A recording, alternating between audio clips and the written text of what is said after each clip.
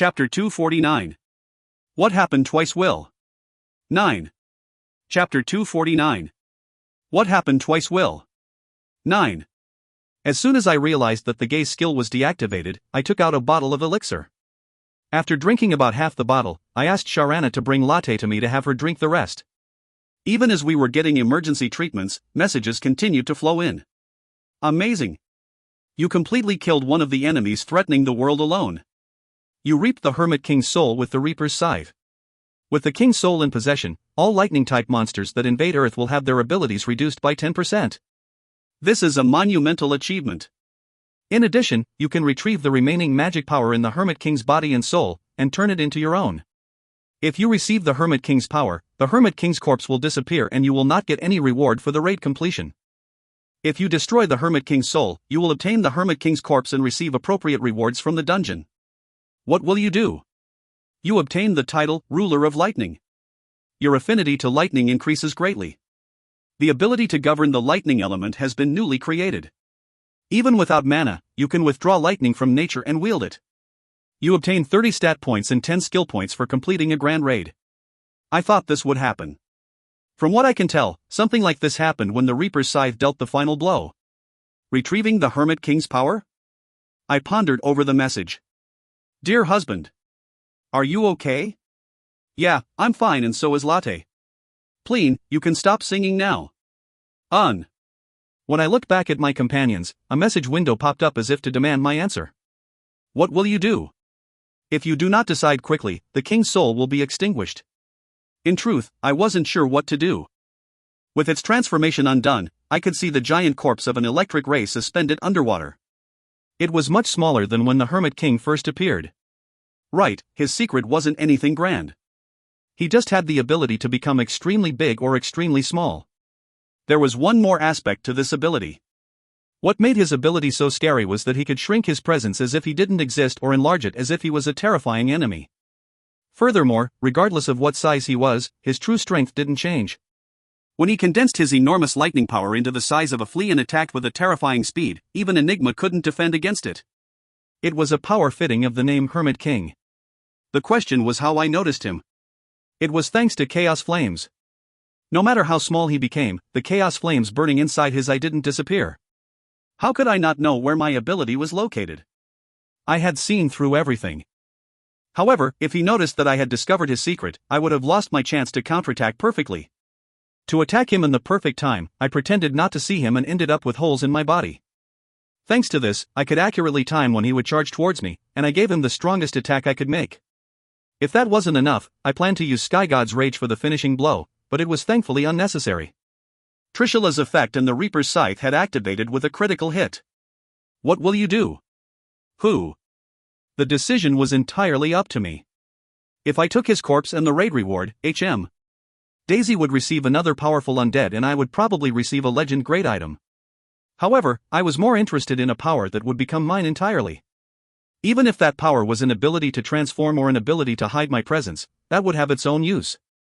Moreover, the fact that Message Nuna was asking me in the first place suggested that. I'll take the power. When I gave my answer, the Hermit King's corpse began to shrink. I watched with a blank expression until the corpse disappeared completely. In the end, only a blue energy was left floating. It then slowly approached me and was absorbed into me. Dear husband. Licorice and Pleen, who was approaching me with a relieved look, sped up in shock when they saw what was happening. However, I was already in no situation to explain them the situation. The moment the blue energy was absorbed into me, it resonated with Prayuta's circuit and was surging through my body at a terrifying speed. You can choose between two titles. The first is Hermit King, and you will be granted the Hermit King's unique ability, World Trickery. With this skill, you will be able to freely change your body size, form, and presence while maintaining your full strength.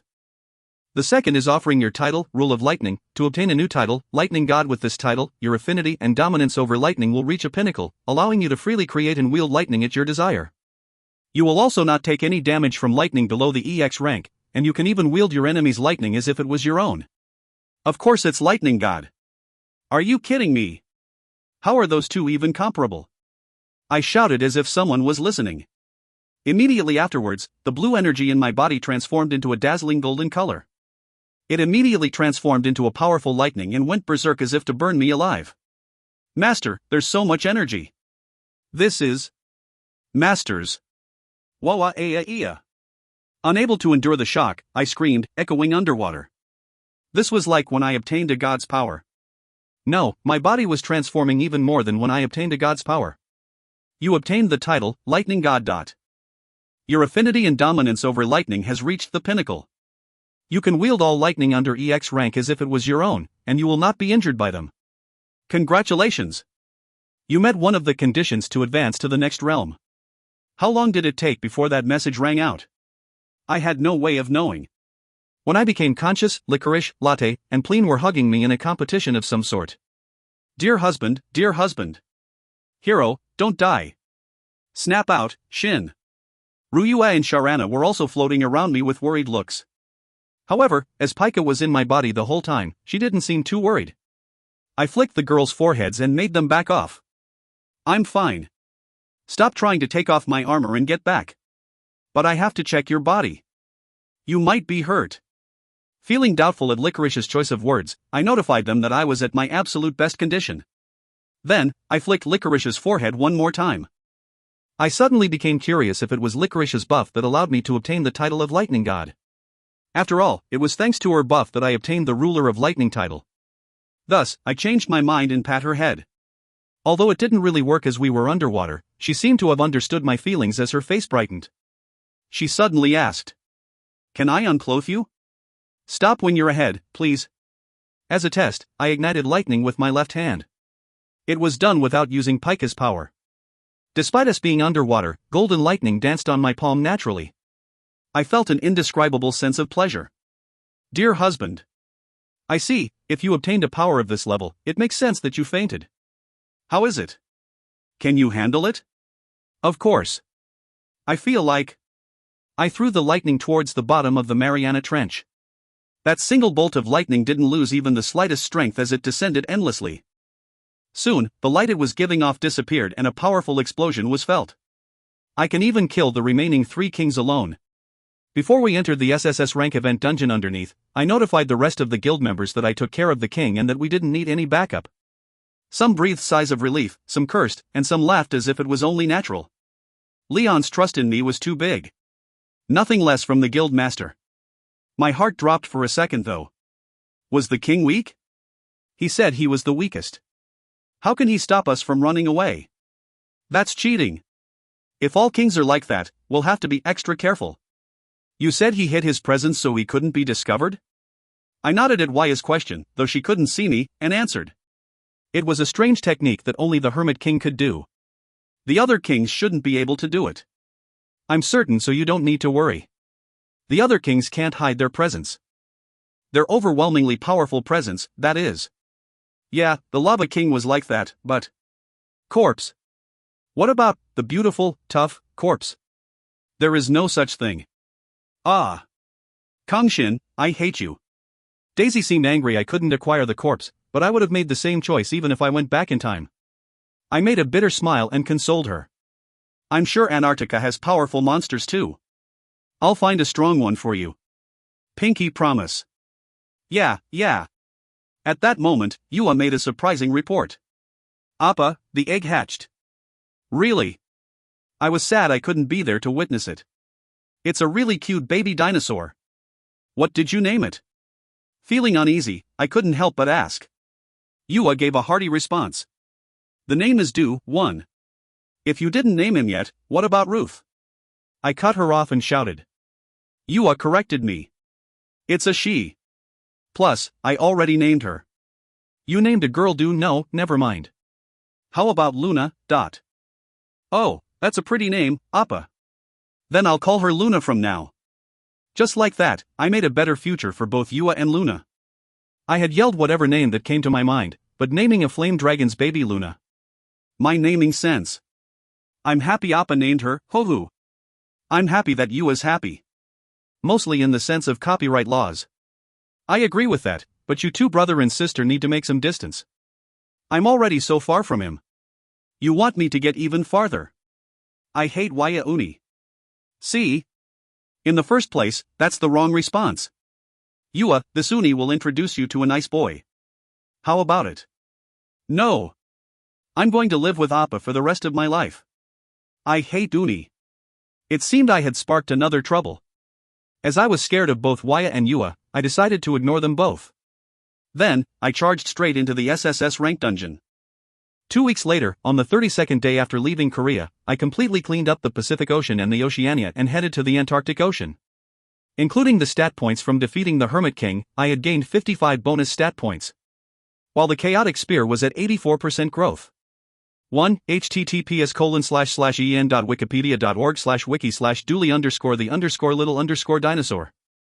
If you find any errors, ads pop-up, ads redirect, broken links, non-standard content, etc., please let us know. Report chapter so we can fix it as soon as possible. Chapter 250. Above the Frozen Land, 1. Chapter 250. Above the Frozen Land, 1. Wow, Earth has a cool place like this. This is your first time in Antarctica, Ryue? It's the first for me too. Of course, the last time event dungeons spawned, there were some in Antarctica. However, I was stuck training in Beyond at that time, while Waya and the other revival members had taken care of the event dungeons in Antarctica. That's why I didn't have to go all the way to Antarctica last time. It seemed I was paying the price this time, as I was even assigned the Antarctica Ocean. Licorice, Latte, and Pleen were all frowning, while even Pika, who wasn't affected by the environmental effects that much, was feeling uncomfortable. Only Sharana, who lived in a place full of freezing energy, and Ryue, who was an ice elemental, were happy. There's cold wind here, master. Let's come play here often. I'll consider it. Being an elementalist, it seemed I would have to go on vacations to Antarctica. Of course, Antarctica's temperature couldn't affect me in the slightest, but what was there to do in Antarctica? Do I shave off an icy mountain to make shaved ice? I seriously considered making a special facility for Ryue in Antarctica as I began to clean up the Antarctic Ocean's event dungeons. Most of the Antarctic Ocean's event dungeons were deep underwater. Even if I wasn't affected by the cold, being in a below 0-degree freezing water wasn't a particularly pleasant feeling. One positive thing was that monsters seemed to prefer warmth to cold, as they weren't often seen in the Antarctic Ocean. As such, we could mostly just focus on clearing event dungeons. You cleared an SS rank event dungeon. You gained 2 bonus stats. There was nothing that could stop us, as we breezed through the Antarctic Ocean's event dungeons. As there were less event dungeons in the ocean than on the continent, we could finish in just 10 days. The reason I hoped to finish in 10 days was because the 11th day was the 6th rest day I designated. When the rest day came, we went to the residential area, took baths, and rested our bodies. Even after soaking in a warm bath for 3 hours, Licorice complained repeatedly. The cold in my body hasn't left even now. This is the worst. I hate the cold ocean too.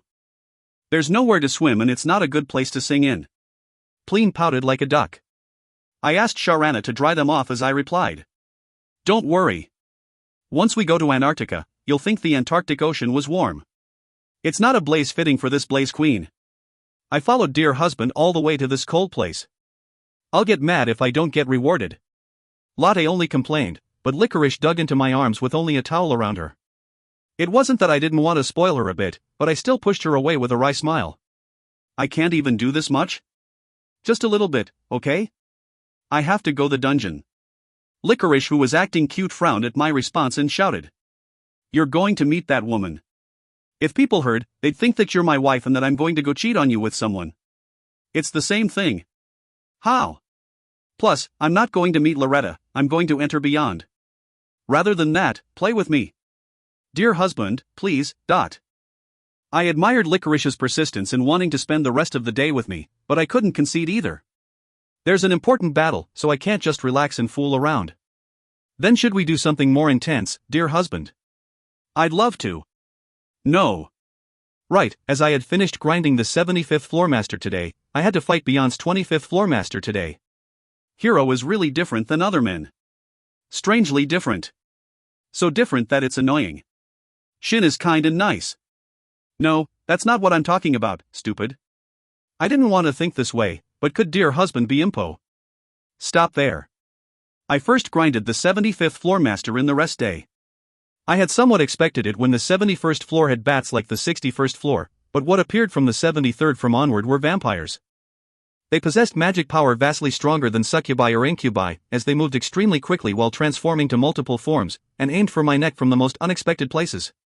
However, the first dungeon still couldn't catch up to my level yet, as I still passed with ease through them. As I had to make time every night while everyone else was asleep to climb the dungeon, it took a few days to climb each floor. Of course, as I needed to wait for the rest days that came once a week to enter beyond, the fact that it took a few days to climb each first dungeon floor wasn't that big of a problem. I broke through floors with giant wolves, wendigos, or both, then made time to beat up the 75th floor master, Vampire Lord, during the 5th week. First, I unfortunately couldn't get the Vampire Lord Master title. It seemed one of the past Beyond explorers, who were used to defeating Floor Master solo, had taken the first achievement. As the solo clear reward was mystification, I couldn't fathom what the first solo clear reward was. But since the mystification skill was meaningless to me, I didn't think the higher class version of mystification would be any more useful. After all, there was no reason for me to turn to mist.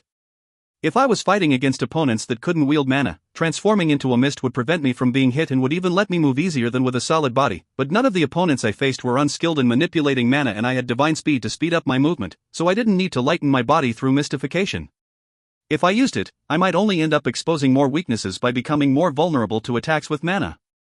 Most importantly, if I needed to transform into a mist, I could simply use Sky God's Play. In a way, Sky God's Play was a much higher version of mystification, and it didn't lower my defense in any way. It was the transformation skill that reigned over all others. Because Sky God's Play guaranteed that I would never be seen through, I didn't really need any other transformation skills. Of course, it didn't hurt to have more skills. The solo clear rewards were really confusing in some ways. Some skills from lower floors were even better than the skills from higher floors, which meant it wasn't guaranteed that higher floors would have skills any better than mystification. On the other hand, the 75th floor's elixir didn't disappoint me. It was called Vampire Lord's Blood Essence. I felt a bit weird consuming it, but it still raised my constitution and magic by 3 each time.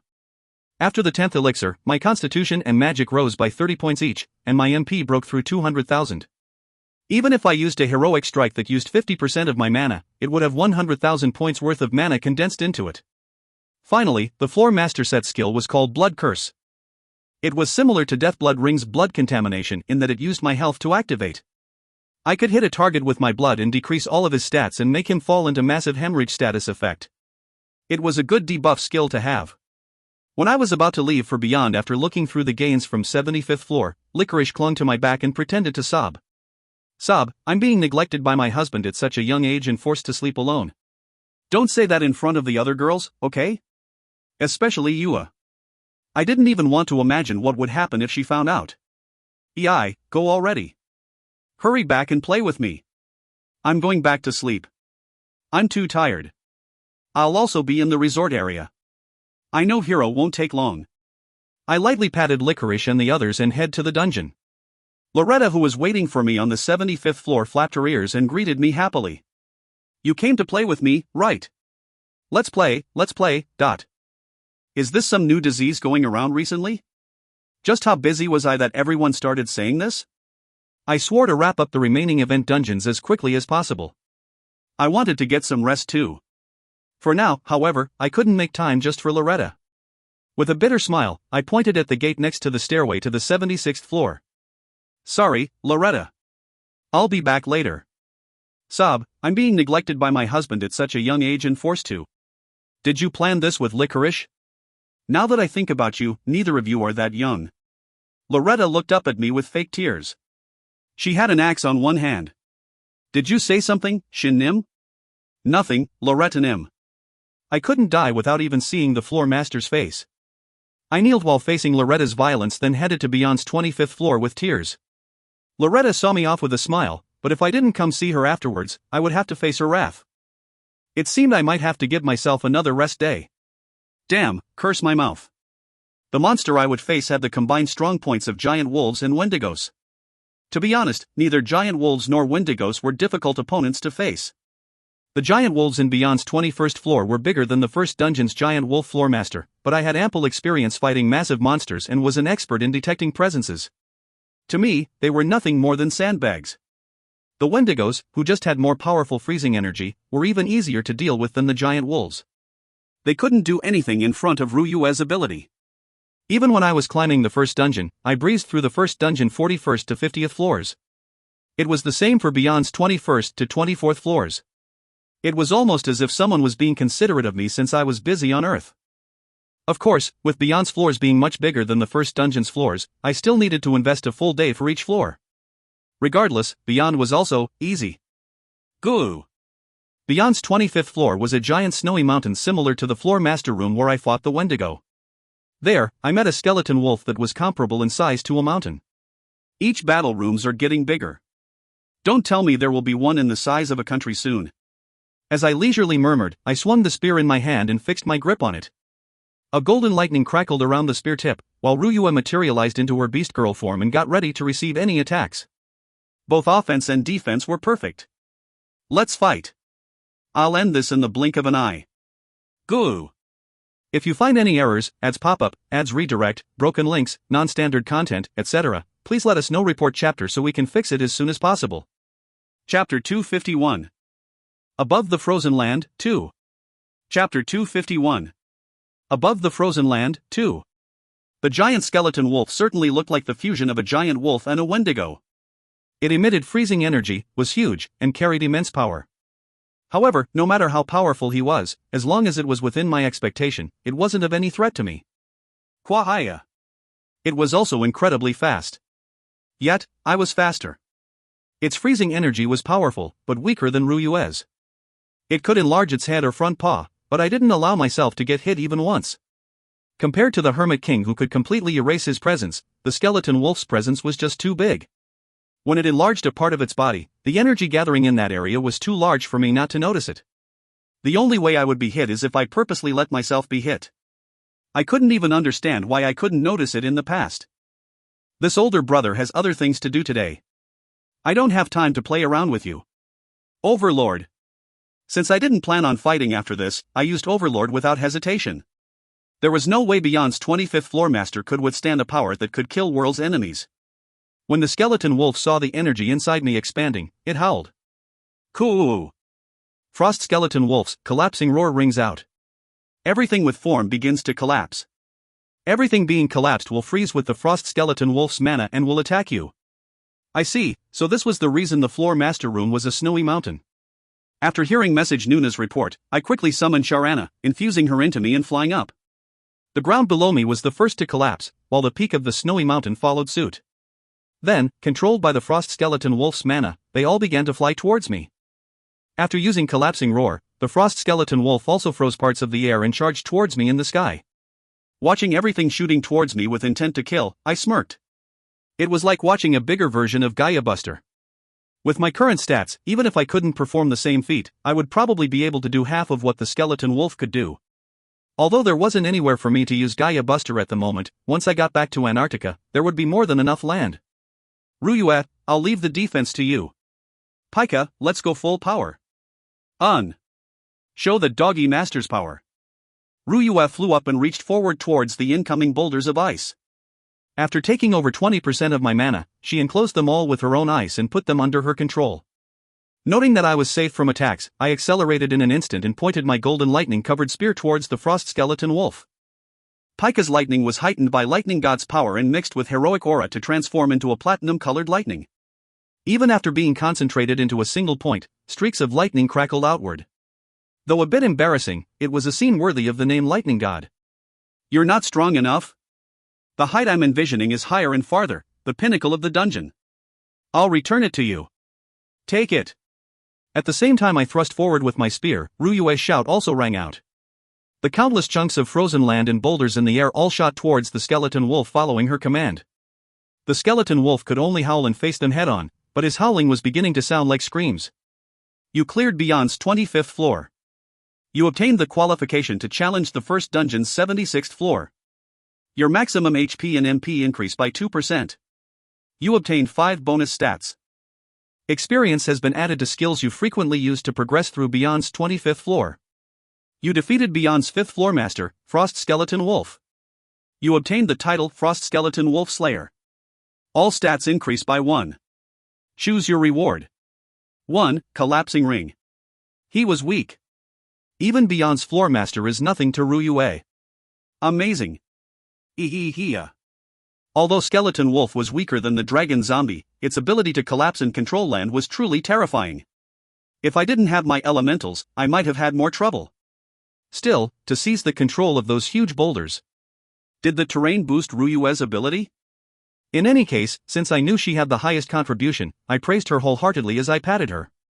Then, I read the messages I just received. It somewhat made sense that I wasn't the first to defeat the frost skeleton wolf solo, but I was still surprised. It meant there was someone else that climbed to Beyond's 25th floor. The seniors before me, just how far in Beyond did they go? What about in the first dungeon? What about that man in Beyond's residential area?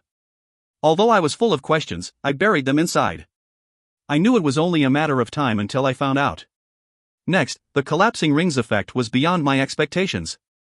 Just like how the echo ring from Beyond's floor master amplified roar-type skills, the collapsing ring had a terrifying effect of doubling the range of all skills that crumbled land. I immediately thought of earthquake magic that magicians used, but what I had was Gaia Buster. I wanted to test it out immediately, but the snowy mountain ruined by the frost skeleton wolf's collapsing roar wasn't a place I could stay leisurely. When I left, I saw a completely unexpected customer at the floor shop. Oh, it's that hero in Double Crisis. Gav. Hold on, what's up with that sound like a frog that just got stepped on with a high heel? Oh, Shin. That was really fast. The one talking to Loretta was none other than Elian, Lost Valley's master. As the last talk I had about her wasn't particularly joyful, it felt awkward seeing her face. I silently looked at Loretta, asking her with my face why she was here. Ah, she said she had to talk about work.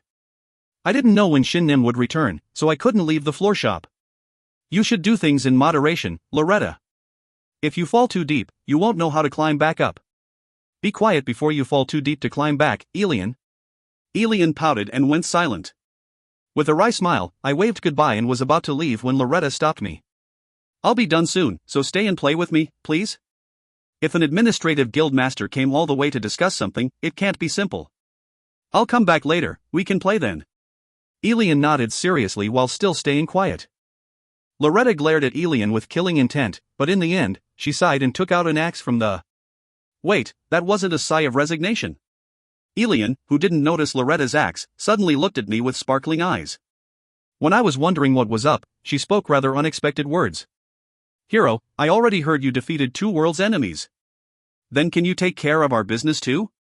Before I could respond, Loretta fixed her grip on her axe and spoke. Elian. Cut it out. Isn't it natural to give quests to qualified explorers? That's the administrative guild member's job. But he's already busy. If you keep bothering my Shin, I'll make you regret it. Even after hearing Loretta's threat, Elian continued to look at me with great interest. I shook my head with a wry smile. Sorry, but I can't right now. There are too many things I have to do on Earth. Really? We still have some time, so contact me when you're done with. Hike. Loretta's giant axe struck the dungeon floor, making a thunder roar that rang out with Elian's shriek. Loretta, are you really doing this? Shin, I'm sorry but we'll have to play later. I have something else to take care of now. Okay. Try to avoid murder, Loretta. At my advice, Loretta retorted lightly, as if she was about to catch an annoying mosquito flying around in the room. I'll consider it. Hey, hero. You're running away. I'll get my revenge. Loretta, I won't mind even if Loretta becomes a criminal. Just saying. Yes, Shin. I understand. Hero, you. That's assisting murder. A crime. Hey. With that, I safely escaped from Loretta and Elian. Strange. Really strange. Licorice looked uncomfortable during the entire time we were exploring Antarctica. I had fun with dear husband, but why doesn't it feel like it? Why? I'm sure it's just your imagination. Maybe you'll change your mind once we clear a dungeon. No, it must be because it wasn't enough. In that case, I have to spend more time with dear husband. Stop spouting nonsense and look in front of you, bat. Eek, this birdbrain. Licorice glared at Latte and gritted her teeth. However, Latte was right. Even though we could travel quickly on Latte's back, it wasn't easy to find event dungeons in this huge continent. Licorice, who had the result of the succubi's exploration in her head, needed to focus for us to finish exploring Antarctica quickly. Even dear husband. I feel like I'm just a map. Do your best for a little longer, Licorice. When we're done, I'll reward you. If that's what dear husband says. Licorice complained a little and closed her eyes to focus on the database in her head. Then, she ordered Latte to turn to the right and fly straight. When we arrived at a certain point, she faced a giant glacier and tilted her head. Then, she closed her eyes again before opening them back up. Dear husband. What she said next surprised me greatly. The dungeon that was here, I think it was cleared already. If you find any errors, ads pop-up, ads redirect, broken links, non-standard content, etc., please let us know. Report chapter so we can fix it as soon as possible. Chapter 252. Above the Frozen Land, 3. Chapter 252. Above the Frozen Land, 3. Her words made me freeze up for a moment. After thinking to myself for a bit, I calmly replied. Impossible. Well, maybe I wasn't so calm. I'm the only one from Revival that came here, right? Our kids are with the others, so I should know if they did. That could only mean that someone else had come here and cleared the dungeon. I asked Licorice. What was the dungeon's rank here? Antarctica's event dungeons are generally high-ranked. This one was SS. If it was an SS rank event dungeon, no one else other than Revival's members and the explorers we appointed would have dared to attempt it. Something outside of my knowledge had happened. I felt stifled all of a sudden. Now that I was a leader of a group, knowing that something outside of my knowledge had happened made me uncomfortable. In the past, when the only thing I cared about was training my spearmanship, I didn't care about anything else. Of course, I also didn't know what was happening in the world either. Now, however, countless possibilities were emerging in my head, tormenting me. Now that I had more things to protect, I was worrying about things that didn't even happen to me directly. No matter what danger came up, as long as it was in front of me, I could just beat it up. There isn't even a trace of mana left. Amazing. Licorice flew around the glacier and investigated. The result only made me more worried. We can't just be impressed. We don't know whether the perpetrator is an ally or an enemy. Don't worry, dear husband. Our kids are with the others, so we should know if anything happens to them. Right. Hopefully, we'll find out in Antarctica. I clenched my fists. Golden lightning automatically appeared and crackled around them. If the perpetrator was an ally, if he was a new powerful ability user, that would be the best. But if the perpetrator is someone with ill intentions. Dear husband, that face is too cool. The perpetrator will fall for dear husband too. No, I'm done with girls. As Licorice said, Antarctica's event dungeons were fairly high in difficulty. Of course, being fairly high didn't mean a thing for someone like me, who had 3 gods' true names and the power of Lightning God. But it was still worrying that the number of event dungeons was lower than the number the succubi units gave initially. 2 weeks passed since we started exploring Antarctica. It was good that we cleared about 30 event dungeons, but about the same number of event dungeons had disappeared as if they never existed. It meant they had been cleared by someone else. What was even stranger was that the cleared dungeons were all over the place. If the perpetrator wanted to just clear the dungeons, wouldn't he have wanted to clear all of them? However, even though there were dungeons closer to the ones he cleared, the perpetrator traveled far to clear other event dungeons. This meant the perpetrator had a standard of some sort in choosing the event dungeons to clear. Was it difficulty? After all, none of the A-ranked dungeons were cleared. After thinking about it for a bit, I shook my head. Although that might be it, there were some SS-ranked dungeons amongst the ones I cleared. There had to be something other than just difficulty. However, even dungeon explorers only knew event dungeons' difficulties and names before entering them. Did that mean the perpetrator knew more about the dungeons before entering them? We're the only ones. Right. How about contacting Guardian or Freedom Wing? Oh, you already did. Shin, if you need help, just call us. Thankfully, the other teams seemed to have had no problems. Feeling a bit relieved, I rushed to finish off the other event dungeons. Licorice and the others also followed me quietly. They must have been much colder than when we were in the Antarctic Ocean. I vowed to thank them somehow when everything was over. Of course, I didn't say anything aloud since I knew they would try to push for more. 10 days afterwards, a week earlier than the 2-month time I had set initially, we completely cleaned up Antarctica. It was because we only had to clear half the number of dungeons we expected. The other teams were also finishing up, and the words revival and dungeon could be seen everywhere on news. I'm finally free from this cold place. Hoo-hoo, I was half doubtful, but dear husband really closed all pathways. Dear husband is really amazing. Ha, the ones who picked a fight in Hero's Home are the foolish ones. That's you, Birdbrain. I'm with Hiro now. I thought Licorice and Latte's relationship would get better after staying together for so long, but they were still on bad terms. At least in the past, Licorice was a lot stronger than Latte, but ever since Latte evolved into a Blaze Queen, the power balance between the two evened out and their fights became worse. They listened when I stopped them, but soon enough, they quickly broke out into another fight. I didn't understand why they couldn't just get along. I patted Pleen, who was smiling happily without a care in the world. Pleen is the best. I like getting patted. I like Shin. More than apple pies. UK. Now that she mentioned it, I haven't given her an apple pie in a long time. Maybe I should hire a baker soon. I smiled bitterly as I thought about that. Suddenly, Licorice, who was about to start brawling with Latte, tilted her head. Dear husband, Australia. Didn't we already finish there? Australia got taken over by monsters. What? Why do things never end nicely? I gritted my teeth and opened the communication channel. As always, Waya was the first to report. Shin, Oceania was completely taken over by monsters. Not just Australia? That's impossible. I cleared all the event dungeons there.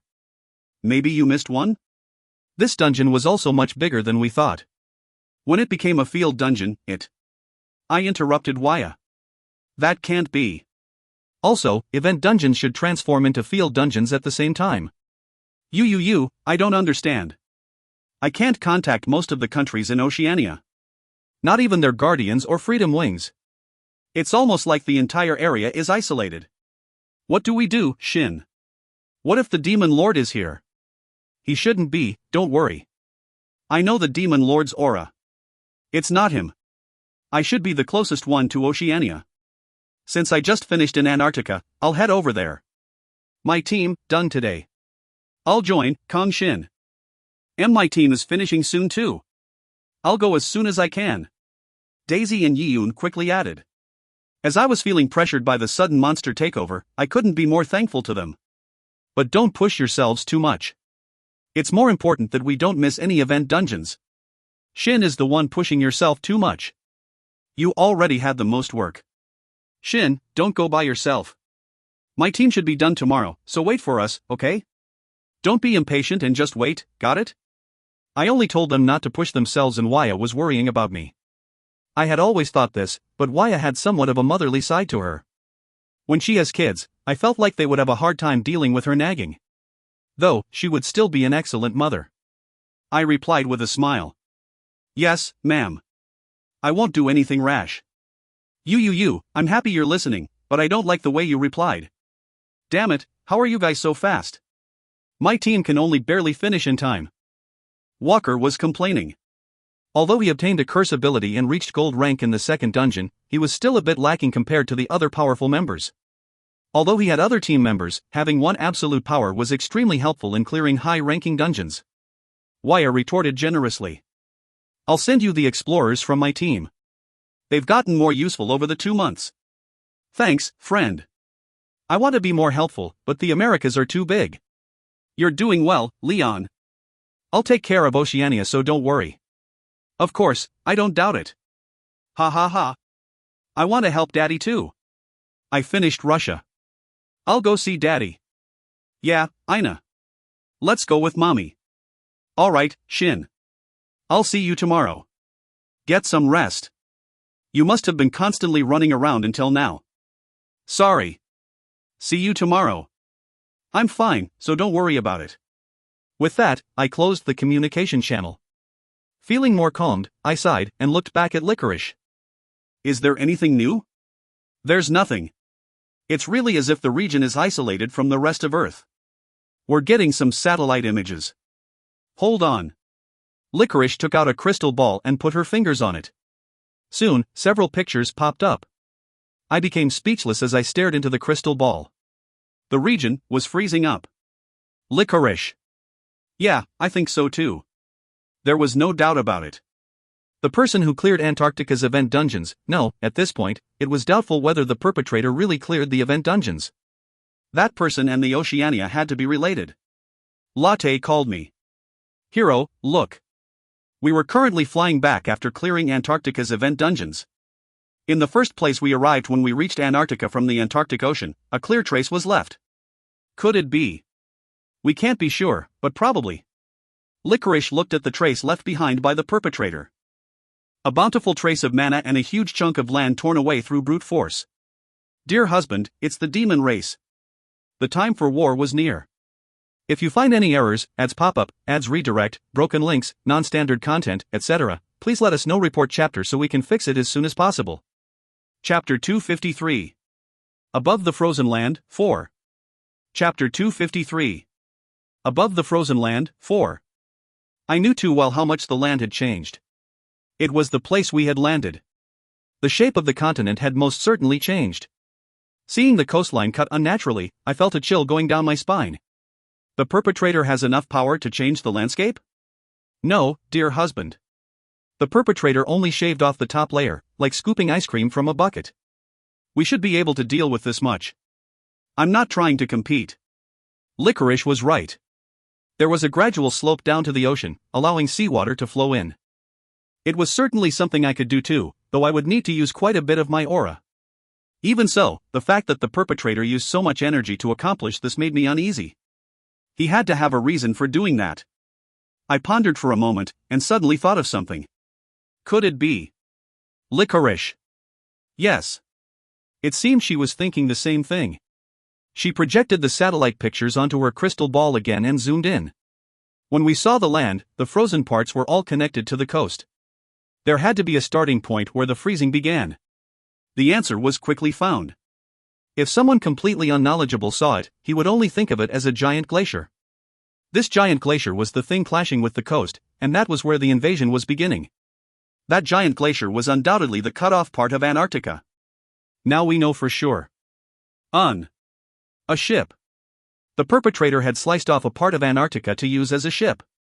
Being able to slice off such a huge chunk of land showed just how powerful the perpetrator was. At the same time, it most likely meant that he wasn't alone. He most likely had an army with him. He crossed over to Earth recently. If he was alone, it could be that he crossed over long ago and was hiding this entire time, but since he has an army, it makes more sense that he crossed over recently with his army. But how did he time his invasion with the event dungeons? I didn't know how event dungeons were created.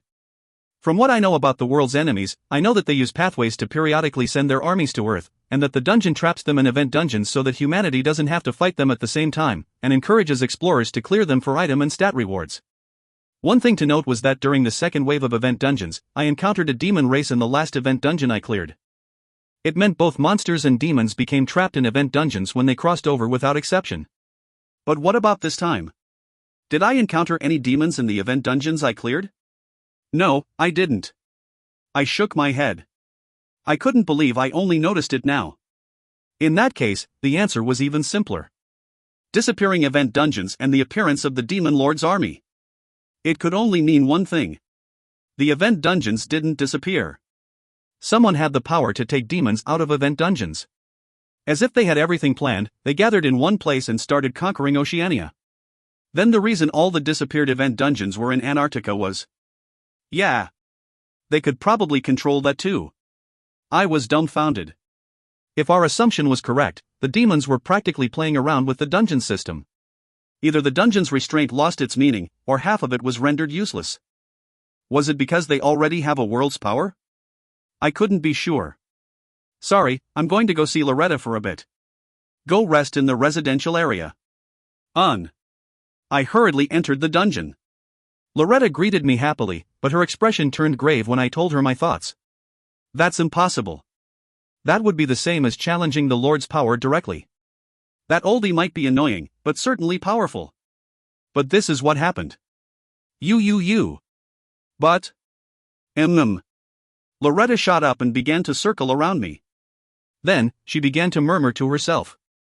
It was a bit scary, but I let her be. Soon, she nodded as if she came to a decision. She turned to face me. Shin, try to resist this. Ha? Resist it, okay? Though, I would be happy even if Shin didn't. Kuhum. Anyways, try resisting it. Loretta didn't wait for my answer and closed her eyes.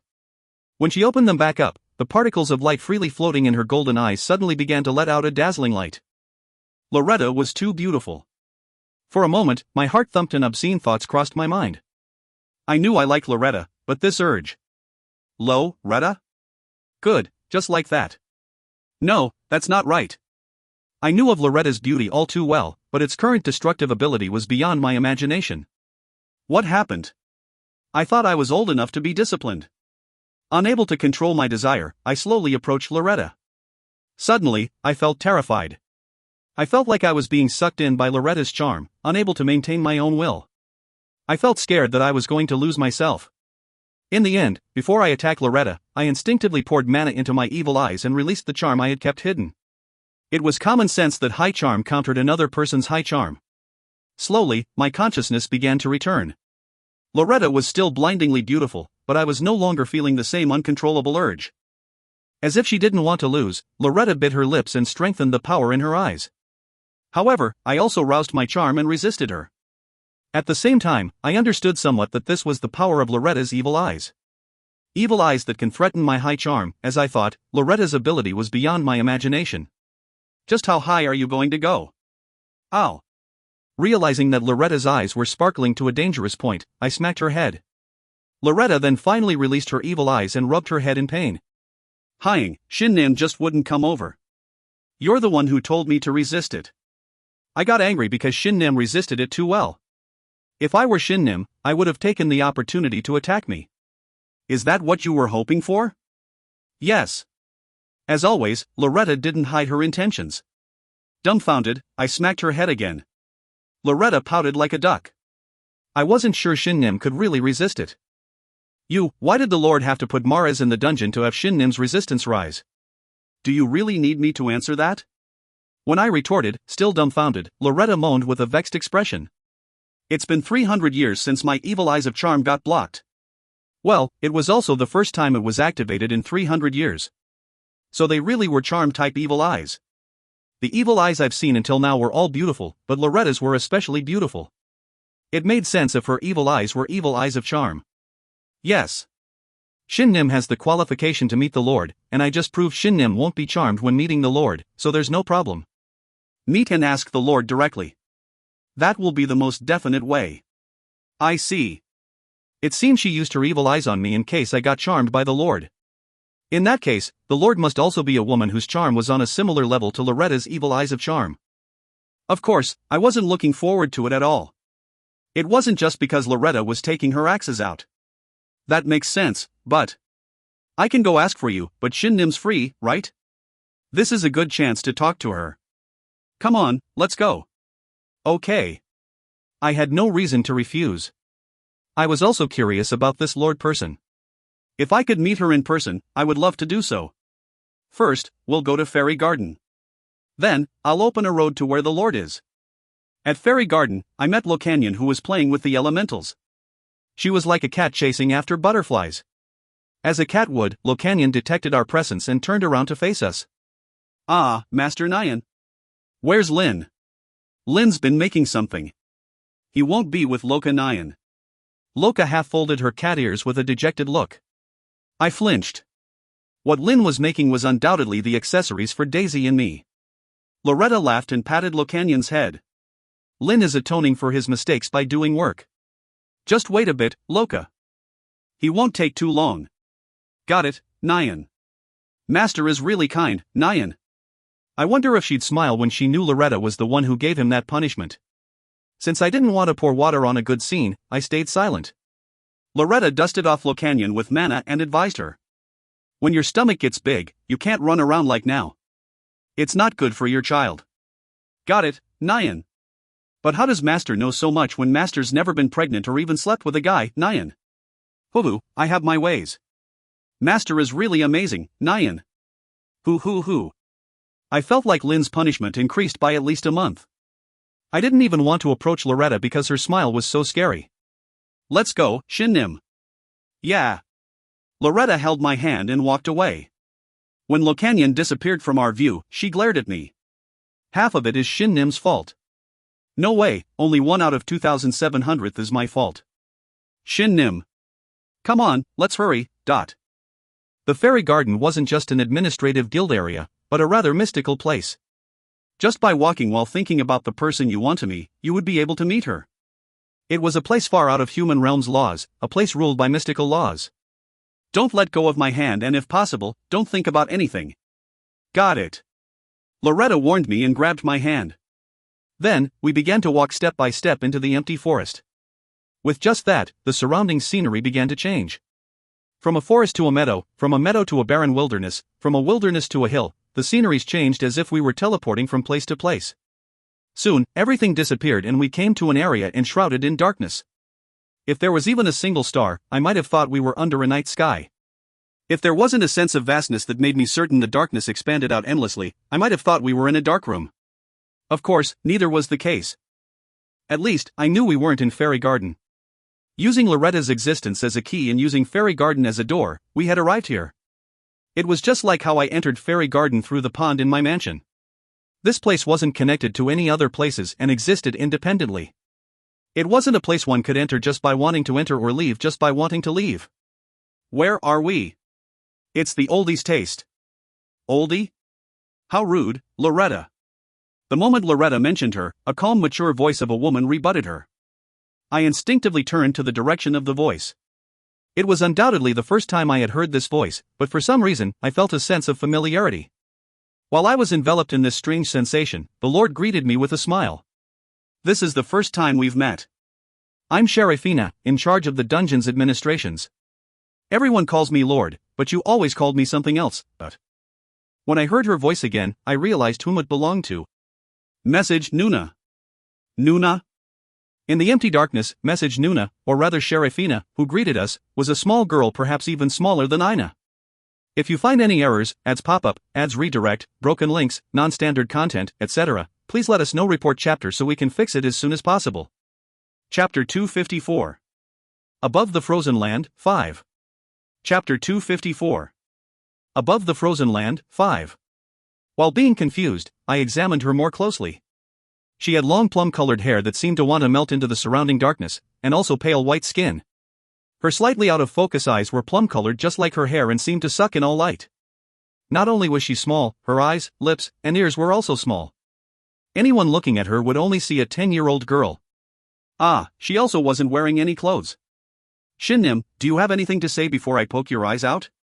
I'm innocent. I'm being falsely accused. If you wish to find fault, go talk to that exhibitionist kid. Sometimes, just being somewhere constitutes a crime. When you realized she was naked, you should have turned around. I was expecting a grown woman because of her mature voice. I was surprised she was a kid and was examining her. I acknowledge my fault in this, but poking my eyes out would be too excessive of a punishment. As I replied calmly and blocked Loretta's fingers desperately, Sharifina watched us silently. Go wear something, please. Lord, wear something. So that was the problem. I apologize, I rarely talk to people. She apologized to Loretta and snapped her fingers. In an instant, she was equipped with a black dress. I pushed Loretta's fingers away and sighed a breath of relief. At the same time, I couldn't help but think, was she wearing underwear? Kuhum. I put on some clothes now, Loretta. There's no reason to poke his eyes out. Who? You did this on purpose, right? Loretta should know very well that I don't usually wear clothes. I'll question you later. You know why we're here, right? Yes, it's about what happened on Earth, correct? Sharifina slowly nodded and continued. Earth is perfectly defending against its invaders. If you continue to grow, it might be possible to stop Earth's enemies before humanity sheds blood. I already know that, but... However, they realized that you were powerful. Sharifina looked at me. Seeing her mysteriously charming plum eyes, I could see why Loretta tested me beforehand. Loretta spoke up. If Lord seduces Shin, I'll kill even Lord. I have no such intentions. Plus, love isn't good for administrators. Loretta, I already told you multiple times, not that you ever listen to me. If Lord talks about someone else, I'll kill even Lord. Your love troubles both you and your love's receiver. Your expectations are too high. Loretta took out her axe. I'll just kill her now, but... Loretta, please. But that woman just... Shin, are my expectations too high? Am I overbearing? You're not at all, so put away that axe before I do feel that way. Where the heck is that axe coming out of all the time? As I thought, I'm the only normal one out of everyone related to the dungeon. Even this woman didn't listen to people properly. After I barely stopped the biggest crisis since the dungeon's founding, Sharafina spoke with a sigh. Accelerating the speed of invasion isn't something they would prefer to do because of its high mana cost. You're continuing like nothing happened. Rather than succeeding in their invasion, they're losing the territories they already gained. In response, they sacrificed some of their forces to widen the pathway. I gave up and just listened to her. Originally, I distributed my power evenly amongst all worlds, administering the dungeon, administering its explorers, and interfering with the enemy's invasions. Yes. Because of the recent incident with Sipua ran away. Thank you for that, by the way. We were able to protect the dungeon thanks to you. Even if we lost just Lin, the dungeon would have been in deep trouble. Just continue with the explanation, Lord. Loretta spoke while annoyed. Sharafina nodded and continued. Because of the recent incident with Sipua running away, the dungeon had stopped. My sight also became limited. Sipua was returned to her position, but before my power came back, the enemy's third invasion began. We were struck at an untimely spot. Then, is my theory correct, Lord? Yes. The dungeon's formation wasn't perfect. In addition, because I quickly reactivated my power, I didn't notice them gathering in the same spot. Since I didn't notice the event dungeons disappearing and the enemies gathering together in an army, you could say they tricked me completely. At the very least, it means they have an ability that prevents me from finding out when event dungeons disappear. Impossible. Our enemy is diverse and possess fearful abilities. Loretta, what we consider impossible will always come back to bite us in reality. The Lord spoke calmly.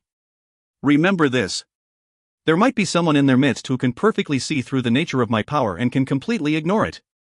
Could it be the Demon Lord? I don't think so. When the final explorer left the Luca continent, he didn't possess such a power. It must be a new demon born after the Demon Lord obtained the world's power. Although she had a serious tone, I couldn't focus on her words entirely because of her young appearance. I slapped my cheeks to regain my composure and asked her. And there might be more than one such being. Exactly. I plan on doing everything I can, but what the dungeon can do for you will become less and less. Lord, you're too irresponsible. I have high expectation of you. She pretended to have not heard Loretta as she looked at me fixedly. You might not know, but you're the fastest climbing explorer to have ever existed. Soloing the dungeon, something that you consider normal and easy, is something not even 1% of the explorers can accomplish. The feat of climbing 2 floors in a day is something not even 1% of that 1% can do. As for your beyond climbing speed, I have no words. Your strength and bold mindset and the heavenly luck that supports you are something even I find hard to believe. The interest and goodwill towards you by the gods are most likely the first since the universe's beginning. You're making me blush. Why are you feeling embarrassed, Loretta? She tilted her head at Loretta's response, then turned to face me again. However, the more accomplished you become, the more uneasy I feel. I hate the word fate the most, but looking at your talent and luck, I can't help but think it's because a time when such a power is needed is coming. Lord? Loretta looked at Sharafina with an extremely surprised face. Seeing the streak of worry on the girl's small face, she asked. Uneasy. Why? Lord saw and experienced countless worlds ruin, and you're feeling uneasy at Earth's danger? Think about the situation Earth is in, Loretta. I could somewhat understand the uneasiness Sharafina was feeling. Loretta seemed to know something too as she became quiet. The enemy's leaders have the power to ignore the dungeon's power. That's partly why they became leaders. It makes sense. The dungeon was made by the defenders, and the leaders of the attackers were born to defeat the defenders. Is that so? But what's happening right now is too out of line. The Demon Lord who opened a pathway to another world after absorbing a world's power and the fact that this pathway led to Earth, both of these are something I can't just wave off. It's the same for the leader of the monsters, as I am clueless as to what kind of an existence he is. If you fail to protect Earth and they succeed, will they stop there? Loretta and I both became speechless. I didn't want to even imagine the end of Earth, but if Earth's invaders started to reach out to other worlds, just how many would be able to defend themselves? The Lord interrupted our silence and continued ruthlessly. The danger Earth is facing can be fatal. You must stop them. If you allow them land, we won't know what they will do next. They must be chased out. Furthermore, you must get stronger. Of course. You're walking on the correct path. Grow stronger. Climb the dungeon, but don't become swayed by it. Just like what you're doing now, grow power that the dungeon can't give. Also, I felt like I didn't want to hear the next part. Just when I was about to block my ears out of instinct, the Lord announced, "You must embrace the human named Sierra Keenex. I'd rather die." She continued, as if she expected my response. "Just like you, she is someone who received the world's power. If you are the hero, she would be the saintess. Both are indispensable existences for Earth. Seeing Earth's current situation, I now understand why she exists. You need someone to read the enemy's movements. You need her, who was born with an ability that the dungeon can't give. Please. So you're saying?" I was about to refuse her straight up, but I hesitated for a moment. I hated her. I hated her personality, and I hated that she admired me just because I was the hero. I hated her appearance and hated her voice. I hated everything about her. I was sick of her attitude of treating people's lives as mere numbers. But what if I pushed her away just because I hated her personality and action, and ended up with casualties that I could have prevented with her power? If included in those casualties was Yua, Ina, Mother, Father, Ina, Wea, Yoon, Yua, Ludia, Ina, Daisy, Ren, Yua, Leon, Ina, Walker, Yua, or Ina. She can become stronger in the dungeon.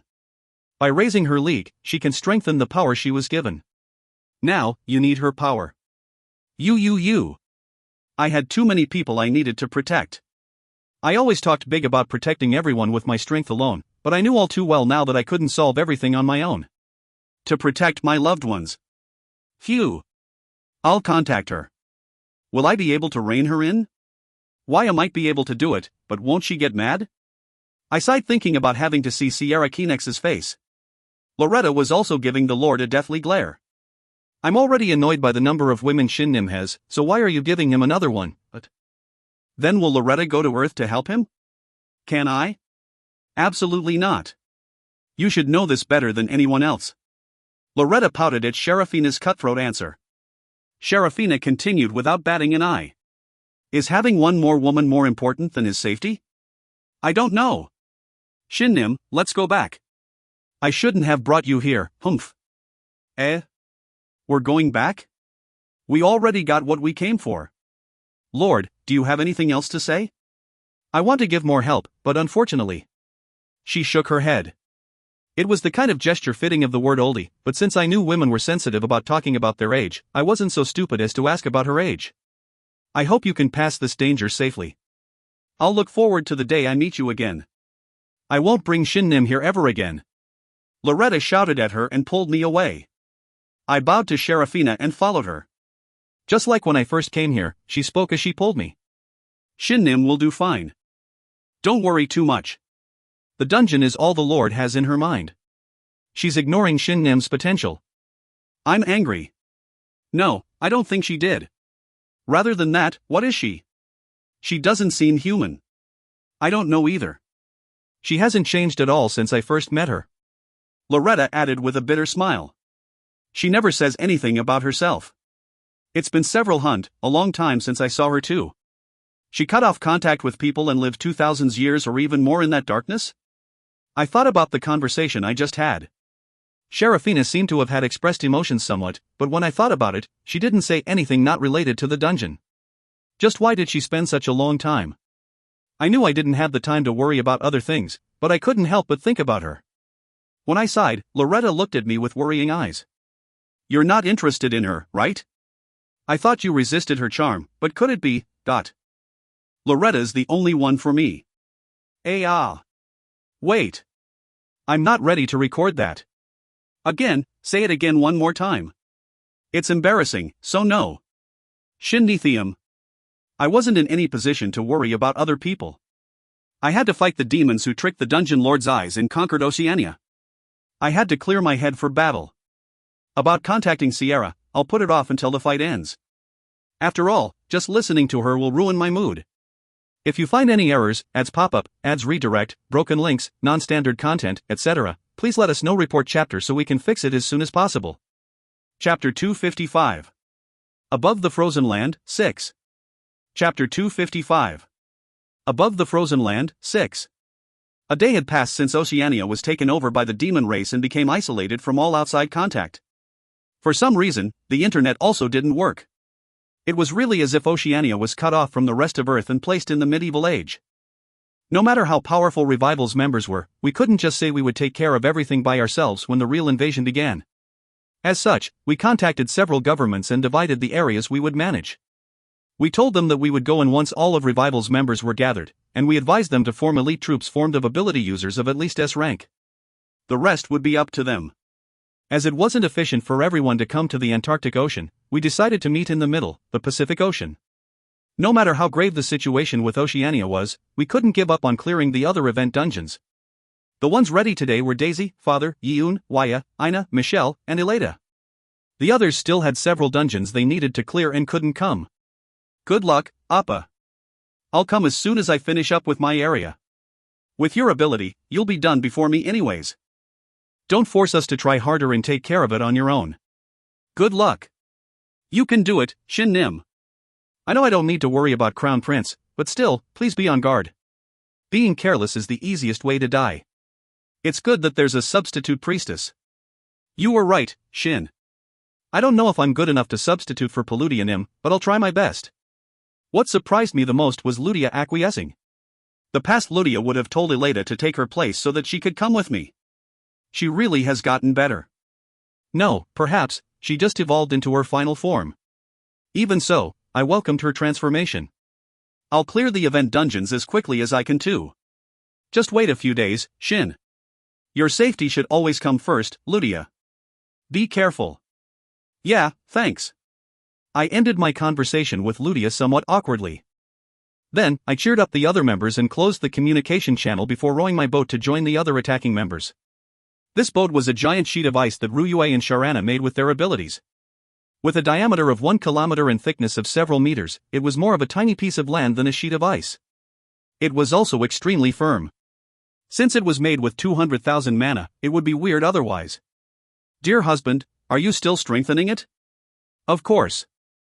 I wonder why I only thought of this now. I gulped down a mana potion as I replied to Licorice. Anyone next to me would be able to hear the sound of Prayuta circuit spinning as I gathered mana fiercely and poured it to Ryue and Sharana. Sharana, who was piloting this giant sheet of ice like a boat, strengthened the ice as she received more mana, and Ryue made the sheet bigger and harder by freezing the water. Dear husband. Why are you making it so big? It's going to be hard melting it down later. We don't need to. We're going to slam it into monsters later. We have to get revenge for what they did to Antarctica. Is that possible? It should be if Sharana and Ryue both materialize and I use my skill. I made a V sign with my fingers, making Licorice laugh. That will definitely be impactful. It might not be as impactful as seeing a part of Antarctica torn off, but it should make up for it to a degree. Right? So you can do something like this with contracting 3 elementals. Should I help too, dear husband? I was just about to ask. We exchanged mischievous smiles. One more person was now drinking mana potions every 10 minutes. As my inventory was full of highest-grade mana potions that easily cost over 100 million won, all I needed was 10 minutes to fill up my mana again. Each potion gave 50,000 mana, about a fourth of my maximum. If I were in battle, with only a fourth of my mana able to be filled up every 10 minutes, I wouldn't be able to freely use it as I am now. However, the current situation was entirely different from a battle. As it was the first time I was preparing for something by pouring out my mana, I became engrossed in it. Now that I thought about it, since I could replenish my mana with Prayuta circuit whenever I wanted, was I wasting my time when I wasn't in battle by not doing anything with my full mana? This was what I thought as I made this strategic weapon. But when I thought more about it, the only time I wasn't in battle was when I was eating or taking showers. My own lifestyle made me tear up a bit. Regardless, when I met up with the others, I had become a captain of an icy land 3 kilometers in diameter. What is this? Waya shouted the moment she saw what I made. Feeling the freezing energy oozing out, she shuddered with shock. Shin, did you cut off a part of Antarctica? Did you copy that demon? Why would I cut a perfectly fine land when there's water around? This is just ice. You made this by freezing water? You're going beyond my expectation by the day. Waya just laughed as if she just heard the most absurd thing. After that, she praised my construction skill. The following comments were mostly positive. Father, who liked things in big scale, obviously liked what I had made, and Michelle also smiled when he heard what I was planning on using it for. Eleda clapped no matter what I did, and Ina enjoyed that everything was ice. Of course, she was made to strengthen the land with licorice and me immediately afterwards. Cold. Shin, is this to help us adjust to the cold? Adjust? Yeah. You know, Oceania's countries are all frozen right now. Oh, I forgot to mention that. When I turned around, Licorice made an oops expression. I sighed and asked her. Is there anything else, Dot? That's it, dear husband. The satellite images only show the frozen white land, and Guardian and Freedom Wing can't enter either. It's too cold, and there are too many enemies in the landing zones. I expected it when I heard that the land was frozen. Is it a demon that can control freezing energy? Then won't this land be counter-effective? Not necessarily. I can make it into a different attribute with my skill. This 3 kilometers land of ice? That's what the skill does. I didn't make the land bigger after that. In fact, Ina, Licorice, and I slowly compressed it with our mana. Of course, it was still huge, and a satellite took a picture of us sailing through the ocean. It seemed the satellite really didn't have better things to do. While Guardian and Freedom Wing continued to sit around helplessly, we advanced towards New Zealand. More than a few had their hope in us. On one hand, people hailed revival, while on the other hand, people complained that we were taking too long. Some even said we were dawdling during a time of humanity's existential crisis.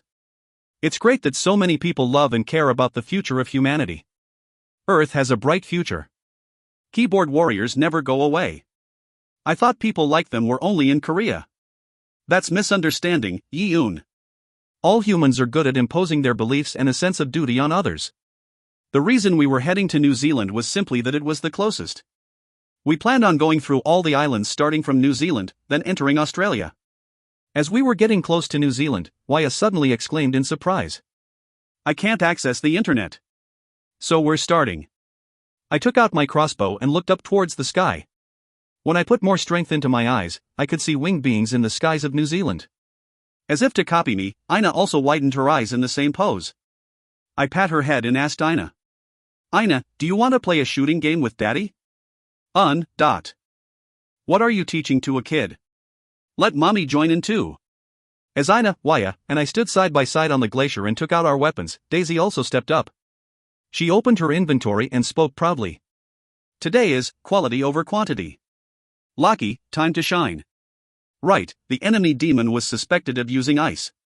Lucky, who wielded lava, would be their natural enemy. However, I asked Daisy with worry. His lava was strong when he was alive, but can he wield lava when he's an undead? Not like when he was alive. Daisy acknowledged her undead's flaw. Of course, she wasn't done. But attribute shifted. Became more toxic. His body became harder. Now, there's nothing to fear. It's good that you're confident, but I'm going to be worried sick for you. I already said, it's too early. Kang Shin's love, I'll have to refuse it. Sometimes I really want to hit you. Along with me, all the other long-ranged attackers began to attack. I shot out bolts of lightning, while Waya and Ina also fiercely shot out fire and ice. With Licorice and the several tens of succubi, countless attacks flew through the air. Usually, the ones in the air are the stronger ones. I almost feel bad for them. I felt like I could hear the demon screams. However, Daisy didn't seem to enjoy hearing them. Lucky, go. Gorea. Lucky made an unpleasant roar and shot out of Daisy's inventory. Its immense heat was trying to melt the land we spent so much time freezing. Hey, send him away quickly. Lucky. Daisy puffed out her cheeks at my scolding. Lucky flapped his wings a few times and soared into the sky in an instant. We then ignored the demons fighting Lucky and continued to shoot out attacks. He's strong. He might equal Lespine in him. Nonsense. Just keep gathering power, he's just an undead. We continued to lower the number of demons in the air. Although their initial target must have been us, but Lucky charged towards them with his huge body, whipped them with his tail, poured lava all over them, sent them flying with shockwaves, and displayed an overall overwhelming strength. Lucky was more than enough to deal with the demons' attacks. In fact, with him, things would be even quicker. If he continued as he was doing now, it would only be a matter of time before we landed. Waya, can you detect him? I'm not sure, but I know their leader isn't in New Zealand. I know for sure that he's in the inner area of Australia.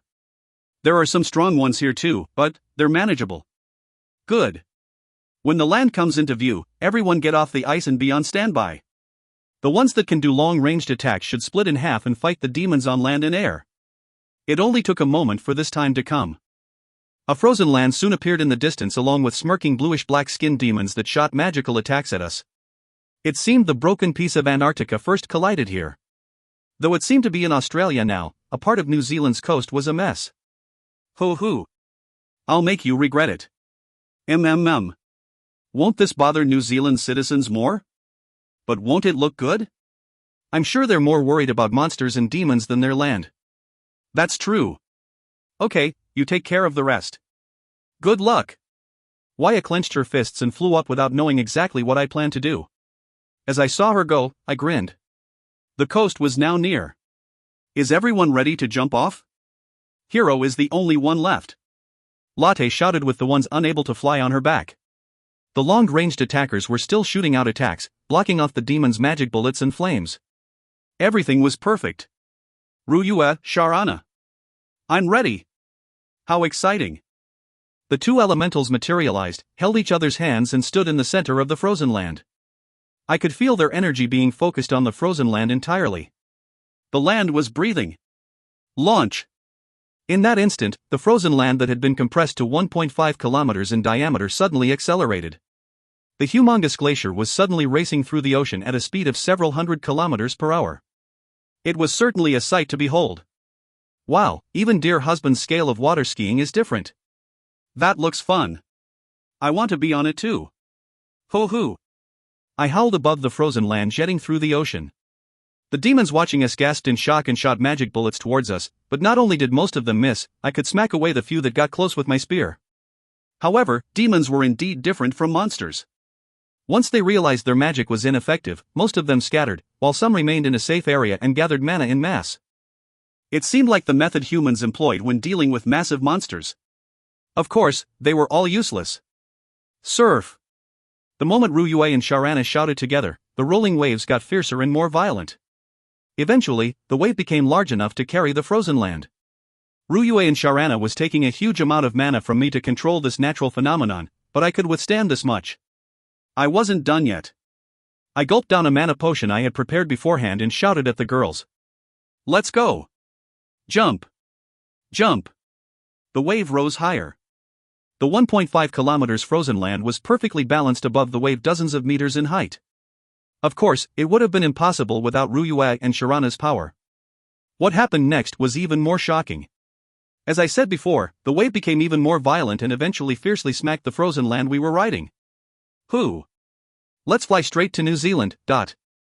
Shin, if you were planning something so fun, you should have let me join in. It's too late. As the frozen land was already amply strengthened by my mana, it didn't break in the slightest as it quickly soared to the sky. At the same time, a refreshing smile appeared on my face. The frozen land I made was already well beyond the coastline, above the eyes of countless demons staring at us gobsmacked. There was only one thing left to do. Art is an explosion. Gaia Buster. If you find any errors, ads pop-up, ads redirect, broken links, non-standard content, etc., please let us know. Report chapter so we can fix it as soon as possible. Chapter 256. Above the Frozen Land, 7. Chapter 256. Above the Frozen Land, 7. The moment I struck down with my chaotic spear, black lightning shot out in a zigzag pattern from the center of the frozen land. It only took a moment before the pure white land turned black. Whoa!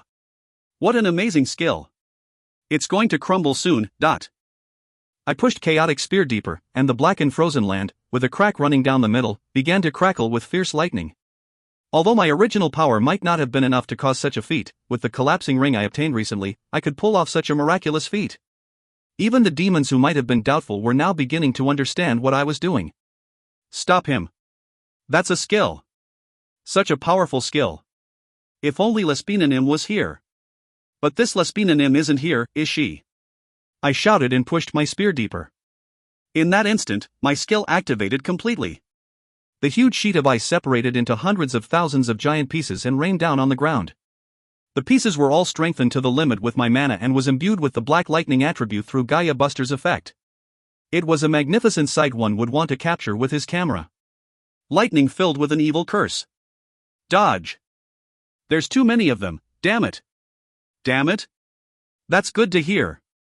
I flew up using Teleria and looked at the magnificent scene I created. The icy boulders crackling with black lightning were all hurling towards the demons. The demons resisted with their magic or weapons, but there were just too many to deal with. Furthermore, my mana, imbued in each piece of the icy boulder, prevented them from destroying them easily. Once a demon couldn't defend against one, that was it, as several tens then several hundreds of icy boulders soon collected his life. Of course, Gaia Buster didn't end just because its target died. The power of the black lightning lied in its final huge explosion. Quiet. It's a disaster. To think there's a human with such a terrifying skill. Impossible. It's the demon god Nim's fury, demon god Nim's fury. I'm not a demon god. I'm Kang Shin. Oh ha ha ha. 1. The black icy boulders raining down on the coastal area of New Zealand didn't stop until the demons' screams were no longer heard. Whenever demons appeared that seemed to want to say something, the remaining boulders exploded with fierce mana and silenced them. With so much mana exploding at once, whirlpools of mana were created in several places. I quickly flew down and pulled them towards me with Prayuta Circuit. Phew, I'm getting so much mana from these. Maybe it's because they were made from my mana. Sharana, Ruyue. Let's kill the survivors. Leave it to me. Me too, me too. The two materialized elementals received the mana recovered by Prayuta Circuit and shot out in different directions. With Teleria, I quickly soared across the half-destroyed New Zealand and looked for surviving demons. You cruel bastard, do you know how many of our kin you just killed? One seemed to have a stealth-type ability, as a blue-skinned demon suddenly shot up from the ground when I was flying close to the ground and tried to stab with a dagger. The demon moved quicker than I could detect him with my mana, but he had unfortunately underestimated my reaction speed. I might not know how many I killed, but with a swift thrust of my spear, I pierced the demon's neck. However, the speed of his dagger wasn't affected in the slightest. Even as he coughed up a mouthful of blood, he forced his eyes open and shouted with a heinous laugh. His Majesty, the great demon lord, shall draw your blood as oblation.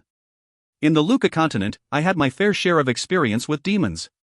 One thing all demons had in common was their tenacious life force. Before his dagger could reach my neck, I ignited chaos flames and burnt up his entire body. Then, I finished my sentence. I know I can add another to the count. Coup.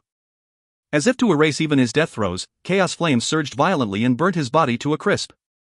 I murmured with a snort. You massacred millions of humans and what, you're curious how many demons I killed? Are you trying to make me feel guilty? There was no such thing as justice. Everyone fought to survive. What was important was knowing the weight of one's crimes and still taking steps forward. I long since had this resolve.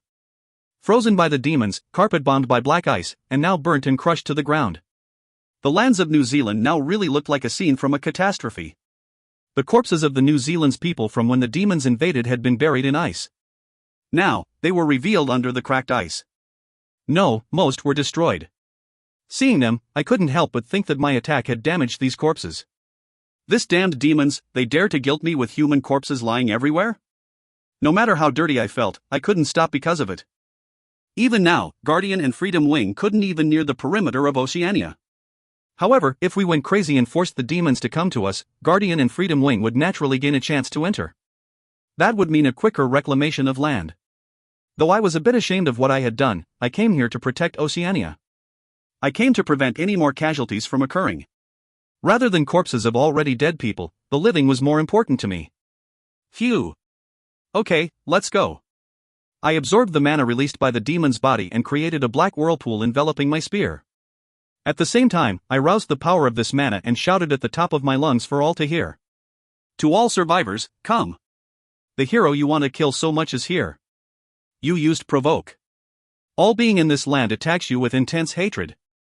From what seemed like a desolate land, injured demons suddenly began to rise. I most likely worsened their injuries with my provocation. It must be painful and vexing.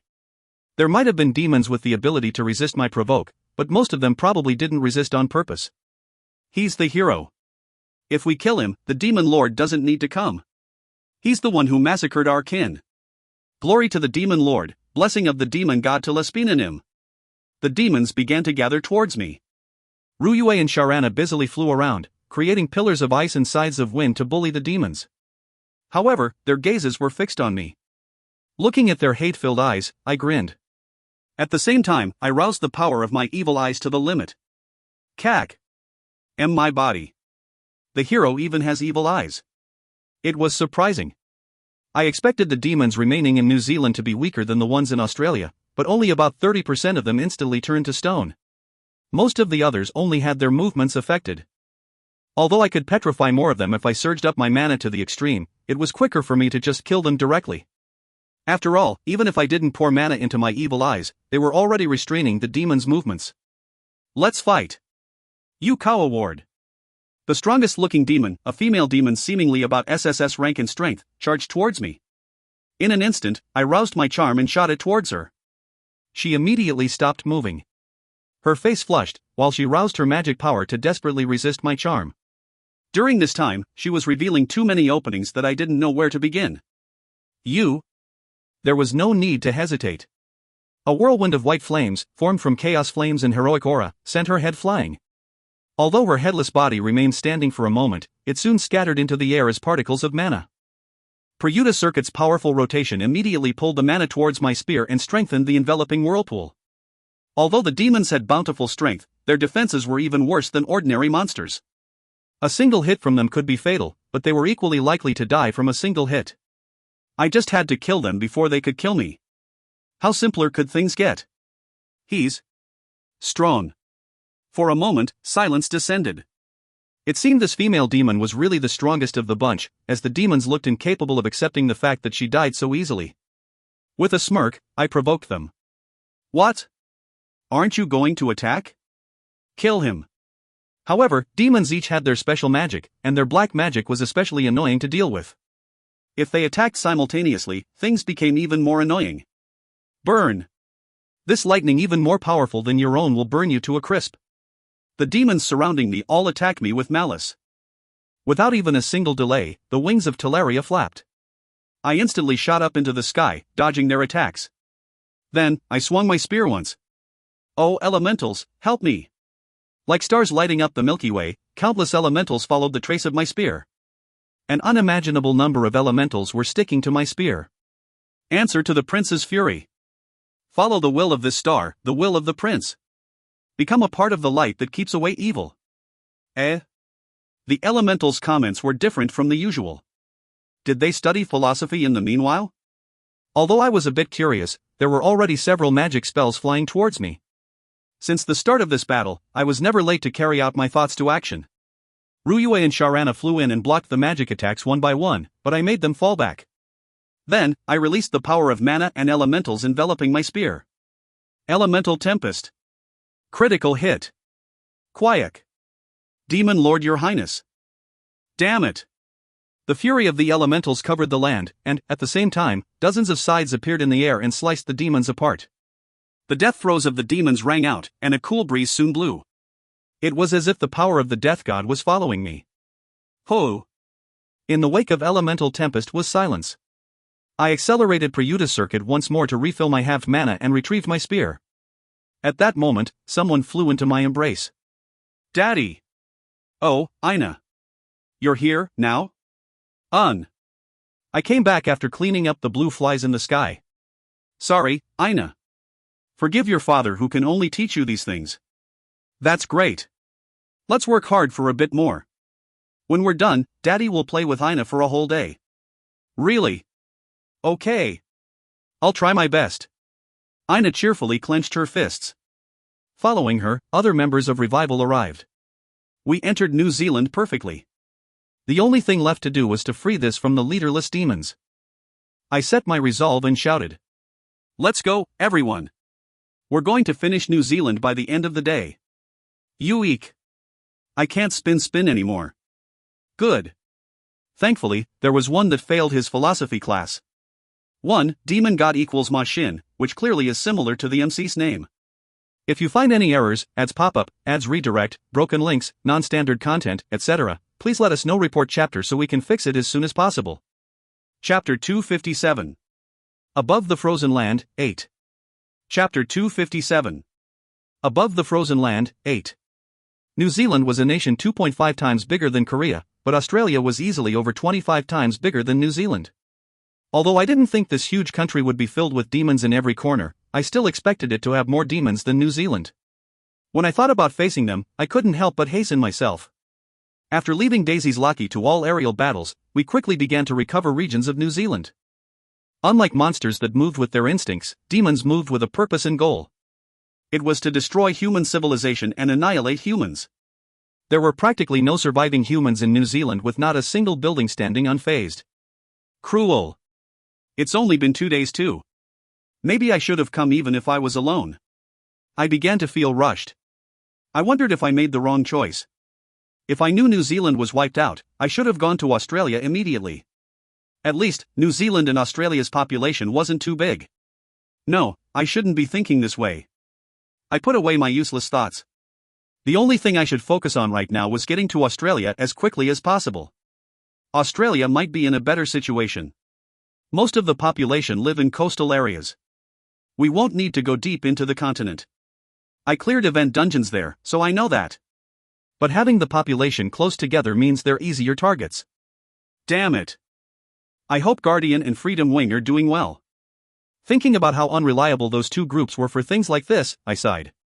There were definitely troops deployed to New Zealand, but we couldn't even catch a glimpse of them yet and we were almost finished. I didn't want to believe they were wiped out, but perhaps the damages they received this time were too severe. As I boldly claimed, clearing New Zealand only took us a day.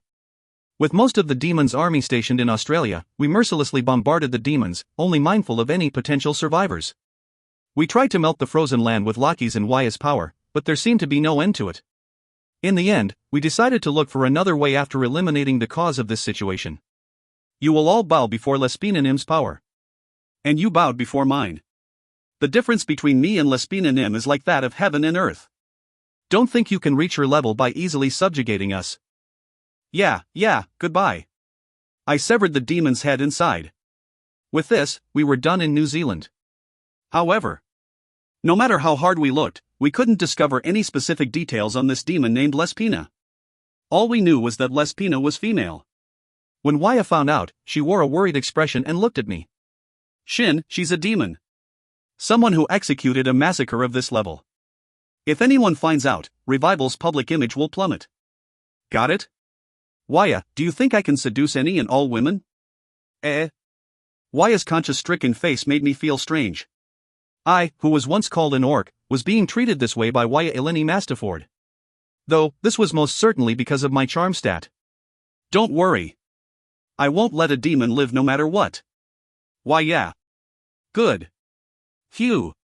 I swung my spear and dusted off the demon's blood before looking up at the sky. The aerial battle was also coming to a close with Laki's lava swallowing the demons. Every last demon in New Zealand was killed. It was the result of a tough day of work.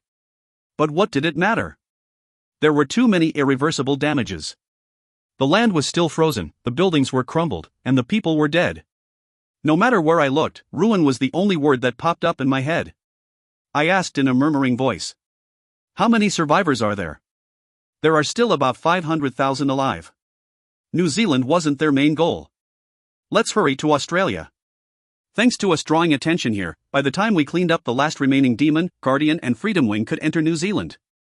We made contact with them and left them to take care of the aftermath before immediately heading to Australia.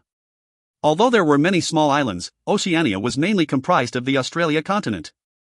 This Lespina should also be there. The plan was to kill her and prevent future harm. If the demons pointed their sword elsewhere, there wouldn't be disaster quite like it. Gwawaya. Laki's roar rumbled far and wide. It was because of the countless number of demons waiting for us above the coastal seas of Australia. He is this world's hero. One who killed our kin. Make it so that Lespina doesn't have to come herself. Laki, clean. Goo. Daisy calmly commanded as she swung her whip. Immediately after Laki's roar rang out, a large number of flames shot out from Laki's mouth and attacked the demons. We also sniped down the demons dodging Laki's flames and dwindled their number. Even so, more and more demons were popping up. Finish it here. Let us decide the fate of Earth, hero. Although Laki's flames were endlessly scorching the demons, with their sheer number, we couldn't stop them from casting their magic. Among them were special demons who gathered to create a giant magic capable of threatening us. In the end, I jumped down from Laki's back and got on Latte's. You guys charge forward. We'll take half too, Shin. You take care of the left side. Waya and Ina seemed to be thinking the same thing, as they both shot up into the air. I trusted the two of them. I nodded and began to charge forward. You. Try killing me. The hero has come forth. Focus your magic on him. I roused Absolute Soul's power to the extreme. Peryuta Circuit's spin created a whirlpool of aura enveloping my body, weapon, and even latte. A countless number of elementals and a boundless amount of mana layered the whirlpool as if to protect it. Wind King's Rage. I added wind and lightning on top of it. The demons sent innumerable magic flying towards me. Some of them looked powerful enough to make me depart this world, but I simply grinned and charged into the storm of magic. Hey up! I clashed with them. When these destructive masses of mana detonated, the mana I absorbed with Absolute Soul overwhelmed the life force I lost. Latte, you can withstand it, right? I'm fine. Let's kill them, hero. When the demons saw me charging continuously without a pause, they became flustered and lost their formation. Although there were demons that continued to shoot magic towards me, unless they used a mass chant magic, none could pierce through my fierce whirlpool of aura. In fact, the moment they touched it, the mana composing them were absorbed by the whirlpool, only strengthening it. He's absorbing our magic. Could he be our kin? He's too quick. Kuhuk! I'll pierce right through you all. I shouted vehemently, coursing through the air with latte. We were like a giant spear. Looking from the outside at the whirlpool of aura centered around us, we would probably look just like it. On the other hand, Waya and Ina's magic power raged and disrupted the demon's magic. This was also a good method, and a much better method if one didn't plan on directly fighting with his body like me. However, for someone like me who was born stupid. Come, you blue monkeys. Where did your spirit from earlier go? That guy is crazy. The magic of the demon race isn't working. It worked. It was just that I was using their magic power to regenerate myself. Peryuta Circuit restored the parts of body destroyed from resisting their magic and energized all bodily functions. Just this wasn't enough to fill up my lost life force. Although I never learned it from anybody, I came to understand my body's state, and when I became more skilled in Peryuta Circuit, I could do this as easily as breathing. My charge became more and more intense. The whirlpool of aura whirling around me became so big that it was getting harder to manage it. The wind and lightning created from Wind King's Rage also empowered the whirlpool. Now, average magic was ripped apart the moment they touched this whirlpool. The demons were no exception. Stop his charge. He's truly the hero. Contact Lespinanim. You'll all die before that. The amplification of Wind King's Rage already reached its peak, but I had no intention of stopping it. I tightly grasped onto the spear enveloped by the extreme energy that I might miss in a moment of carelessness. I fluidly changed my direction in the air and charged towards another group of demons with latte. It was at this moment. Stop. My body halted. At the same time, it felt like the energy pivoting around me was shaking. Why? I knew the exact reason. Was it because I became so used to feeling and wielding mana? The corner of my mouth curled up into a smile. I urgently gathered the dissipating energy and scattered it in all directions. A thunderous sound rang out. Quahawk. Lespinanim. Damn. Quah. It was only then that I realized how immense the energy I was wielding was. It felt like a piece of the sky was being ripped apart. The seemingly infinite number of demons filling up the sky disintegrated without leaving a trace, and my companions also fell back in shock. It didn't take long until the great explosion of mana subsided. It was because Peryuta Circuit's intense rotation didn't leave the scattering mana alone and pulled it back in. The energy created from the explosion was also sucked in, gathering in a single point, the tip of the spear I held out. With that, I regained a clear vision of the surrounding. I was facing a demon. She was beautiful just like the power she held in her body. I didn't think I'd meet you so soon. I thought you would be waiting for me deep inside Australia. I can't let you freely decimate His Highness Demon Lord's army any further. I planned on taking care of you lot when you were still in that tiny island country, but they were all too weak. I'm not done yet though. I grinned. I compressed the mana gathered at my spear tip even smaller. The long-haired female demon gritted her teeth. She was also capable of wielding massive energy equaling me. I could tell just by looking at the long sword in her hand. Furthermore, I could tell from the ability she used before that it was fatal to me, who had gotten my power from the dungeon. Since I was hit with it once, I could tell what kind of an effect it had, but I couldn't quite understand the mechanism behind it. Could she use her ability without knowing the principles behind it, just like how I used the skills I had? Arrogant human. Someone who only relies on power that does not belong to you. Come, Lespina. I'll let you know whether this power belongs to me or not. It was the start of a boss fight. If you find any errors, ads pop up, ads redirect, broken links, non-standard content, etc., please let us know. Report chapter so we can fix it as soon as possible. Chapter 258. Above the Frozen Land, 9. Chapter 258. Above the Frozen Land, 9. Lespina had violet hair, light blue skin, and frightening white irises. Setting these aside, she could be called a beauty by human standard. However, her racial characteristics stood out too much and made her look like a monster than a woman. When I pointed my spear towards her, she suddenly started a conversation. Hero, answer me. You've been to the Luca continent, haven't you? Hop. I ignored her and charged forward. After quickly shooting the aura remaining at my spear tip, I gathered nearby elementals and lengthened my spear blade. Elemental blade. Hick, I hate myself for writing this again. Why are you crying? It's a fun joy ride. Roller coaster. I told you, your skills won't work against me. It seemed she wasn't limited to using her power as she held up her sword against me. Although the blade made from elemental blade got shorter, I continued to charge towards her. When I used it, I had already assumed she would cancel it. Finding out that her power couldn't completely cancel my skills was an unexpected benefit. Lespina seemed to know that too, as she bit her lips and pointed her sword towards me. If this was all there was to her power, she wouldn't have been able to use a piece of Antarctica as a vehicle. You won't even have time to feel pain. A white aura erupted from her body. In an instant, I was surrounded by an incredible freezing energy. It was hard to resist it even with Ryu's power. Ryu. I've been waiting. Ryu seemed to be feeling our opponent's power as she immediately infused herself into my armor at my call. I then infused Sharana into my spear. What about me, master? You come inside my body, Pika. Got it. When I used the 3 elementals simultaneously as spirit auras, a huge amount of mana was consumed. With the mana I poured into Wind King's Rage earlier, I had to draw Peryuta's circuit to its limit to keep up with the amount I spent. Of course, with my boundless mana numbering 200,000 MP, I didn't really worry no matter how much mana I used. As long as I had my mana potions, that is. While she looked at me with a shocked face, I took out about 10 of the highest grade mana potions, putting one in my mouth and putting the rest between my belt. It was preparation in case she could seal my inventory like world's enemies. Well, I suspected she couldn't. To confirm my suspicion, I held up my spear again. Elementals. As I thought, you are. Whoa up. Whirlpool of chaos. I didn't use Pika's energy, but rather ignited chaos flames and strengthened it with Mad Typhoon. When Sharana's power was added and a whirlpool of white flames surged, she shouted once again. This time, with a hand gesture. I already said it's useless. Feeling the energy sweeping over me, I nodded. I could somewhat feel the extent of its power.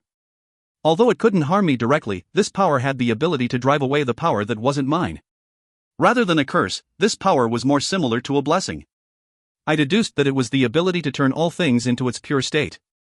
In that case, I could see how she destroyed the event dungeons, as event dungeons were artificial prisons created by the dungeon lord, Sharafina, over the pathways broken through by demons. Likewise, the power possessed by explorers didn't belong to them. It was a power refined by the dungeon so that explorers could more easily wield it. Through the dungeon's power, it was forcefully made to fit explorers' bodies. It was still a genuine power, but it was still not a power purely honed by its user. I recently began to break out of this fence, so I realized what her power was doing. However, this flame, the Chaos Flame. Even a fistful of this flame will hurt a lot. If you can burn me with that puny flame, try it. The whirlpool of flames surrounding my spear was far smaller than it was initially. Latte and I charged towards Lespina with no hesitation, and Lespina swung her sword filled with freezing energy. Freeze! Ha! I snorted and received her sword with my spear. In an instant, a terrifying amount of steam rose up. I can see why you're arrogant. But your flame still won't work against me. Let's see if you can. When her sword blocked my spear, I pulled back immediately and attacked her shoulders. Retrieving my spear and quickly attacking again was something I'd been doing before I ever entered the dungeon. At my current level, my quick stab didn't allow her to defend. As if that'll work. However, just before my spear pierced her shoulder, I shot up from her shoulder and blocked it. Wrapped in chaos flames, my spear clashed with her ice, with only foggy steam being the result. This is all you can do as a hero. That's why you ran when you faced His Highness Demon Lord. I'll freeze you and offer you to His Highness. Frozen meat doesn't taste good. Although I rebutted nonchalantly, her freezing energy was truly terrifying. Its power was easy to see. After all, it was what froze an entire continent. The moment Ryue left my armor, it might be able to freeze me in an instant. I vehemently thrusted my spear and stopped her sword in its tracks. Steam continually rose and surrounded us, but neither Lespina nor I were rookies who would have our visions hindered by mere steam. At some point, Lespina seemed to have noticed that she wasn't in her usual condition. You have evil eyes. Were you so slow that you just noticed? You think evil eyes of that caliber can slow me? Looks like you got your position as a hero through a talking contest. Lespina's movements suddenly became stronger. She injected a large amount of freezing energy into her sword and smacked away my spear. Then, she leaped up by kicking off the air. I encouraged Latte to not give her any time to prepare her skill. Latte, charge as quickly as you can. Understood, hero. I immediately activated Divine Speed and lowered my upper body. Latte immediately radiated a dazzling golden light and accelerated towards Lespina. As a Blaze Queen, Latte had a close affinity to light and flame. It wouldn't be an overstatement to say that she was the mixture of light and flame given form. If flame was the symbol of destruction, then the light was the symbol of incredible speed. Her instant acceleration was just as quick as my Divine Speed skill. The day the Lava King became Loki, her technique that pierced through the Lava King was also the result of this aspect of hers. As such, the moment Lespina shot up, we were soon catching up with her. Kook. Die. With chaos flames and the mass acceleration from Latte's charge, the chaotic spear carried a terrifying power as it shot towards Lespina. It seemed she didn't expect that I'd chase after her so quickly. Unfortunately, her magic didn't seem to require a long cast time. Shin. Kook. My spear stopped in its path. It was only a span of a hand away from Lespina. Could she have been quicker than me? No, that's impossible. It was just that Latte and I had been frozen.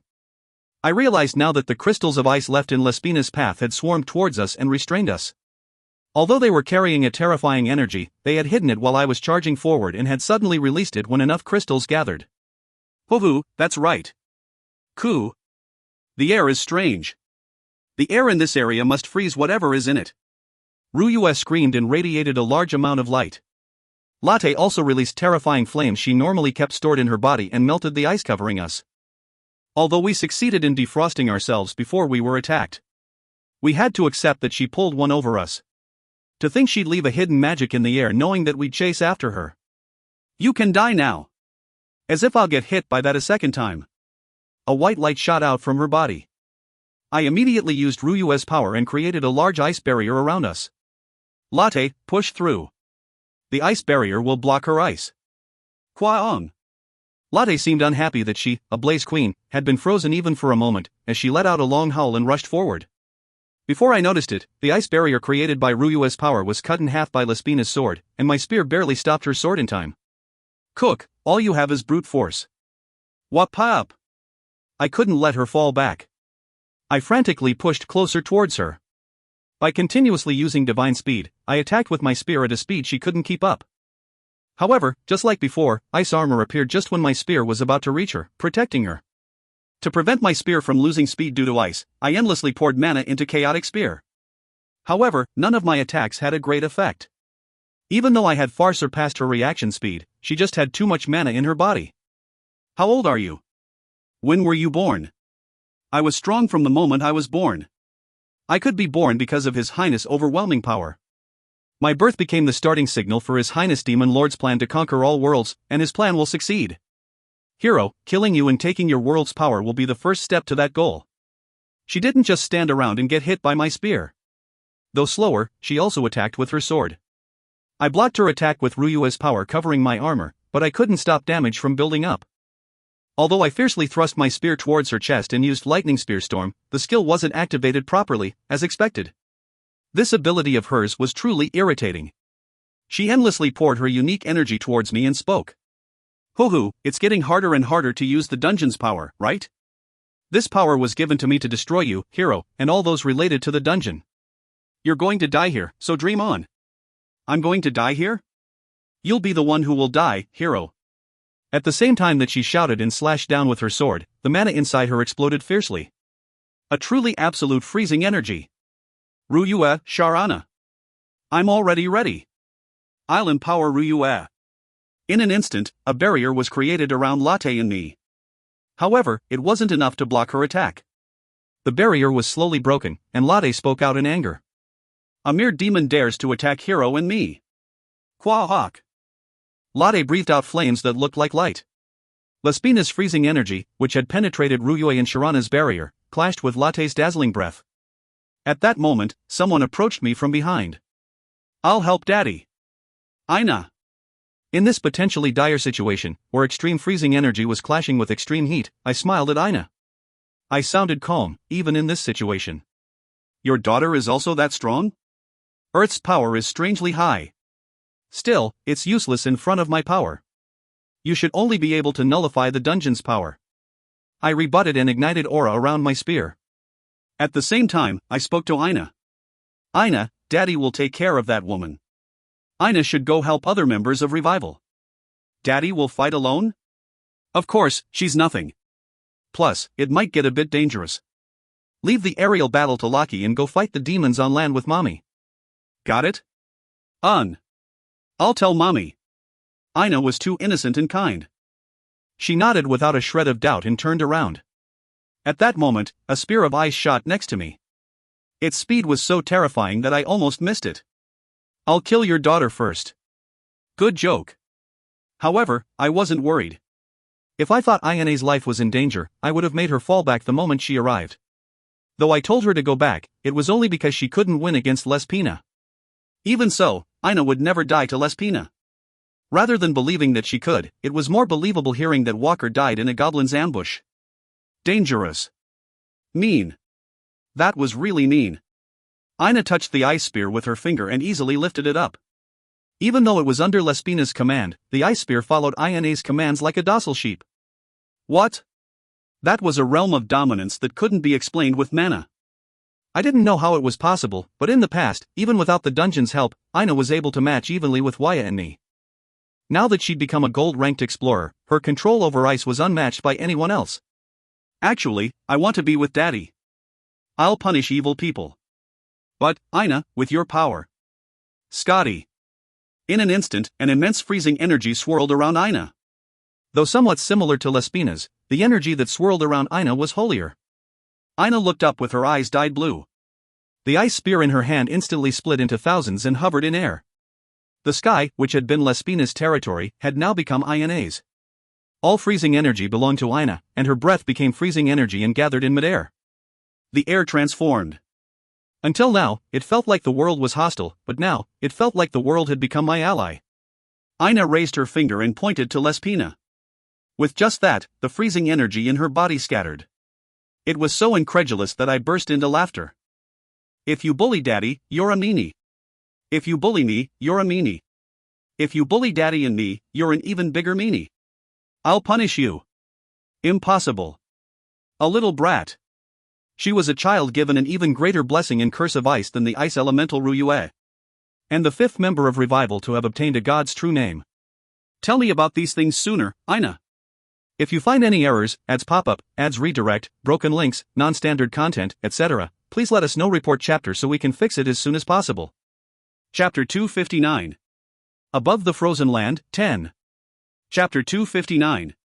Above the Frozen Land, 10. The spears created by Aina all had their tips pointed towards Lespina. Although she looked slightly worried, she soon smiled with a calm look.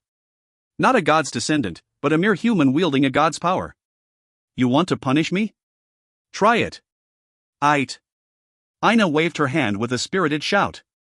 With that simple movement, the thousands of ice spears in the air all hurled towards Lespina. A simple attack like this. Not wanting to lose to Aina, Lespina roused her freezing energy. Centered around Lespina, her raging freezing energy fought off the incoming spears. Aina frowned and reached out with her hands, but this time, it wasn't so easy to steal Lespina's freezing energy. When Lespina's attack and Ayane's attack collided, a huge explosion erupted. You can't kill me with ice. Lespina's roar rang out in the midst of the explosion. Immediately afterward, a countless number of ice needles shot towards us from the foggy mist. Aina snorted and reached out with her hands. The ice needles all halted and began to grow in size. Aina performed this feat with ease and spoke to me softly. I can't use this power for long. Daddy has to finish it. Got it. Focus on defense, Aina. Got it? Dot. If Lespina's freezing energy could be completely erased, I would have a great advantage in this fight. Because Aina used the power of the god's true name, the pace of the fight went up. I also couldn't wait any longer. Trishula. At my small whisper, a red aura descended into my chaotic spear. Immediately afterward, I charged towards Lespina. The sword in her hand no longer carried freezing energy, but black demonic energy. The power of ice is only part of my power. If you thought you could beat me now, you'll be disappointed. Latte. Now. I borrowed Latte's power and charged towards her. I didn't need to say anything. Now that Aina had joined the fight, I just wanted to end this fight as quickly as possible. UK. Looks like you have to train your martial arts more. I swung my spear and smacked away her sword filled with demonic energy. In the air, divine power clashed with demonic energy and created an ear-splitting sound. Lespina's eyes widened. Hero, you also have divine power. So you really were the kid that came to the Luca continent. So annoying. I didn't know why she wanted to confirm this, but it seemed it was true that me going to the Luca continent wasn't the reason the demon lord came to Earth. Without giving her an answer, I increased the speed of my attacks. Trishula had a 10% chance to deal triple damage to the enemy. The more I attacked, the more chance there was that Trishula's effect would activate. Rather than a single powerful blow, it was more efficient to deal several smaller attacks. Kook. I finally dealt an effective blow. Just like before, my spear had squeezed through a gap in her defense, and the freezing energy that appeared to automatically defend against it had been stolen away by Aina. As a result, my spear penetrated her armor and pierced through her shoulder. Her black blood scattered into the air. Aya. Lespina's pain scream rang out. It was so loud that the revival members and the demons they were fighting against stopped and turned their heads towards us. Most of the demons then began to fly towards us but were shot down by Ayane's ice magic. Why you? You dare to injure my noble body. Noble my ass. After succeeding in injuring her once, I excitedly pushed her to a corner. Using divine speed once again, I poured a terrifying amount of attacks in 3 seconds. Trishula's power activated, and a huge hole appeared on her armor. As her blood rained down from the sky, her scream became louder. Wawak. You dare. A martial artist was naturally used to pain, but it seemed Lespina had no depth to our martial arts. She simply used her innate power like a brute. Just like now. Aya. An enormous amount of demonic energy emanated from her body and enveloped her. She had given up on controlling freezing energy and had chosen to convert all her power to pure demonic energy. The amount of demonic energy was similar to the demon army commander Prayuta had once fought in my body. In the end, you are only using power gained in the dungeon. I won't lose. I will deliver victory to His Highness. Lespina absorbed the surging demonic energy. She had ruined the balance of power in herself and had changed herself into pure demonic energy.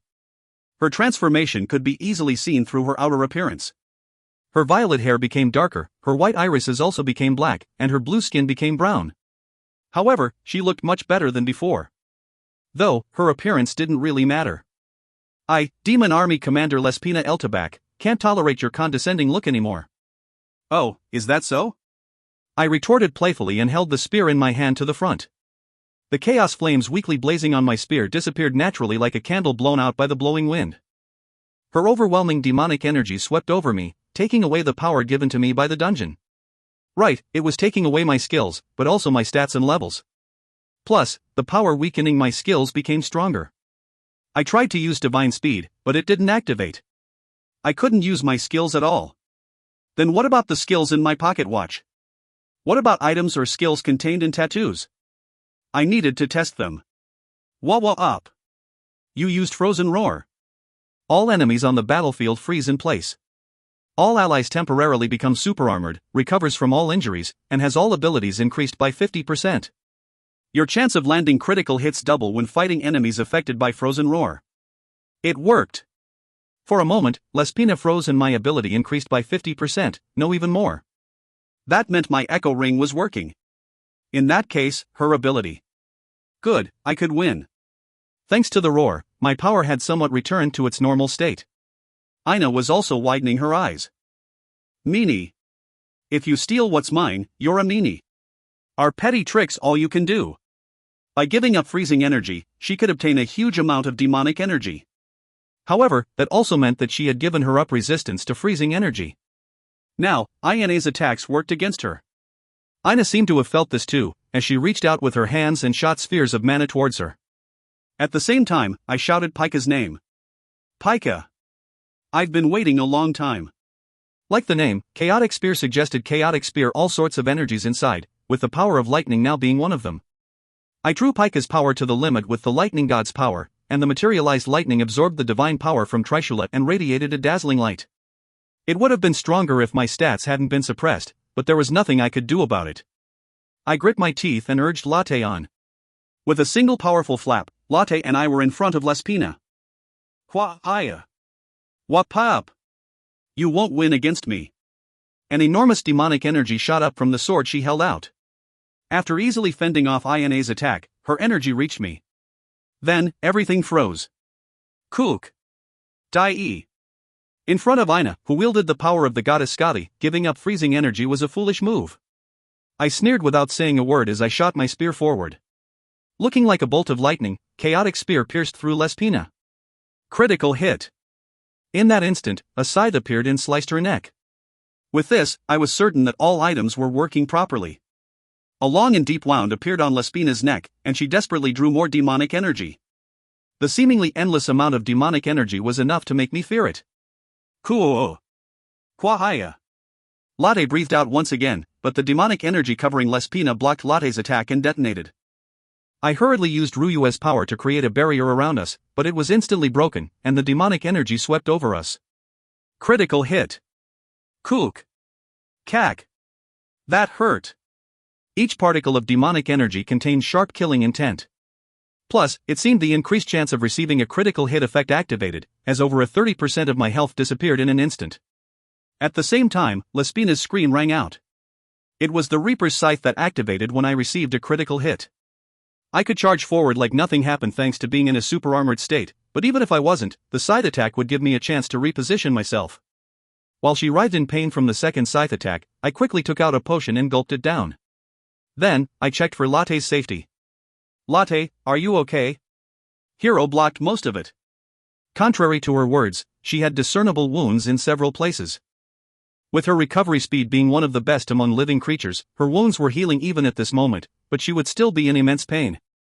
Seeing her act like she was unhurt, I grinned and tightened my grip on my spear. In the next moment, I widened my eyes and shouted. Shadow Blink. Kugak. Get your hands off my daughter. Lespina overcame Reaper's Scythe shock and was reaching her arm out to Ina. Just with this movement, a giant black hand appeared in the air and swooped down on Ina.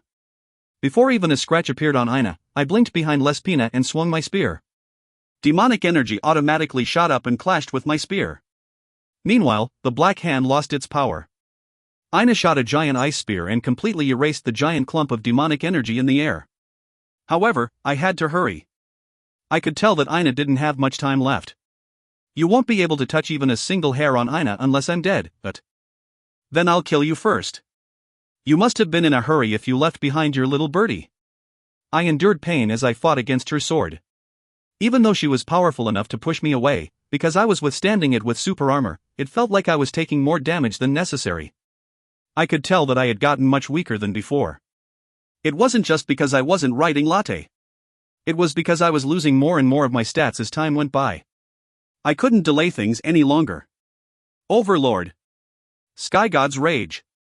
I shouted fearlessly, taking out my remaining trump cards. You used Overlord. While the skill is active, your HP and MP triples and all stats double. When attacking the enemy, you have 10% chance to afflict a random highest rank status effect. When attacked by an enemy, you have 20% chance to afflict a random highest rank status effect. I could feel my entire body erupting with strength. My health and mana shot up, and my embarrassingly weakened stats empowered my body once again. Peryuta circuits spin absorbed Enigma, creating a black whirlpool that enveloped my armor. There was more. My spear, which I didn't think could be strengthened anymore, was imbued with Zeus power and became longer. A dazzling golden energy combined with Overlord's energy, an indescribable black radiance spread out.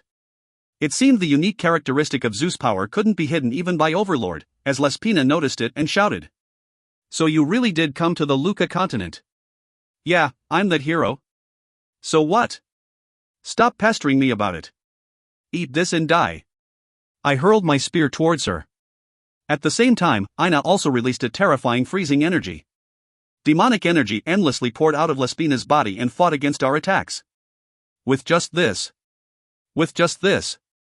Along with her howl, the demonic energy exploded.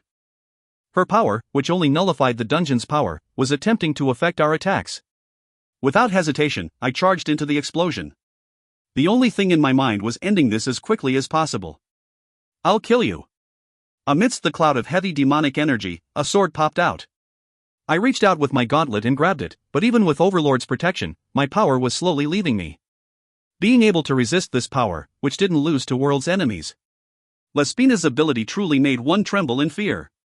In the end, you are but a dog of the dungeon.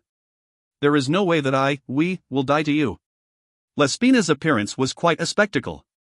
Even with half of her body frozen and a spear of lightning piercing through her stomach, her eyes burning with black demonic energy showed that she still had life in her. My instincts told me that she managed to nullify the effects of stats and skills from our attacks. Feeling her sword slicing through my gauntlet and trying to reach my hand, I grit my teeth and shouted into the communication channel. Everyone, no questions. Get back on the ground. Perhaps because of my urgent tone, everyone immediately took action. In just a few seconds, Waya reported back. Done. Ina too. I'm done. Aya. As soon as I heard their reports, I activated Crimson Roar. Lespina's eyes widened, as everything in the world became covered in black flames. Quack. Phew. The current Crimson Roar had been transformed by Enigma. As I got stronger, Crimson Roar became weaker in comparison to my other skills, but now transformed by Enigma into black flames, Crimson Roar had a shocking effect. It felt like night had descended in an instant. However, flames were still flames, the kind that scorched everything. By the time these flames subsided, there wasn't anything left in the sky except Latte, who wasn't affected by flames, and Lespina, who was in the middle of a flickering cloud of demonic energy. Feeling the suppression of my stats being lightened, I looked around. Lespina was in a sorry state. Kuhak. You were hiding such a power. This is also the dungeon's power. The dungeon's power. The moment I said these words, parts of her burning body shockingly healed itself. Strength was returning to her voice. The suppression of my stats became stronger once again. It was a terrifying change. It was like winding back a videotape. Kukak. You shouldn't have said that. Do you regret it? As long as it's the dungeon's power, as long as it isn't purely your power, you won't be able to harm me. With this, I understood. The skills in my pocket watch were different from normal skills and couldn't be detected by her. However, I was still affected by Frozen Roar. She had only detected Crimson Roar. Her ability was limited to her understanding, her detection. She could only suppress what she knew. If that was it, then this fight was over. Quack. Lespina's voice shot up. It was understandable. She must be confused as to why flames she suppressed were burning again. How? Your flames should be. Sorry, but those flames are my power. I smiled. The flames burning her weren't from Crimson Roar. They were ignited from the spear penetrating her stomach. Chaos flames. These flames. How? Before, Sorry. I smiled mischievously. That was a lie. Quack. Chaos flames flared up fiercely. Once ignited, nothing could extinguish them. Under the chaos flames, her power she squeezed out slowly subsided. It was my victory. If you find any errors, ads pop up, ads redirect, broken links, non-standard content, etc., please let us know. Report chapter so we can fix it as soon as possible. Chapter 260. Above the Frozen Land, 11. Chapter 260. Above the Frozen Land, 11. In the first place, I had many doubts about her ability. If she could erase the dungeon's power completely, my qualification as an explorer might have disappeared in the worst case. The fact that this didn't happen meant that there was a limit to her ability. Knowing the extent of this ability was the key to victory.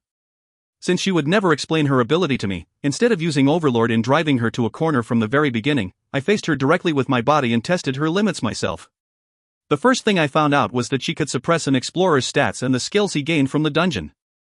The spear technique skill and the elementalist skills were also included, but when the dungeon created a skill out of a power I learned myself, only the dungeon's power was suppressed. As I initially said, her ability was something like a blessing that removes impurities. It did not allow her to completely erase the targeted power.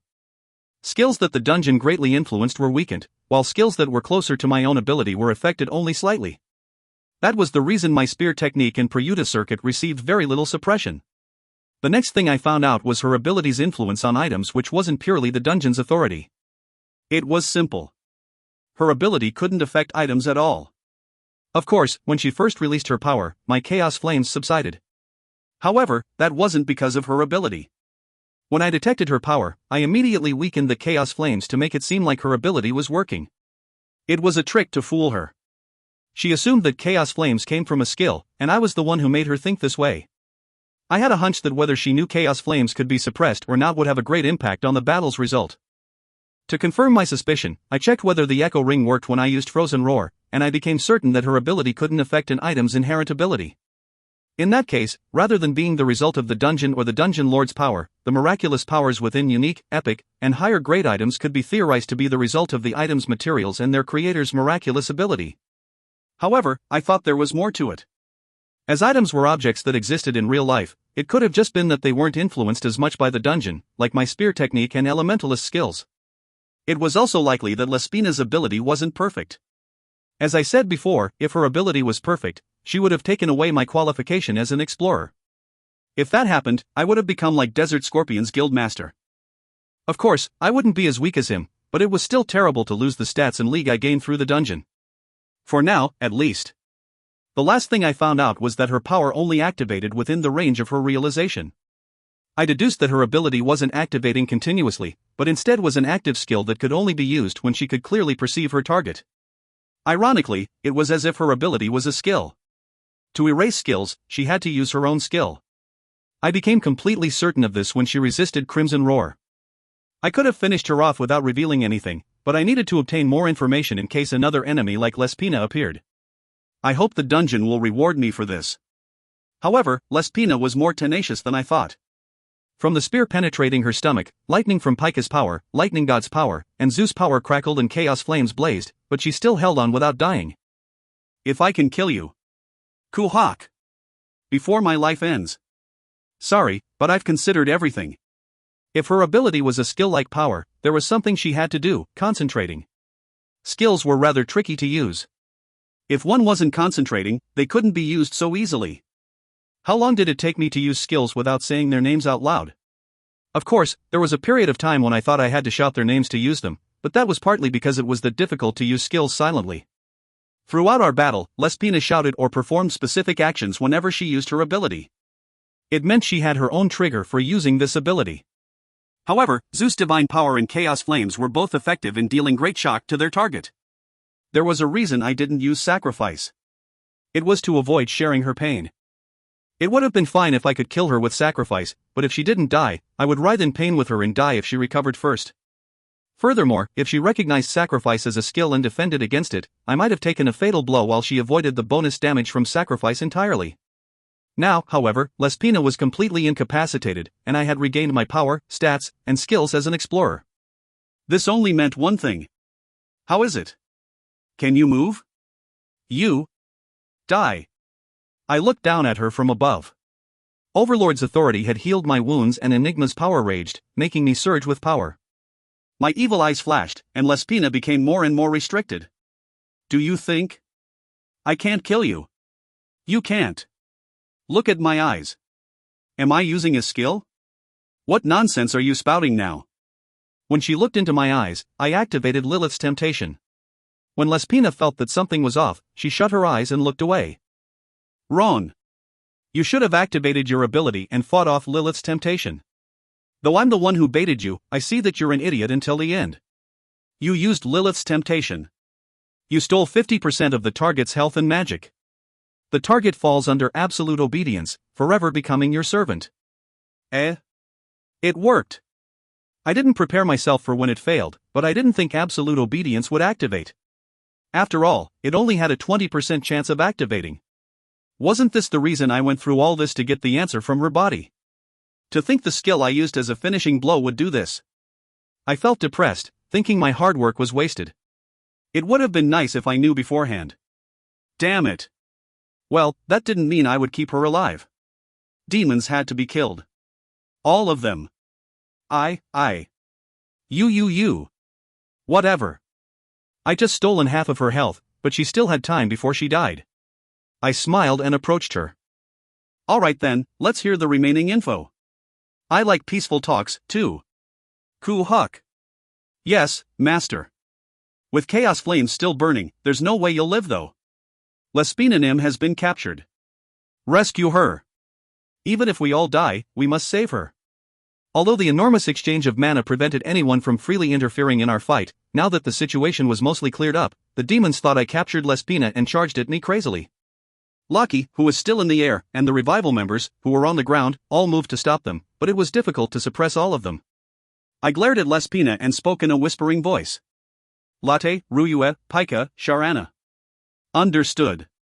Hohu, we're free to do what we want? As master wishes. No, don't just go. I activated Succubus Queen's tattoo and doubled my mana. Although Overlord was ending soon, my mana shot up endlessly. I gave it to the elementals and rubbed Latte with the highest grade potion. Latte growled with a pleased voice. Are you all healed now?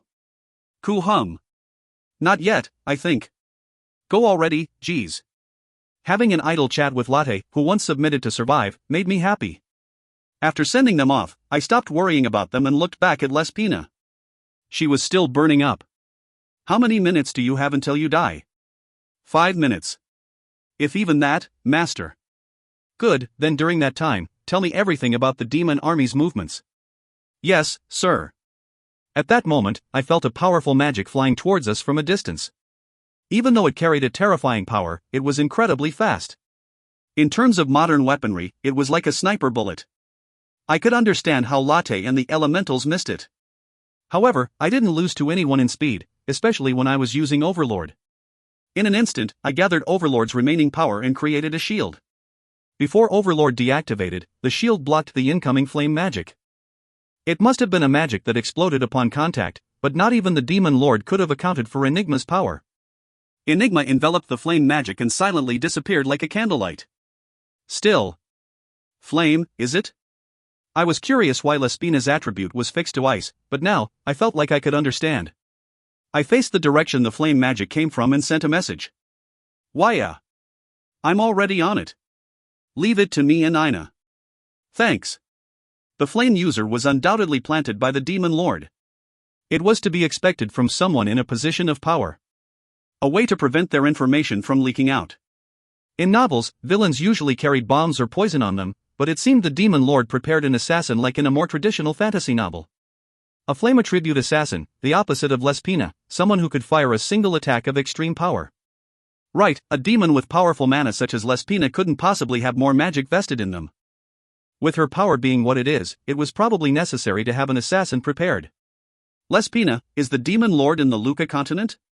Yes. He is immersed in birthing new demons. How many of them can erase the dungeon's power like you? It is only me for now. However, he expected to create at least 2 more. When will the Demon Lord come? It is not certain yet. We predict that the pathway will become large enough for the Demon Lord to enter when the other force invading Earth and demons enter Earth 2 more times. He said it would take at most 2 years. How about at least 1 year? I felt stifled for breath. However, I grit my teeth and asked again. Why isn't the Demon Lord satisfied with obtaining one world's power? Why is he aiming for other worlds? Before that, was it just a coincidence that Earth was chosen as his target? Or was it because I went to the Luca continent as a dimensional mercenary? The Demon Lord didn't know where he was invading or who would be there. We only found out that Master was on Earth during the invasion process. However? She spoke. I widened my eyes and asked again. She gave the same answer. The missing piece of the puzzle was finally found, and everything fell into place. I could finally open the eyes I had closed since I was born. If you find any errors, ads pop up, ads redirect, broken links, non-standard content, etc., please let us know. Report chapter so we can fix it as soon as possible. Chapter 261. You Cannot Escape from the Saintess, 1. Chapter 261. You Cannot Escape from the Saintess, 1. The demons remaining in Australia went crazy when Lespina was swallowed by inextinguishable flames. They all charged towards me as if they had lost their minds. Kill him. Kill him. Kill him. Kill him. As I faced them, I felt that something was off. Intelligent beings didn't throw away their lives so easily. Although I didn't plan on letting a single one survive, in their perspective, it made more sense to retreat and come back later after reorganizing. Since the enemy were demons rather than monsters, I thought this would be their natural course of action, but they all charged at me without caring for their lives. Their tenacity even sent a chill down my back. As they detonated their mana when they got near, even with revival members doing their best to stop them, there were many instances where my life was threatened. Since I used Overlord, which was my greatest secret weapon, I only had my physical body left to fight with. However, some 200,000 demons left in Australia were already here or were running here. If you're tired, be honest and go rest at the guild house. We're free to move back and forth from here now. If we leave, it'll get tougher for you, idiot. They're clearly all aiming for you. Do you think we won't notice you trying to solve everything by yourself? When I messaged the guild members with worry, Waya shouted back angrily. Her entire body was burning with blazing flames. Everyone, do your best so Shin stops his nonsense. Don't die either, because if you do, I'll kill you myself. Agni's 7 tongues. When she reached out with her hands, 7 giant streams of white flames rose up in the sky. I see, so there was more to Agni's power than what she showed last time. Just like how Zeus' power had 2 forms or how Shiva's power had 3 forms, Agni's power also had multiple forms. If the power Waya used last time created divine flames, the power she used this time was even simpler. Pure destruction. 7 tongues flickered from the sky to ground and destroyed all demons in their paths. What was more shocking was that these tongues even attacked allies. Worried about a guild member dying, I prepared myself to use Caduceus, when I widened my eyes in shock. Yoon, who was struck by a tongue, had appeared unscathed in flames. Wow, my wounds disappeared. Hoo-hoo, how's this Uni's power? Awesome, Uni. I want it too. Right, Yoon's wounds were healing. In other words, Agni's flames harmed enemies and healed allies. It was a truly worthy of being a god's power. Hang in there, everyone. No matter how many demons there are, our victory is certain. Guardian and Freedom Wing's ally troops will come here soon. Other revival members are coming too. I'll save everyone. As Waya's voice filled with divine power rang out in the battlefield, other members cheered in return. Since they seemed so full of energy, I assumed they were fine. With a bitter smile, I fought off the demons in front of me. The demon lord must have done something to them. With a far more barbaric and brutal method. His goal must have been. I'll worry about that later. Fight me, you bastards. I fought against powerful enemies countless times as I climbed beyond. Be it 200,000 or 500,000, I'll fight you all. The whirlpool swirling around me became fiercer than ever as it gathered around my spear and ripped apart 3 demons in the next instant. Maintaining this momentum, I shouted as I cut down more demons. We are revival. Damned demons or monsters, let's fight. From then, it took 4 days to clear Australia and the rest of Oceania. 2 members of revival lost their limbs and had to be healed by combined efforts of Eleta, Ludia, and elixirs. As I fought hundreds of demons at the same time, I carelessly had my right arm crushed, but the flesh golem's second finger, which I had obtained a long time ago, activated and regenerated my arm before anyone worried. As pure black desire was indestructible, although my arm was crushed inside it, the armor looked unfazed. Because of it, no one else even noticed that I had lost my arm. Kang Shin. Apart, died. Definitely, died. However, it seemed Daisy's 6th sense figured something out. I desperately tried to hide my thoughts, but whether it succeeded was another story. Daisy rubbed my right arm a few times and tilted her head before leaving.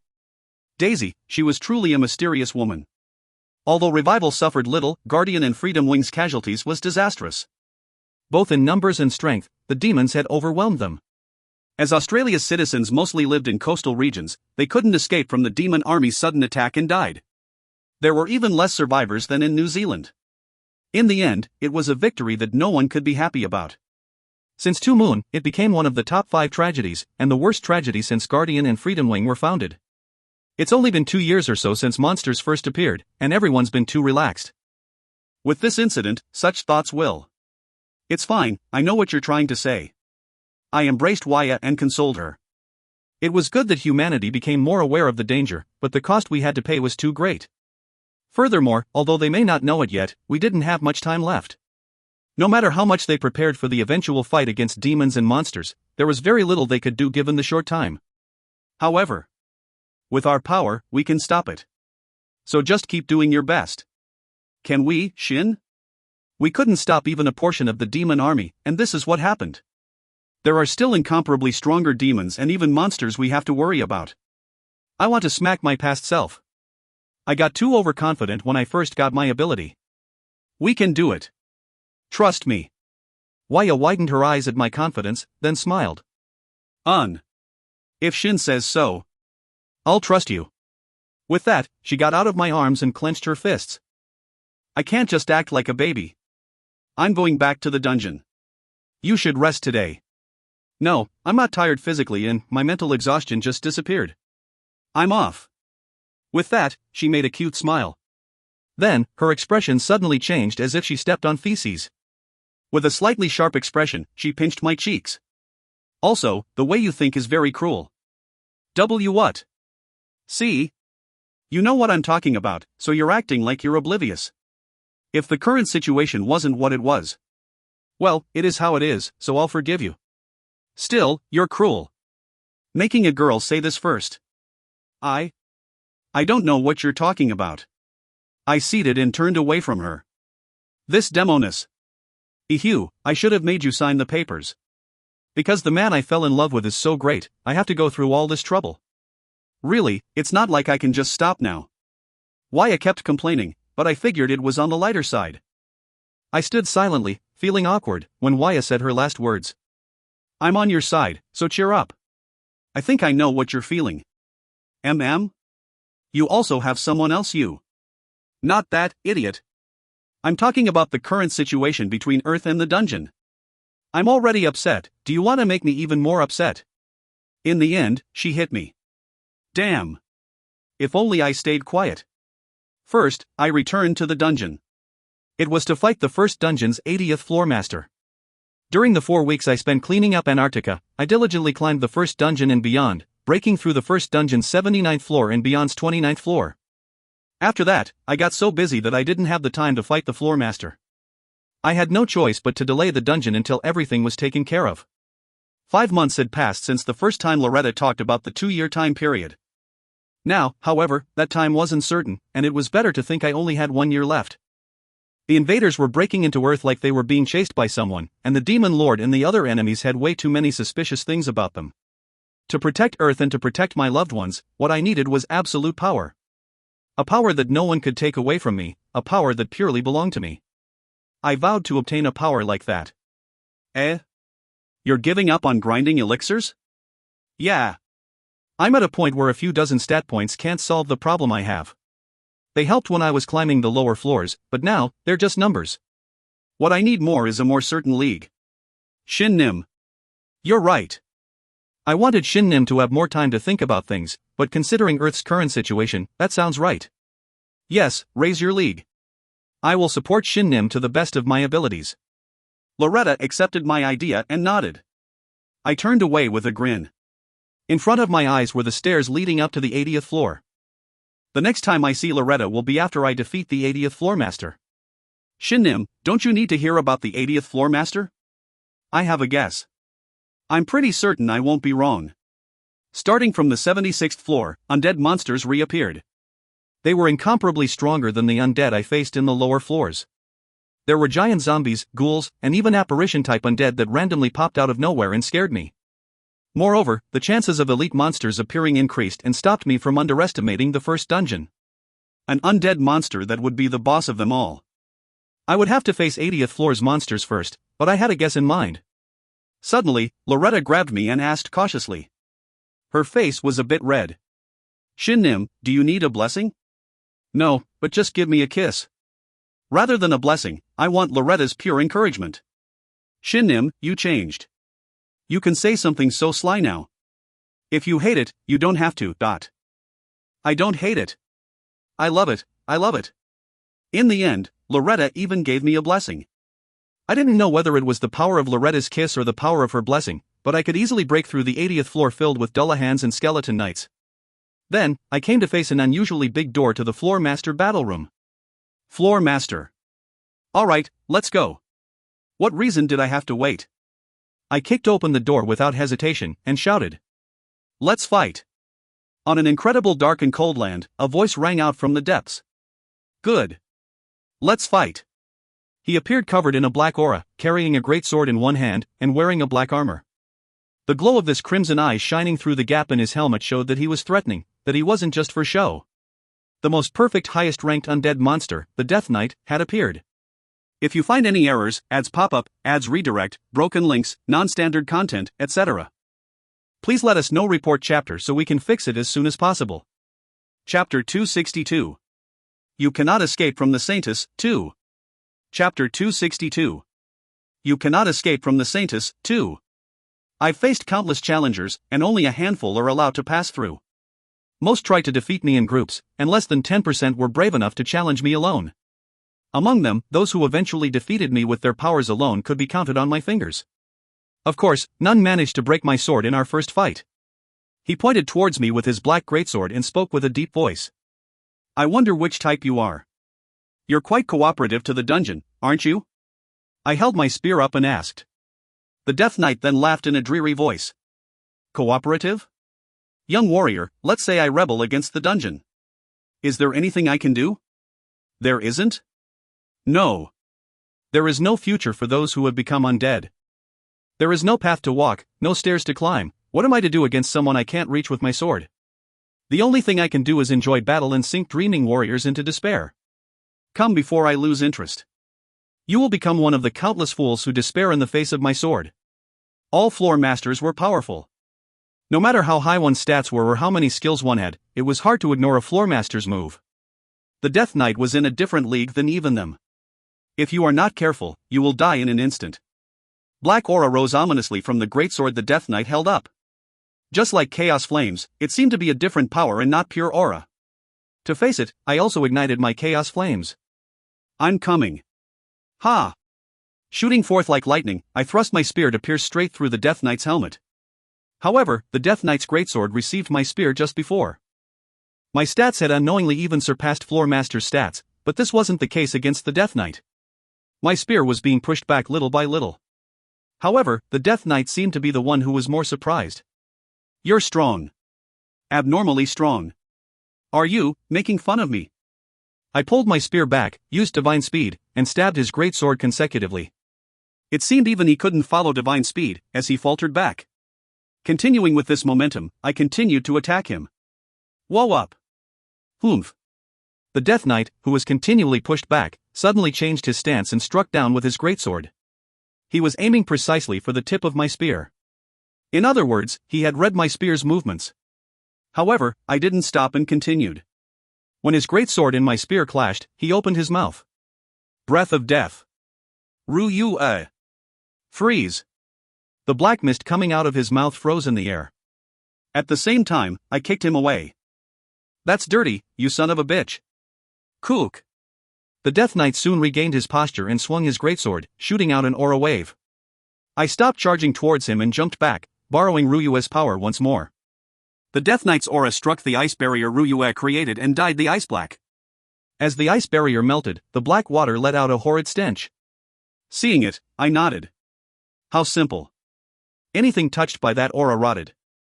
Seeing how Ryue hid behind my back frightened, it seemed it could even damage spiritual bodies.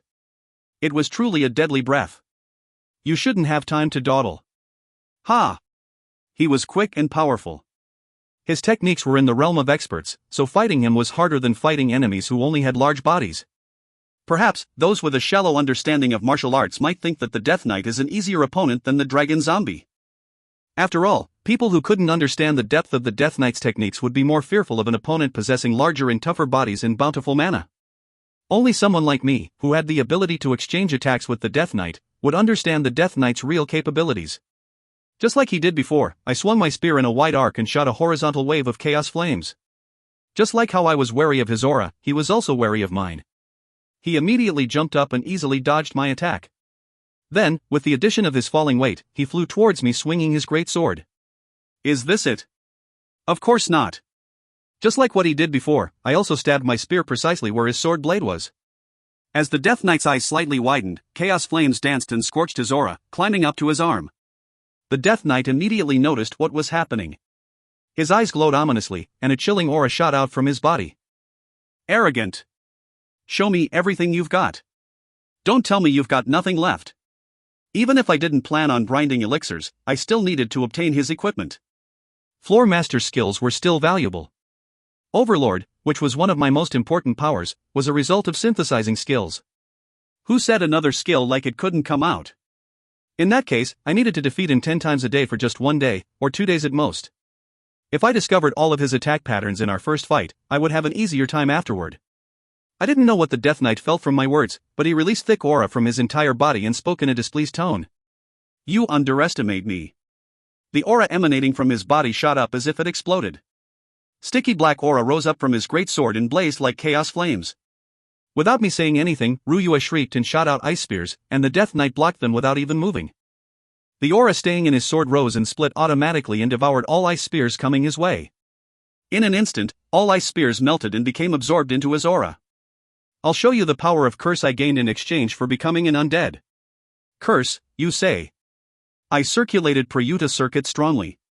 A platinum aura swirled above pure black desire, and a whirlpool containing chaos flames separately swirled above my spear. In response, the few streaks of aura dancing on the Death Knight's greatsword halted momentarily. My Prayuta circuit was still level 9. How would it be when I mastered it? Hundreds and thousands of times a day, I was tempted to put in my skill points to master it. However, I instinctively knew that the result wouldn't be pretty if I didn't master it with my own power, so I barely held on. Prayuta had also given me a similar advice. Next, I infused Sharana into my body and strengthened the whirlpools as I charged towards him. Give me that power, dot. You? A hero, you're a hero. When he saw the platinum aura around my body, the Death Knight's glowing eyes became a level fiercer. Death Cross. Divine Speed. A cross-shaped aura brimming with curse swept towards me.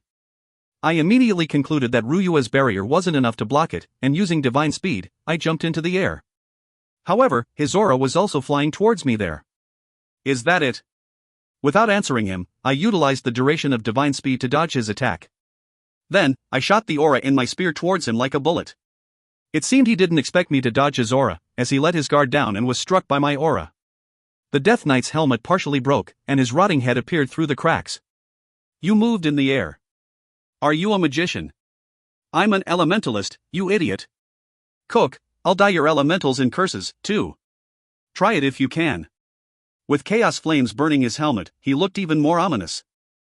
Even so, since he wasn't a Dullahan, he shouldn't be able to move if I send his head flying. I swung my spear with the sole purpose of swallowing his head with chaos flames. As expected, his greatsword met my spear, creating a resounding metallic ringing. With ordinary spearmanship, I couldn't find an opening in his defense. His swordsmanship was the greatest of all monsters I've met so far. After exchanging sword for spear once more, I made some distance and murmured. But with just that. Cool. Dark Needle Arrow. At that moment, a countless number of black needles shot up from the ground underneath me. Ryua, who noticed it earlier, created a bed of ice under me, but some needles managed to break through the ice and even my platinum whirlpool, stabbing into my armor. Even though I wasn't hurt, I felt heavier. It seemed his curse also worked on items. Will you be able to defeat me with that heavy body, hero? You talk too much, dot. Without moving from that place, I pulled my spear back and took my stance. I mostly finished analyzing him. His swordsmanship was certainly excellent, but his fighting style put more emphasis on utilizing his aura and curse. He most likely had at least one more hidden card. However, I'll end this before you have the chance to use it. Despair, and despair again. This is the greatest revenge I can exact in the dungeon. You're a Death Knight. Why do you have to be so petty? The whirlpool swirling around my spear lessened. It didn't get weaker, just that it became compressed to a single point. The platinum aura enveloping my armor had also moved to chaotic spear. Take this. Although it couldn't be called a proper heroic strike, if complete, it should be able to easily blow away a single the Death Knight. A partially incomplete spear attack hurled towards the Death Knight. He quickly rolled his body, dodging it, but I simply grinned in response. Don't think you can run away. Pika, who was on standby, shot up into the air and spread her arms out. A chain of golden lightning crackled out, binding together his 4 limbs. Kook. Master. I know. Without a single moment of hesitation, I thrust my spear and shouted. Sacrifice. His helmet burst into pieces. The rotting skin and bones of a corpse appeared underneath. As dead blood shot up into the air, he let out a strange howl. Kaya Wayaak. Kook. So he really did have something left. In an instant, black mist surrounded his body.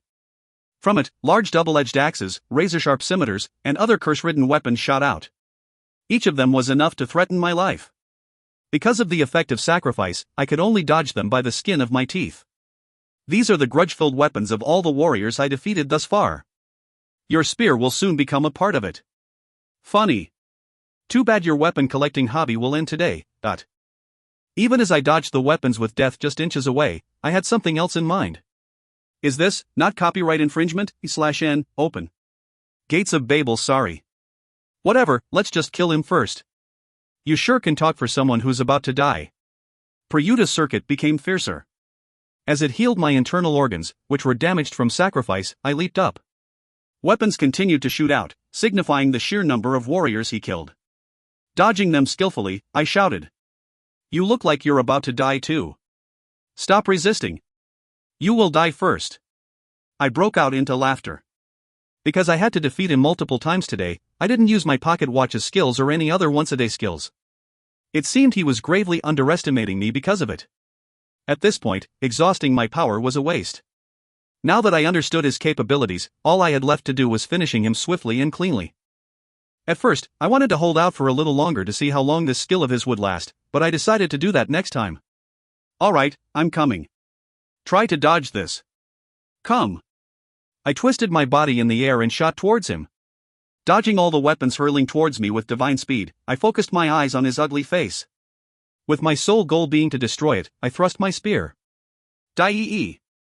I gave up trying to fix my habit of shouting.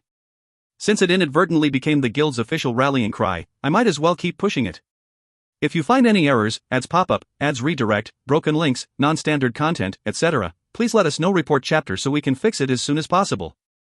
Chapter 263. You cannot escape from the Saintus, 3. Chapter 263. You cannot escape from the Saintus, 3. You became level 81. You obtained 5 bonus stats.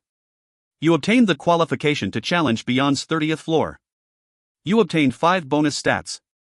You became Platinum rank 9. You obtained the qualification to appoint 1 new explorer.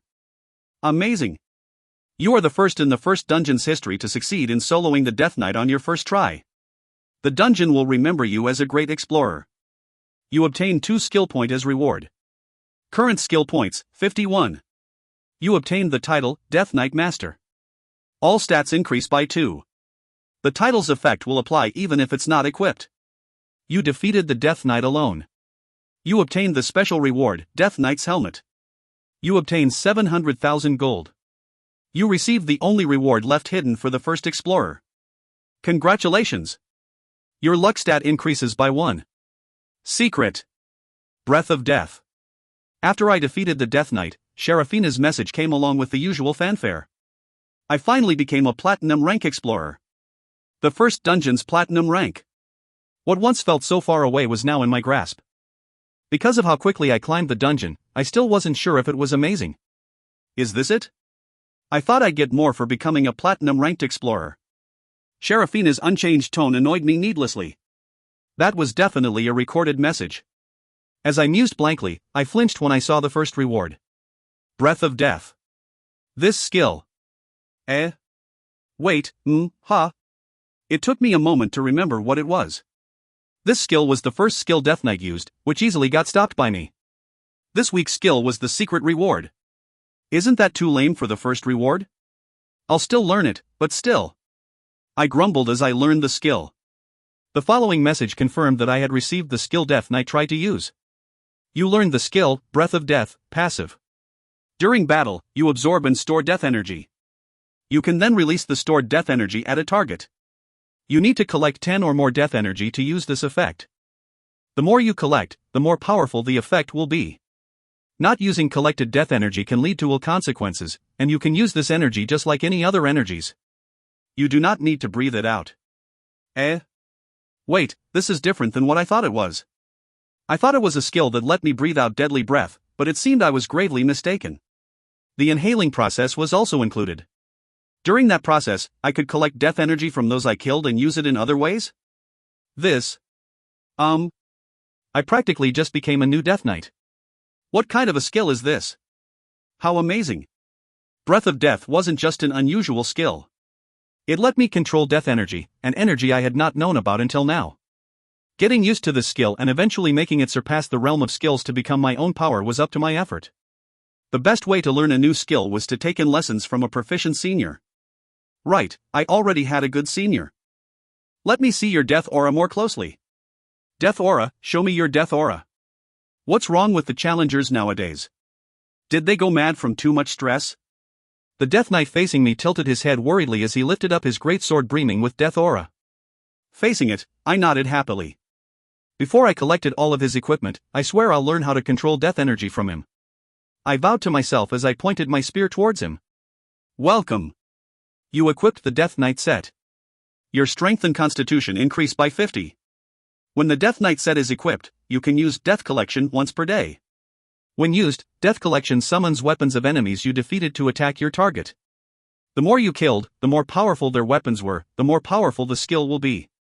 Although it is possible to add your own energy to the summoned weapons, note that holy energy is not suitable for these weapons filled with resentment. I was lucky. I could collect all of Death Knight's equipment in one day as I didn't get any duplicates. Just like I expected, the set skill was the powerful skill Death Knight used at the end of our first fight. Enemies I defeated until now.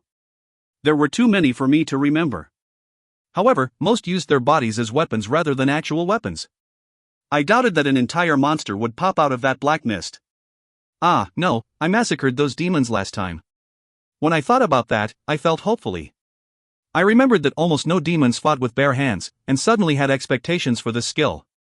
In any case, since I said I wouldn't grind Death Knights, I planned to stay true to my words. I already had an idea how to use death energy.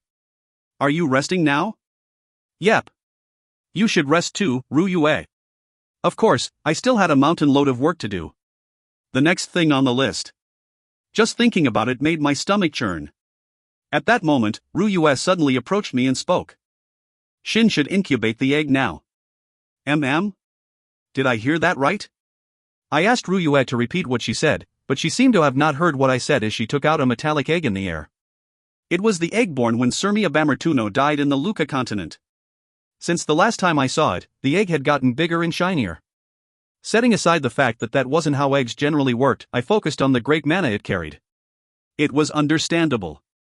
All the needless equipment I gained until now had been eaten by that egg. Why me? It's going to hatch soon. Really? Ruyue nodded. I looked down at the metallic egg in my hands worriedly. My elementalist skills were currently high rank level 8. I had the feeling that I would be able to contract a new elemental when I mastered high rank elemental contract. However, there weren't situations where Pika, Ruyue, and Sharana weren't enough, and I knew I didn't have enough mana to maintain 4 elementals. That was why I didn't use my skill points until now. Even with my mana near 250,000 points, I still fought the same way. But could the egg have come to me, realizing my growth as an elementalist?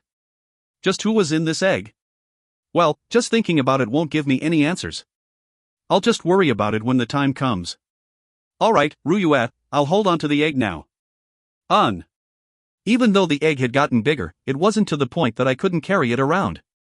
I put the egg into my embrace, sent the elementals back, and left the dungeon.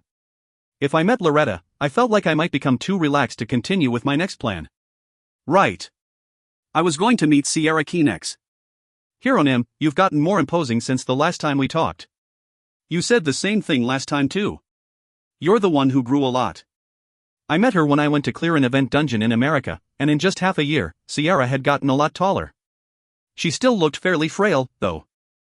I immediately came to regret what I said. Sierra acted like she was on cloud 9. You noticed my growth. I'm so happy. Hieronym likes me too. I'll say it again. I hate you, and it pains me to be talking to you right now. I couldn't say it enough. I hated her. First, I hated the fact that she liked me so much. The unacceptable reason was that I was the hero and she was the saintess. She projected her ideal image of a hero onto me and wanted me to fulfill that image. Most importantly, her image of a hero was an utter piece of trash. This hero was the type of person who would sacrifice others for his benefits. I've heard all about Hero Nim's achievements. Hero Nim is doing great, but that's not good. As it is, Hero Nim will take on everything into Hero Nim's own hands. Hero Nim must get rewarded for. Sierra. Yes, Hero Nim. Sierra stopped and turned towards me. Her telepathy irritated me, but it was a bit funny that she acted like a puppy. The fact that it only took her 3 hours to arrive at the guild house from the time I contacted her proved it. You should know about it too. About the dungeon. Yes. I finally understood that what Hero Nim asked about back then wasn't the dungeons appearing on Earth, but another world in Hero Nim's possession. But that isn't a very important place, right? It's just a place for Hero Nim to grow. No, I guess it's easier to gather people from there. Sierra acted unconcerned, but she couldn't be. The dungeon was a mystical place with a more complex structure than the monsters or demons invading Earth. As a place where explorers could obtain great powers, it was currently at the center of Earth's attention. I couldn't understand how Sierra could be so nonchalant about it. That said, since I didn't really want to understand how Sierra's mind worked, I quickly continued with what I wanted to say. You can get stronger by entering the dungeon. Although you'll have to prove your ability to go forward, you'll be given the chance to grow at the very least. Isn't that power fake? No matter how much I think, I can't help but think that it's someone else's power. I guess she's not a saintess for nothing. She was right on the mark. However, I smirked and retorted. If you forcibly put on clothes, your body can grow to fit them. Not everyone can do this, but I can. This is what's important. Once the path opens up once, following it isn't hard. So Hero Nim is using the dungeon. Do you have plans to seize the dungeon? I will support Hero Nim with all my power. She must have been a great general in her past life. For someone who looked so well behaved, she was beyond aggressive. As I said, it's not something everyone can do. The enemies we're facing. Right, we. Hero Nim, I'm so happy. You finally understand me. Yes, we. I held myself back from running out. Can I just kill her? No, Shin, hold yourself in, be patient. It's for the greater good. Yup. The enemies we're facing can nullify the dungeon's power. At first, I thought I could deal with it myself, but things have changed. Things are getting unpredictable, so I need a way to predict what's coming. I need you. Yes, of course. I've been waiting for the day to join Hero Nim. Sierra threw herself at me, as if to give her entire self along with her ability. I smacked her head and continued. From now on, obey me absolutely. Don't do things on your own. I didn't like to control people. It's what Sierra wanted me to do, too. But I hated controlling people against their will, so I had no qualms saying this to Sierra. What she did made me grit my teeth even now. But Hero Nim. First, cut your ties with your family. That's impossible. My clan has always used me, and even now. Then I'll cut it off for you. Also, I don't need the organization you're forming. Get rid of it, Hero Nim. Sierra couldn't say anything. Perhaps this was the first time I made her speechless without resorting to force. I felt a strange sense of victory and continued. You're too weak right now. You have to get stronger. But Hero Nim, I hate the dungeon. Eh? What does that mean? What she said was so absurd that I tilted my head. I never told you to enter the dungeon. If you find any errors, ads pop-up, ads redirect, broken links, non-standard content, etc., please let us know. Report chapter so we can fix it as soon as possible. Chapter 264. You cannot escape from the Saintess, 4. Chapter 264. You cannot escape from the Saintess, 4. Sierra blinked with a confused expression. I could call it cute, but because of my aversion towards her, she only looked hateful no matter what she did. However, now was the time to set aside my feelings. I let out a dry cough and continued. I already told you. What was the reason I needed your help, Because enemies that could nullify the dungeon's power appeared, right? Yeah. And that's why Hero Nim called me. To read their movements and prepare beforehand. Right. Then for me to get stronger, shouldn't I? No, no. I shook my head. Of course, Sharafina told me I needed to make Sierra a dungeon explorer. However, that's because Sharafina didn't know about Lespina. The dungeon lord wasn't a god. She wasn't omnipotent, nor was she omniscient. Her suggestion was reasonable, but not in this case. Against enemies that could ignore the dungeon's power, how could we fight them with the dungeon's power? That was partly why I gave up on grinding stats. Easily raised levels from the dungeon? They were different. Rather than the sweet fruit given as a reward for completing the dungeon's tests, I wanted the tests themselves. For this reason, climbing the dungeon was beneficial for combat-type ability users. There was a huge difference between those who experienced combat and those who didn't. Those who won against powerful enemies gained experience different from the levels the dungeon gave. I considered this another aspect of one's league. I believe that this was also the reason so many gods had their eyes out for me. However, Sierra was different. She was frail. Most likely, the limit of her physical strength was picking up a knife and a fork. Her underdeveloped body could be easily seen from the outside. Although she carried a special and boundless mana, she could only use it when she used her ability. Most of the time, it was just leaking out of her body. Her mana wasn't being used. Setting aside her talent for magic, she had never even wielded her mana. Even she entered the dungeon, what could she do? Of course, if I paired her with another ability user, it would be possible to make her stronger. During that process, Sharafina would most likely read Sierra's ability and help her develop it. However, as I said before, such an ability was useless in front of enemies like Lespina. It might not even activate properly. How much did your ability grow? The range increased by another 20 kilometers radius. So it's still growing? Yes, Hieronym. My ability gets stronger the more I use it. I don't know the origin of it, though. Good, then I have an idea. When I felt confident I could develop her ability, I took out a piece of paper. It was a soul contract. I can feel an amazing power from it, and an ominous aura. Yeah. I can't trust you so easily, so it's a fail-safe method. At that moment, I hesitated. Then, I fell in thought. Sierra couldn't see with her eyes, but she realized what I was doing and turned to face me. I could call her action admirable, but because of my aversion towards her. The rest didn't need to be said. I asked. Why do you like me, Dot? Because it's my fate. I hate. No, endure it. What I said before, can you do it? I don't think it's very efficient. If Hieronym allows it, I'll look for another method. There's a lot to be prepared for the world Hieronym will rule. Can you still do that after cutting ties with your family? It'll be slightly more difficult, but I can do it. As long as I have the authority to grant abilities, I can coerce ability users to. Ehem. In any case, it's possible. Rejected. You. Okay. I'm going to put an observer on you. Is that fine? She did not give an immediate answer. She then tilted her head and asked. The object Hieronym took out can restrain my actions, correct? Right. It can even restrain the way you think. It's a scary object. Then why would Hieronym not use it and put an observer on me instead? It was a fair question. Did I feel bad about using the soul contract on Sierra? Not in the slightest. I had already used soul contracts on many people. As long as the contract's terms were kept, a soul contract was nothing more than a piece of paper, something that didn't pose much danger. If the target was Sierra, I didn't really need to hesitate. Even so, this was the decision I came to. No, I thought I shouldn't continue using soul contracts on my allies. I'm touched, Hieronym. I finally became Hieronym's woman.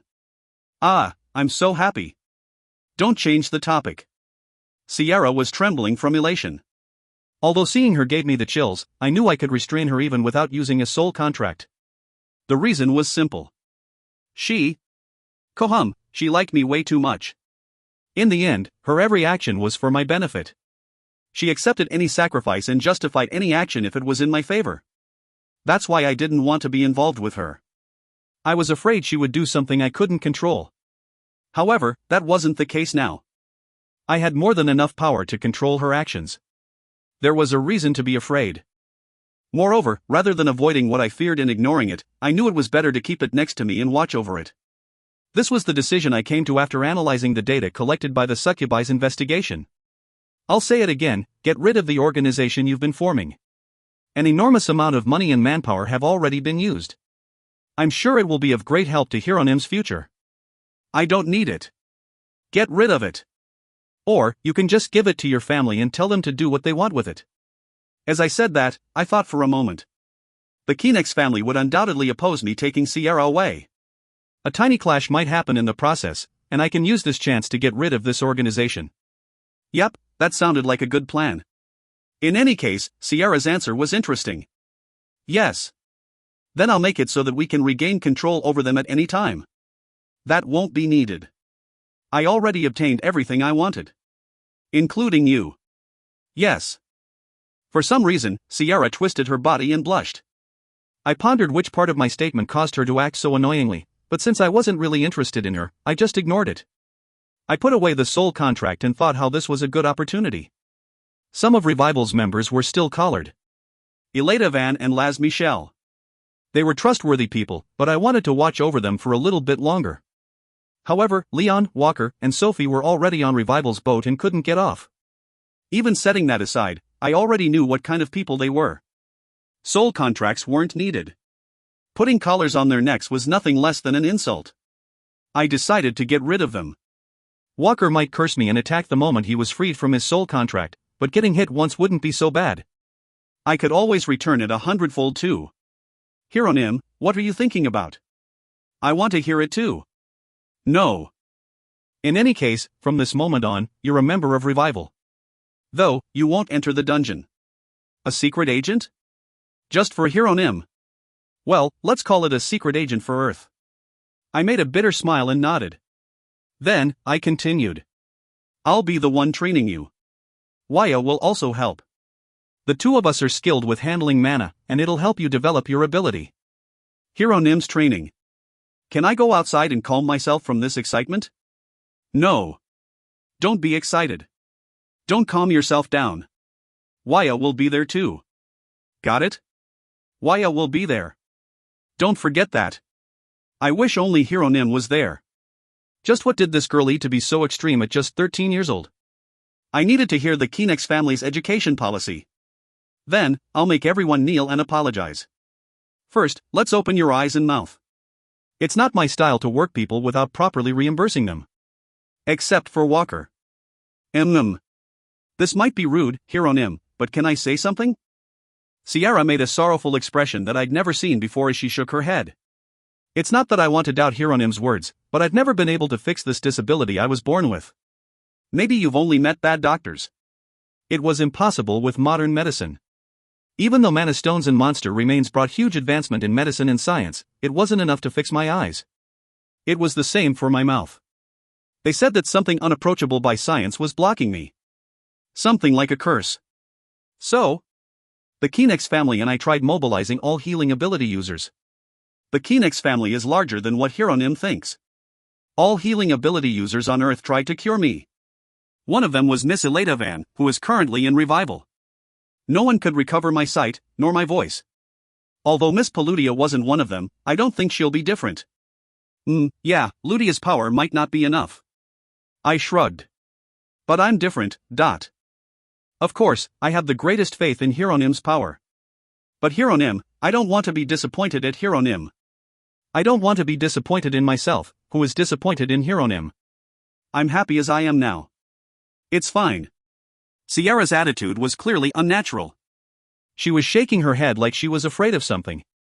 I had some doubts, then I remembered something obvious. She was only 13. She was smart and headstrong for her age, so I never considered her to be a 13-year-old. Right. She was young. The time she had might have been too short for her to naturally accept her disability. From the day she was born, she couldn't see, hear, nor talk. It seemed she accepted her disability as a payment for becoming an ability user. She acted proudly, and she never doubted her actions. Since she paid such a great price when she was born, she had no qualms about using the power she had. A saintess chosen by God. It made sense that that's how she viewed herself. Even so, it was hard to say she overcame her disability. In fact, her actions showed how much of a complex she had towards her disability. Her current reaction proved this theory completely. I became disappointed in myself. I knew that at the basis of her blind actions was her disability, but I had been carrying hostility towards her all this time. I was rather proud of my ability to see through people for my age, but it seemed it was just a rookie's folly. I still had much more to learn in this regard. Who was I to judge people and hate them? I was only 22. It was good that I realized it now. Even if I didn't want to, my position required me to think and act this way. Some of her actions were certainly unforgivable. She committed a crime that couldn't be justified in any way.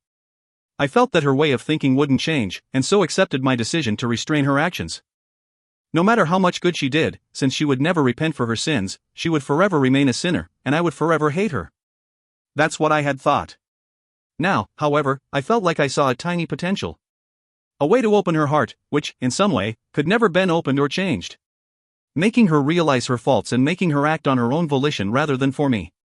Since I planned to do it anyways, there was no need to hesitate. I took out an elixir from my inventory. This won't be enough. It's a miraculous medicine, but it's still a bit lacking to resolve your curse. It would be a waste to use two, so I'm only going to use one. I gave her a short reply and took a breath.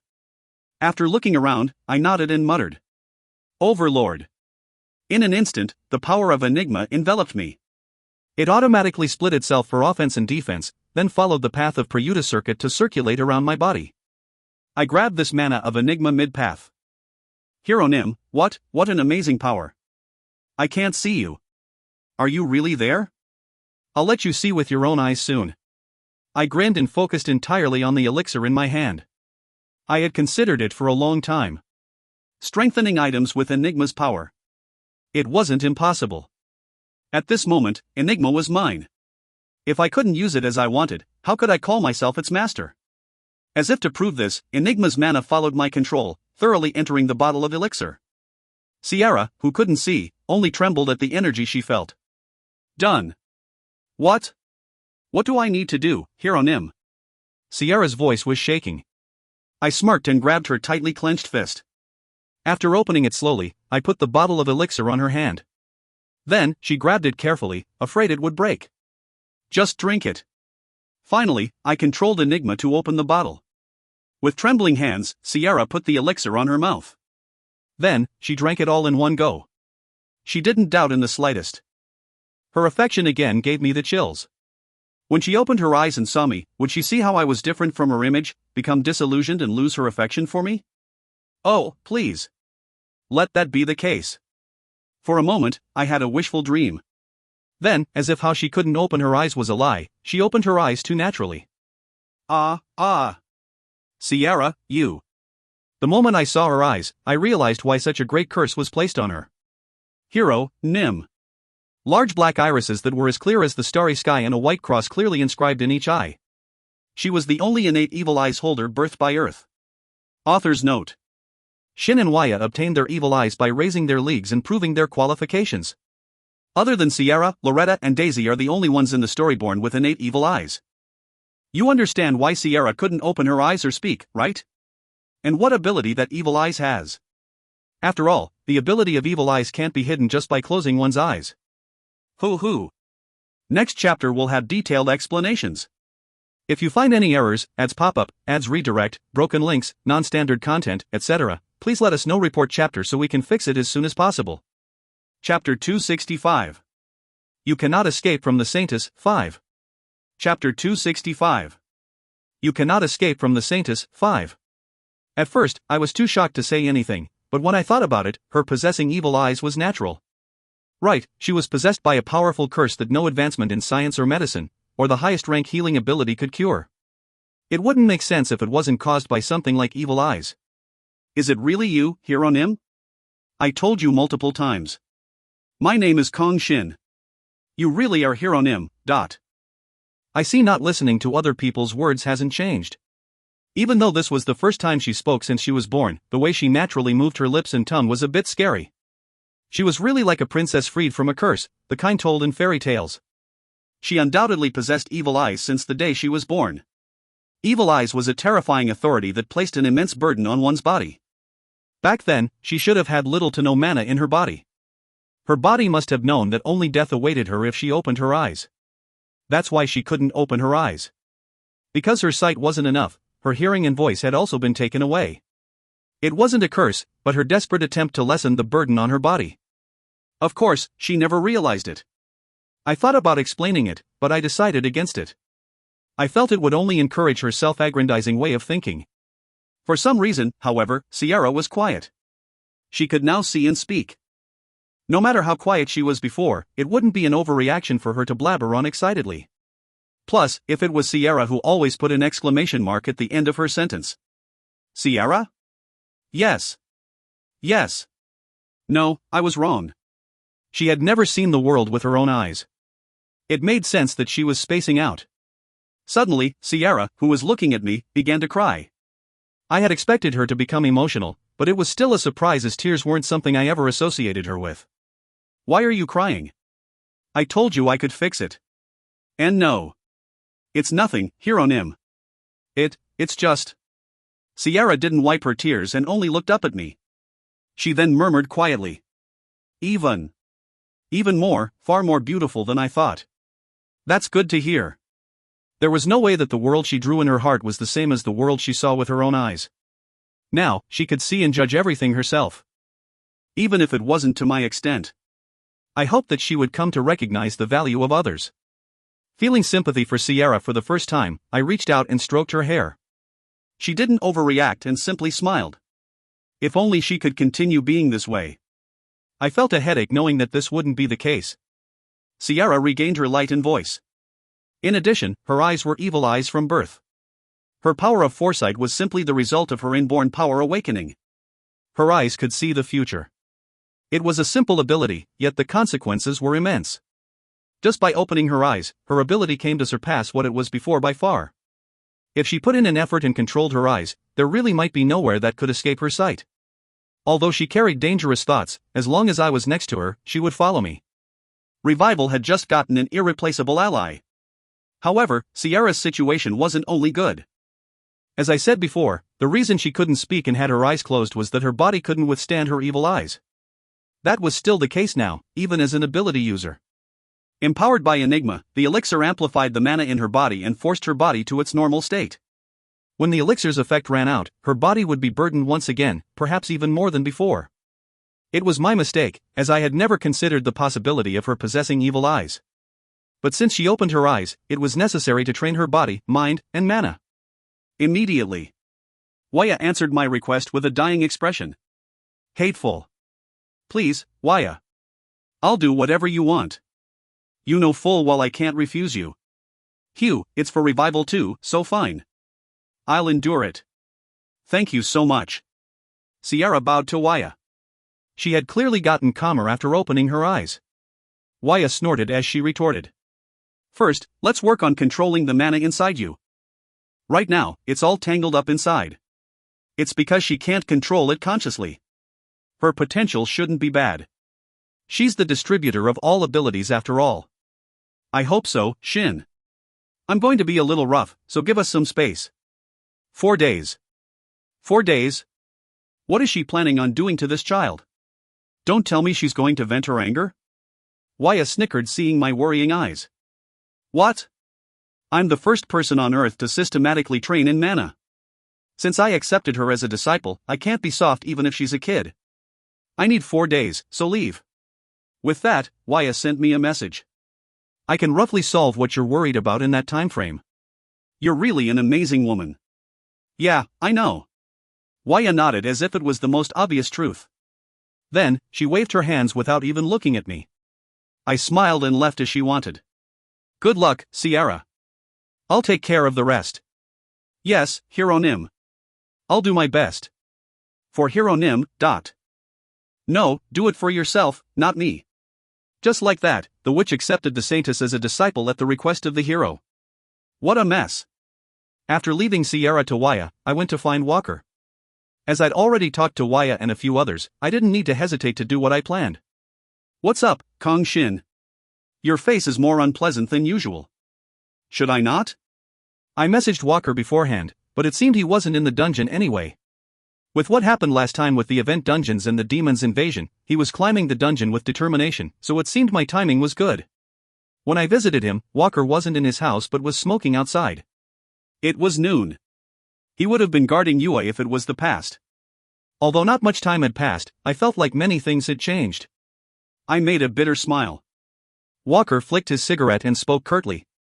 If you're going to visit me, tell me beforehand. I did. 3 or 4 hours before. Do you have another guest? No. Walker dodged my gaze. For a moment, his eyes looked at the second-floor window. The curtains were tightly shut as if to hide what was inside. Well, it didn't matter. I told him what I came for. You don't really need the soul contract anymore. You've gotten bold, Kang Shin. I just think I should trust who I can trust. You? Me? I woke up too late to see it, but the sun must have risen from the west. Walker, I need your agreement to destroy it. The soul contract, let's destroy it. Ignoring Walker's drivel, I took out our soul contract and spoke with a clear voice. Walker widened his eyes and puffed a smoke. As he exhaled, he threw the cigarette away and nodded. Good, let's destroy it. Without me doing anything, the soul contract ripped to shreds. I could feel that the contractual bond between Walker and me disappeared completely. At that moment, Walker appeared behind me. His fist was enveloped in a black aura. Just let me hit you once. Rejected. No matter how much Walker grew, he wasn't my opponent. Because of how predictable he was, I couldn't let him hit me even if I wanted. I lightly brushed his neck with my elbow. Walker fell backward and cursed. Damn you, you're too uptight. Thanks for the compliment. Screw off. I'm going to go and let out all the curses I held back until now. Yeah, you're free to go. I smirked. As I was about to turn away, I realized I had something left to say. You're the one who formed the soul contract with Sophie, right? Since the restriction is gone, you get rid of her contract too. Got it. I want to see her and say it myself, but since you're outside, it must be troubling for her to meet someone at her current state. Kuhuk. Walker coughed roughly. I smirked and dealt another blow. So, when can I eat my noodles? I love noodles, you know. You son of a bitch. Walker gritted his teeth, while I walked out feeling better than ever before. I hummed happily. It would be nice to take this happiness straight to Beyond's 30th floor, but there was something I needed to do beforehand. It was the sparring with Prayuta that came about once a month. Since sparring with him periodically let me realize how much I improved, I had no plans to take it easy. I immediately went to the residential area and headed to the basement training room. Sumire was the only one there, thrusting her spear into the air by herself. I was slightly surprised. Sumire?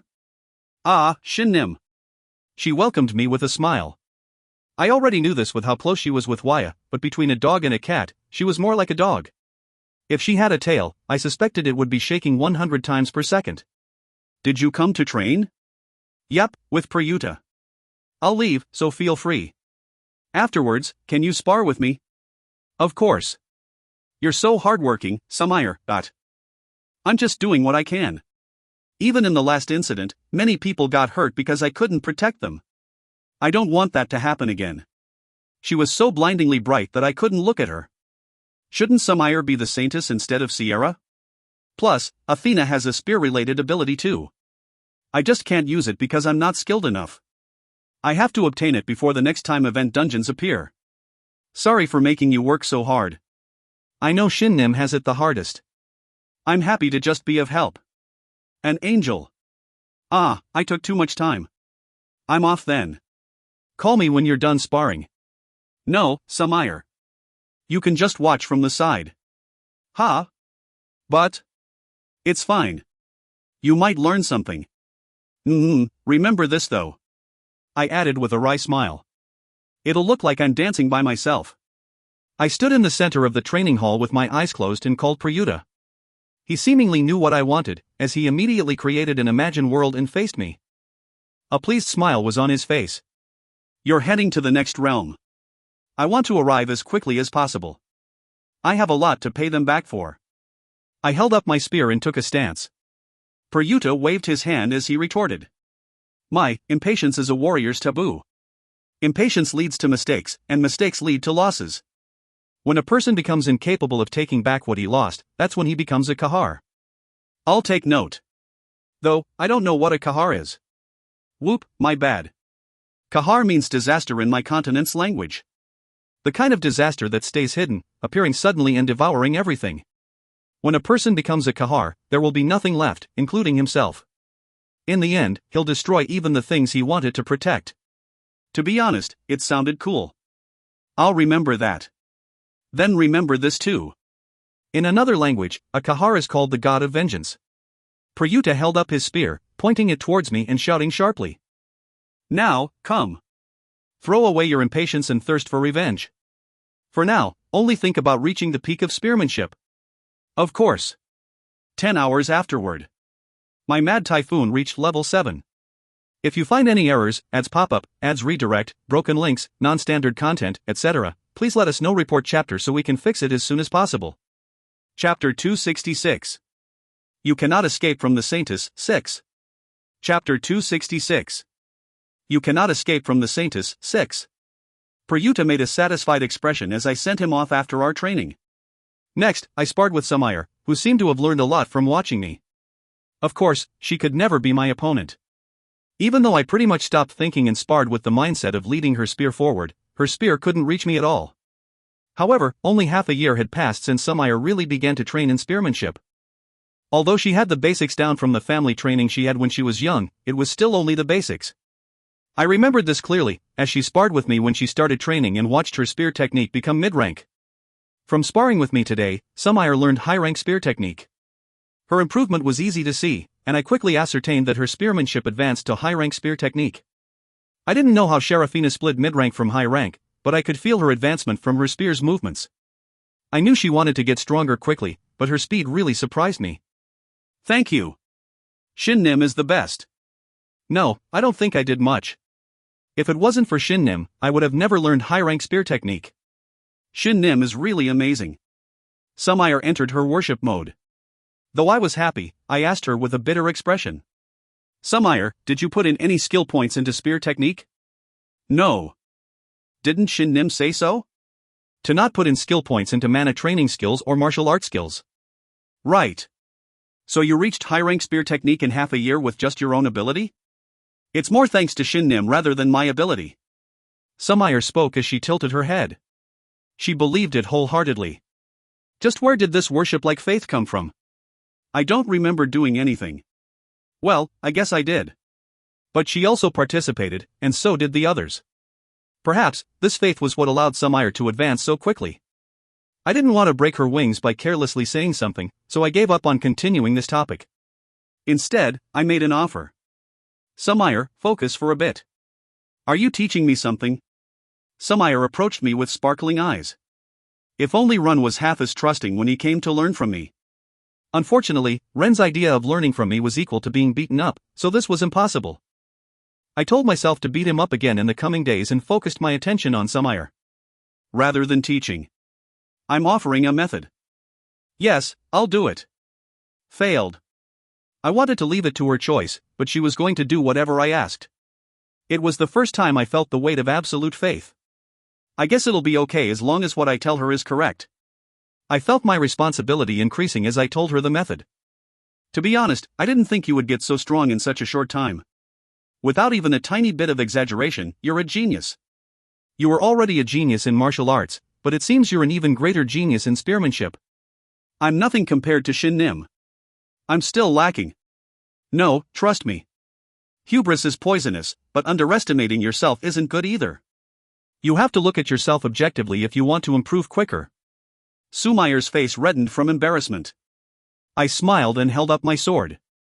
Well, saying anything more will only tickle your ears. I'll be frank. Samayar, your defense is outstanding. With Athena's power, it could even be called absolute. You can probably even defend against one full power attack from me. By full power, I meant using Overlord, Sacrifice, and Sky God's Rage. I guess she can't block Shiva's eye, but since I can only use this power once a year, I shouldn't think about it. In any case, the fact that she could defend against this meant that she could perfectly defend against an attack from a world's enemy.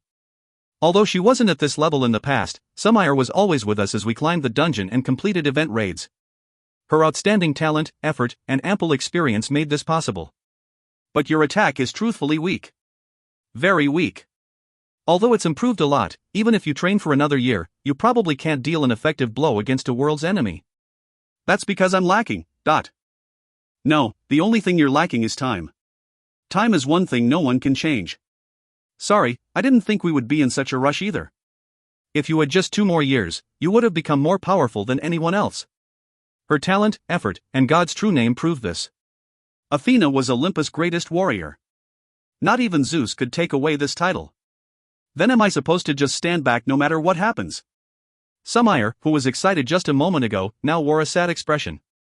Seeing her face, I didn't feel like continuing either. Nowadays, such sense of helplessness was common against Revival's members. There isn't much we can do in crucial moments. Guild Master and a few others shoulder all the burden. Such thoughts were the cause of this helplessness.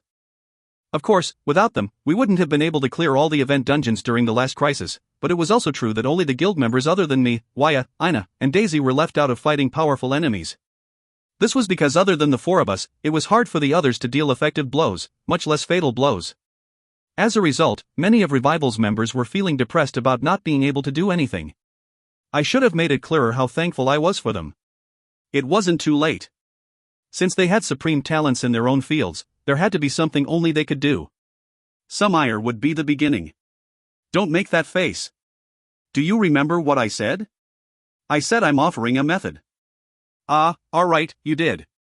Sumire's expression became slightly brighter. How much my words affected her showed how innocent she was. I'm saying it's impossible if you continue with your current training method. That's why we'll use a slightly unconventional method. Unconventional method? Yep. It's honing your blade for a single thrust. A single thrust. Seeing Sumire murmur after me, I held my spear and took a stance. Obviously, it was the stance I took when I used Heroic Strike. Sumire also noticed it. Shin, that's. Yep. Sumire had the greatest defense, Athena's shield, Aegis. Once activated, Aegis automatically blocked the enemy's attack without having to be held and even petrified the enemy. Sumire usually held the spear in one hand, but during this time, she could use both hands to hold the spear. The enemy will also be blocked by Aegis, and she'll be thoroughly protected. Perfectly blocking the enemy's attacks while attacking with her spear. It was any spearman's dream. Even so, just learning one technique didn't advance one's spearmanship. It only advanced his technique. Plus, even if he strengthened his technique, without proper spearmanship as the basis, it could never reach its maximum potential. That was why I never taught Sumire techniques. Now, it was different. Sumire advanced extremely quickly.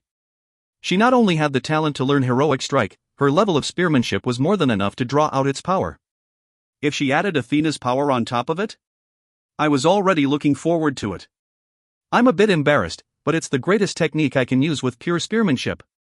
It's an honor. Sumire cheered up completely when I told her I would impart Heroic Strike onto her. Well, since she couldn't use Heroic Aura, it wouldn't be Heroic Strike, but... Right, let's call it the Goddess Strike. I haven't even learned it yet. And such an embarrassing name. I'm sure it's better than Heroic Strike. My eyes were completely serious. I still didn't understand why I gave this skill such a name. I regretted it immensely. I regretted it every time I used it. Still, I shouted its name loudly every time. I could still hear Mother's complaints from when I kicked my bedsheet because of it. First, I'll show you a Heroic Strike using only my energies. I summoned Ryue and asked her to create an extremely hard ice boulder in the center of the training room. In an instant, freezing energy filled our surroundings, and a giant ice boulder reaching the training room's ceiling appeared. Even Shin won't be able to break it easily. Thanks. I then summoned Pika and had her enter my spear. I then quickly took my stance. I pulled back with my right hand, and my left hand supported the spear from underneath. I leaned my entire body back slightly and bent my knees adequately. I was used to focusing my energy in one place, so I didn't really need to do all this, but since Sumire was learning it from scratch, it was good to learn the proper stance. You have to feel the energy in your body. See how I concentrate it and shoot it out. Yes. First, I roused Heroic Aura. It was an energy at the summit of all auras that empowered allies and erased evil. It could also strengthen all auras I possessed. It was truly a power befitting a hero. Next, I gave Pika my mana and also took out the lightning god's power. Though it was granted by the dungeon, this power proved that I was chosen by lightning and thunder and that I had the qualification to rule over them. It wasn't much different from a god's true name. What this meant was that I would still maintain this power even if I lost my qualification as an explorer. I could feel all of these powers concentrating on a single point on Chaotic Spear. My body's muscles, mana, aura, and elemental power. Everything came together. Prayuta circuit spun fiercely, while Mad Typhoon mixed the energies accordingly and created a tiny whirlpool at my spear tip. Sumire, who was watching me from a distance away, was completely focused. She didn't even breathe. Suddenly, I felt a bit uneasy. Ryue, materialize and strengthen that a bit more. Concentrating Heroic Strike's destructive power onto one target was also one of the conditions of learning it. Not uselessly dispersing its destructive power and focusing it entirely on the target. My ancestor was undoubtedly a pervert. I could also add Trishula, Sacrifice, Frozen Roar, Sky God's Rage, Twin-Headed Ogre's Tattoo's Close Range Attack Amplification, Succubus Queen's Tattoo's 2x mana, but I held myself back. It was already powerful enough. Phew. Hap. When I felt that I squeezed out every ounce of power, I attacked. Although I stabbed slowly so Sumire could clearly see it, my spear still traveled extremely quickly. As if it was being sucked in by the ice, it drove into the center of the ice. At that moment. Kayak. I knew this would happen. The moment the spear tip struck the ice, its boundless energy devoured the ice, breaking it into thousands of pieces and scattering it. Sumire screamed and held up her shield, but the ice shards disappeared without hurting anyone. The ice was under Ryue's control. Realizing that she was unhurt, Sumire stayed stiffened for a while with her shield held up, then lowered it with slightly trembling hands. Her voice also shook her hands. It's too powerful. But Shin, this isn't your full power, right? It gets stronger if I add God's true names, item effects, and skill effects. But other than God's true names, an ability like Lespina's nullified them, so there wasn't that big of a difference realistically. Sumire murmured with a dumbfounded expression. Too powerful. So this is Shin-Nim's power. As expected of Takumi Kazuchi. Please. It seemed what I just showed Sumire went beyond what she could accept. I let out a dry cough and brought her back to reality. This is my technique. The technique you'll make is different. There will be no lightning, no elemental power, and no heroic aura. Still, Sumire will have Somire's mana and Athena's power. Even if I learn it, will I be able to display the same destructive power? Probably. With your crazy talent, it might be possible. What I'm about to show you now is what Heroic Strike was based on. I asked Ryue to create another ice boulder. She used the same amount of mana, and its hardness was the same. This technique was something my ancestors created when they didn't know mana. It was created purely to display power surpassing the limits of one's physical body. As I explained, something caught my attention. Why did I just think about my sparring with Prayuta? It felt like something was about to pop out of my head. I thought back to what I said to see if anything popped up, but nothing happened. Shin-Nim? Are you okay? Yeah. I'm fine. I couldn't understand. Still, I felt sure I would understand it one day. Soon, that is. Believing this, I set aside my idle thoughts and took up the same stance as before. I can't say I mastered this technique my ancestors created, but I rate it highly since even without mana, it's on par with an attack using mana. Sumire, you'll have to use this skill as the basis to perfect your own technique. I have to learn something even Shin-Nim didn't master? You can do it. Trust me. Unlike Heroic Strike, you'll get a feeling for it when you see me use it. I held up my Chaotic Spear again. I let go of all my mana. I didn't draw Lightning God's power either. Using the pure power of my muscles, blood, and bones, I frantically drew everything under my control and outside of my control onto a single point. After concentrating, I eventually couldn't see what was in front of me. I could see one thing. The tip of my spear and the single point it needed to pierce through. I wanted to tell Sumire to concentrate, but I couldn't say a thing because I was controlling my body. In terms of difficulty, the last technique, in which I drew out all my power, was greater. Now, however, the process of controlling everything about my body and concentrating its power on a single point felt extremely difficult. Then, I realized. Mana's support. Mana, which followed my will, helped me control my body much easier. I was used to receiving Mana's support in using this technique. Now that I was relying purely on my power as a human being, controlling this power felt this difficult. My heart thumped. If I realized this any later, my spearmanship might have even regressed. Although mana was powerful, I couldn't allow it to take over what a human's power could do. Mana had its own role. There was a domain that mana should never invade. That was the concentration and flow of power. It was good that I realized it now before it was too late to turn back. It was good that I could still improve in my own area, rather than Peruta's. Just mastering high-rank spear technique wasn't the end. Just learning Mad Typhoon didn't mean that it was the only path I could walk. Shin, you said you wouldn't use mana. I could feel a weak whirlpool rising. I didn't stop it. Because I was completely immersed in concentrating my body's power onto my spear tip, Peruta circuit, which had become one with my body, was naturally reacting. I was ready. With that thought, I reached forward. The spear smoothly drove into the ice. At that moment, I muttered to myself. I'd done it. The giant ice boulder, which took up a large area, disappeared like it never existed. Although I didn't use any mana, what I accomplished was even more absurd than what I accomplished before. After pouring out my body's entire energy, I staggered slightly. As if it was waiting, Peruta circuit swirled and consoled my exhausted body. Sumire finally exhaled the breath she was holding in. Amazing. Did you see that? Yes, I did. I did, Shin. Everything. I'll definitely learn it, definitely. With this, I should be able to fulfill my role. I've been saying that. Although there was a side effect of Sumire's worshipping me even more, Sumire had regained her enthusiasm. I could practically see the fire burning in her eyes. Not even I thought it would work so well. On the other hand, there was something else in my mind. The power I just showed. If I could combine it with mana and my other abilities.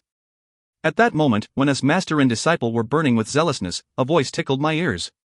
Did you finish what you needed to do on Earth, Revival's master? I tried to remember who the voice belonged to and finally remembered.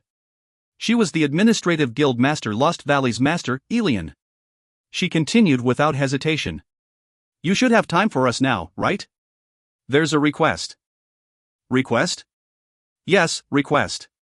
I felt like I could see her grinning. A dimensional mercenary request in the Edia's continent, happening under the supervision of the dungeon. If you find any errors, ads pop-up, ads redirect, broken links, non-standard content, etc., please let us know. Report chapter so we can fix it as soon as possible. Chapter 267. Kahar, 1. Chapter 267. Kahar, 1. I couldn't reject the request. Since I gave up on grinding stats, dimensional mercenary requests didn't really matter, but to me, dimensional mercenary requests were more than a way of obtaining stats and skill points. It was a way of getting one step closer to my final goal. In Revival, there were two other dimensional mercenaries, Wyatt and Daisy. It hasn't been 6 months since Daisy last used her dimensional travel, so it was still on cooldown. Wyatt was currently dealing with Sierra, who was practically a bomb on a short fuse. Wyatt had to stay with Sierra for at least the next few days. But my dimensional travel skill let me bring other people, so I could easily bring Daisy alone. If I wanted, I could bring other volunteers from the guild too. I'll have to hear them out first. Elos had asked me to come to Edia's continent when I had time. He said he was preparing for the final battle. Although his world faced numerous hardships, it seemed it was heading for salvation. However, the fact that this request came from an administrative guild rather than Elos made me feel uneasy. I messaged back, trying to hide this feeling. Where should I go? Come to Fairy Garden. You're more familiar with that place, right? I'll go first and deal with Loretta. It doesn't really matter whether I'm hit now or later. Thank you. Last time, when Elian requested me to go on a dimensional mercenary mission, Loretta hit her. Because I always met or fought a world's enemy in my dimensional mercenary missions, Loretta was extremely worried about me going. It was understandable. I would have felt the same way. No matter how dangerous dimensional mercenary missions were, they shouldn't be to that degree. Shin, what's wrong? I got a message about something. Sorry, Sumire. Can you train by yourself for a bit? I have to go do something. Yes, I'll do my best. Good luck, Shin. Yeah, thanks. I smiled sweetly and felt better after seeing Sumire clench her fists. Right, I shouldn't be so scared before I heard their words. After leaving Sumire, I immediately went to Fairy Garden. When I neared the pavilion, I saw Elian getting mercilessly beaten up by Loretta while other fairy garden members watched from the side. I'm going to die. I'm really going to die. It's okay, I'll bring you back to life just to beat you up again. Ow. Don't just watch, save. Ach. Wow. When I made an impressed interjection, some of the members noticed me and greeted me. I also waved my hand. I came to Fairy Garden so often that I was being treated like its member. How long has she been getting hit? Since the moment she came to Fairy Garden. Was he working inside the guild today? The hobgoblin Melodel replied with a cup of green tea in his hands. I think she got hit about 1.2 million times. I should praise Loretta for hitting her over 1 million times in just a short time. Loretta was so focused on hitting Elian that she didn't realize I'd come. Even I couldn't follow her arms and legs easily. Still, I improved a lot. I wouldn't have been able to see anything in the past. I told you not to involve Shin. Nim. Didn't I? We don't have enough, ow. People, ow. Stop hitting me. You're going to ruin my skin. Ow. There are other explorers. How were Loretta's slender arms and legs so powerful? I was extremely curious. Next to me, the elf Sakatra murmured as she nodded. As expected of the queen. Using her power of blessing, she's making her muscles sustain no fatigue. Being able to use the power of magic for such a violent physical attack shows how much of a genius she is. That's a very scary genius. If I saw the side of her earlier, I might not have fallen in love with her. Ow. It hurts. I can make it so it doesn't hurt. Jay just hit me. I didn't want to see a corpse, so I stepped in. Loretta, that's enough. Shin Nim. Kahook. Loretta stood tall the moment she heard my voice and kicked Elian. With a short memorable cry, Elian flew far, far away like a character from a manhwa. After Elian left everyone's view, Loretta finally turned around. It seemed she was giving her best in beating Elian up, as she had tiny droplets of sweat on her forehead. Why you came, Shin Nim? What business do you have? Did you come to play with me? Ooh-hoo. I've been watching for a while, so don't pretend nothing happened. No way. Loretta despaired.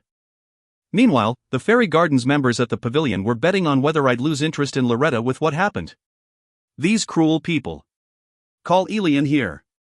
I have to hear what she has to say. No, Shin Nim. It's too dangerous. I have a friend in Edia's continent. Plus. I swallowed my words. It wasn't something I could say to someone else. Loretta tilted her head, but I just asked her to call Elian back or bring her back to life. The dejected Loretta then clapped twice. Elian appeared with her but pointed up. Loretta, you bitch. Get up before I hit you again. You're big-chested violent elf. Hardcore stalker. Muscle fetishist. Cack. Get up before you die. After that, Elian needed some time before she could talk to me. Then I'll keep it simple. With both her eyes bruised, Elian began. I was in charge of Edia's continent's hero, just like how Loretta is in charge of Earth's hero now. I see. That was why she was so interested in Edia's continent's affairs. When I nodded, Elian also nodded and opened her scabbed lips. To be frank, you and I are pretty much on the same level. Just what did you eat to get so strong at such a young age?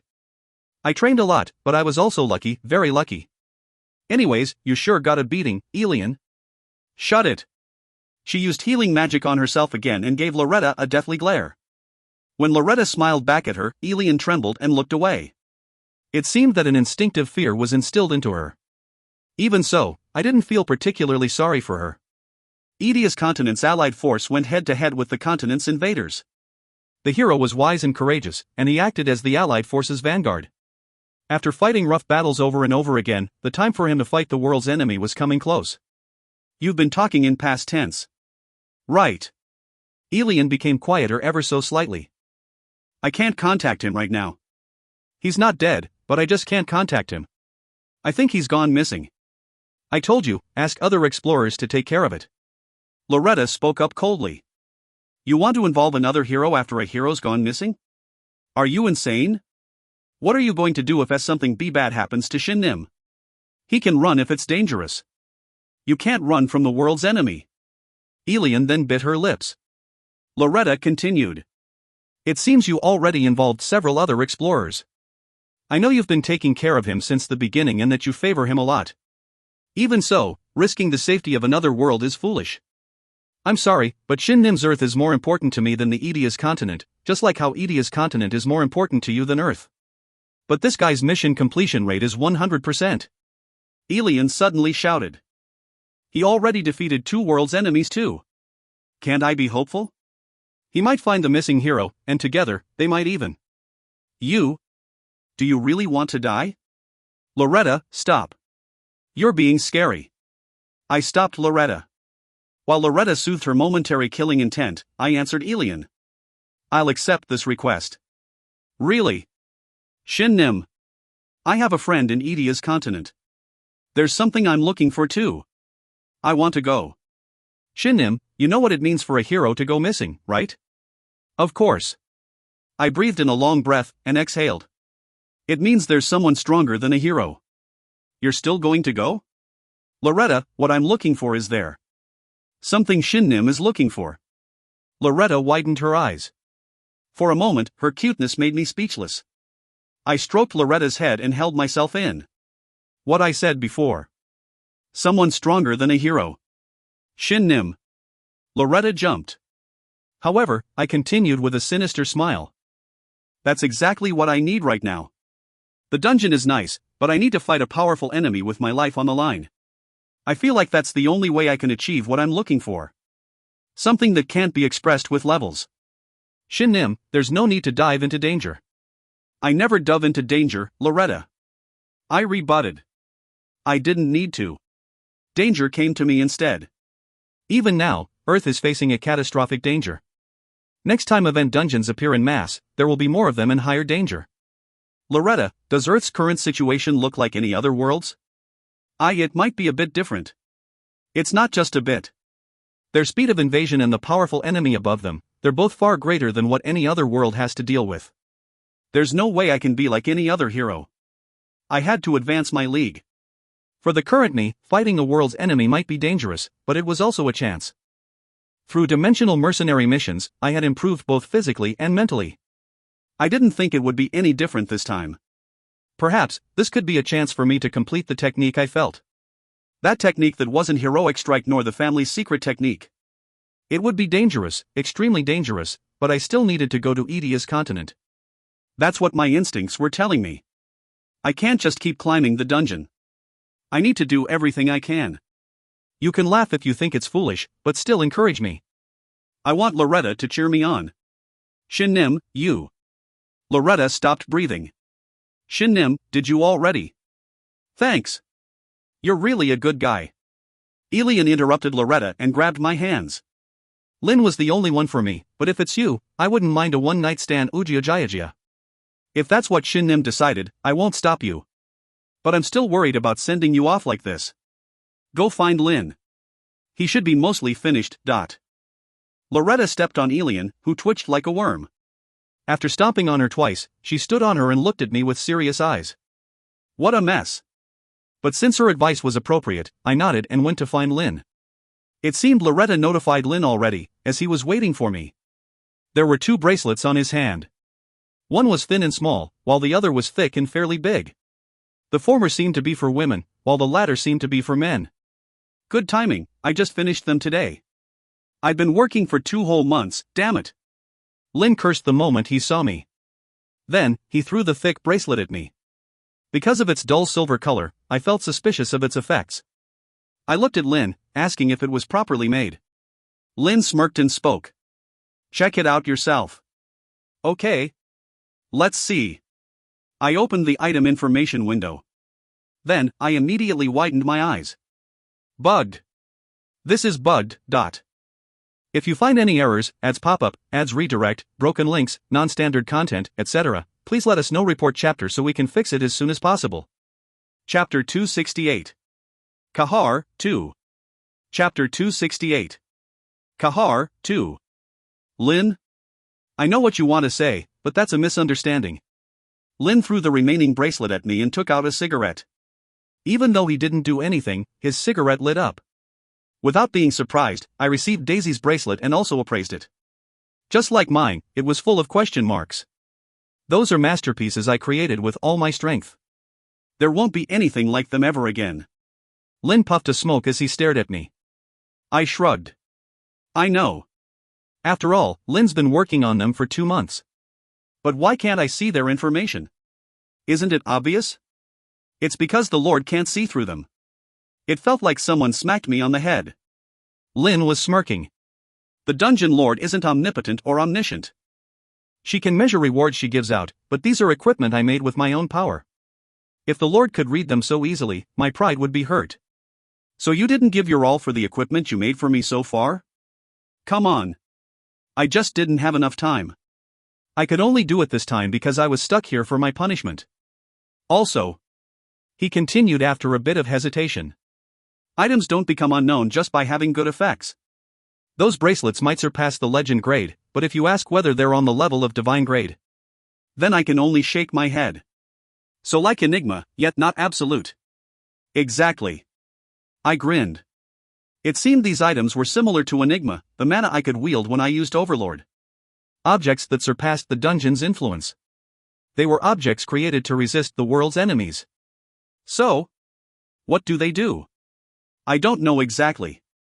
This draconian.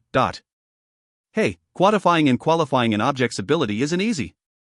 How am I supposed to see through something that even the Lord can't? Phew. Lin dodged my gaze and puffed another smoke. I would have pulled his hair out if I could. Did Lin feel my bloodlust? Or did he feel sorry to not say anything? Regardless, he let out a dry cough and gave an explanation. At the very least, they aren't cursed. Yours even has Dragon's Blessing. The experience I gained from fighting the Bookwalkers was used to make it. If you fight them again, as long as that bracelet is protecting you, they won't be able to write about you. Not even a world's enemy can nullify that bracelet, so it'll work against anyone. Anyone? Anyone. I decided to trust Lin's words. After all, Lin, the great blacksmith, took 2 months to work on them. I put the bracelet on my left wrist as pure black desire was already on my right wrist. Immediately after I put it on, I felt my senses change. How do I explain this? It was almost like my senses got sharper. Right, it was as my sensory organs doubled. Eyes, nose, mouth, ears. The 4 organs perceiving outside information all became heightened. To be honest, I experienced this feeling whenever my levels and stats rose, but it was just too extreme this time. For a moment, I felt so dizzy that I had to stop to catch my breath. Oh, looks like it's working. I haven't tried them because you can't take them off once you wear them. It's, like you said. I raised my left arm. The bracelet shrunk to fit my wrist and gripped my arm like it was a part of it. Although it shouldn't be stuck, it really didn't budge. After a while, I finally got used to the change, but a new twisting pain struck my insides. Lin. I imitated the way Lord raised your league. Don't glare at me like that. I didn't know how to do it, so I had to use a little bit of draconic power. A lot, actually. I scraped a dragon's body clean, too. Lin flicked his cigarette and fell in thought. Then, he snapped his fingers. It's elevating your body to be similar to a dragon's. If your achievements in League aren't enough, you'll die from having your body twisted, but you have more than enough qualification. So this isn't giving me another ability, but rather. Right. Excluding everything you got from the dungeon, purely based on the achievements you've made, it's using draconic power to adjust your ability to fit the true league you should have. That's why it's lacking compared to levels or stats. Now that I think about it, it's completely different from the method Lord uses.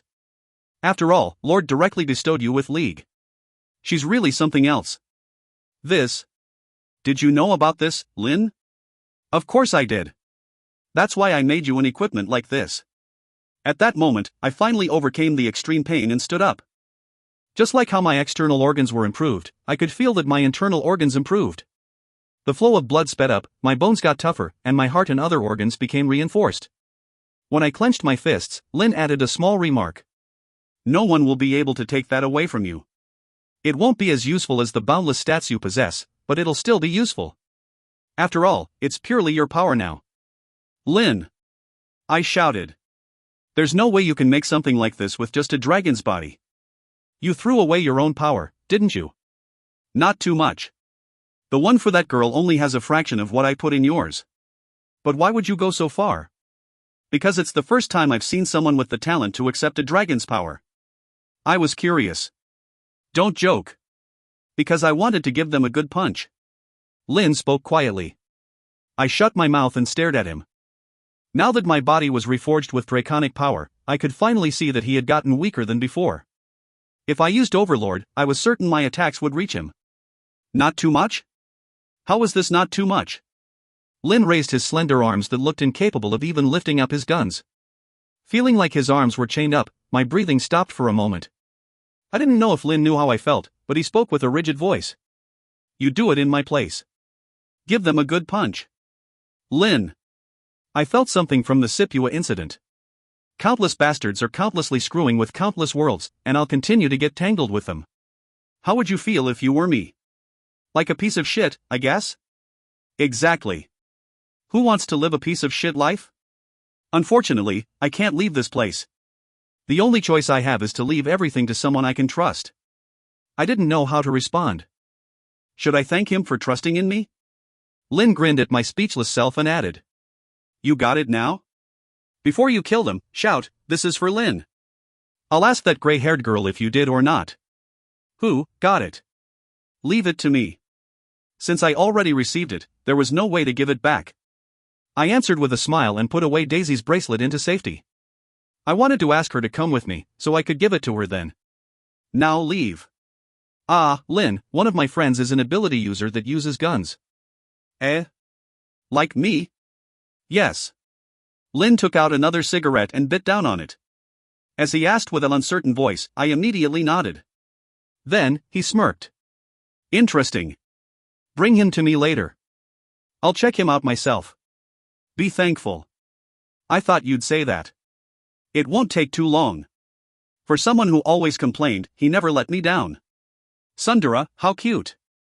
I waved my hand in thanks and turned around. Leon, you better thank me. Daisy, where are you? Beyond 16th floor. Just came in, today.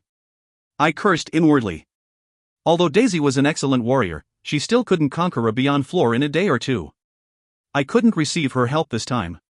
When I didn't say anything, Daisy asked. Do you need my help?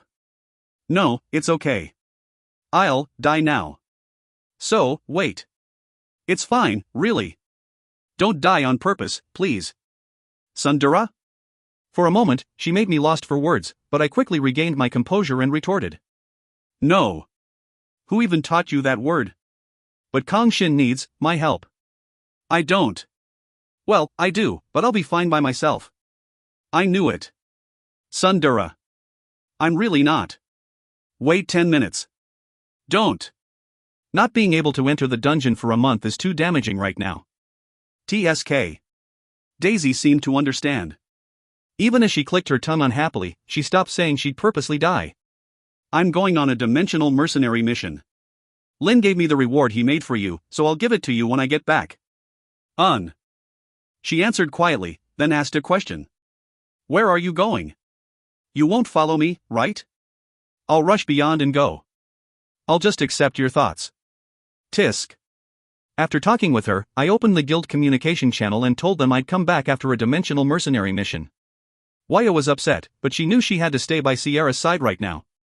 Since I was done with all the business I had to take care of, it was now time to go find Elian again. Before that, however, I contacted Elos.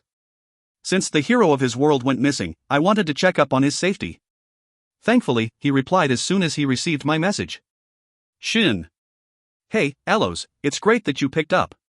If you contacted me, does that mean? Earth is pretty calm right now. Elos breathed a sigh of relief. His voice was extremely heavy. Phew. I've been waiting for you. Something troublesome happened to my continent, so I've been wanting to get your help. Yeah, I heard from others too. I'll be there soon, so wait for me. With that, I headed back to the pavilion. Loretta was chokeholding Elian. Agujayajayajiak. You're still at it. They've been at it since you left. Do you want some popcorn? Ladon, the dwarf, shoved a bowl full of popcorn towards me. I grabbed a handful and shoved it in my mouth. Then, I plopped down next to him. The rest of Fairy Garden's members were munching on popcorn and enjoying the scene. These guys were all evil. After Elian's face mysterious turned white, then red, then white, then red, Loretta seemed to have gotten tired of strangling her as she changed to a crossface hold. Elian's tone was about to break the Guinness World Record. She was tapping on the ground furiously, but unfortunately, there didn't seem to be a tap-out rule in Fairy Garden's rulebook. Kook, if you're here, stop her. Oh, Shin Nim. Perhaps because she was seen last time, Loretta got up leisurely. Elian fainted with bubbles foaming from her mouth, but no one paid her any attention. We were just discussing our friendship between women. I put in good words for Shin Nim, so she won't try to flirt with you again. Good words. If what I saw were good words, Loretta's lecturing just might kill. With that in my mind, I asked Loretta. Let's not talk too much from now, Loretta. Oh. Then. He. Loretta interpreted my words as she liked and fell into her own imaginary world. I guess that's another talent of hers. I waited for Elian to recover. When she did, I received a piece of paper from her. Loretta was still in her imaginary world, smiling creepily. This is the request form? It's the first time I've seen one in paper. It'll work as a road sign. A part of the hero's item is engraved in it, so it'll tell you where the hero is. Aha! This time, there's a total of 25 people including you. They should all be gathered where you're heading. There's just one goal, saving the hero. Elian spoke with dignity as she fixed her ruined dress. Of course, there was no dignity to be felt. It'll be extremely dangerous. You might even encounter a world's enemy. I'll ask one more time. Will you really go? Yes. Thank you. She spread her arms out to hug me, then lowered them with a noticeably flinch. Good luck. I'll pray for your victory. Just like that, I headed to the Edia's continent with licorice and latte. With Loretta's blessing too, of course. If you find any errors, ads pop-up, ads redirect, broken links, non-standard content, etc., please let us know. Report chapter so we can fix it as soon as possible. Chapter 269. Kahar, 3. Chapter 269. Kahar, 3. Just like how it was when I went to Luca continent, I expected to find myself inside a palace when I used dimensional travel. I was right. After using dimensional travel, latte, licorice, and I found ourselves in the middle of a vast hall filled with knights and magicians. When I looked around, I didn't see any other dimensional mercenaries. Just when I was thinking that they had already left, one of the knights murmuring amongst themselves approached me. You're a dimensional mercenary, right? Do you know how many more are coming? I'm the last one. Are you Kang Shin Nim? Yes. What's this? They know who I am? As if to prove my suspicion, the knight then bowed respectfully. Crown Prince is waiting for you. Follow me. Crown Prince. I widened my eyes. The Crown Prince is waiting for me, a dimensional mercenary? Could it be? I shut my mouth and followed the knight. I didn't need to think too much about it. After all, I would soon see it with my own eyes. Dear husband, the people here are pretty strong. They're doing well against their invaders, so it makes sense. Their gazes are annoying. Hero, can I pull their eyes out? It's because you two are pretty. Just ignore them. In this place full of men, latte and licorice stood out too much. As we followed the knight, I could feel everyone's gazes locking onto us. In most cases, stares fixed on women shifted to the man they were traveling with. It was truly annoying. Even on a dimensional mercenary mission, I was receiving gazes full of envy. Just focus on your war, damn it. Please don't mind them. They're just mentally exhausted from repeated battles. When they see Kang Shin Nim traveling with two beautiful women, it's natural that they. Latte and licorice are fighters too. Well, whatever. We arrived in front of the audience chamber. The knight stopped and announced our arrival. A voice of a young man then told us to enter. When the door opened, we walked in a straight line. In the fairly large audience chamber, there was one man sitting at the head of a long table. Oh, you're really here. It's been a long time. Yeah. Paul. I almost fell over from the surprise. The man wearing a fancy armor and sitting at the head of the table was undoubtedly Elo's party member, Paul. Seeing me speechless, Paul seemed a bit down. Don't be so openly shocked. Did you expect Elos to be here? Well, yeah. Paul smiled bitterly at my honest reply. To be honest, I also think that he's more fitting for this position. But even if he's the party leader in the dungeon, in the Edia's continent's Kravis Empire, he is my royal guard as Count Cassina's eldest son. And you're a crown prince? Ah, I remember now, your last name was Kravis. That's right. First, come on in. Elos will be here soon. Like he said, Elos did arrive soon. He was fully armored and wore a stiff expression. When he saw me, his expression lightened slightly. Friend, you really came. Sorry that I came so late, Elos. It looks like the other mercenaries already left. Right.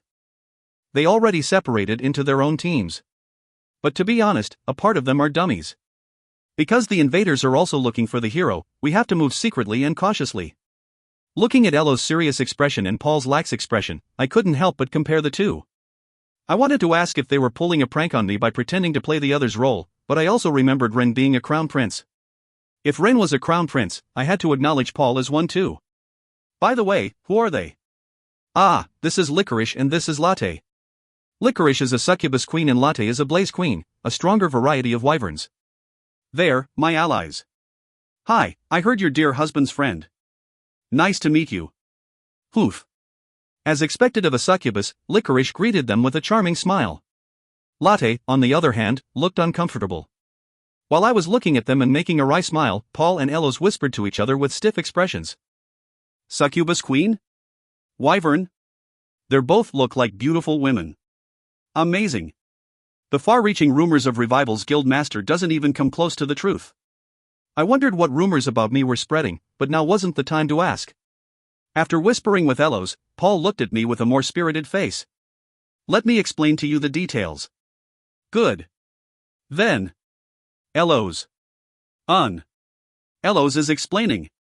I explained how we had a huge battle, right?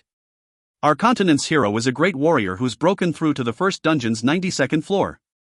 In that great battle, he cut down countless invaders and brought victory to our continent's allied force. The leader of the invaders is a man called Kang.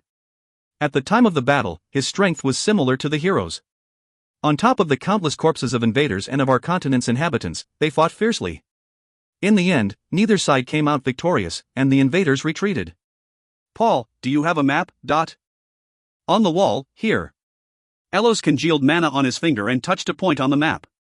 A small mark was left by a burn. From here to here is the invaders' territory. Here's our empire. Here and here are independent nations that are allied with us. They ally with us whenever a huge battle is imminent. Although several countries have already fallen, most of the survivors came together and formed an army.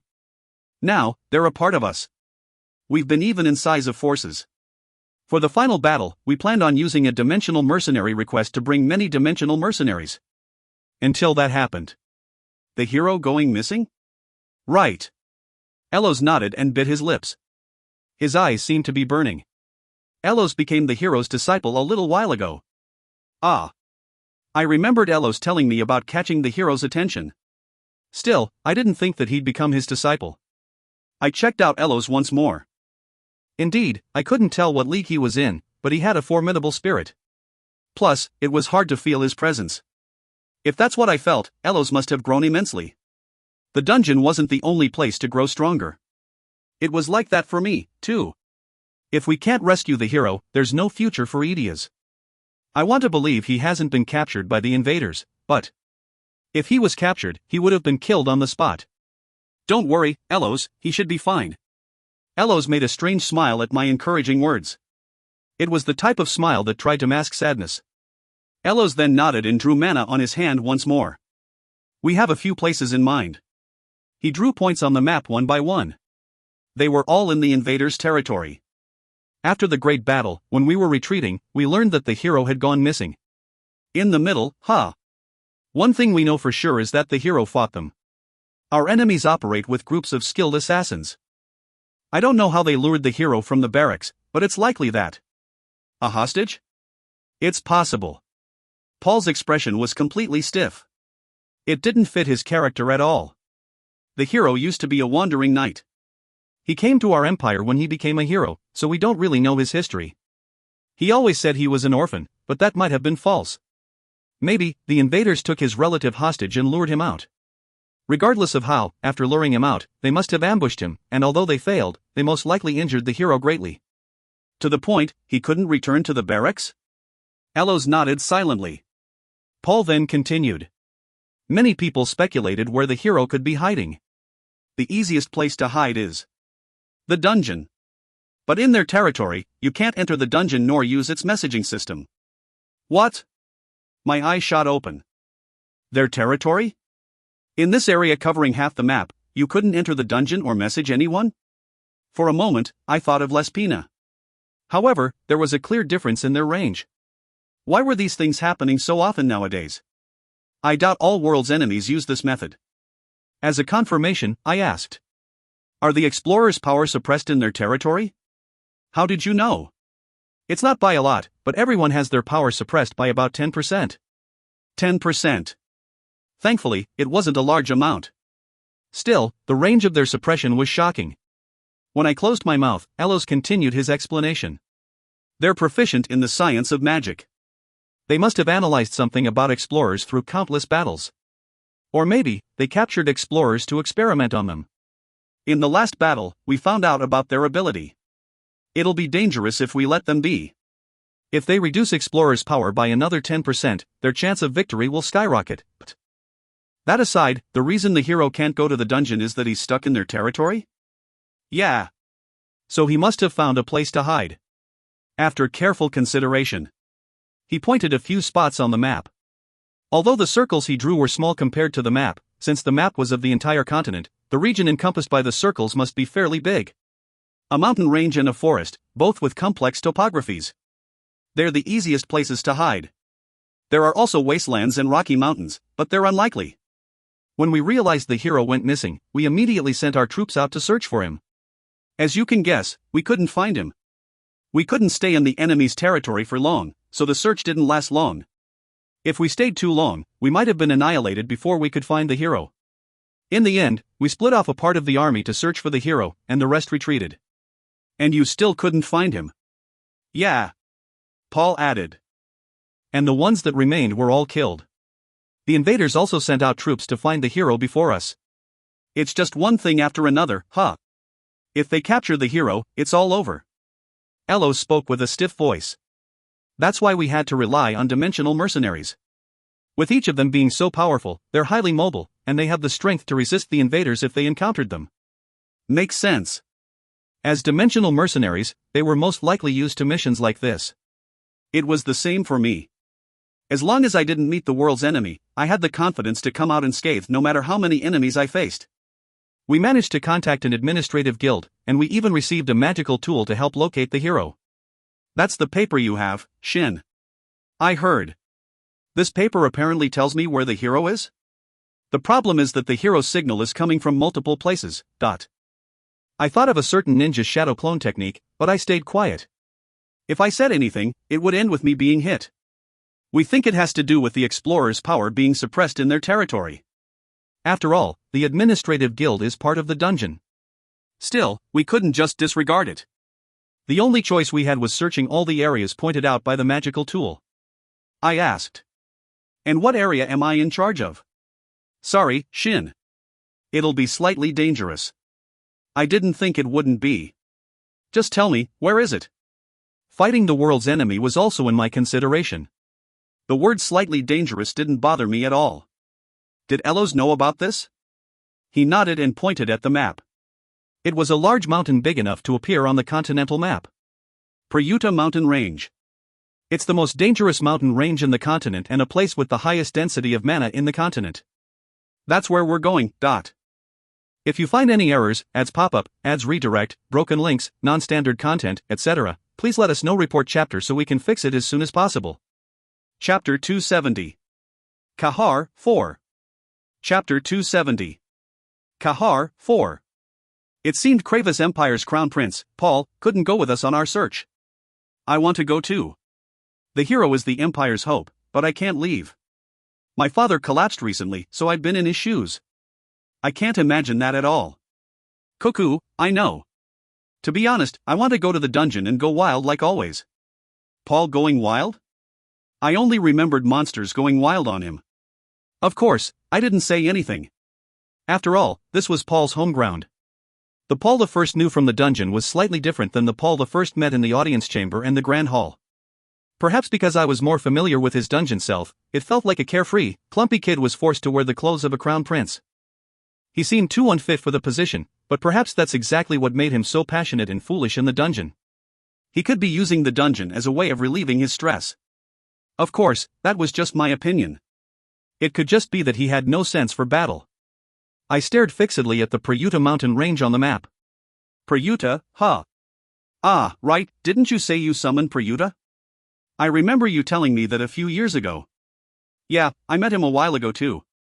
I'm learning spearmanship from him once a month. Paul and Elos both expressed surprise at my words. Really? You're learning spearmanship from that Prayuta? That's amazing. No, it's probably not the same Prayuta as the one from our continent's myth. Prayuta is the top-ranking god from the Empire's creation myth. As a principal deity, he's on a completely different league than the other gods. If they knew I had true names of other principal deities, they might flip out. Well, deific manifestation is different from God's true names. In truth, using deific manifestation no longer gave me any advantage in battle. Although Prayuta's spearmanship and Prayuta's circuit were more powerful than mine, I had other techniques that he couldn't use, Overlord. Prayuta was unable to bring out the true depth of his martial arts with my body, while I could strengthen my entire self with Overlord. Simply put, I was superior. Even so, Prayuta was a good master and an advisor. While I was regretting never having asked Prayuta about Idia's continent, Elos was coming to his own conclusions. It can't be the same Prayuta. Spear-using heroes from our continent all called themselves Prayuta, so the one Kang Shin summoned must be one of them. Yeah. I didn't argue with Elos. Still, I knew that the Prayuta I knew was the one from the myth. It seemed this myth carried great weight in this continent. The mythical existence they worshipped so much was teaching me, who wasn't even from their continent. I could understand what they felt. That's why I stayed silent. Anyways, why is this place called Prayuta Mountain Range? It's simple. In the myths, that's where Prayuta vanished. It really was simple as Elos said. I felt my heart thump. Something was there. Something that would let me take a step forward. I was certain. If I knew that Idia's continent had a vestige of Prayuta, I would have come earlier. No, I wasn't late. Elos said it was the most dangerous place on the continent. If I came before, I might have had to turn back without gaining anything. Now was the best time. Shin, we have to talk about who's coming. Oh, right. I guess it can't just be me and you. Since Paul can't go, besides you and me, I guess you're fine. I looked at Elos' left ring finger. Elos quickly hid his hand, but I had already seen it. He had 2 silver rings on his ring finger. One was big and thick, while the other was small. It felt like he squeezed his finger through. I stopped breathing. I couldn't continue what I was saying, but I also knew I couldn't stay silent. Still, I couldn't think of any words to say. In the end, I only said one word. Sorry. No, it's fine. Elos responded promptly as if he knew what I was going to say. I didn't have the confidence to look at his face. I remembered him saying that he was always prepared for the death of his comrade. But if it was his fiancée? Impossible. Shin, I'm okay. As a tribute to her, help me find the hero. Yeah, I promise. I'll save the hero. Yeah. Thanks. He smiled bitterly. I felt like I finally understood why he sounded so down when I last talked to him. In the end, the party members were narrowed down to just me and Elos. Rather than rescuing the hero, fighting to protect the Empire's citizens was the priority of the Empire's knights. The ones that could participate in the rescue mission had already left with the other dimensional mercenaries. You might feel uneasy, but trust me. I'm level 60 now, so I won't pull you down. I trust you. Elos most likely spent more time in the battlefield than he did in the dungeon. Considering this, his progress was outstanding. Even with the hero's personal training, it wouldn't have been possible without his tenacity. I was genuinely surprised. Of course, it was wrong to think I was the only one with talent. I was happy with his potential. The reason the hero chose him as his disciple was likely also because he saw Elos' potential. Come back safe and sound. Other knights will ready the things you need. Paul wished us luck. I still couldn't get used to him being a crown prince. There was something bothering me, but I forced myself to smile and left the audience chamber with Elos. In the hallway, refreshing wind blew through the opened windows. Be thankful it's autumn, Shin. Fire elementals like to play around too much during summer, and fires randomly erupt from thin air. I should have come during summer to scold those guys. It didn't really matter how the weather was as my body was no longer affected by it. Of course, monsters are threatening no matter what season it is. Before we enter the mountain range, we'll also encounter more invaders than you're thinking. We were entering the enemy's territory, and they were also madly searching for the hero. Objectively speaking, this mission was ridiculously dangerous. We knew our destination, but that didn't mean we could just march there. For that reason, we left through the first floor's entrance. Soldiers and maids were busily running about. The entirety of the palace, the empire, or even the continent could be running around like this, preparing for the decisive battle. Their determination and tension showed the gravity of the situation. That is, until they saw me. There's a woman like that in this world? Whose woman is she? Damn, her brilliance is making me blind. If she gives me a glance, I can die without regrets while fighting the invaders. Shin, wait a moment. Hey, you, come over here. Elos called a few of them here and gave them an order I couldn't hear. Seeing the male knights and soldiers scurrying away, I could tell he threatened them with punishment if they kept ogling latte and licorice. As a man, I empathized. Even if the world was about to fall, guys couldn't help but look at pretty women in front of them. Once the curious gazes disappeared, Elos opened the map he was carrying. He then explained the route we'd take in detail. It'll be dangerous no matter which path we take, but this is the safest. We'll only have to go around a bit. Aren't we in their territory anyways? With this path, we'll avoid 2 of their castles. You know what that means, right? I did. Unless the invaders were like monsters who liked to live in the wild, most would be living in castles. Elos most likely planned a route that would have the least amount of fights. I again realized how absurd this mission was. I reviewed my options. The straight path was shorter, but contained 2 castles on the way. Elos' path was longer, but allowed us to avoid the castles. Since we didn't know what we would lose if we fought at the 2 castles, Elos' path wasn't a bad choice at all. Elos. Still, I disagreed. It didn't matter whether I fought 2 battles or 2,000 battles as long as the world's enemy wasn't there. What's wrong? Elos tilted his head. I looked back at Latte. She shook her head with teary eyes. No, I don't want to. Please, Hero is the only one allowed. Why can't you understand how I feel? Sorry. She must have had a lot of stress built up without me knowing. I felt guilty all of a sudden. No, it wasn't just a feeling. I was guilty. Did she get smaller when she became a Blaze Queen just to prevent other people from riding her? In any case, it was hard for me to ask her to sacrifice herself. If I didn't have any other choice, I would have to ask her again, but for now. I faced Elos, who looked just as surprised as Latte. Do you know any wyverns live nearby? It doesn't to have wyverns. I'm looking for rideable monsters that can fly quickly. If you're okay with wild untamed wyverns, there are some in a canyon about 6 hours from here on horseback. But Shin, are you suggesting we tame wyverns to fly? First, taming wyverns is impossible. Second, we would be imposing ourselves completely by flying so openly in the sky. Plus, we don't have any time to waste to go tame wyverns. That canyon is in the opposite direction of where we're going. Elos, here's my thought. I spoke resolutely. We'll fight less if we just kill the enemies that can follow our speed in the air. Our pace will shoot up, too. It's too bold. We'll just be shot down. It's a small risk compared to the benefits. Didn't you say Prayuta mountain range was dangerous? We'll have to fight monsters there, so we can't waste time walking there when we can fly. Flying will be quicker, but the risk is. Shin, just what level are you? Levels aren't important to me anymore, friend. With that, I grinned. The 2 bracelets on my wrist, Pure Black Desire and Lin's bracelet, each glowed with a hazy, bright light. Since I'd yet to name Lin's bracelet, I decided to call it Radiance from now. Elos looked at me with a dumbfounded look and surrendered. Fine. Since I'm risking my life already, I might as well jump into the dragon's mouth. I just hope we can kill it before it breathes fire and kills us. Good, it's decided. So, where's the canyon? Northwest. It's... Elos raised his finger and pointed to a direction. Immediately, Latte transformed into her Blaze Queen form and flapped her wings. Surprised, Elos jumped back. She really is a wyvern. She's different from normal wyverns. I'll go alone. Forcing wyverns to submit is nothing for a Blaze Queen like myself. How long will it take? 6 hours on trained horses. Disregarding the time it takes to subdue wild wyverns, it was 12 hours. Latte smiled confidently. 20 minutes is enough.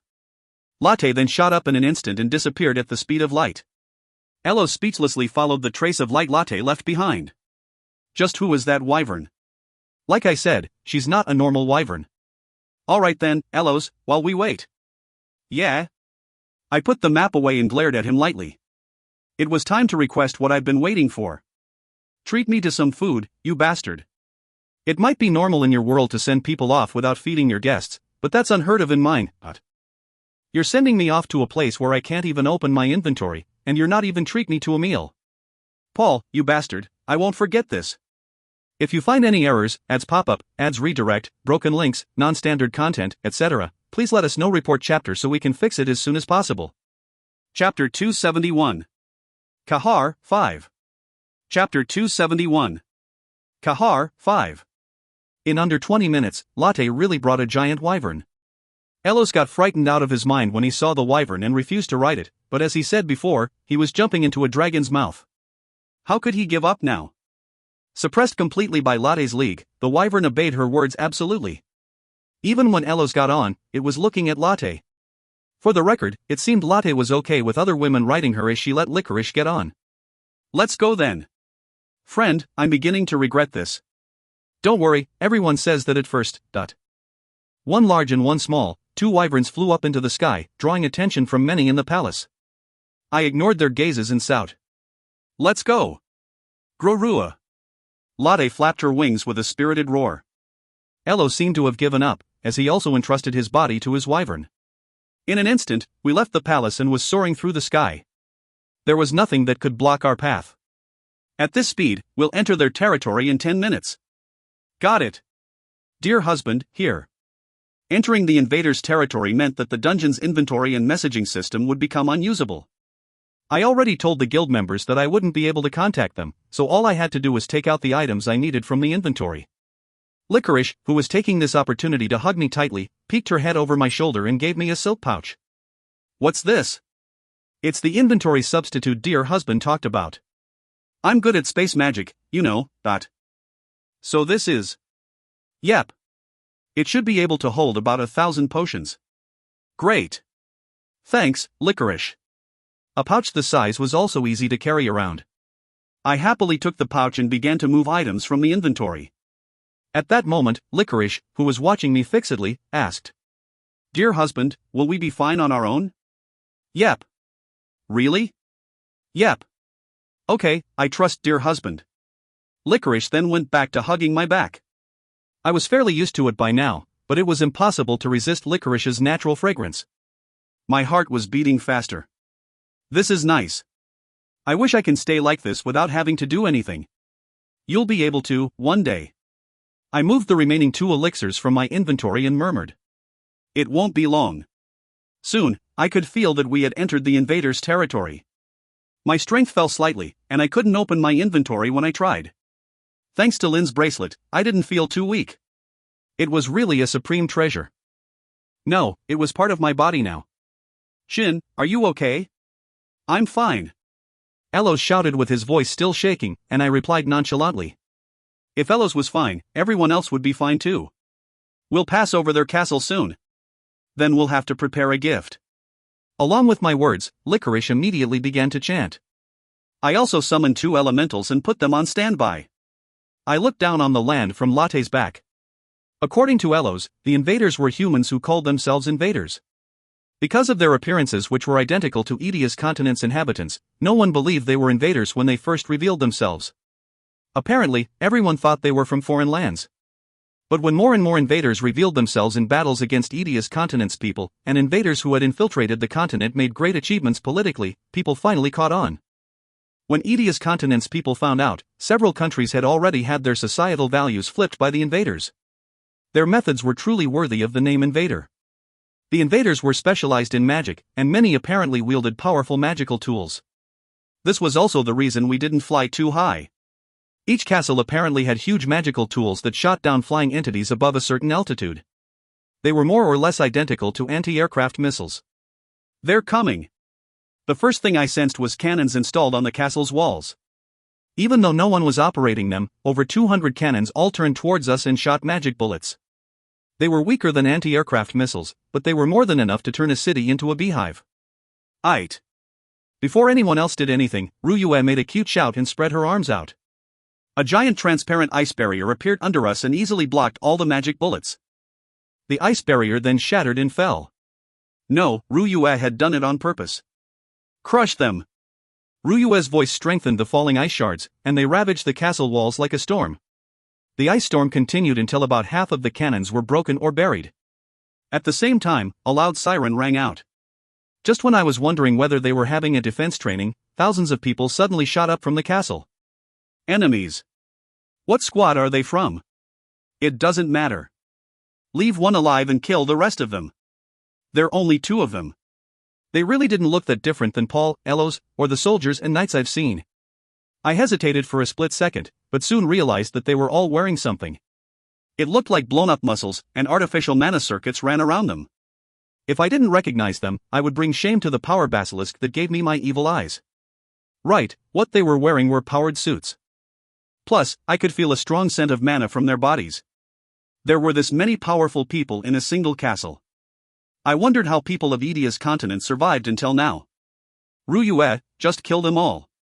Of course, since they were aiming for our lives, I couldn't be merciful. I can kill them? Yep. It'll be hard in this form, so I'll materialize. Ryue spun in a circle and materialized into a mature beast girl form. The enemies looked surprised, but they soon shot magic attacks towards us. Shin, their mana is different than ours. They can absorb our mana and analyze them, and grow resistant to our attacks. What, are those guys Bookwalker's descendants? All the invaders I met in foreign worlds had strange abilities. Dealing with Earth's 2 worlds' enemies was annoying, but it seemed other worlds didn't have it much better. Elos, they can't share the mana they collected with each other, right? No, nothing like that. Ryue, you heard that, right? I'll go first. Before the enemy's attacks reached Ryue, Licorice shot the magic she had prepared. Huge flames erupted and ravaged the invaders' front lines. Quahawk! They have a powerful magician. Damn it, such a large mana in just an instant. Counterattack. In truth, she just had it prepared.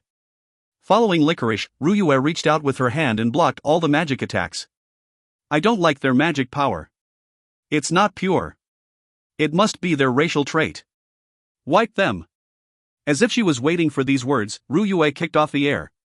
From her hands, white large ice claws rose up and glistened against the sunlight threateningly. The enemy seemed to have expected Ryue to close-range fight, as they fluidly changed their formation. Ones wearing full-body powered suits then came up front.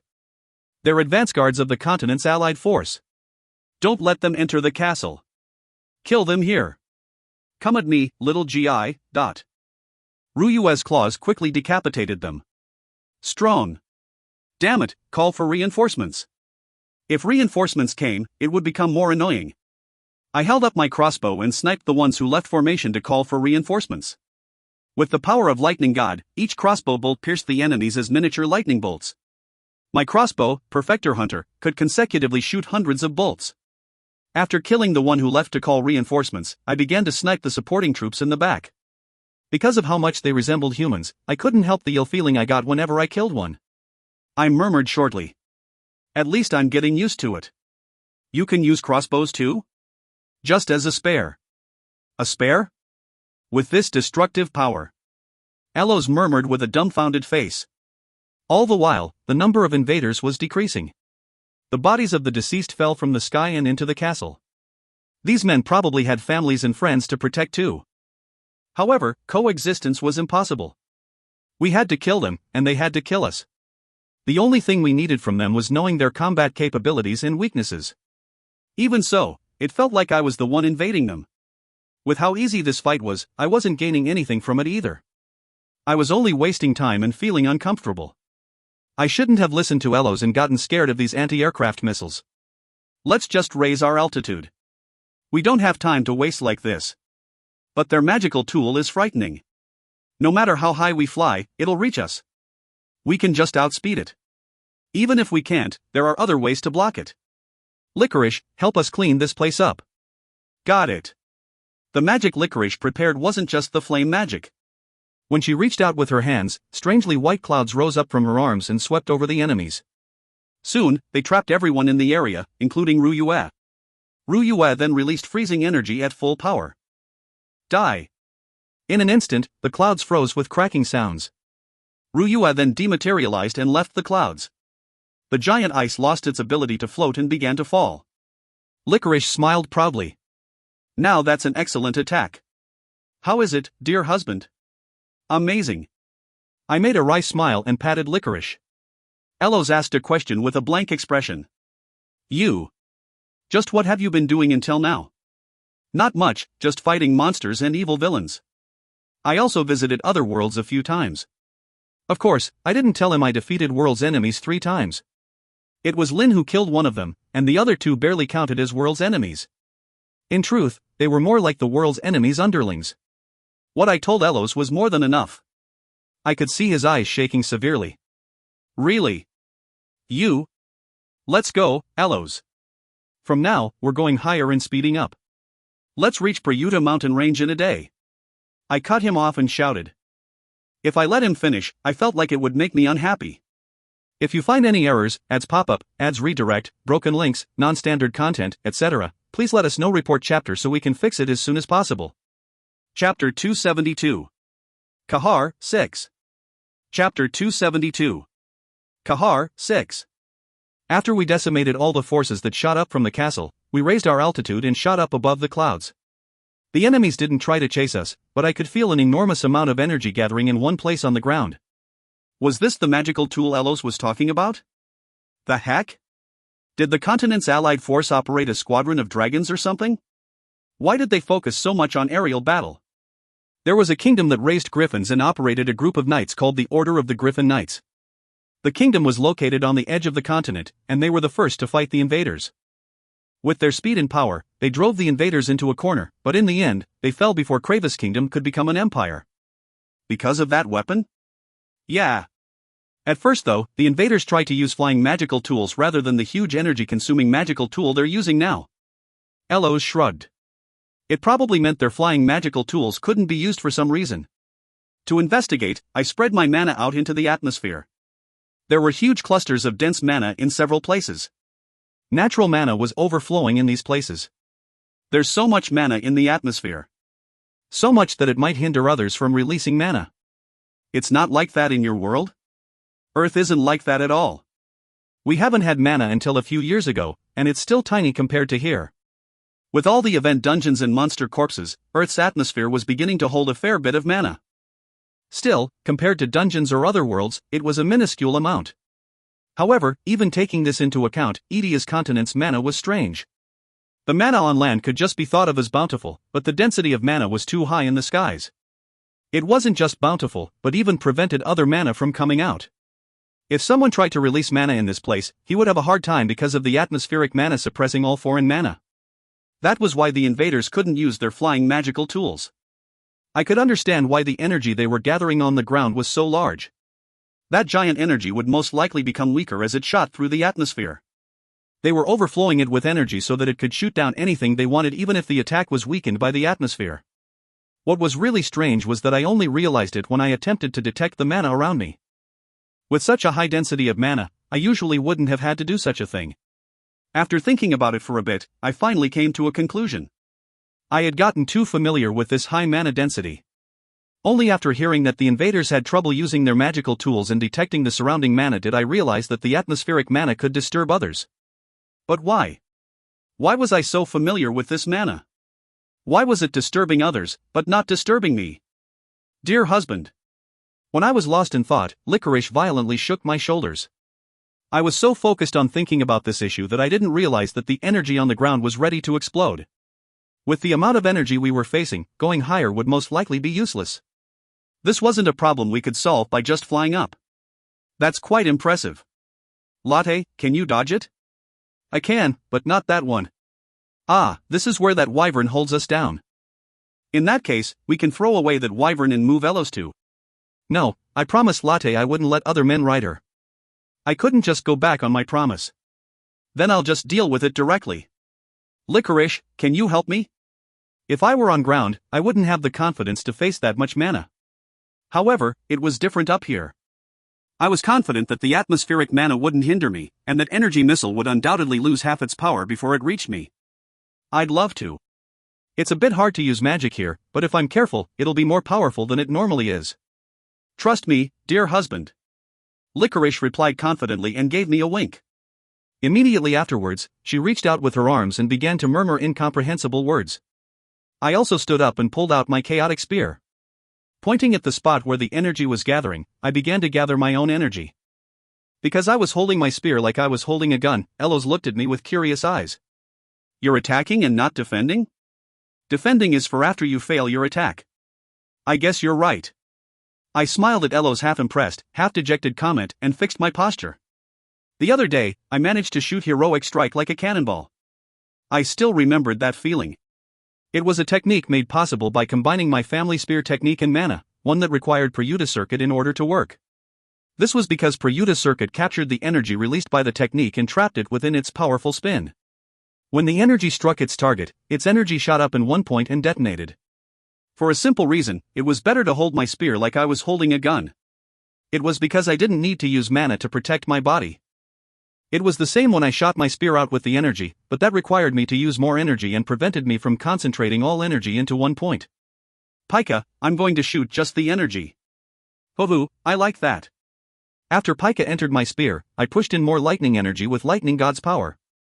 Strengthened by Pika's power, golden lightning traveled across the spear shaft like a sweet sap and gathered at the spear tip. Prayuta circuit took the gathered lightning and created a small bead-like whirlpool. The materialized ball of energy made me smile. Without kidding, we would all die if it exploded here. I would love to add the power I used when I didn't use mana, but that was out of my capability at the moment. I didn't know how long it would take until I got to that point. All I knew was that I needed time to obtain it for my own. For now, I'll do what I can. Dear husband, now! Licorice shouted sharply. The invaders had also fired their concentrated energy at this moment. Immediately after Licorice's shout, a giant ring of mana appeared, piercing the clouds and connecting us to the ground. I instantly recognized what it was. This is trajectory assistance? Hurry! I didn't have time to hesitate. I shot my heroic strike straight through the center of the concentric trajectory. The ball of whirlpool quickly left my spear tip and accelerated as if it was boosted by a rocket. I didn't know what Licorice did, but she was taking the atmospheric mana and strengthening my attack. She made the mana hers. Isn't she a succubus? She's a special succubus. Didn't I tell you she was a succubus queen? I made a wry smile at Elo's surprised expression and followed the trajectory of the energy I released. Heroic strike flew like a cannonball as it continued to accelerate. On the other hand, the giant energy flying up from the ground was losing its destructive power and speed as it traveled through the ring Licorice created. I wondered how that was possible, then I realized that what Elo said was the answer. Licorice had turned the strange atmospheric mana into hers. With that, she was strengthening my attack while weakening the enemies. By a large amount too. Its unexpected effect even caused Licorice, who casted the magic, to widen her eyes. Dear husband's energy amplification factor is too high. What's happening? Is it because the whirlpool form is good at absorbing energy? That's good. Because of its speed, it'll clash much closer to the ground than we anticipate. Look! Immediately afterwards, the two energies clashed and caused an enormous explosion. As Licorice said, the explosion occurred fairly close to the ground. Without stopping at just the explosion, the energies clash rocked surrounding mana and even caused the mana in the air to detonate. Like throwing a match in a powder keg, the explosion spread like wildfire. Just what was this mana? As expected, the chain explosion reached the invaders' castle. Although I couldn't see it well, I could still hear the explosions and screams of the invaders. The castle walls were bound to fall, and the invaders and buildings within were likely to be annihilated. The only problem was, isn't that explosion still continuing? It might reach us too. While Elos and I exchanged a look, Licorice shouted in horror. Birdbrain, fly! Quickly!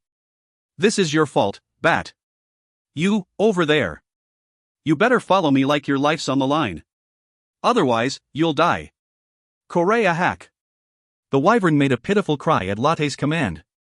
Latte and the wyvern both flapped their wings urgently and escaped from the chain explosion. It was thanks to being so far from where the explosion took place. Once things settled down and everyone sighed a breath of relief, Licorice shoved her face towards mine with sparkling eyes. Dear husband, this seems like a great idea. Let's do this for every castle we see. Do you want to die, Bat? But that was pretty fun. Kohum, this is a good way to weaken the enemy's forces. They'll even have to bring back the troops they sent out to search for the hero. I lightly smacked Licorice's head. I heard you calling it fun, you bomb maniac. Humph, they're the ones who used a bomb. We just made use of it. I like it too. Hero. I thought it was fun too. Elos, how do they communicate? They have a magical tool for communication, but its range isn't big. Good, let's see. I smiled and opened the continental map. I pointed at the half-destroyed, or perhaps fully destroyed castle on the map and looked at Elos. Do you know how far it reaches specifically? Give it to me. Elos approached me on his wyvern, and I threw the map at him. When Elos began to point at castles out of range from the destroyed castle's communication magical tool, Latte screamed. What's wrong with you all? Didn't you just experience that terrifying explosion? Lot, if you work hard, we can weaken their forces and secure our safety. As a Blaze Queen, you should be able to do it, right? With the honor of her Blaze Queen title challenged, Latte shouted with teary eyes. SS shameless, hero. But I can do it. Nothing's impossible for this Blaze Queen. Yeah, Latte, you can do it. If you succeed, I'll plume your scales and wash you. Coo. Prepare yourself, hero. Let's test if you can withstand my speed. Latte was practically wailing. With a mischievous smile, I began to calculate how many castles we could destroy. At the same time, another wyvern was pitifully crying. Coo. Korea hack. 3 hours after that. After destroying 27 castles, we safely entered Prayuta mountain range. If you find any errors, ads pop-up, ads redirect, broken links, non-standard content, etc., please let us know. Report chapter so we can fix it as soon as possible. Chapter 273. Kahar, 7. Chapter 273. Kahar, 7. Hoo. It's been a while since I felt like I broke through my limit. After realizing that she no longer needed to fly at a breakneck speed, Latte spoke in relief. But seeing as how her tail was still standing straight, she still seemed tense. I stroked her head. Thanks. Are you tired? This much is a piece of cake for a Blaze Queen. In fact, I'd like to thank Hero for letting me realize my own abilities. Yeah. Thanks. Like I said, Hero doesn't need to thank me. On the other hand, the wyvern Latte dragged along was half dead. I thought about letting the pitiful creature go, but when I imagined Latte carrying Elos and Edie as Hero with her claws, I stopped in my tracks. Anyways, this is where Prayuta mountain range begins? It's already pretty rough. The atmospheric mana I felt before was even thicker in this mountain range. Here, even the ground was affected by the high mana density. This meant that the cause of Edia's continent's strange atmospheric mana was here. It was truly absurd. The size of Seoul was nothing compared to Edia's continent, but there was something in this mountain range that could affect the entire continent? I became certain. It was Prayuta. It had to Prayuta. Why else would this mountain range have his name? This also explained why this mana felt so familiar to me. After all, my mana was trained using Prayuta's circuit. Besides me, however, everyone else was struggling with Prayuta mountain range's high mana density. Cook, it's really not easy, thought. It's like something's choking me whenever I breathe. To think it could affect me so much, how amazing. Hup. I really don't like this place. I see, so the environmental penalty raises the mountain range's difficulty. I could understand why it was called the continent's most dangerous place. Of course, that wasn't it. I didn't know whether it was because it really was Prayuta's mana or some other reason, but there was something only I could feel as I was unaffected. The dungeon's power is being suppressed even more. What? Elos looked back at me with a shocked face. Elos, something's here, something harmful to explorers. There's no way. No one can last long in this mountain range. That means it's the best place to set up a scheme. Invaders were apt in magical tools. What was suppressing the dungeon's power was more likely to be a magical tool than an individual's ability. Everything made sense in that case. Otherwise, the suppressive force wouldn't be so strong in this mountain range. At the same time that I was confident the answer lies here, I became uneasy. You said you could feel it, right? The hero's energy. Your paper magical tool is proving that, right? Right. I crumpled the paper. The air felt bitter. I hoped that this wasn't the case, but it seemed things wouldn't go as I wanted. The hero might really be here. In that case, there was a high chance that Shin, if what you're saying is true, I won't go back now. Let's go, Elos. Yeah. Elos nodded. Latte and the wyvern flew up after resting for a bit, and undead suddenly ambushed us in the air. What? Griffins. They're undead griffins. Elos shouted. I didn't recognize them because they were all bones. I looked down below. Undead monsters made of bones were also flocking towards us. This entire mountain range was full of undead creatures, each carrying a great density of mana, but they're naturally created, dear husband. Giant mana brought them together. We don't need to waste time killing them. Just break through. Kwahaya. For monsters only made of bones, the undead creatures screamed and chased after us. I smacked my lips. This was a great opportunity for me to display my Skullbreaker title, but the title's effect was also halved by the damned suppressive force. The hero was somewhere in this mountain range, somewhere where the magical tool was pointing to. No matter what was waiting for me there, I couldn't stop. I couldn't help but think how fortunate I was to have received radiance from Lin before I came. This half-dead trash. Rather than half-dead, aren't they half-alive? Shut it, Bat. Just get rid of them. Humph. Latte's flames and licorice flame and light magic scorched the undead. Although they were also affected by the mountain range, with their leagues, they had no problem dealing with the undead. It was the same for me. Although my power as an explorer was being suppressed, Peruta's mana and radiance both supported me. As such, I could attack them without hesitation. I threw lightning bolts full of lightning god's power at the undead far away and stabbed the ones that managed to close in with my spear. Elos also fought the undead, but it was clear how much he was struggling with his power suppressed. Even so, his eyes were burning passionately. Like I'd lose, to these guys. Good, Elos. I replied calmly and stabbed the air with my spear. A shockwave shot out, exploding dozens of undead. At that moment, Latte roared and breathed out a fire, opening a path in front of us. I'm breaking through. Go, Latte. Screw off, all of you. Latte roared and charged forward. When I looked around after breaking through the encirclement, I could sense the mountain range's entire undead creatures running towards us. However, they were no longer in my sight. The ground rumbled, and a volcanic crater far off in the distance began to smoke. I held up the paper I crumpled. Shining particles of light floated up and made an arrow. It was clear where it was pointing to. He was waiting for us there. Hero, you're all fired up. I know. I realized I can't fight with my previous mindset. I closed my eyes and checked my condition. Everything was perfect. Let's go. Our goal is that volcano. I couldn't remember how many undead were blocking our path, but I knew that we crushed countless undead on our way. When we arrived in front of a cave on the side of the volcano, I was practically covered in crushed bones. I had to ask Ruyue to clean me. The undead creatures stopped charging. For some strange reason, they didn't dare to approach the volcano. In truth, I felt like I knew why. A meek wind was covering the volcano. It was a gentle, yet powerful wind of mana. Let's enter. Yeah. Elos nodded solemnly. Together, we entered the cave. Latte had transformed into her human and stood next to me, while the pitiful wyvern was tied in front of the cave where enemies didn't approach. At the very least, it would be safe.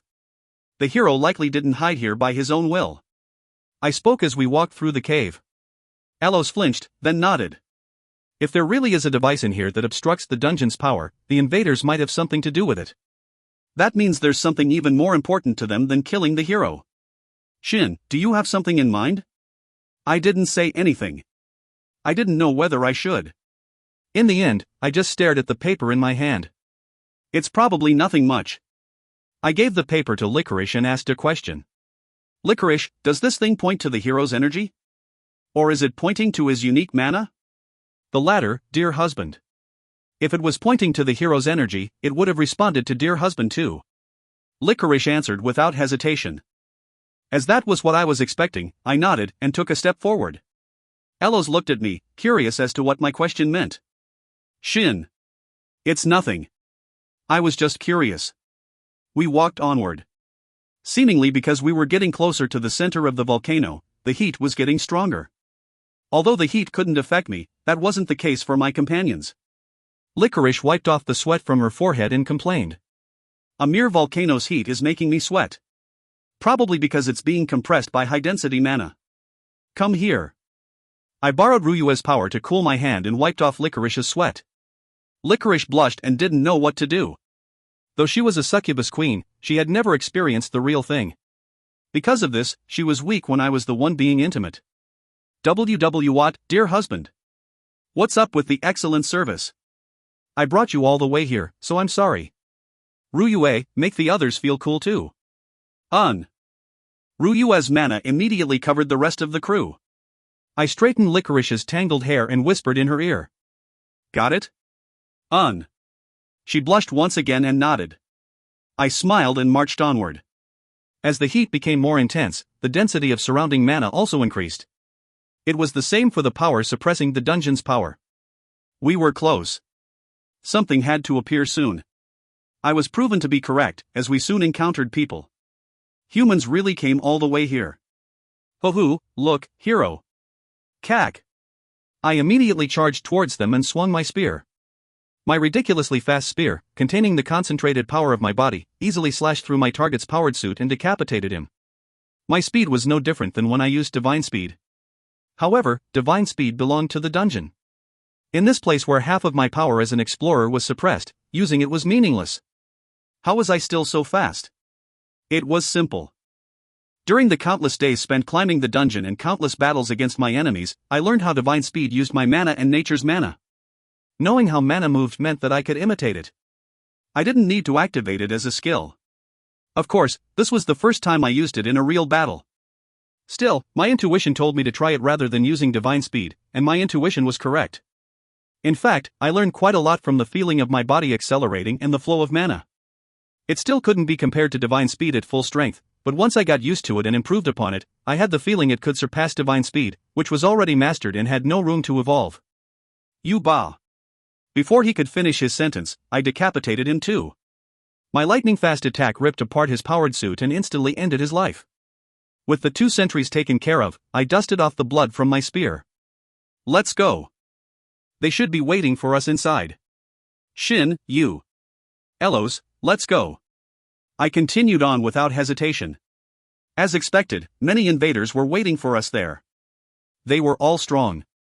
By the dungeon standard, they would have all passed the 75th floor. How come he's unaffected? Who cares? Just crush him and question him later. Currently, I was weaker than them. If it wasn't for radiance, I might have been gravely injured already. However, I've experienced fighting against stronger enemies countless times before. Each time, my limit of my techniques reached new realms. So what did I need to fear? Cook, this hero is quick. You can't even neutralize a weakened hero. Why don't you help? Ku-huck. I roused Mad Typhoon's power. Whether it was magical attacks or physical attacks, their attacks only worked if they touched me. Mad Typhoon's fierce whirlpool twisted their attacks' trajectories, and even if they hit me, they only glazed me. Meanwhile, I continued to thrust my spear using the principle of divine speed. With my spearmanship, my attacks already came from angles that were hard to dodge. With its lightning-like speed, there was no way for them to dodge my spear. You won't touch my hero. Arg, you guys are annoying. You're wearing ugly clothes, too. On the other hand, Latte and Licorice were practically unaffected besides having their mana oppressed. Since the enemies were also affected by the mountain range's characteristic, they could easily fend them off.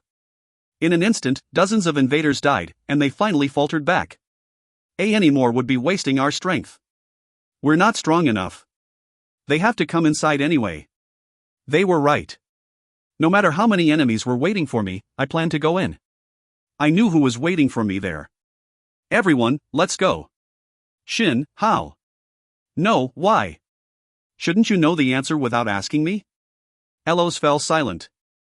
Even if we turned back now, we wouldn't gain anything. What I wanted, what the enemy waiting for me inside wanted, and what Elos wanted, we had to decide it now. I walked onward.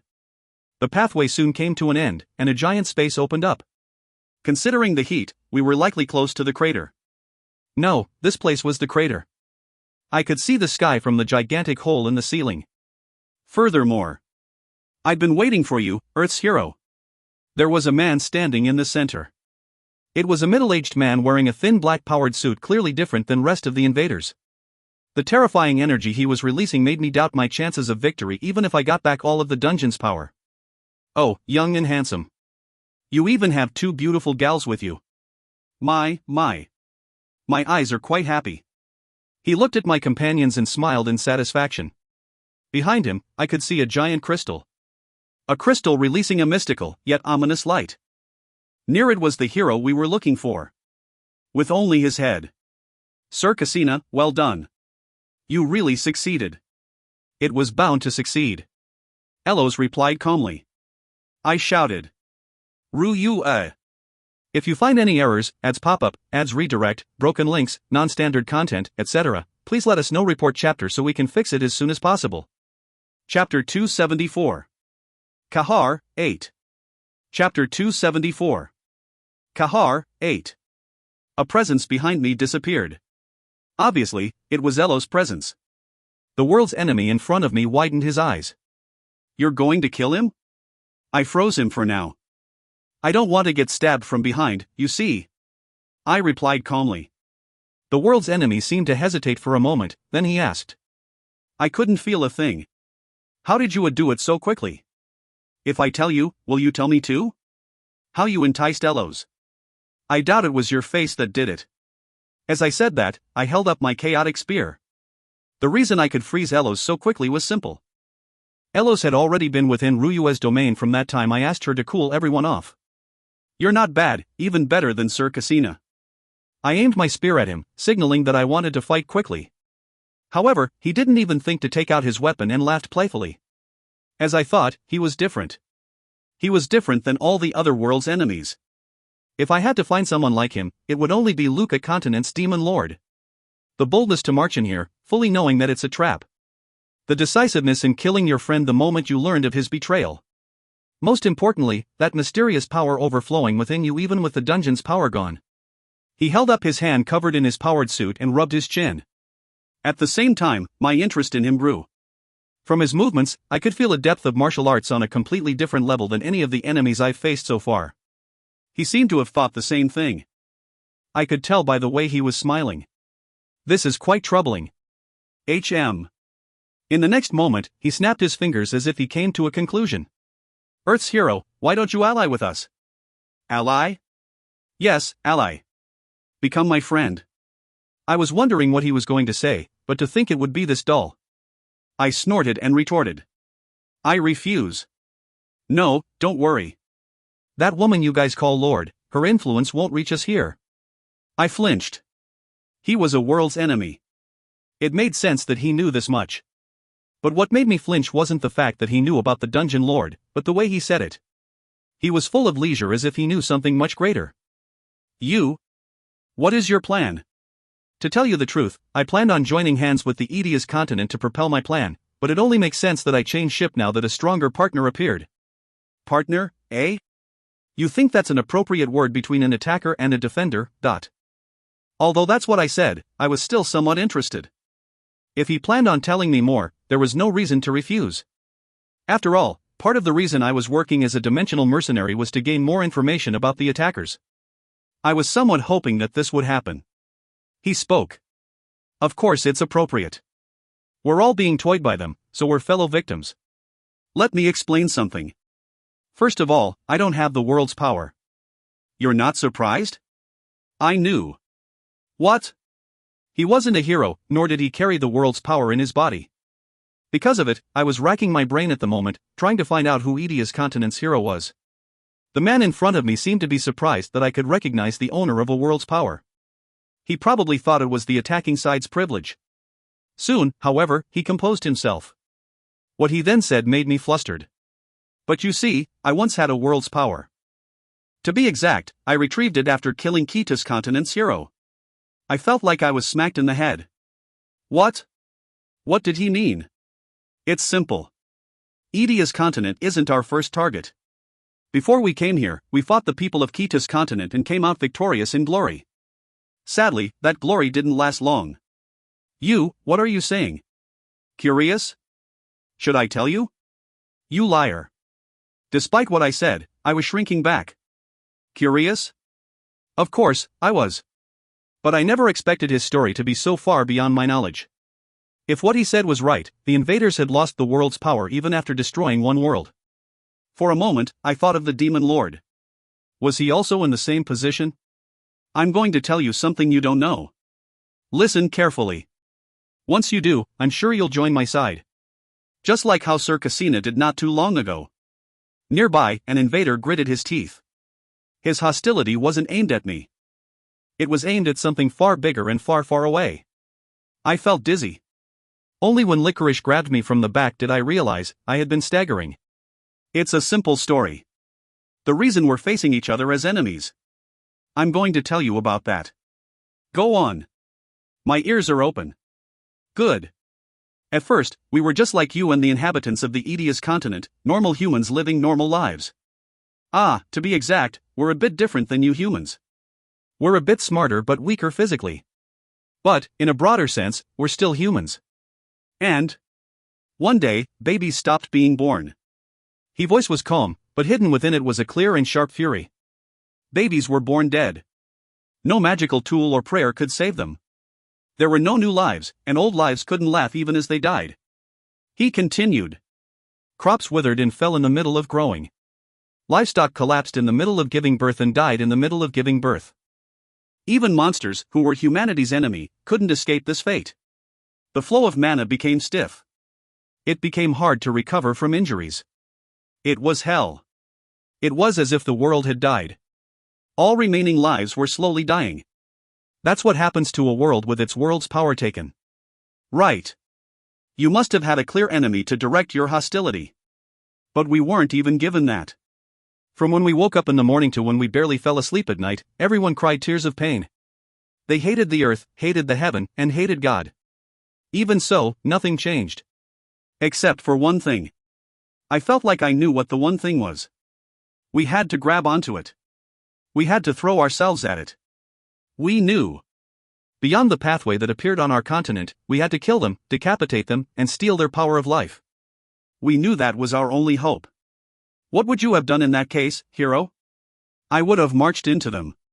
I couldn't lie.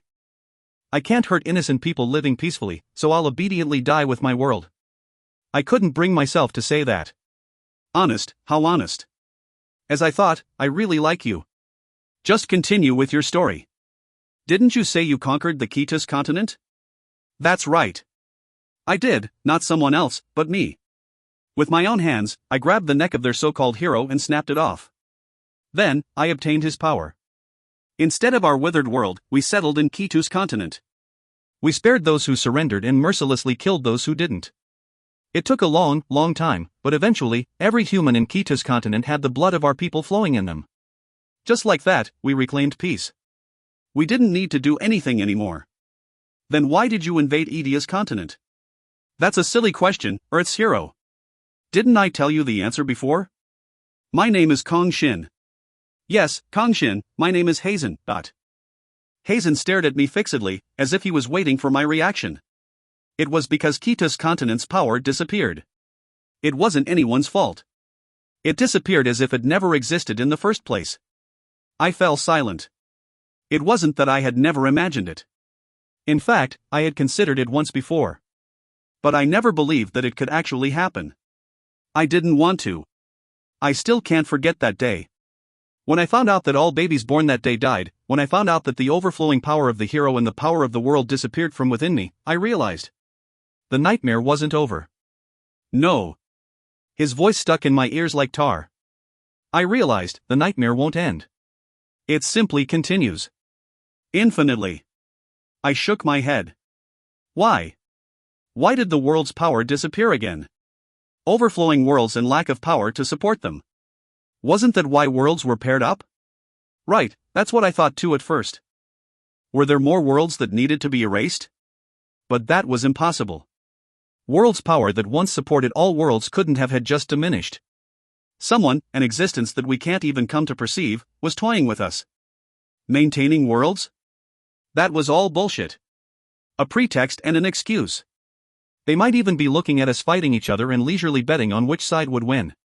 Almost like watching warriors fight to their deaths in a coliseum. You're saying that's the reason they erased a world's power and paired up worlds? Right. So you understand. I looked back at Licorice and Latte. They both shook their heads. I've never heard anything like it, hero. That man has lived long. His war began far earlier than ours. It's the same for me, dear husband. To be honest, I can't believe him. Hazen smirked. Regardless, we crossed over to Edia's continent. It was hard. We had obtained peace after a fierce war, so we were too indulged in it. A countless number of our comrades died, and in the process, we killed a countless number of our enemies. Then, a thought suddenly crossed my mind. If this continued, we would eventually perish. We would forever be toyed by them. Unless we took the initiative from them, it would continue until not a single piece of flesh or bone remained from us. And? This crystal is the answer you came up with? That's right. He nodded excitedly. No matter how many worlds we conquer, we realized we could lose the world's power in the blink of an eye. At that point, a question popped up in my head.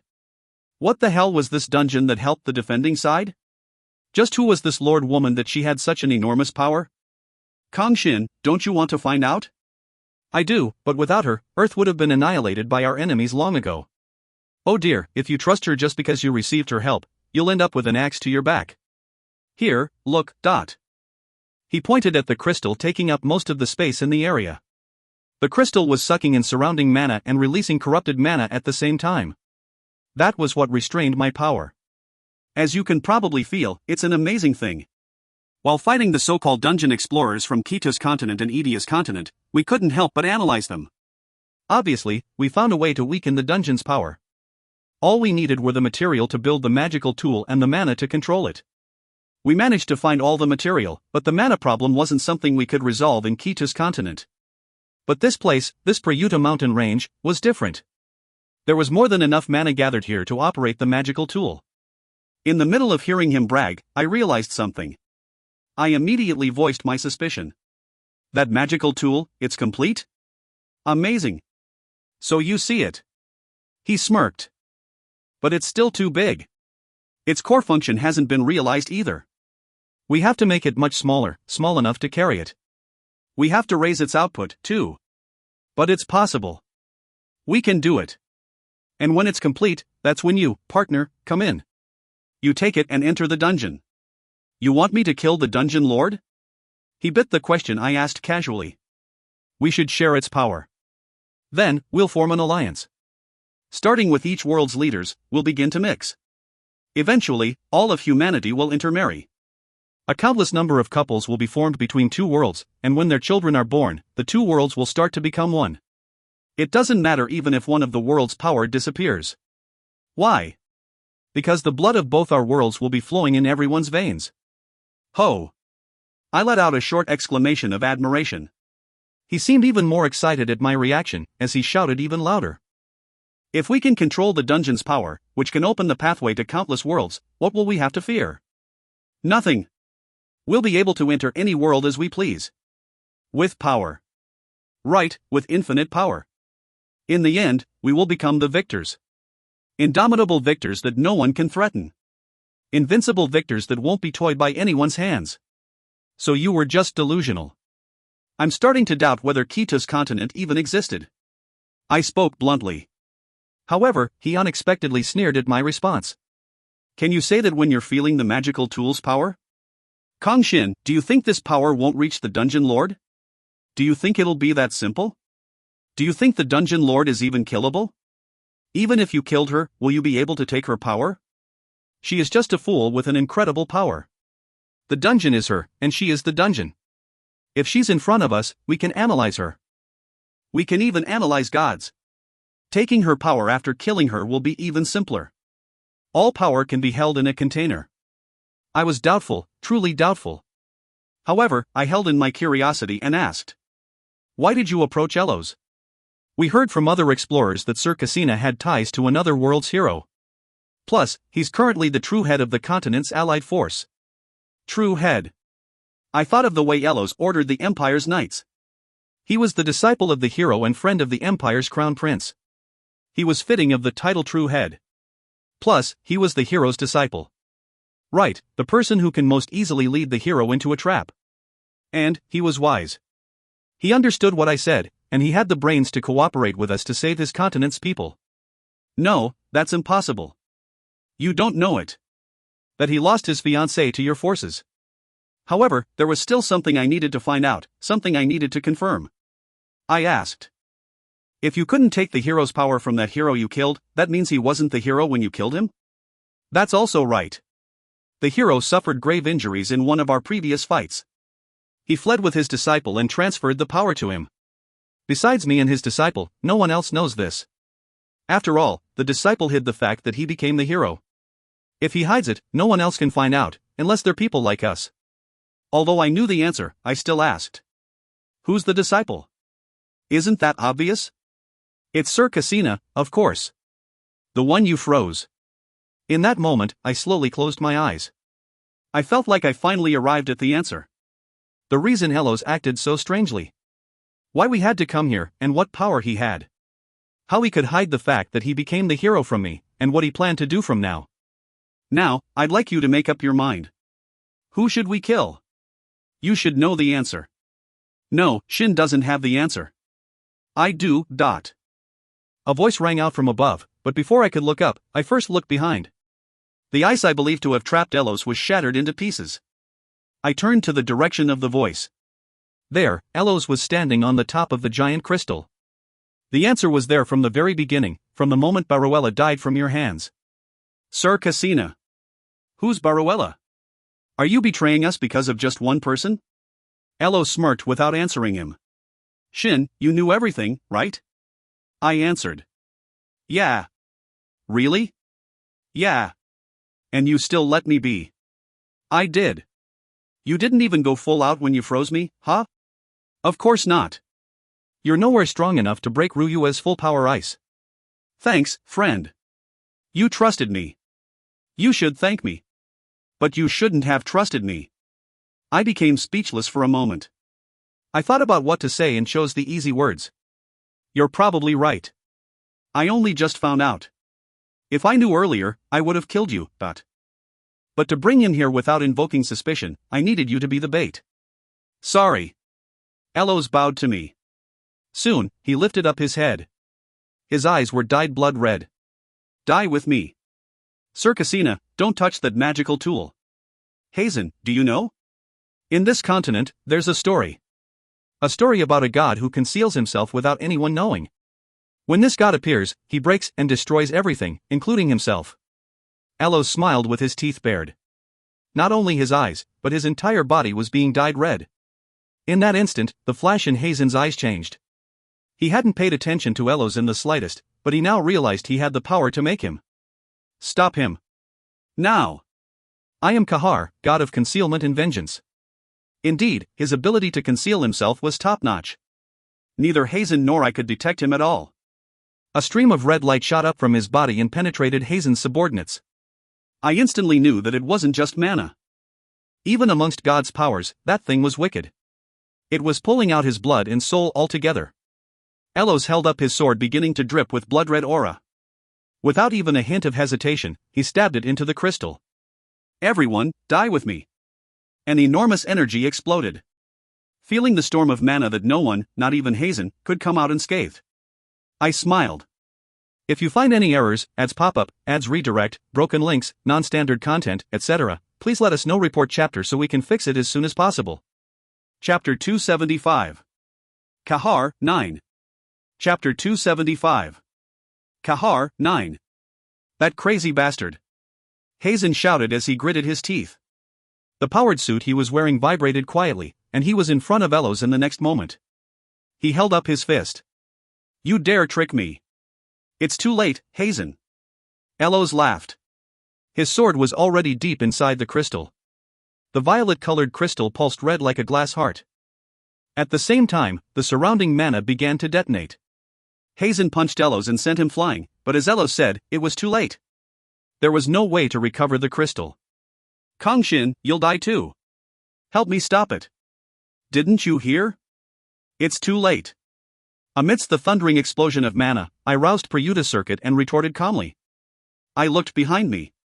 Neither licorice nor latte was there. They properly escaped when I whispered them to. Who? Elos staggered up and looked at me. His body was also shining periodically. I was certain that he was perfectly connected to the crystal. When Elos got up completely, one of his arms exploded. At the same time, a part of the crystal also exploded with a thundering roar, dyeing the surroundings red. This was probably what it was like to witness a bomb go off up close. Your friends aren't here. Did you see through my plan that much, friend? Yep. Though, I didn't think you'd detonate the crystal. Also, I held up my spear. The super-dense mana around us shot towards the reddened crystal and exploded. It was a truly catastrophic amount of mana. You're no longer my friend. When Elos died, the crystal would detonate completely. In other words, the entire space around us would explode. Perhaps, the entire Prayuta mountain range would explode and even continue out to the rest of the continent. That was how overwhelming the amount of mana gathered here was. Kahar. As Prayuta said, he was a god that destroyed everything, even the things he wanted to protect. Thinking about it now, Prayuta hadn't mentioned him randomly. He had undoubtedly felt an ill omen and had advised me to be wary of him. Damn it, Kang Shin. Don't kill him now. Hazen seemed to have realized that Elos was connected to the crystal. Regardless of what they were saying, I rolled my eyes, looking for the last thing I needed to obtain. This was the only thing I couldn't prepare for. I could only depend on my luck. What are you looking for? That crater's the only place you can run, Shin. Elos pointed to the sky and spoke. I followed his finger and looked up at the sky. Beyond the giant hole in the faraway ceiling was a night sky. It was so far that even divine speed couldn't help me escape. There were only few seconds left until the explosion. Damn it! Itos. O god of destruction. Hazen had a god's true name, one belonging to a destruction god. As I thought, he was incredible. Considering his power, I felt he rather suited the destruction god. Shiva's power boiled inside me. It wanted to break out. Did it want to determine who was superior as a destruction god? However, it seemed Hazen's power wasn't enough. He probably wanted to destroy Elo's energy covering the crystal, but as they were both God's true names, that was difficult to do. Mana exploded. It broke through the whirlpool surrounding my mana and injured me. Most of the crystal shattered and my explorer power was restored, but that wasn't enough. Even Hazen, who had used his God's true name, was being injured. There was no way I could be safe without doing anything. Still, I was smiling. Thanks, Elos.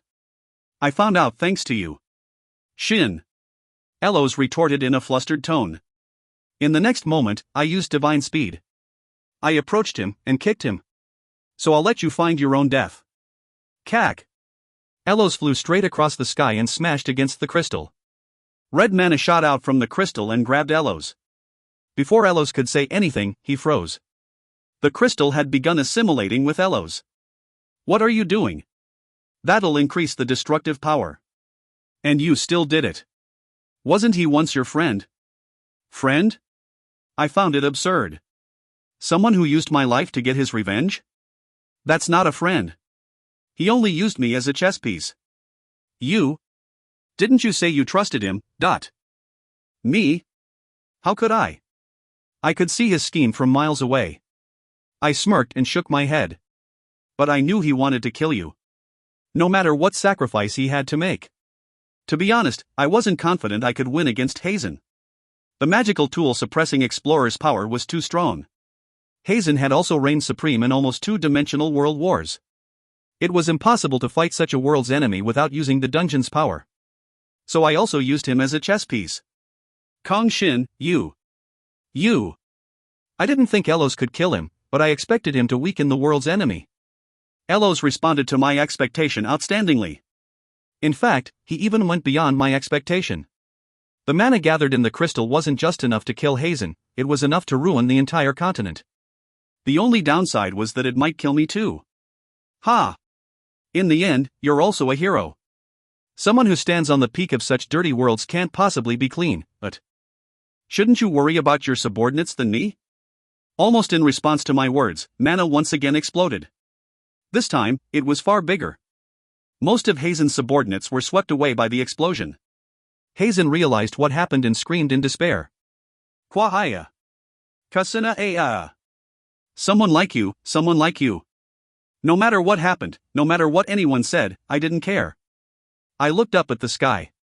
From the giant hole to the holes in the surface of walls leading down to the floor I was standing on. I looked at the spiral helix radiating out. How long did his vestige stay here?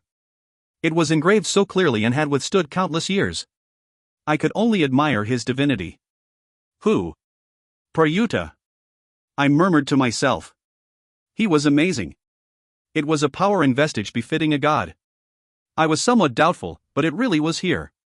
If it wasn't for Elos, I wouldn't have noticed until this entire space was destroyed. Overlord, Trishula.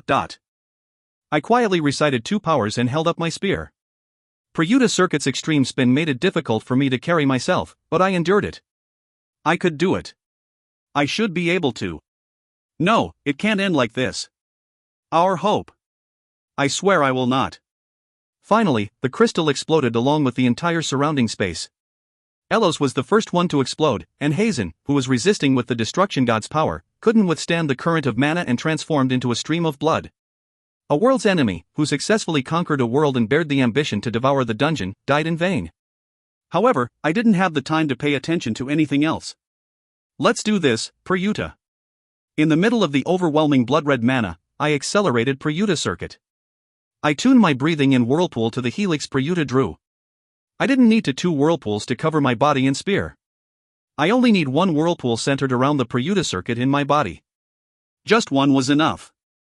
Whoop! An enormous amount of mana rushed into my body. It attacked Elos and Hazen whimsically, but as soon as I pulled it towards me, it happily shot towards me as if it found the master it had been waiting for. At the same time, Prayuta Circuit continued to vibrate, absorbing and spinning everything. The mana filling up the surrounding space perfectly suited me. Still, there was just too much. A current of mana I had never wielded before creaked to escape my control. As it reeled to destroy me, I desperately straightened my breathing. If I missed this moment, there was nothing else I could do. To top it off, another type of mana rushed towards me. It was the storm caused by the shattered blood-red crystal that swallowed Hazen and Elos. Tens of thousands of crystals, imbued with the giant crystal's power and Kahar's power, didn't follow my command and swept towards me like a wild beast. My armor became tattered, my hair was cut, and blood spurted out from my body. My vitality fell to a miserable level, and it felt like my soul was being yanked out. Still, the spin continued. I had long forgotten about any pain. This was also a type of mana. I should be capable of controlling it. Mana followed an even larger mana. I couldn't even tell where I was. Volcano? Would it still look like one? I didn't know. I didn't even care what condition my body was in. I only focused on one thing. This giant whirlpool I had to create. I can do it. At that moment, a piece of the blood-red crystal was sucked into the whirlpool surrounding my body and began to spin. Next, more and more crystals became incapable of withstanding the current of mana and was absorbed by my whirlpool. The mana, which detonated the entire space, didn't spread and continued to be collected. The whirlpool roiling around me slowly compressed itself. In the process, the tens of thousands of scattered crystals were beginning to become one again. I breathed. A terrifying amount of mana had come inside me and was accelerating Prayuta Circuit's spin. The surrounding space crumbled and the hole connecting the sky to the ground became larger. The whirlpool Prayuta drew was completely gone. However, I was now displaying that whirlpool with my own body. Prayuta's mana covering this place, no, this whole continent, was rushing towards me and forming a whirlpool. Almost as if it had been waiting for this moment. My body floated up automatically. I was in the center of the whirlpool. Now, nothing could injure me.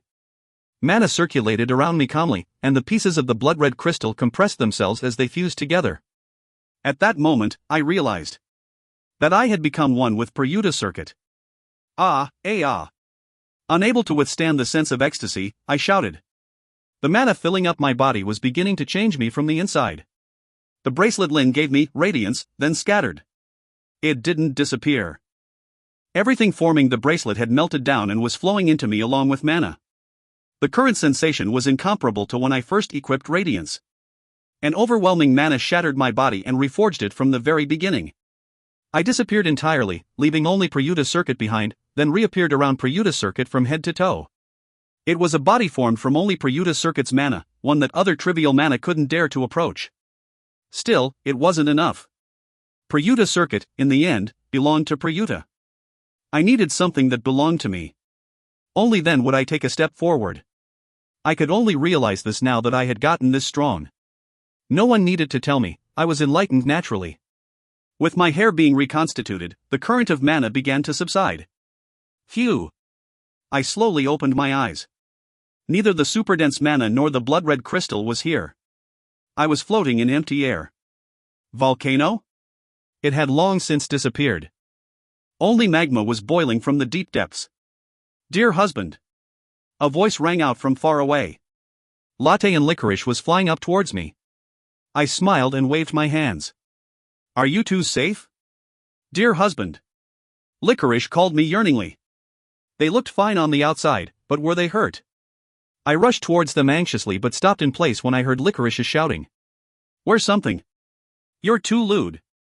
If you find any errors, ads pop up, ads redirect, broken links, non-standard content, etc., please let us know. Report chapter so we can fix it as soon as possible. Chapter 276. 3rd Season, 1. Chapter 276. 3rd Season, 1. Ah. In Licorice's hands were pure black desire, which had reverted to its bracelet form, tattered Felix's lava cape, and my other items. When my body was reconstructing itself, pure black desire and my other items seemed to have fallen down. Thankfully, Licorice had picked them up. Pure black desire had an indestructible effect, so I didn't need to worry about it. Felix's lava cape could also auto-repair itself even if only a single piece of it remained. Unfortunately for the other equipment. Ugh, did all my other items go to waste? For a moment, a chill went down my back. Hoping that it wasn't true, I caught the bracelet Licorice threw at me and equipped it. I felt my physical ability heightening in an instant, as a black metal covered my body. It felt cold against bare skin.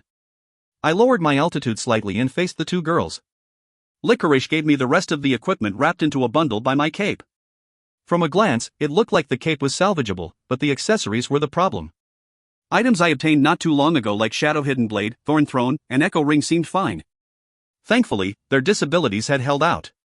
On the other hand, not even a trace of Golden Teardrop or Flesh Golem's second finger remained. They were low-grade accessories, and the stats they gave didn't affect me that much either. Still, I still felt like I suffered a loss as they had been with me for a long time. What a waste. Yeah, what are you looking at? It seemed Licorice was regretting something else. Realizing that her gaze was fixated on a certain part of my body, I smacked her head. Just like how I couldn't go back in time to be naked again, the broken accessories couldn't be reversed. I just had to take care of the ones I had left. Hero, what happened? Latte asked inexplicitly, and I replied in an extremely simple manner. Everything other than me disappeared. Latte became lost for words. I made a wry smile and opened my inventory. Right, it opened. It had to.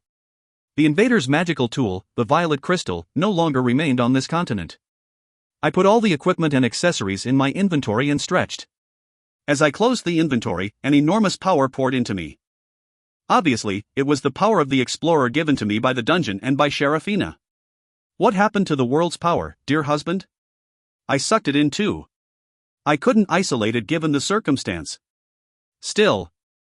I closed my eyes. The moment Elos died, the world's power left his body. Immediately afterward, the surrounding current of mana swept it away, and my whirlpool eventually trapped it. Just like that, it became a part of me naturally. I managed to prevent it from mixing with the world's power I had, but now that it was inside me, it wasn't going to leave easily. The more I thought about it, the angrier I got. Elos, this bastard. As a hero, he used himself as a suicide bomb. I knew he loved Baruella, but that was overdoing it. And. Damn it. That son of a bitch. Calm down, dear husband, your mana's erupting out. Right. Sorry. I calmed myself down thanks to Licorice. A truly enormous amount of mana was used during the process of reconstructing my body from scratch, but the amount of mana still circulating around my body through Prayuta Circuit's path was still nothing to scoff at. It seemed to roughly be double the amount I had before. Seraphina should have seen through me by now, right? Let's see. For the first time in a long time, I opened my status window. Name, Kang Shin. Race, human. Sex, male. Class, Elementalist, Sub, Skill Mixer, Tamer. Title, Lightning God. Rank, Platinum 9. Level, 81. HP 352-180/352-180 MP 497-590/497-590. Strength 539 plus 215, Dexterity 572 plus 195, Constitution 763 plus 71. Intelligence 144 plus 70, Magic 879 plus 185, Charm 407 plus 130, Luck 182 plus 90.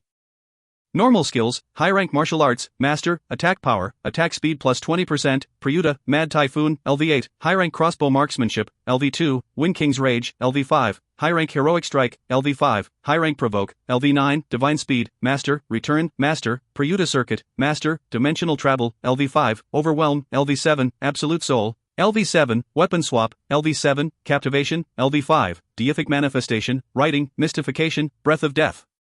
Class skills: high rank spirit mastery, LV9, high rank spirit aura, LV9, high rank elemental control, LV9, high rank elemental contract, LV9, lightning spear storm, LV7, high rank elemental blade, LV7, high rank elemental tempest, LV8. Subclass skill: endow skill, skill synthesis, taming, master, spirit of the collector, spirit of the mixer, spirit of the tamer, master. After checking out my status, I made an exclamation of surprise. Wow! I couldn't believe what I was seeing. This was the result of the dungeon's power being added to my body's true strength. There wasn't a single stat that didn't go up. Intelligence increased by around 50, magic and charm increased by around 100, strength and dexterity increased by around 200, and constitution and magic increased by around 400. I could clearly see which areas this bodily reconstruction strengthened. Nah, let's forget it. They're just numbers. I couldn't overestimate myself just because of stats. After closing the status window, I made a vow to myself. A power that solely belonged to me. If I could use the dungeon's power, I would gladly use it, but when I couldn't, I had to rely on my own power to defeat the enemy. The Demon Lord most certainly had a method of nullifying the dungeon's power. She even measured my skill growth. What a frightening woman. I looked at the mastered Prayuta circuit and smiled. She could have said something, but she didn't. I found it pretty cute. Dear husband, are you okay? Ah, yeah. Never mind Elos. Let's go back, I'm exhausted. Go back? Where? I pondered for a moment before I spat out. To the Empire. On our way back, we noticed the decrease in the density of atmospheric mana. Wow, it's finally breathable. Is it? For me, I felt it was a shame considering how well I could wield that mana. Of course, since I didn't plan on living on this continent, that feeling didn't last long. Dear husband is really terrifying. Did you take the entire continent's mana? No, probably not. The mana density will probably go back up the farther you get from the mountain range. Eventually, it'll balance itself out with only being thinned out slightly. Did dear husband expect this to happen from the beginning? Since entering Edia's continent? If you lower the scale to a fifth of what happened, then yeah. I expected to fight the world's enemy, and I vowed to find Peruta's vestige. I suspected that Elos may have changed, and I felt like I would grow stronger once again. Everything I expected to happen did happen, just in a far explosive scale. This was the result. If Elos didn't make Kahar's power go berserk, the magical tool wouldn't have exploded, and if the magical tool didn't explode, Hazen would have been fine and I wouldn't have grown to this extent. If Elos didn't do what he did and I had to fight Hazen, I would have needed to use Shiva's eye. Could I have one? I wasn't confident. Hazen was powerful, and he even had the power of the destruction god Itos. Even if I won, I would have had to bear a huge sacrifice. Even if I found Peruta's vestige, I might not have mastered Prayuta circuit. Back then, I was completely devoted to Prayuta circuit with my life on the line. It only made sense, as failure would have meant death. Thankfully, Peruta's mana cooperated with me, and I managed to go beyond making Prayuta circuit totally mine and achieved a type of evolution. Dear husband really changed. Yeah, I did. I nodded in agreement. I couldn't lie. After all, I had transformed from head to toe. You look tired, dear husband. Licorice. It seemed that wasn't what licorice meant. She was talking about something other than just my outer appearance. You can trust me. Got it, dear husband? With that, Licorice embraced my back. I didn't say anything in response and simply accepted her. Her body's natural sense seemed to console me. Dear husband is my most precious person. Okay? What about the other succubi? Dummy, is now the time to talk about that? Just accept that dear husband is my most precious person. Indeed, my question was kind of dumb. I smirked and reached backward to pat her head. Thanks, licorice. Bat. Now isn't the time to flirt. Birdbrain, this is the best time. Of course, I trust Latte, too. As I reached out with my other hand and patted Latte, I thought about Elos. Elos who had lost Baruella, Hazen who had never considered Elos' feelings, and myself who somewhat understood it but still couldn't forgive him. Right, for example, just as an example, suppose Wyatt died. If I could involve my friend and get my revenge, would I have done what he did? What if Ludia died? What if it was Yeun or Daisy? What if it was father, mother, Rand, Leon, Sumire, Latte, or Licorice? What if Yua and Ina died? After thinking about it that far, I raised my head. I see. They were all who I had to protect. I couldn't sacrifice any one of them to avenge someone else. Not even Walker. Some of them might be more important to me than others. After all, I was only human. I couldn't possibly say I thought of everyone equally. Still, taking revenge by sacrificing their lives, that was something I couldn't do. In the end, that's what it was. I wasn't someone who Elos had to protect. What? What did I think about Elos? Were we even friends? We met for the first time on the dungeon's 5th floor. He was kind, and even after his party moved on and I had no other choice but to remain on the 5th floor, he continued to contact me and encourage me. When we met the second time, our positions had swapped. Still, the way we treated each other hadn't changed. We respected each other and hoped we could both protect our worlds. Now I thought about it, that was it. We didn't share any special bond, nor did we spend enough time to trust each other unconditionally. Not only that, I was suspicious and wary of him. That was all there was between us. Dear husband, you can't protect everyone you come to know. It's even harder to connect with them emotionally. Yeah, I know. Even though I know that. Now that my anger had subsided, all that remained was emptiness. I felt empty, like I didn't want to do anything. I wanted to throw this world away and just return to Earth. But I couldn't do that. Just because Elos threw away this world, I couldn't do the same. I couldn't make everyone struggling to survive in this continent despair because of 2 irresponsible heroes. They need hope, too. They also need a new hero. Yeah. I looked up and scanned our surroundings. Right, I couldn't stay down forever. I was going to give them hope. A new hope. Instead of a hero who died and a hero who abandoned himself and his world, I had to make a new hero with the heart to protect his continent. It might take some time, but it should be possible. I hoped so. If I couldn't find someone like that, that would be the end for this continent. After all, this continent still had an absurdly long road ahead. I thought of what Hazen said. I recalled his hate-filled face, as he said he would need to infinitely fight with other worlds to survive. It was easy to regard everything as a lie and forget. That was better for my heart, too. But, if he was right. If it didn't end. If, even after defeating the Demon Lord and all monsters, a pathway to another world opened and enemies poured in. I clenched my fists. Licorice, let's survive until the end. Until the end. The end of the end. No matter what. I could see the Empire's palace. Now, it was time to go see the new hero candidate. If you find any errors, ads pop-up, ads redirect, broken links, non-standard content, etc., please let us know. Report chapter so we can fix it as soon as possible. Chapter 277. 3rd Season, 2. Chapter 277. 3rd Season, 2. To be honest, I didn't want to stay in the Edia's continent any longer. I wanted to finish what I needed to and quickly go back. I told Paul that the hero had lost his power and transferred the world's power to Elos. If I announced it publicly, it would only have lowered their morale. It was best to not tell anyone, but I felt like I needed to tell Paul. So it really was like that. After listening to what happened, Paul wore an uncharacteristic solemn expression. I held him by his collar and shook him. It really was like that? Did you know something? No. Just that. Ever since Elos lost Baruella, he's done many things without telling me. He lost his usual laughter, and he got stronger even though he didn't enter the dungeon. I also couldn't talk to him like I could before. That was it. Indeed, it was hard to suspect someone just because of that, especially if that person was someone he was close to. I accepted Paul's explanation and let him go. After letting out a dry cough, I continued. In any case, I have your world's power right now. Ah. Paul made a nervous expression. If I were in his position, I would have immediately thrown me in the prison until I spat out the world's power. That was how important the world's power was. The only reason Paul wasn't doing anything was that no one was strong enough to restrain me. Eventually, he opened his mouth carefully. Hey, Kang Shin. We need to pick a new hero from your continent. I'll transfer the power to him.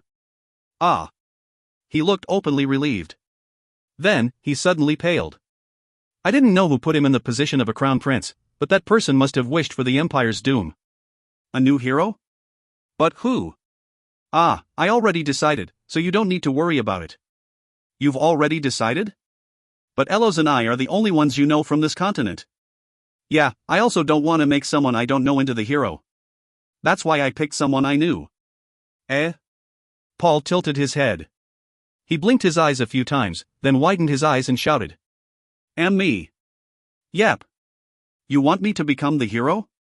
Hell no. Don't worry. You might not know this, but you don't have the right to refuse, but. I grinned at Paul, who was frantically shaking his head. It takes a long time to transfer a hero's power. That means I'll need to take that person to Earth, and I absolutely refuse to bring someone I don't know to Earth. I refuse. I don't want to, I can't. Then you want me to go back to Earth with this power? There's this excellent knight. I'll recommend her in my place. Just get packing. But she's an absolutely beautiful female knight. I don't care. Go pack. Paul seemed to be going insane. He muttered more nonsense before he dropped his head and spoke. I can't. I'm too weak. I agree, you're weak, but humans aren't strong from the start. I grabbed his shoulders and spoke seriously. There's something I've prepared for you. You? For me? Yeah. I announced with a solemn expression. I call it the thrashing phase. With that, I dragged Paul back to Earth. The Aedeus continent's people protested, so I cleaned up the invaders for a day with latte and licorice while I waited for Paul to get ready. Even though the density had decreased, Aedeus continent's atmospheric mana was still on my side. Using it, I annihilated many invaders. With this, you won't have to worry about anything for a while. Their leader is also dead, and I should have killed at least a tenth of their overall number. Are you saying you annihilated 10% of them in a single day? No, of course not. The 10% is including the ones I killed on the way to Prayuta mountain range. Paul opened his mouth with a dumbfounded expression. You're not human. I've been thinking that recently, too. In any case, after I returned to Earth with Paul, I visited Elian to report what happened. I didn't go to Fairy Garden and went directly to the Lost Valley Guild area. Elian had told me how to get there last time we talked. When she found out that the hero was already dead when I got there, she couldn't hide her shock. They're even more skilled with magical tools than me? I thought for sure that he was still alive. They had a way of tricking the dungeon system, so that much should have been nothing. Ha, Tian. Elian dropped her head and quietly murmured what seemed to be the hero's name. Was that enough? She soon raised her head and continued. In any case, you completed the mission perfectly. I'll make sure to give you the MVP reward. But I couldn't save him. But you tried. You did everything you could for Aedeus continent. I'm sure Tian would be thankful to you, too. When I became lost for words and just stood there silently, Elian chuckled and put her hand on my head. You're a good hero. It reminds me of the time when I was a hero. Thank you for the compliment. But you're not good enough as a man. I want to see Lin right now. Sorry, but I don't find that regretful, She frowned at my response and took out a small bead from her pocket. It had strange runes scribbled on it and was radiating a mystical glow. What's this? That's a bit hard to answer. Right, I'll tell you how it was created. When I transferred the world's power to my continent's successor hero, I used the tiny bit of world's power remaining in my body to make it. It's a magical tool. Won't you get in trouble if someone found out? No one did, so it's okay. So what this does is... She confessed her crime nonchalantly and continued. It forcefully raises the power of an object to its next level. I don't know how to explain it. Not even Lord could name this item. It's an enhancement stone. Enhancement stone? No, never mind. I took the bead from her and appraised it. As expected, it was full of question marks just like when I first appraised Radiance. I was surprised that Elian was such an amazing magic artificer. Even if it was made using the world's power, making an item that surpassed Sharafina's ability. I saw her in a different light now. Hoo-hoo, you're grateful, right? Yeah, thanks. It looks like it was worth risking my life. I wasn't being sarcastic. It was a reward that surpassed my imagination. As I received the enhancement stone, all kinds of thoughts ran through my head. Could I use this on myself? If I couldn't, where do I use it? Chaotic Spear? Pure Black Desire? How was I supposed to activate it? When I realized I couldn't use it on my body, it was decided. I had to use it on Pure Black Desire. Chaotic Spear could still evolve on its own, but this was the only way for Pure Black Desire to evolve. Then that's it for the reward. Bye-bye. I want to hurry up and meet Lin. Let me go, too. I have to ask Lin something. At that moment, Elian scowled like a frog that ate a stink bug. Oh? Elian was hiding something like that? Lin grinned and stared at Elian. I didn't think you'd do something like that. I didn't keep a portion on purpose. I wasn't good at controlling the power at the time. Well, it turned out to be a good thing for this kid. So, you said you wanted to enhance Pure Black Desire with that thing? Yes. I gave him both the enhancement stone and Pure Black Desire. He took the enhancement stone and examined it for a bit. Then, he shook his head. I don't think this is something you can just use. Do I need to do something special to get it to work? Something like that. I stared at Lin blankly. Then, I glared at Elian. She shook her hands immediately. What? No. I didn't put in any strange conditions. What Elian made is certainly a magical tool that evolves, objects. But it can't be used on anything. It looks like it has several complicated conditions. I can only see through a couple of them. First, the object you're using it on has to have an appropriate league. Your Pure Black Desire barely passes it. What's the second? The second one is a bit iffy. It's kind of like your Chaotic Spear, but a little different. Pure Black Desire needs to go through many battles and build a record of blocking all sorts of attacks. As they say, objects have memories too. This magical tool raises the league of an object by using the object's battle experience with its owner. It sounds complicated, but in the end, it's all about EXP. Just something from Earth. I received Pure Black Desire and the magical tool. I made a slight modification to Pure Black Desire. When it's time, it'll glow. You just have to smash Pure Black Desire with the magical tool. Smash it hard, like you want to break it. Oh, as expected of Lin. Yeah, I'm pretty amazing. Anyways, good job on your dimensional mercenary mission. Hurry up and bring that gun user to me. It was good seeing you too, Elian. He chased me away naturally and did the same to Elian. Elian frowned and shouted. Arg, I came to see Lin. I need Lin to console me. Loka is still pregnant. Even I wouldn't do it with another woman at this time. But I'll die if Lin's not here. For a moment, Lin made an extremely tired face and puffed out smoke. Then you can stay for tea. I'm saying this beforehand, don't expect me to put a hand on you. That means you can't touch me either. Otherwise, you can go. No, I'm kidding. I'm kidding. Did she like Lin that much? I made a wry smile and quietly left. I suddenly wanted to see Loretta, but now wasn't the time. I had something to give to someone as quickly as possible. Hungry. When I went back to Marianne's garden, Daisy was sprawled on the kitchen table as always. I made a wry smile and asked. When did you break through the 16th floor? 2 hours ago.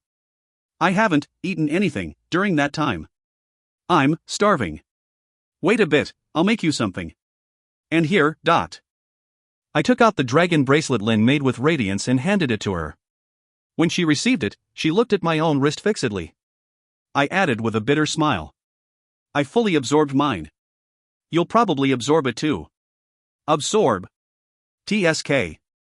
Daisy made an inexplicable sound and immediately equipped her bracelet. She did it so quickly that I didn't even have the time to warn her. The change was immediate. Daisy fell from her chair and rolled around on the ground without a word. It would have been better if she said something, as the complete silence was frightening. Seeing Daisy roll around the ground so energetically, I thought about tying her to a mop. Suddenly, Daisy shot up. She seemed to be doing her best to maintain a calm expression, but she was clearly teary. It seemed it hurt a lot. You tricked me. You put it on before I could say anything. Kang Shin, bad. Yeah, my bad. Punishment, make me delicious food. If it's ramen, sure. I spoke with a grin, and Daisy quickly nodded. From now on, Kang Shin is forever my ramen chef. Forever? Forever. In any case, it seemed Paul's thrashing phase would need to wait a while. If you find any errors, ads pop up, ads redirect, broken links, non-standard content, etc., please let us know. Report chapter so we can fix it as soon as possible. Chapter 278. Third Season, 3. Chapter 278. Third Season, 3. As Paul might need to spend a long time on Earth, I first brought him to our guild house in Seoul's Jangyo district. Ludia and Shuna immediately recognized Paul, but other than them, no one knew him. As most of Revival's members happened to be present, Paul introduced himself before he entered the thrashing phase. I'm Paul von Kravis. It's nice to meet you all. Paul bowed politely without a single shred of a crown prince's dignity. Afterwards, he raised his head, scanned Revival's members, and let out a startled shout. They're amazing, Kang Shin. Oh, you can see through their power? You're not bad, Paul.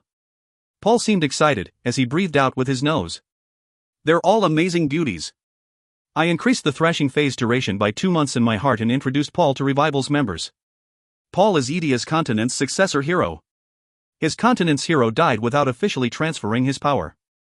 I happened to retrieve that power, and he'll be here until I transfer the hero's power to him. As you might expect, he won't be an official member of Revival. I was wondering if we were finally going to get another male member. It's not easy to transfer a hero's power. It'll take few months at the very least. Since I have to run around clearing event dungeons and monsters, it might even take a year or more. So we'll be seeing each other for a long time. Nice to meet you. Oh, ooh. Nice to meet you. Waya, who was the most social one out of all of us, greeted Paul first. Paul then immediately greeted her back. Waya snickered.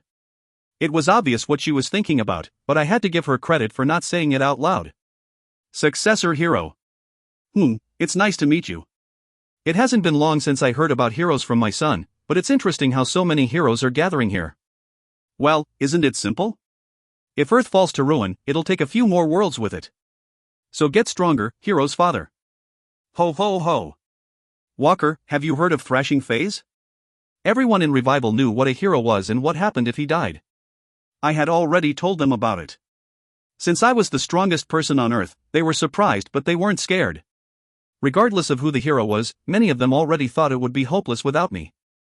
Nothing had changed for them. The fact that I couldn't deny this way of thinking saddened me. However, I didn't tell them about Elos. I didn't want to upset them either.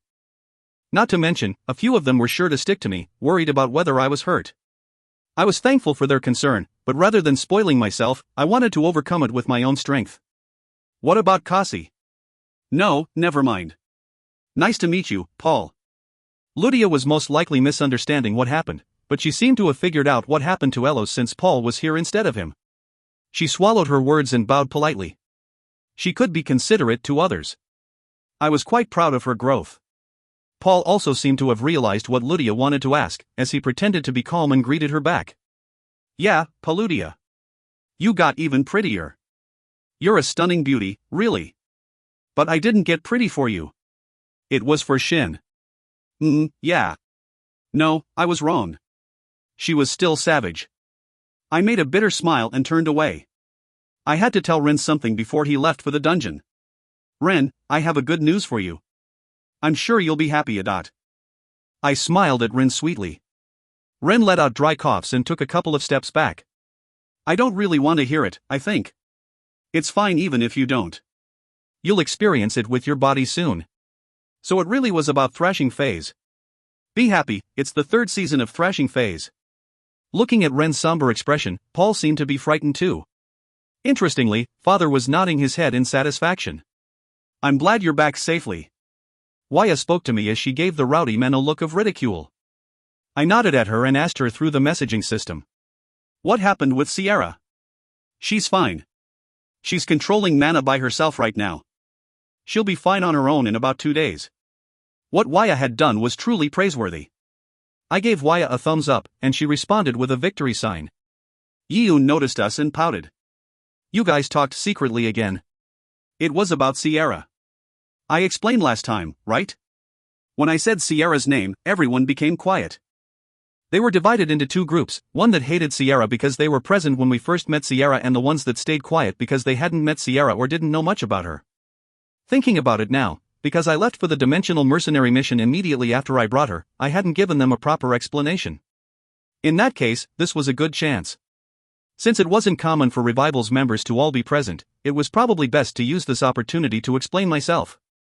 With a bitter smile, I told them about what situation Sierra was in and why I accepted her into Revival. Most of them were shocked to find out that Sierra had evil eyes, and some showed slight dislike at the idea of making her our ally. However, the general response was, I don't like her as a person, but we certainly need her ability. That. Won't she do something stupid? I decided to put a succubus on her as a lookout. As you might know, she has absolutely no war potential. Even if something happens, we'll be able to restrain her, so don't worry. Son, did you cure that girl? It was partly thanks to an elixir, but yes, it wouldn't have been possible without my power. Father seemed to be thinking about something and soon nodded. I don't think we'll have to worry about her that much. I'm sure you know this, but she's still young. I think it was wrong of her to hide the information about the raid at the Antelope Canyon, but the environment she grew up in was too isolated. We have to think about that. Yes, Father. Plus, children are quick to change, especially when they're in love. As she grows up, Shin will influence her a lot, so we won't need to worry about her too much. Father, that's what I'm worried about the most. Father snickered. I wonder. You gave back that child's eyes and voice, which even with her amazing power, she couldn't do anything about. I'm sure it was more than enough to blow away every value she held. I think she'll have at least one of love or worship for you. What do you think? Which one do you prefer? I'd rather take love. When I imagined Sierra creating something like Cult of Kang Shin and acting like its saintess, my face paled. It seemed I wasn't the only one who imagined this, as some of the others also wore the same face. At that moment, Daisy suddenly asked. Then, are you reproducing with her? What? Daisy, you're banned from using that word from now. Then, copulating? That's banned too. I smacked her hand before she could say anything worse. Alright, that's it. Everyone disperse. Ren and Paul, you two follow me to the underground training room. Thrashing phase. It helped to make a new person. Thrashing phase. It thrashed a person's old self away. Thrashing phase. It transformed someone into something inhumane. Save me. You won't die. I ignored Paul's plea and smacked his back. Then, I kicked Ren, who was pretending to be dead. Ren, you won't get stronger by lying dead on the ground. Kuhuk. Crown Prince. Just what happened? How can you return as an even bigger monster? You can do it too, Ren. Don't lie. Along with a hearty shout, Ren charged at me once more.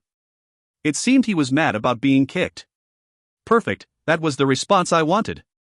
But even if you're angry, you can't make such an easy-to-read attack. Aga. When I heard Ren's cry, it felt like 10 years' worth of annoyance within me disappeared. Of course, I didn't say this out loud. And you, Paul. You kept being beaten up. Aren't you mad? Be more aggressive. How am I supposed to be aggressive when I can't hit you anyways? Let me go, I don't want to be a hero. You don't want to be a hero? Even if Edia's continent loses its hope. Coo. At my words of encouragement, Paul finally picked himself up. Good, I didn't make the wrong choice. Paul was an idiot, but he was more responsible than an average person. Although heroes had to be strong, it was just as important to have a sense of responsibility. To prevent what happened with Elos from ever happening again, Edia's continent's new hero had to be someone like Paul. Of course, responsibility alone didn't solve anything. That was why Paul was going through a thrashing phase. This is hard. I think you don't have the talent for battle. You're so blunt. After beating Paul up for 3 hours, I realized that he had no talent for battle. His talent was only about 1/19 of Ren's. You know, the most important thing for a hero is to not die. As such, I decided to narrow my focus. Not dying. Right. Paul nodded. Plus, you're a crown prince. You won't need to stand on the front line, right? But our hero always stood on the front line. That's because he was a capable warrior that could utilize the world's power in battle. That's not you. Why do you keep scratching my pride? Thankfully, you have a bit of talent at defending. For several years, he climbed the dungeon as a tank.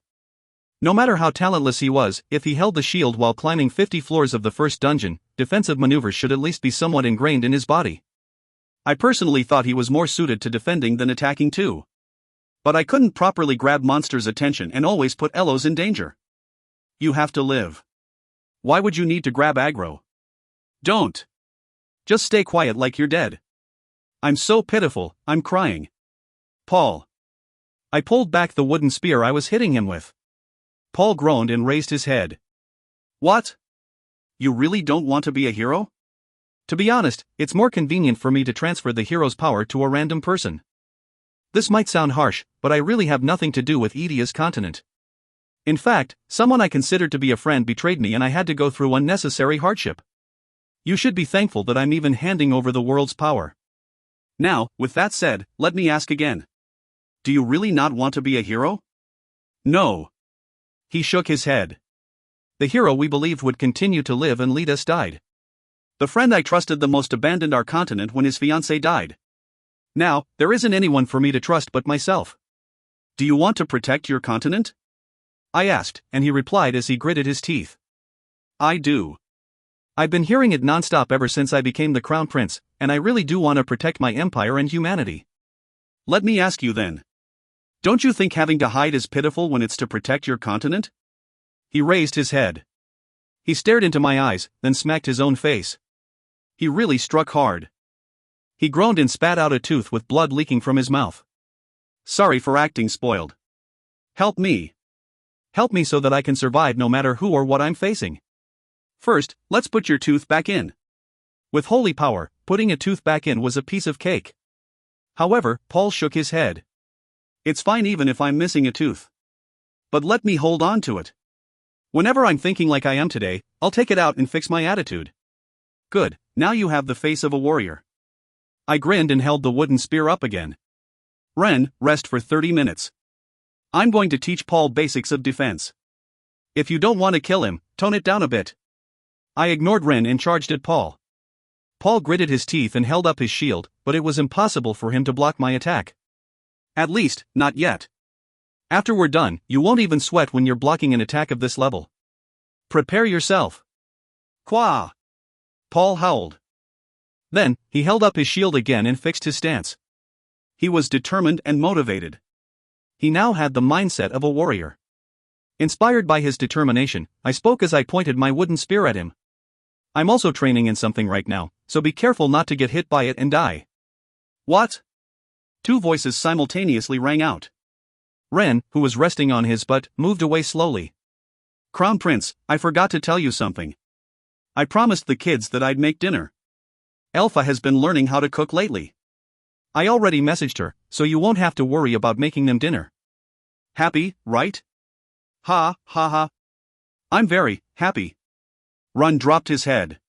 Paul's face told me that he was seriously contemplating dropping his shield and running away. Of course, there was no way I would let that happen. Third season. It seemed like it would be an enjoyable thrashing phase. If you find any errors, ads pop up, ads redirect, broken links, non-standard content, etc., please let us know. Report chapter so we can fix it as soon as possible. Chapter 279. Third season, 4. Chapter 279. Third season, 4. Training Rin and Paul was important, but Revival's other members were just as important. Some of them were slowing down in their dungeon climbing speed, and they also needed something to prepare for if they lost the dungeon's power. After thinking about it for a long time, I came to a decision. I was going to teach them Prayuta Circuit. Prayuta Circuit. The mana whirlpool that you use? That thing. You already have a mana cultivation method, so I guess you might not need it, Labik. No, I want to learn it. Let me learn it. It's fine. Just focus on the one you already have. I shouldn't say this as someone who mastered Prayuta Circuit at only 22 years old, but it took a long time to learn Prayuta Circuit. Without Prayuta's continuous instructions and, though I'm a bit embarrassed to say this, my talent, I would have needed twice or thrice the time I spent. For those with already excellent mana breathing technique and mana cultivation method, learning Prayuta circuit might do more harm than good. Good examples were Ludia, who used to be a princess of an empire, Daisy, who didn't need to learn anything, and Ren and Paul, whom, as crown princes, must have gotten the best training from a young age. So here is the list of people who will be learning Prayuta circuit from me. Waya Eleni Mastaford, Kang Younggung, Shuna Rn Lihita, Ilana Alexandrovna Michailova, Kang Yua, Minami Violet Sumeyer, Edward Walker, Sophie Brightman, Les Michel, Eleda Van, and Sierra Kinex. When Yiyun saw the list, she spoke dejectedly. "Hying, I'm not here. You're already learning one from Duca. But there are 7 competitors here.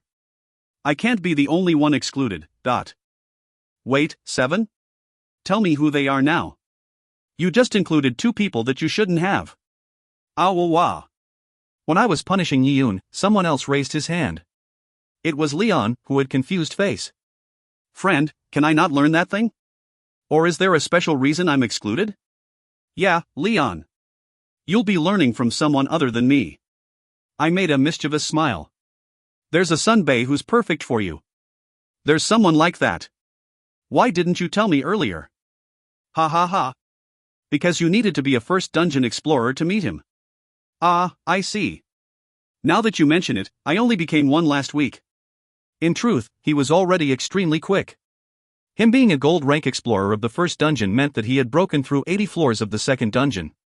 I made a bitter smile and asked Leon to wait. "Father also asked me. Didn't you say you couldn't teach it to other people?" "I did, but not now. I mastered it enough to teach other people. That's why I'm willing to teach it." "That's great, but I won't need to learn it. I'll break through my limits on my own." "I thought you'd say that, Father." I took out Father's name from the list without regret. Suddenly, there were only 2 guys left. When I glanced at Michel just to be sure, he smiled. "I'll gladly accept your teaching. If I'm not doing well, please punish me accordingly. Don't worry about it too much, Michel." Michel probably said that half as a joke, as he flinched at my serious response. I didn't go easy just because the person I was teaching was older than me. It was entirely possible that more people would join Rin and Paul's thrashing phase. "Will it be okay, Shin Nim? You're already so busy." Sumeyer knew that I didn't yet master the technique I displayed in front of her. Her reaction was completely justified. Still, I replied confidently as I stroked her head. "It's fine. As you know, I improved while teaching you. I'm sure there will be something I can learn while teaching Prayuta circuit to others. Plus, when the demon race conquered Oceania, I realized I couldn't be the only one progressing. When I first made Revival, what I had in mind was an elite group that could overwhelm any foe. Now was the time to make everyone stronger. I'll need to engrave Prayuta circuit's mana path. I'll do that individually. I can't give everyone one-on-one lessons, but I'll check up periodically and give advice. I'll do my best so that everyone can one day master Prayuta circuit. Thank God I'm not on the list. Even thinking about it gives me chills. Crown Prince doing his best." Ren and Paul hugged each other and trembled. I snorted and vowed to do my best for them too. After safely telling everyone my plan and getting their agreements, I set up appointments with each of the 10 people who would learn Prayuta circuit. Then, I took Leon to Fairy Garden. "Prince Nim is here." "It's Prince Nim." "Ah, he brought someone else. I haven't seen him before." "Oh. This place is amazing. How beautiful." As soon as we arrived at Fairy Garden, nearby elementals greeted us. Although Leon couldn't see them, he could detect the magical light they were emitting. Seeing the assortment of colors produced by the elementals, Leon exclaimed in awe. To me, he looked like an old man from the countryside who came to Seoul for the first time. "Friend, if there was a place this beautiful, you should have brought me earlier. It's not a place anyone can get into. I had to get permission from you too. I'm touched. I'm really touched. I haven't felt this way since I first felt mana. You used too many exclamation marks. Anyways, follow me." Leon couldn't take his eyes off the elementals, so I had to drag him to Lin's workshop. When we neared it, we could hear a noisy hammering noise. "Oh? He's working today too, . For someone like Lin who hated work, he was working recently to a worrying degree. I tilted my head and kicked open the door to the workshop. Lin shouted as if he knew we were coming. He still had a hammer in his hand. "Arg, just wait a bit." Lin was striking a small cylindrical metal. I immediately knew what it was. Lin, are you making a gun for Leon? I didn't even ask him to. He was doing it out of his own will. Lin began hammering again as he gave us a glance. Is that him? Hey, dude. Nice to meet you, I'm Leon Pepper. That's a handsome horn you got there. You sure use a lot of exclamation marks. Wait a moment. Let me finish this real quick. Lin seemed to have liked Leon's compliment as he grinned and went back to work. Meanwhile, Leon looked around the workshop and continually let out awestruck remarks. If I could live like Leon, my life would be filled with happiness. I stared at him absent-mindedly as I thought about something. Who? Okay, Did Lin get a satisfying result? He picked up the cylindrical metal brimming with magic power and nodded approvingly. Then, he turned his head towards us. Leon Pepper, was it? Yes. What should I call you? Lin. Lin. That's a cool name. Lin grinned and took out a cigarette before giving Leon an offering gesture. Leon nodded immediately, then received the cigarette Lin threw at him. I don't usually give my cigarettes out to other people. Consider it an honor. I'll remember it. When Leon tried to take out a lighter, Lin smirked and lit the cigarette in his mouth without moving a finger. When Leon saw it, he also put his cigarette in his mouth, and as expected, it lit up. Leon widened his eyes and murmured with the cigarette in his mouth. What an enviable ability. This is the first time you said something without an exclamation mark, and it's about lighting a cigar? Unlike you, Kang Shin, he knows what's good. Oi, let me see. He reached out to Leon. Leon tilted his head and grabbed Lin's hand. Lin then placed his index finger and middle finger on the back of his hand and closed his eyes. Question marks rose up on Leon's face? He was right. You really are like me. After a while, Lin murmured quietly as he opened his eyes. His expression carried an interest that didn't exist before. Just what kind of a place is Earth? It has someone like Kang Shin, and now someone who has a similar ability to me. Interesting, it's really interesting. So how is it? Lin seemed to be hesitating about something. When Leon grinned, Lin shrugged. Good. I can use him to ignore the women bothering me. That's not a very pleasing reason. What floor are you on? Leon replied immediately. I've only been in the first dungeon for a week. I'm on the 54th floor now. You advanced from the second dungeon? If you climb 3 floors in a week, you aren't all that bad. Good. Do you want to learn from me? I'm always welcome to learn, friend. Learning is what makes someone human. How am I your friend? Well, it's fine. I haven't told you what I'll be teaching. Lin let out a last puff of smoke from the cigarette in his mouth, then threw the cigarette into the air.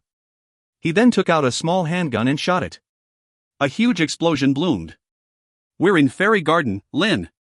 Don't worry. I built it sturdy. Lin retorted lazily and put away his handgun, but I felt like I could see an enraged Loretta running over. Leon, on the other hand, was riled up. Your ability really is similar to mine. No, it's even more amazing than mine. So you're at least good enough to see that. Let me cut to the chase. I hate people without talent and people without work ethic. I'm teaching you since Kang Shin recommended you, but if I don't like you, you're out. If you're okay with that, I'll lend you my help.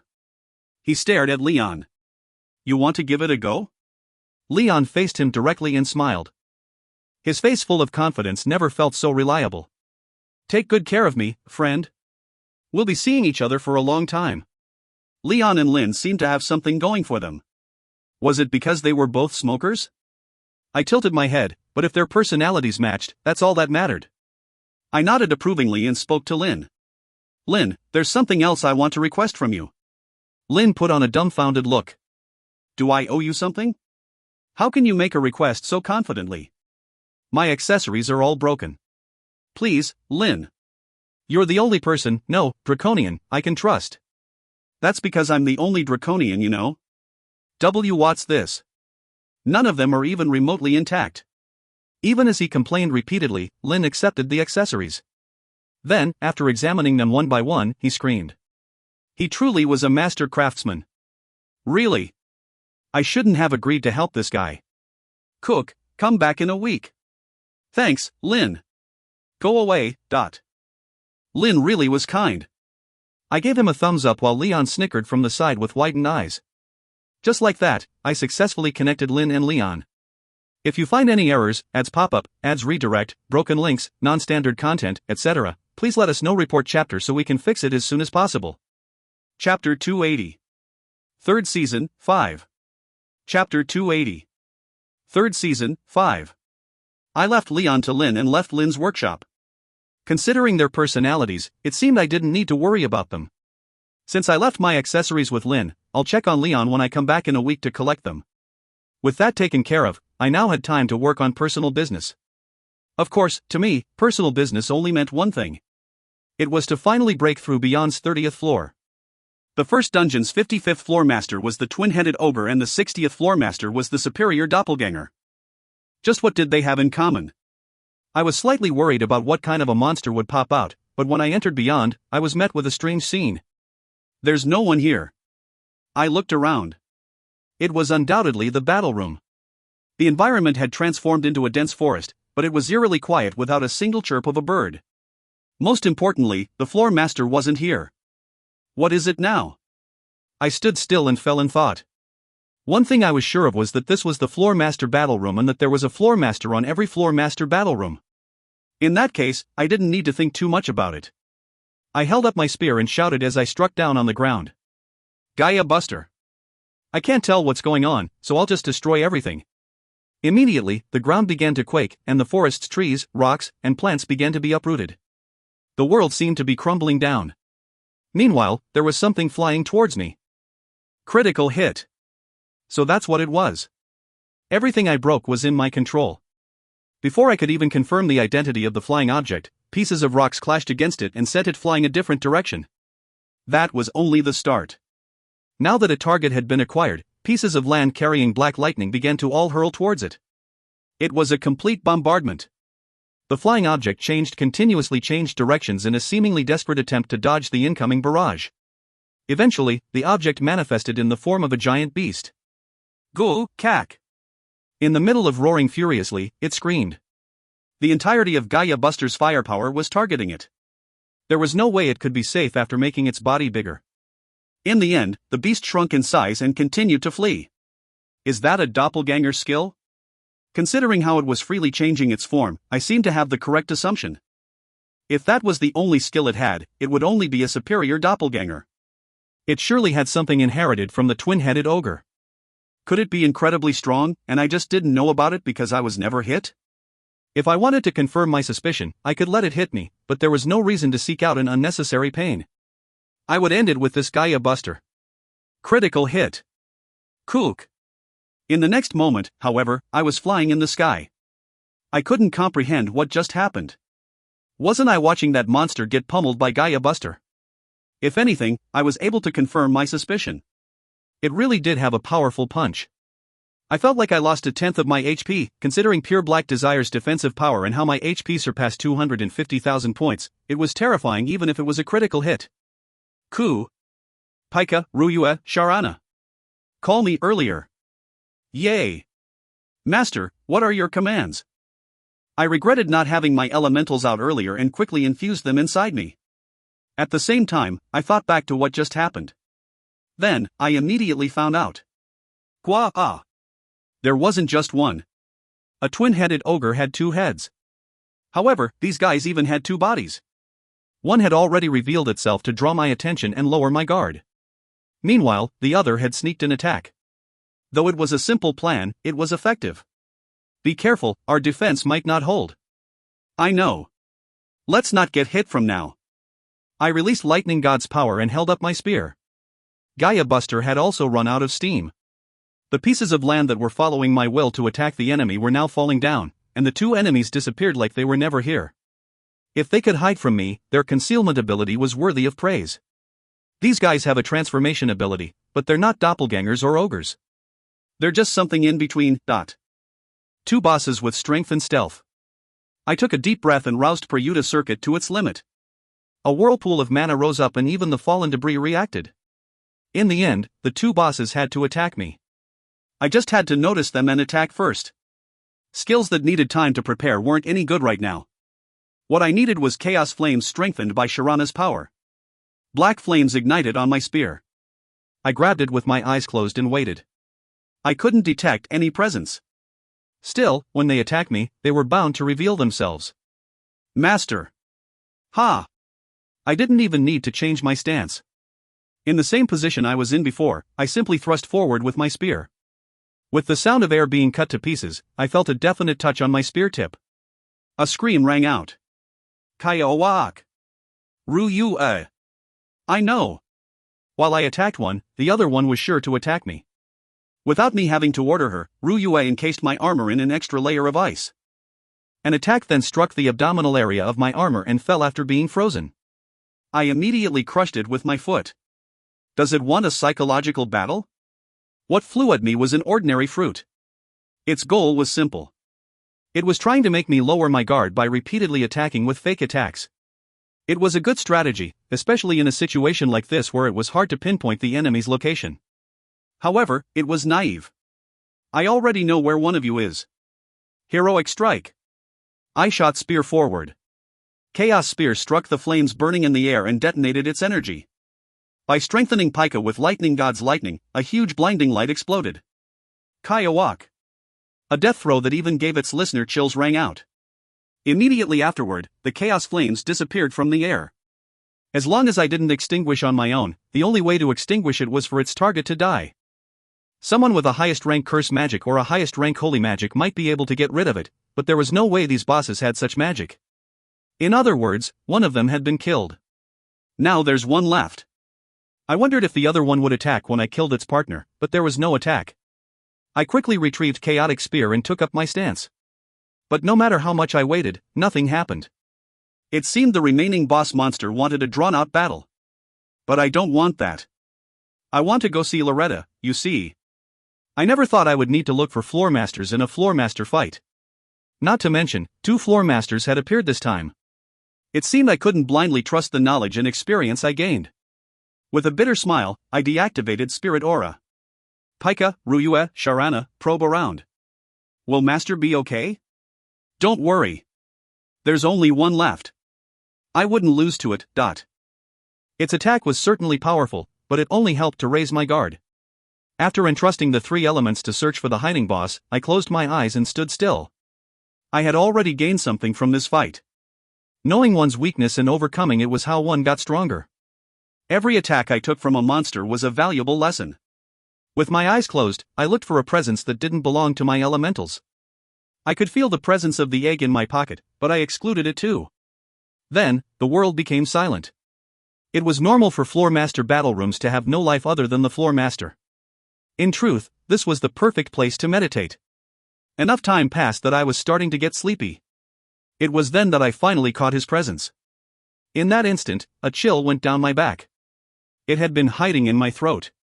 I almost died. When? Obviously, it was when I attacked the other one. That was the only opening I had. Still, I would have never thought it could shrink enough to fly inside my mouth unnoticed. It was undoubtedly waiting for the moment I let go of my tension. But even my elementals couldn't detect it. Just how good was its concealment skill? Of course, now that I'd noticed it, it was my win. No matter how capable it was at hiding itself, it couldn't possibly be better than me. Sky God's play. What did I transform into? It was simple. I had transformed into the Lava King's lava. Amazing. You are the first in Beyond's history to succeed in soloing the Twin Etheria on your first try. You obtained 3 skill points as a reward. Current skill points, 24. You obtained the title, Etheria Master. All stats increase by 2. This effect will apply even if the title is not equipped. You cleared Beyond's 30th floor. You obtained the qualification to challenge the dungeon's 81st floor. Your maximum HP and MP increase by 2%. You obtained 5 bonus stats. Experience has been added to skills you frequently use to progress through Beyond's 30th floor. You received the only reward left hidden for the first explorer. Congratulations! Your luck stat increases by 10. Secret. World Deception Technique Book. When I heard the flurry of messages, I immediately transformed back. I could transform into liquid or even gas with Sky God's play, but if even a single drop separated from my body, it was tricky to transform back. It was best to cancel the skill as soon as I achieved my goal. Damn, to think it went in my body. Sorry, Master. It's my fault. No, I was just lacking. I consoled Pika, who was sullen. This time, however, I really might have died. Even though my body had gone through a transformation, I was far from invincible. I had been overconfident. This floor master had entered my body using the single moment of an opening when I attacked its partner. From then, it was only waiting for me to let my guard down. It was a very floor master-like method, but there couldn't be a more fearful method to kill an enemy. Phew. Good. I obtained many things from this battle. I slapped my cheeks to snap myself out. I was lucky that this didn't happen on Earth. I was lucky that I got through it without making any fatal mistakes. From now on, I wouldn't let my enemy enter my body easily. Now that I was in the position of teaching others, I couldn't let them see me make such stupid mistakes, especially if the mistake led to death. I shouldn't look down on the dungeon. I was tricked by how easy it had been recently. When I imagined Seraphina snickering seeing me fight the floormaster, I subconsciously pouted. But still, maybe I should thank her for letting me grow. Twin Euphoria, two assassins with a powerful punch, the ability to conceal themselves perfectly, and the ability to transform into anything. I couldn't confirm what they looked like, but I told myself to remember the name. I'll leave my self-reflection to here. Let's look at the reward. If possible, I wanted an item that the world's enemies would have a hard time nullifying. Of course, what I got wasn't an item, but a skill. That said, when I saw the words World Deception, I became excited. It had to be a skill related to the Euphoria's stealth and transformation. As a skill created by the dungeon, it couldn't escape the fate of being nullified by the world's enemies, but I had experience overcoming this limitation with divine speed. I planned on going further in this realm. If I could make my own world deception using this skill as a basis. I reached out without hesitation and learned the skill. World Deception's information flowed into me. You learned World Deception, active. World Deception has two abilities. First, you can transform into monsters you've defeated and use their special attacks. Note that you cannot use attacks that are beyond your league. Second, you can perfectly conceal your presence. When the skill reaches its peak, you can also conceal the presence of others. Oh hoo! The first ability was honestly a downgraded version of Sky God's play. The second ability, however, was exactly what I wanted. I clenched my fists and hollered. If I used this power well, it could become a much fatal weapon than what I suffered from. Good, now. Now, I had to get some rest. I undoubtedly had difficult busy days ahead. Even if it was just for today, I wanted to relax with Loretta and rest. With that in mind, I jumped into the gate that opened up in midair. Loretta then scolded me for coming to see her after Lynn. If you find any errors, ads pop up, ads redirect, broken links, non-standard content, etc., please let us know. Report chapter so we can fix it as soon as possible. Chapter 281. 3rd Season, 6. Chapter 281. 3rd Season, 6. Shin is so mean. I messaged you first though, . There's a big difference between seeing Shin Nim's face and just hearing Shin Nim's voice. I can't be assured that Shin Nim came back safely until I see Shin Nim and touch Shin Nim with my hands. Loretta fretted like a child and hit me lightly. A light hit from Loretta was enough to massacre several hundred orc lords, but I endured the pain. Even if we did something couple-like, our bodies made it more extreme. I spoke as I did my best to hide my pain. Kyung. I just wanted to finish everything I had to do before I came to see Loretta. That way, I won't be distracted by other things. Until when? Loretta suddenly became quieter as she asked with sparkling eyes. It was extremely cute. All day. All day. Really? Yes. Yay. Seeing Loretta clap in happiness, I smiled awkwardly. Loretta pushed herself towards me and asked with a flushed face. What should we play? What should we play? Playing is nice, but there's actually something I want to learn from Loretta. In an instant, Loretta's face became rotten. Shin Nim, is it fun inflating my expectation and bursting it in a moment? It is, actual. Sorry. After barely consoling Loretta, I had her sit down next to me. Of course, I had to suffer through unspeakable pain before then. Fine, but only because I'll be spending time with Shin Nim. Right, so what I want to learn is. If it's punching people, I'm really good at that. Loretta smiled sweetly and threw several jabs. With even a single jab being potentially lethal, I realized Loretta was still slightly angry. That's nice, but I want to learn about dimensional travel. Loretta's face stiffened. You're kidding, right? I'm not. Hold on. Loretta got up and circled around the room. She then went into the kitchen and boiled red tea. After wandering around for 10 minutes without saying anything, Loretta filled her teacup and took a sip. Only then did she finally say something. Fine, but only because I'll be spending time with Shin Nim. You're going that far back. I don't know, you can't. I want to learn it. I looked at Loretta with a serious face. Loretta then humped and snorted. No. Why not? The difficulty of the magic is too high. Also, crossing a dimension with one's own power rather than using the dungeon's power takes an enormous amount of mana. It's impossible with Shin Nim's current strength. But I still want to learn it. If I do, I'm sure it'll be useful one day. Loretta wore an exhausted look and asked. At least tell me the reason Shin Nim wants to learn it. I want to be able to use the skills the dungeon gave me on my own power. Be more honest. I also thought about being stuck in a foreign world where the dungeon's power didn't work. That's not impossible, I guess. Loretta turned back from trying to shoot me down. She knew what I had gone through. The balance between attack and defense was twisting in a strange way. The Demon Lord wasn't the only world's enemy trying to analyze the dungeon's power to overcome it. Unless I planned on quit being a dimensional mercenary, I wanted to learn how to use dimensional travel on my own. But Shin Nim, it will be really hard. It's not something you can master in just 1 or 2 days. I'm prepared. I'll come learn it from Loretta even if I have to squeeze my available time dry. Thinking about it now, Loretta seemed to have liked what I just said. Loretta's ears were perked up. She fell in thought for a moment, then finally nodded. Don't tell this to Lord. Only tell her after you fully master dimensional travel. Got it. Loretta sighed.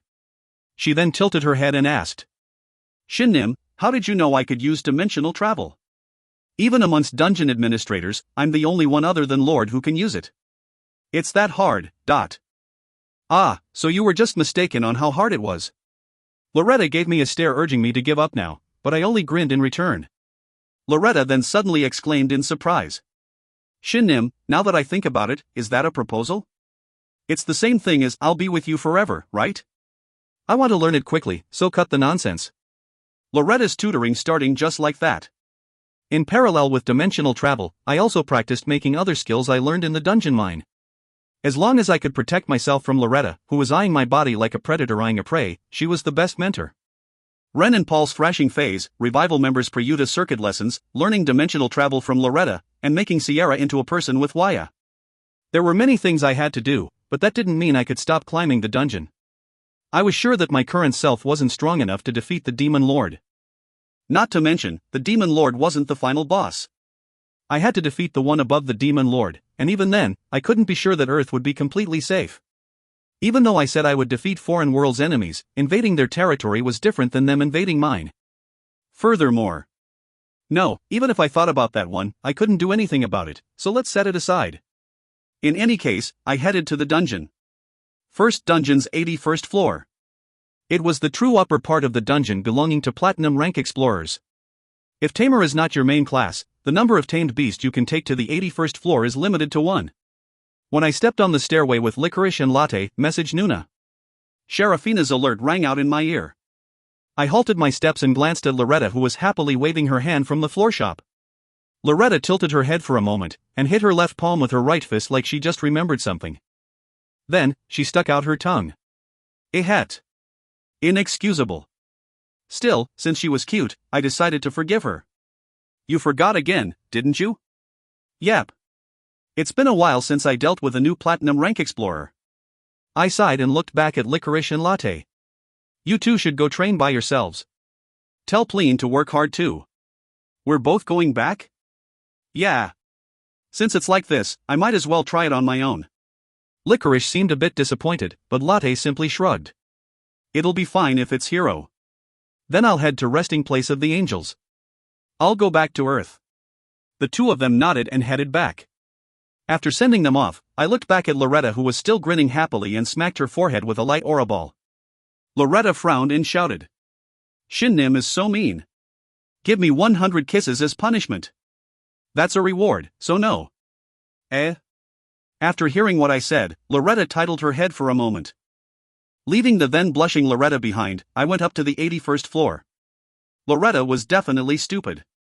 You entered the 81st floor. Yell, commence exploration to start exploring. The 81st floor carried an eerie atmosphere.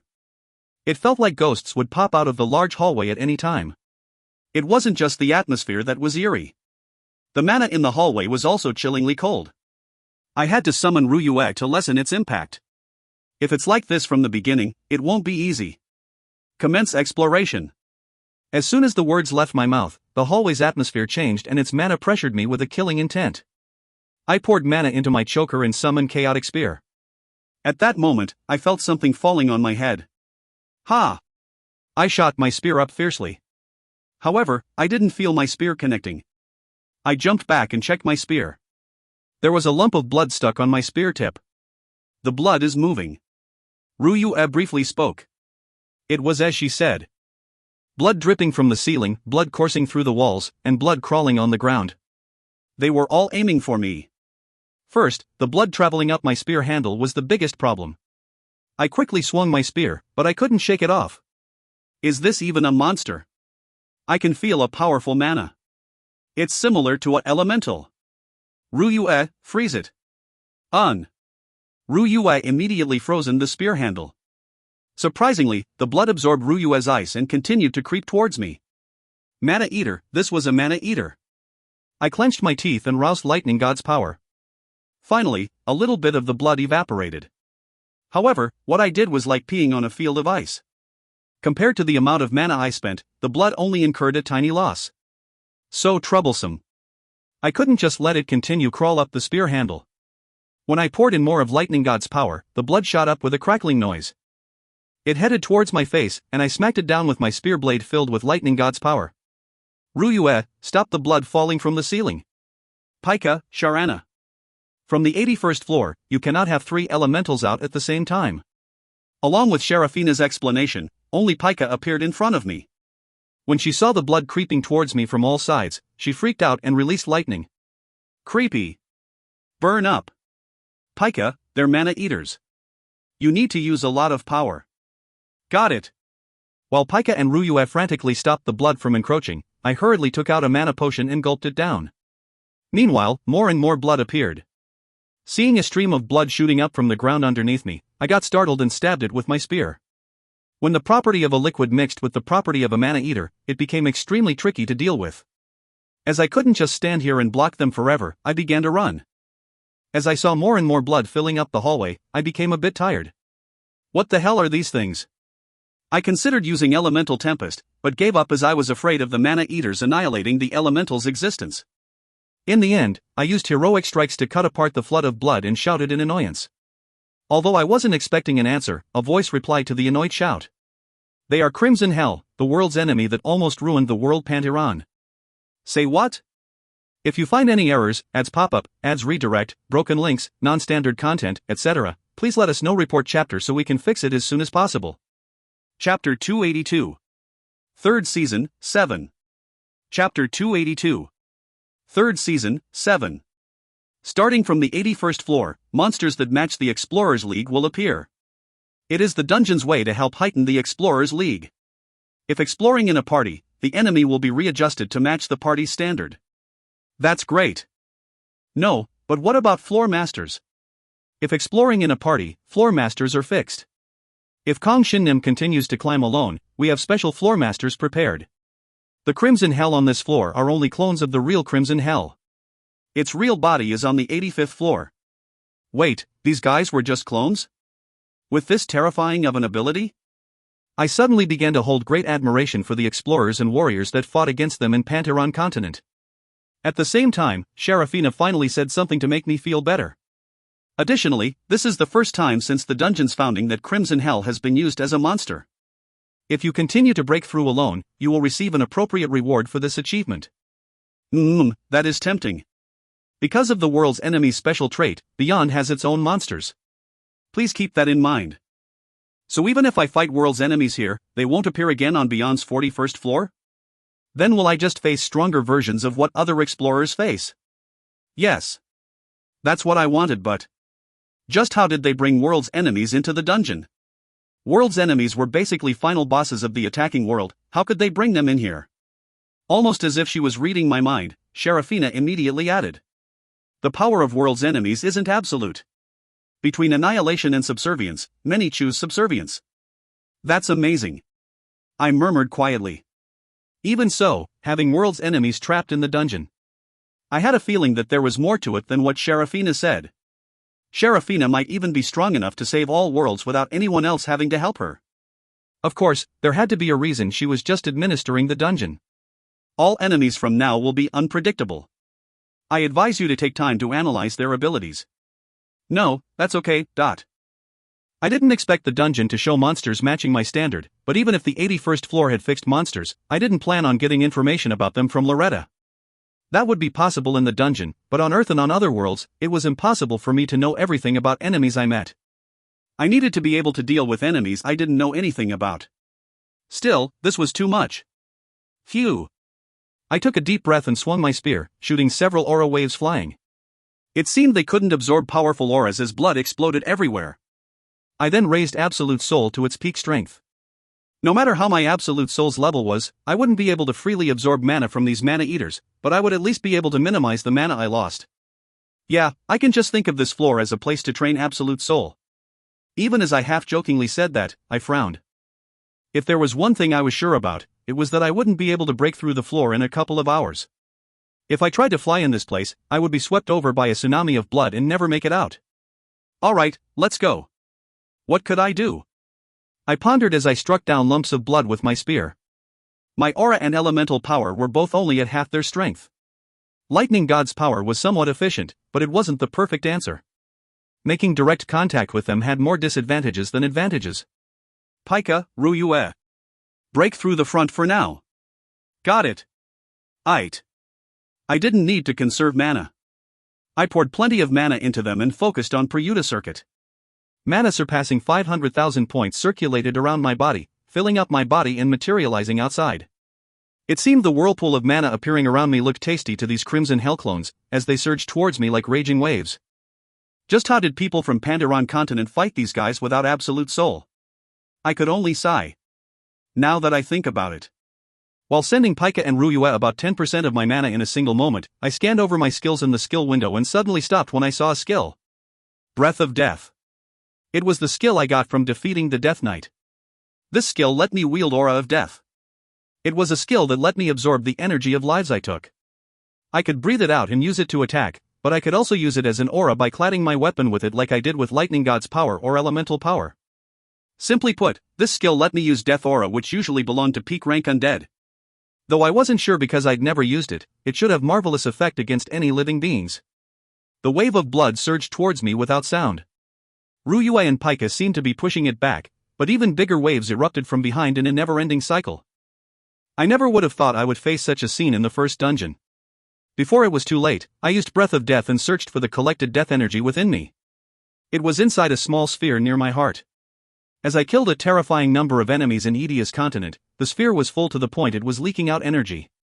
When I drew it in my spear with Prayuta Circuit, the already black chaotic spear began to emit an ominous energy and was dyed in a deeper black. Even I didn't want to touch this aura with my hands. However, I wasn't done yet. Chaos Flame. I whispered and ignited Chaos Flames. When it mixed with Death Aura, black flames instantly shot up on my spear with dreary force. It looked even more formidable than the aura Death Knight wielded. As I controlled the aura and checked its power, I was shocked to find I could maintain it for over a year. Did I kill that many lives in Edia's continent? Really? Good, at least I won't have to worry about running out of energy. It was great. I immediately tested this new power. Even though it was called Death Aura, it couldn't defy Prayuta Circuit's control. The blazing death flames enveloped my spear in a whirlpool shape and became fiercer. When Pika and Ruyue couldn't hold out anymore and took a step back, I pushed forward and shot out the flame whirlpool in all directions. How's this? Of course, the Crimson Hell clones didn't say anything. They couldn't. They could only detect mana and move towards it greedily. The death flames had a terrifying effect. Any blood that touched the flames began to grow darker, and the blackness continued to spread to parts that didn't touch the flames. The blood fell back realizing something was wrong, but the parts that touched the flames had already burned up and disappeared. Flames that burn until the target's death mixed with the aura of death. No matter how voracious these mana eaters were, they were still alive in the end. The combination of chaos flames and death aura directly countered their existence. I had found my answer. Perfect. Pika, Ryue, you two can go rest now. Thanks. I don't want to deal with them. Call us if you need help. When the two elementals who showed great firepower disappeared, they rushed towards me, forgetting about the loss they just suffered. Perhaps they planned on leaving parts of their bodies to die so they can focus on devouring me. It seemed I needed to remind them who the real predator was. Hoo-hoo, I can even do this now. Death flames, which originally only spun around my spear, suddenly grew bigger following the increasing size of the whirlpool. As Peryuta's circuit's spin got fiercer by a level, the whirlpool around my spear combined with the whirlpool enveloping my body. I felt a bit out of breath in this whirlpool of flames, but it wasn't to the point my movements were affected. To be honest, I was still a bit scared, but I let myself go and jumped into the raging wave of blood. The feeling I got when I first made contact with them wasn't bad. The wave was immediately dyed black and burned up before evaporating helplessly. Still, the wave of blood continued to rush towards me, sweeping over the whirlpool covering me. With their special trait of absorbing mana, even if they couldn't absorb death aura, they should still be able to absorb the mana-forming chaos flames. The whirlpool began to lose strength. I couldn't believe my eyes. I didn't want to do this, but now that it had come to this, I had no other choice. I poured about 200,000 points worth of mana into the whirlpool. Its death flames instantly began to blaze fiercer as it expanded outward. The approaching wave of blood seemed to be startled as it jumped back. Let's see if I run out of mana or if you fully evaporate. Wah-iya. I howled and began to run under the wave of blood surrounded by only my flaming whirlpool. The hand holding the chaotic spear constantly moved around, piercing through the front to make a way, while the whirlpool of flames surrounding my body endlessly resisted the wave of blood using my mana. I then summoned Sharana and even added Wind King's Rage. These guys are so annoying. I'll strengthen you soon, Master. Sharana's strengthened wind energy joined the flaming whirlpool and created a terrifying force. Eventually, I stopped seeing the wave of blood in front of me. Crimson Hell, which had once been close enough to touch my nose, was completely blocked the whirlpool and couldn't approach me at all. As I continued to run, I gulped down a mana potion. It tasted like a strawberry banana shake. Cool. I don't even feel like I drank anything, but no matter how expensive the mana potion I drank was, it couldn't fill more than 20% of my mana, and I could only use it as an extra support. Thankfully, with the mana I stole using Absolute Soul and Peryuta's circuit continuously absorbing the surrounding me, I could barely maintain my whirlpool. Good, let's keep going. Leave it to me, Master. Sharana's power harmonized with any power and strengthened it. She drew her power to its limit, and the 3-meter radius whirlpool raged fiercely and evaporated Crimson Hell. I felt like I could hear their screams of despair. Wah-iya. Almost as if I could defeat them with sound, I shouted at the top of my lungs and charged forward. It was a secret that I thought I looked cool as I ran through a sea of blood with a flaming whirlpool around me. 2 days and 3 hours after that, I managed to break through the 81st floor with my mana completely drained. If you find any errors, ads pop up, ads redirect, broken links, non-standard content, etc., please let us know. Report chapter so we can fix it as soon as possible. Chapter 283. 3rd Season, 8. Chapter 283. 3rd Season, 8. Shimnim, are you okay? When I came back to the mansion all tattered from breaking through the 81st floor, I was caught by Samire. Ah, Samire, this is. I just had a pretty long fight. You look tired. Please wash up and sleep. Yeah, I will. I retorted half-heartedly and wondered why Samire was out in the garden. Before I could continue my thoughts, however, Samire clapped her hands and asked, "Would you like me to wash your back? I often did it when my father was still alive." I'll have to refuse. For the record, don't do that to a man unless you plan on marrying him. Yes. Don't tell me Samire was treating me like I was her father? Rather than that, Sumire's father made a grown-up girl wash his back. I fell into stupor. At the same time, I saw a piece of the garden land flipped over from the corner of my eyes.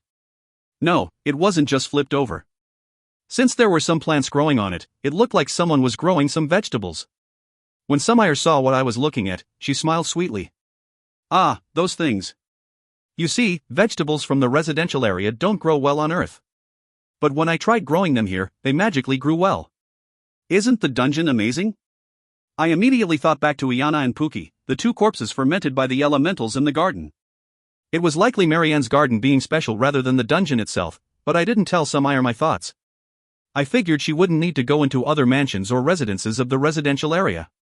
I also just realized that Sumire was wearing a comfortable clothes, an apron, and a pair of work gloves stained with dirt. Among the guild members, she was probably the most family-oriented girl. I don't think Waya would be the type to do something like this, and Yiyun confidently said she was good at cooking ramen, which meant she wasn't good at cooking anything else. Only Ludia, who helped mother with chores around the house, had the potential to surpass her. Still, to think Sumire was growing vegetables here. I spoke with a bitter smile. You could just buy them.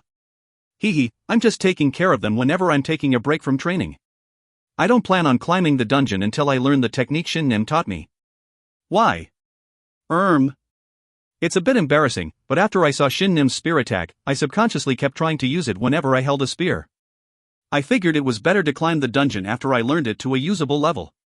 I became a first dungeon explorer, after all. Ah, right, Sumire entered the first dungeon too. Yes, it's been a bit under a month. I only showed it to her once. Did it get stuck in her mind? If she wasn't talented, I might have scolded myself for stunting her growth, but Sumire was a genius even amongst all the geniuses I've seen, so I probably didn't need to worry. I believed she would learn this technique even quicker than I imagined. With that in mind, there was only one thing I could do to help her. Do you want to spar after I take a shower? I have to impart Prayuta circuit to you in the afternoon, so it's a good opportunity. Yes. And no. Shin should rest. We can spar afterwards. I'll be fine once I take a bath. I'll be back in a bit. Yes. She didn't refuse a second time. With a grin, I waved my hand and headed to the bath. The grand bathroom on the first floor was big enough to be a public bath from Rome. Although it wasn't used often, it was the best place to relieve fatigue after a tiring day. After walking to the men's bath, I realized there was another visitor. It was Father. Oh, you're back? It took a while this time. Father, I'll chase you out if you fart in the bath. Is that the first thing you say to your father? Can you blame me with how many times I suffered from it? I threw a bucket of hot water over me and stepped into the hot bath. Father retorted as he snickered. Don't worry, my body isn't what it used to be. I can control most physiological phenomenon. Ah. With what he said, I scanned over Father's body. He always had a tough build and his face was always younger than he actually was. Looking at him now, however, he didn't just look younger. He was practically a handsome man in his mid-30s. Did you remold your body or something, Father? I only made a slight breakthrough in my spearmanship. I flinched. I remembered the moment I mastered Prayuta circuit when my body broke down once and reforged itself.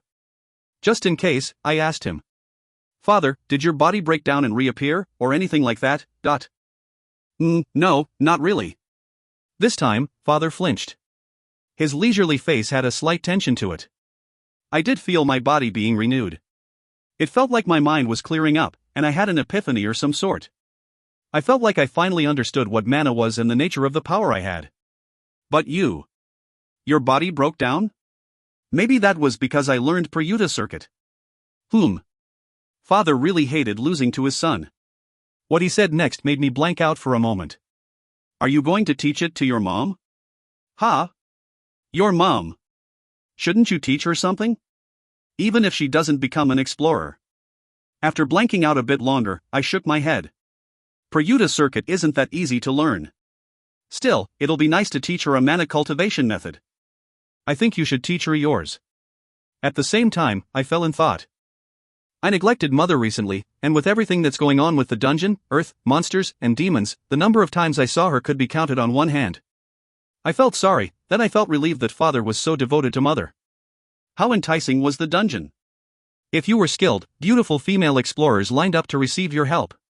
With Father's skill, even if he had a face that would make an orc call him elder brother, there would still be explorers that would jump at him. Mother was also a beauty when she was young, but compared to the dungeon where beauties of all races gathered. You see, this woman keeps scolding me for eating good things by myself. Rather than waiting for Mother to get younger by mastering a mana cultivation method, it'll probably be quicker to bring her items that do that. I doubt items that make you younger are common. Don't say such absurd things. I could understand how Mother would feel excluded. Other than her, everyone in the family became dungeon explorers. Now that her husband suddenly looked much younger, even I felt a bit guilty. I'll try to look for it too, father. If I have time while saving the world, that is. You might as well just say I should solve it on my own. Father slapped the surface of the water, creating a vibration that shot a water bullet towards me. I put the tip of my hand underwater and created a small whirlpool to block it. It was a playful water fight between a father and a son, but if an ordinary person was hit by that bullet, he would most certainly die. Shin, I heard you're here. There's something I need to tell you. At that moment, someone rushed into the bath. The only person who would call me like this was Waya. Even knowing that I was in the bath, she barged in confidently and stared at me brazenly. Thankfully, both father and I had our underparts covered. When she saw that father was here, she made a face that easily read what a shame. Oh, a Joshi was here too. Can't you act more embarrassed? Actually, don't come in here. Can't you just send a message? Why would I do that? We're in the same house, so isn't it better to talk face to face? It's not like you and a Joshi are naked. With Waya acting shameless, I became lost for words. While I was thinking hard about what to say, Waya stuck out her tongue and continued. Sorry, my bad, I didn't think a Joshi was here too. I'll apologize. I'm sorry, a Joshi. It's fine, Waya. Like you said, it's not like I'm naked. Plus, you'll be my daughter soon anyways. Hee hee, I knew a Joshi was on my side. I'll serve you well later. Dear God, father was already compromised. When I sighed with my hand on my forehead, she apologized to me again and added. I thought it was the perfect chance to take you out and I ended up being let down, so aren't we even? This woman just revealed her intention of trying to attack a son in front of his father. Father, she's like this. Isn't it wonderful?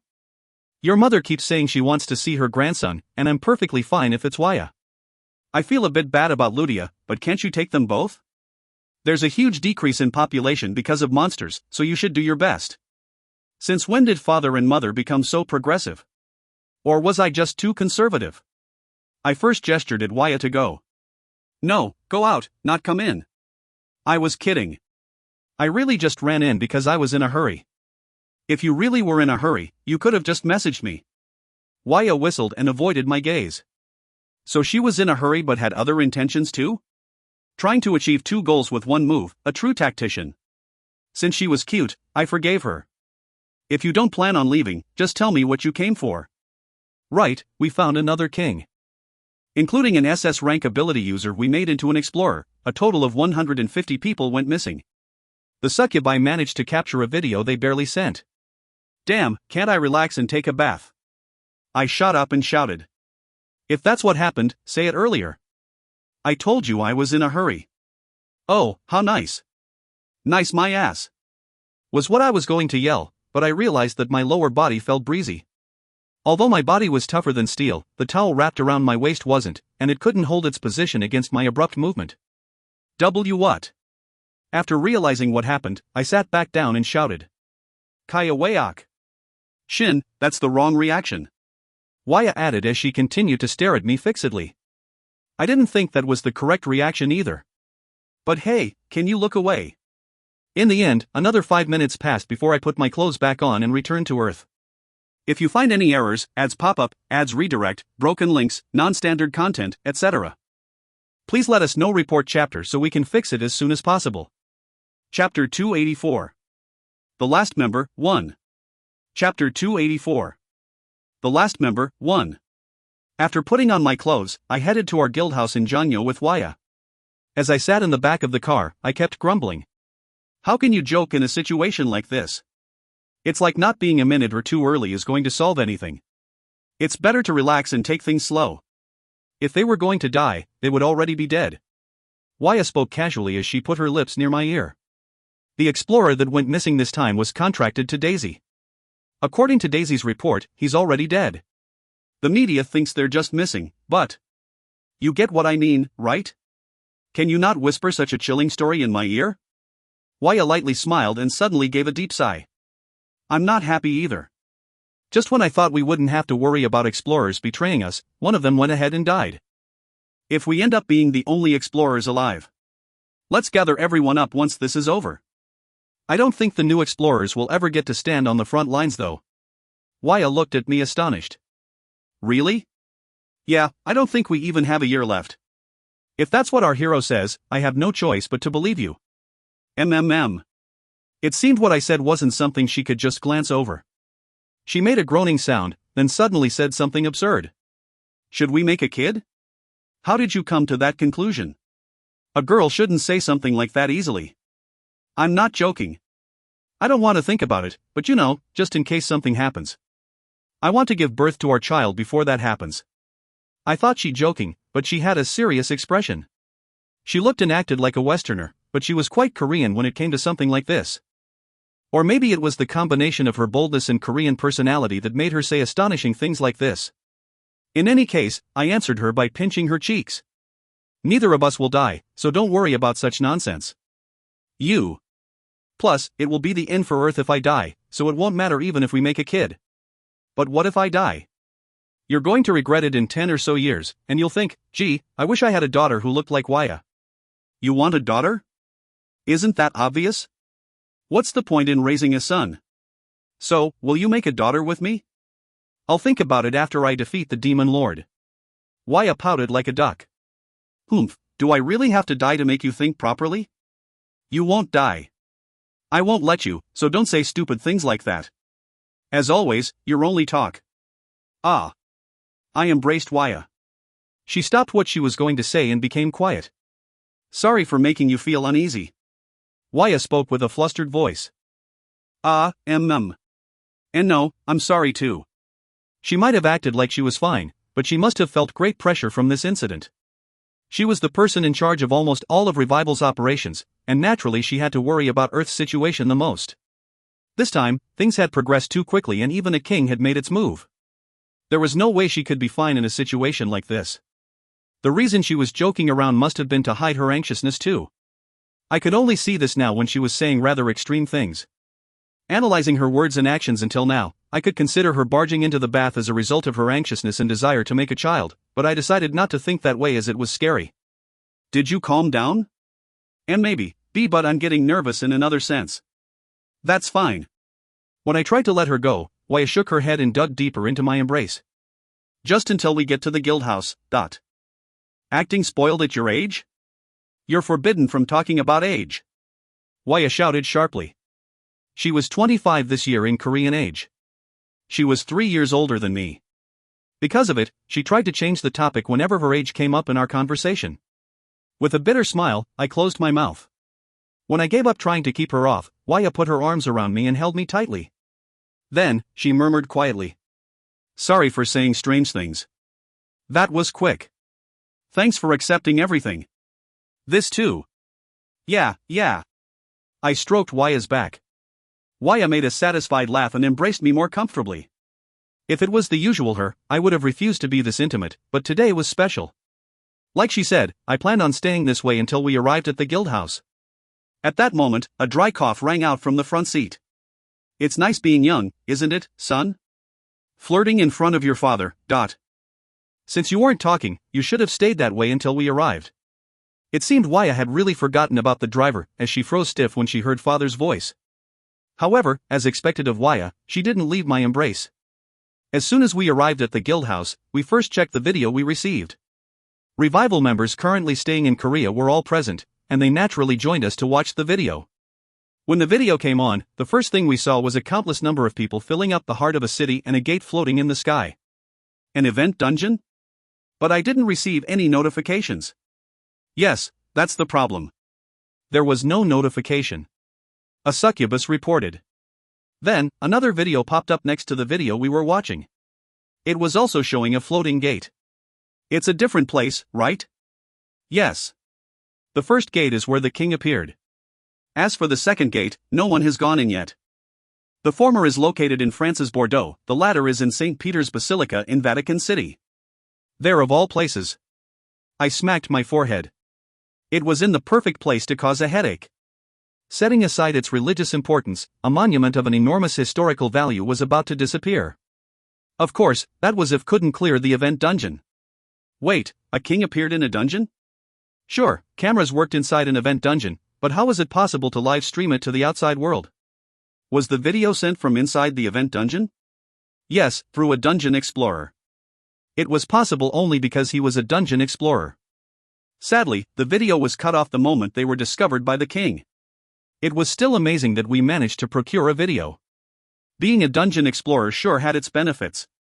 I nodded silently and examined the two gates. When event dungeons appeared, Sharafina would normally tell us their ranks to minimize the risk we'd have to take. This time, however, neither of the two dungeons were ranked. Of course, since we didn't even get a notification, it would be strange to expect them to be ranked. Without a doubt, they were one of those. More things that ignore the dungeon's power? We'll face more of them in the future. That in itself isn't surprising, but what I'm afraid of is what was only possible for the demons was now possible for the monsters. This made my head hurt. Hieronym, can I say something? Sierra spoke up. The crosses in her eyes were shining brilliantly. Speak. Both places have kings. In an instant, silence descended. Coincidentally, the first video was showing people entering the gate. A dense jungle appeared along with giant monsters. I stared at the video intently, then turned towards Sierra and asked. You know what we mean by king, right? The head of the monsters, 5 leaders working for an unknown being. 2 of them already died to Hieronym's hands, but that's exactly right. It seemed I needed to apologize for underestimating Sierra's power. Now that she could better control her evil eye's power, she was no longer who she was in the past. But if what she said was true, it meant we had a steep mountain to climb. I asked Sierra another question. You can tell even if you're far away now? No, before that video came to the succubi, I had a dream. Hieronym knows that my ability manifests in many ways, right? Yeah. After my eyes opened, my dreams became even clearer. I often have clairvoyant daydreams, and I can somewhat control what I want to see. What you want to see? Yes. The world is saved by Hieronym, and Earth continuing peacefully under Hieronym's reign. Never mind that, tell me what you saw. Yes. Sierra explained slowly. At the same time, the group that went into Bordeaux's gate was facing a truly massive creature. It looked like a lion and had 2 frightening yellow eyes. The Beast King, the 4-legged ruler of all savage beasts. He is strong and fast, an overlord who can cut and destroy anything with pure strength. Other than Hieronym, only Daisy Atradianym has the potential to win against him. Kang Younggungnym, Minami Violet Sumayornym, and Su Yiyunym are included if we're only talking about stalling for time. Sierra said solemnly as if she was making a proclamation. As if to prove her words, the lion stomped with 1 leg and caused the earth to quake and fall. When he roared, the entire jungle blew away. Rather than a creature, that was more of a calamity in the form of a creature. It seemed he was even stronger than the Lava King. Seeing the lion's imposing display, I blurted out. Run, work harder. You're falling behind Yiyun in some ire against a lion. That's an extra month of Ren's thrashing phase. Cool. Run made a mortified expression. Thankfully, Father's spearmanship and mana control improved, and he joined the lineup of people who could fight. Otherwise, the guild's men would have been embarrassed to no end. The other one is the King of the Dead, one who rules over all corpses and despises all living beings. He has powerful magic power and anti-magic. He does not die even if he's killed. Only Hieronym and Waya Eleni Mastafordnym can compare with him, and Daisy Atradianym must be present when fighting him. His immortality cannot be broken without Hieronym's final move or Daisy Nym's power. Daisy, who was listening on, suddenly sparkled her eyes. Corpses? Are there lots of good corpses? Lots of pretty corpses? Yes. King of the Dead. Good, very good, very very good. Can the word dangerous be in there somewhere? Meanwhile, the video ended with the lion breathing in acidic breath. Missing my ass, it would be a miracle if there was even a single survivor. Damn it. I pressed my brows and asked Sierra. By the way, what do you mean by my final move? The eye's power. My evil eyes? I wouldn't really consider that my. No, I mean Hieronym's third eye. I immediately closed my mouth. I began to feel fear at Sierra's power. If I made someone with this power my enemy. No, she wouldn't be able to do this if I didn't open her eyes, but still, I felt relieved knowing that she was on our side. Actually, I had 2 dreams today. The first alerted me of the 2 kings. In the second dream, Hieronym was already using that power against a black-eyed man with a giant shadow and 2 twisted horns. The Demon Lord. I instinctively realized who she was talking about and bit my lips. Ludia's eyes also shook when she heard Sierra's description. Right, Ludia had directly faced him before. I hoped I could ease Ludia's worry as I continued to ask Sierra what happened. Did I win? I'm sorry, Hieronym. I couldn't see that far. All I know is that Hieronym would lose if Hieronym doesn't use the ice power. Since I was expecting the same thing, I didn't put Shiva's eye into the calculation of my total strength. I didn't know when the Demon Lord would appear, and Shiva's eye was a critical power that could only be used once per year. As if to confirm my thoughts, Sierra looked at me straight on and spoke. In conclusion, Hieronym cannot use the ice power from now on. The Demon Lord will descend before a year passes. I shut my eyes tightly. I understood why Sierra was saying all this. This is what she wanted to say. Save your strength. No matter what happens today. If you find any errors, ads pop up, ads redirect, broken links, non-standard content, etc., please let us know. Report chapter so we can fix it as soon as possible. Chapter 285. The Last Member, 2. Chapter 285. The Last Member, 2. I noticed everyone's gazes on me. They were all relying on me to act. It was a bit troubling that they couldn't come to their own conclusions, but I still voiced my thoughts. We can trust Sierra's ability. The two kings must be in these two dungeons. You all know what kings are, right? Yes, of course. Though she missed her chance to spar with me, Sumayer's eyes were burning with eagerness. Last time, even though she clearly voiced her desire to fight, she couldn't do so because of her lack of ability. As she was chosen this time as one of the approved members, her eagerness was understandable. Don't push yourself too much, Sumayer. Got it? Yes, Shin. That wasn't the most trustworthy answer, but there wasn't much I could do about it. I continued with a slight sense of unease. When we take care of these two kings, only one king will remain from the original 5. It looks like there's an even stronger one above them, but we'll still be able to greatly undercut the monsters' forces.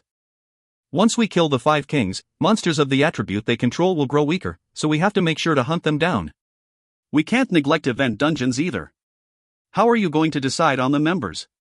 Waya immediately asked the tough question. I looked around at Revival's members.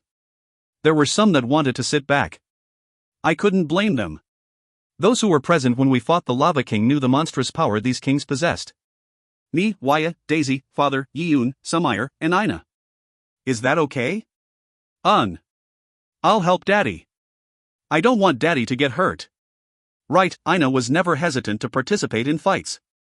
Perhaps, she didn't understand what fear was. If possible, I wanted her to continue that way for all of her life. I hugged Ina, who shot her hands up energetically. With an innocent laugh, she rubbed her face against mine. Someone looked at Ina enviously, but I ignored it. I felt like knowing who it was would give me more trouble than it was worth. The 7 of us will go together. Against the kings, we can't split our forces. We'll attack the dungeons one by one. Yes. Why is it so hard to get acknowledged by my son? Corpses, ooh-hoo-hoo. Ooh-hoo-hoo. While everyone else seemed full of spirit to fight the kings, Daisy alone laughed somewhat perverted thinking about corpses. I smacked her forehead to snap her out of it, then looked back at everyone. There's something I need to ask everyone else to do. To be honest, 2 kings appearing at once is too strange. I feel like there's more to it than what's on the surface. I looked back at Sierra just in case. She shook her head. Sorry, Hieronym. My ability isn't complete yet. I can't read any further into the future. No, it's fine.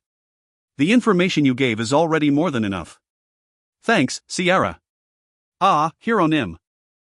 Shit, I shouldn't have said that. Sierra's face reddened and she stepped closer to me. I frowned, thinking I dug my own grave, and pushed Sierra away before continuing. Mobilize all of the succubi and let them focus their attention on any changes to Earth. This includes areas currently conquered by monsters. In fact, if it's necessary, just wipe them out completely. Really? I thought we were going to take our time reclaiming other regions. The Philippines is still under reconstruction, didn't Guildmaster say we had 2 years? Eleda voiced her question. She wasn't wrong, but things had changed. I told her exactly what Sierra told me. Sorry if it sounded too rushed, but the 2 years I talked about was the time we had until the Demon Lord invaded Earth. That's how much time we thought we had, but it's different now. There's less than a year until the Demon Lord's descent, and it might even be less than 3 months. We have to act fast. Is the reason their ability to ignore the dungeon's power? I nodded solemnly. It's not just Earth. All worlds related to the dungeon might be facing similar situations. There's a great change on the horizon, one that will make the simultaneous appearance of two kings pale in comparison. Elena, we have to do what we can before things go out of control. You're with us, right? Oh, of course. If it's for you, I'll do anything. At my serious tone, Elena nodded vehemently with a flushed face. While I tilted my head, thinking something was strange, Licorice approached me and whispered in my ear. Dear husband, you're not controlling your power right now. Ah. Shoot, because I was nervous, I was unknowingly releasing my charm and magic power. Damn, I still lacked training. I tried to fix the situation, but my body wouldn't listen to me. Sierra's words seemed to have shocked me more than I thought. Thinking I should quickly leave this place, I took a deep breath and made a final announcement. I said everything I needed to. The 6 members coming with me should follow me. Everyone else should also immediately set out. Make sure to report on your situation thoroughly, and do not get hurt. Understood? Yes. You're sounding more like a leader now. A truly fiery development. No idle talks. Chat. We immediately set out. Our first destination was France's Bordeaux, as there still may be survivors. The 7 of us hopped on Ya's private plane. As for everyone else, besides Leon who was training with Lin, they were working together in a single group. First, deific manifestation. Can everyone use it? I can. Same. True Name's power is also ready. What about everyone else? Besides Daisy and me, only Waya, Ina, and Sumire possessed God's true names. Waya and Sumire nodded, while Ina tilted her head. I can use one. You mean your God's true name has several abilities, and you can only use one? Ina seemed happy that I knew exactly what she meant, as she smiled brightly.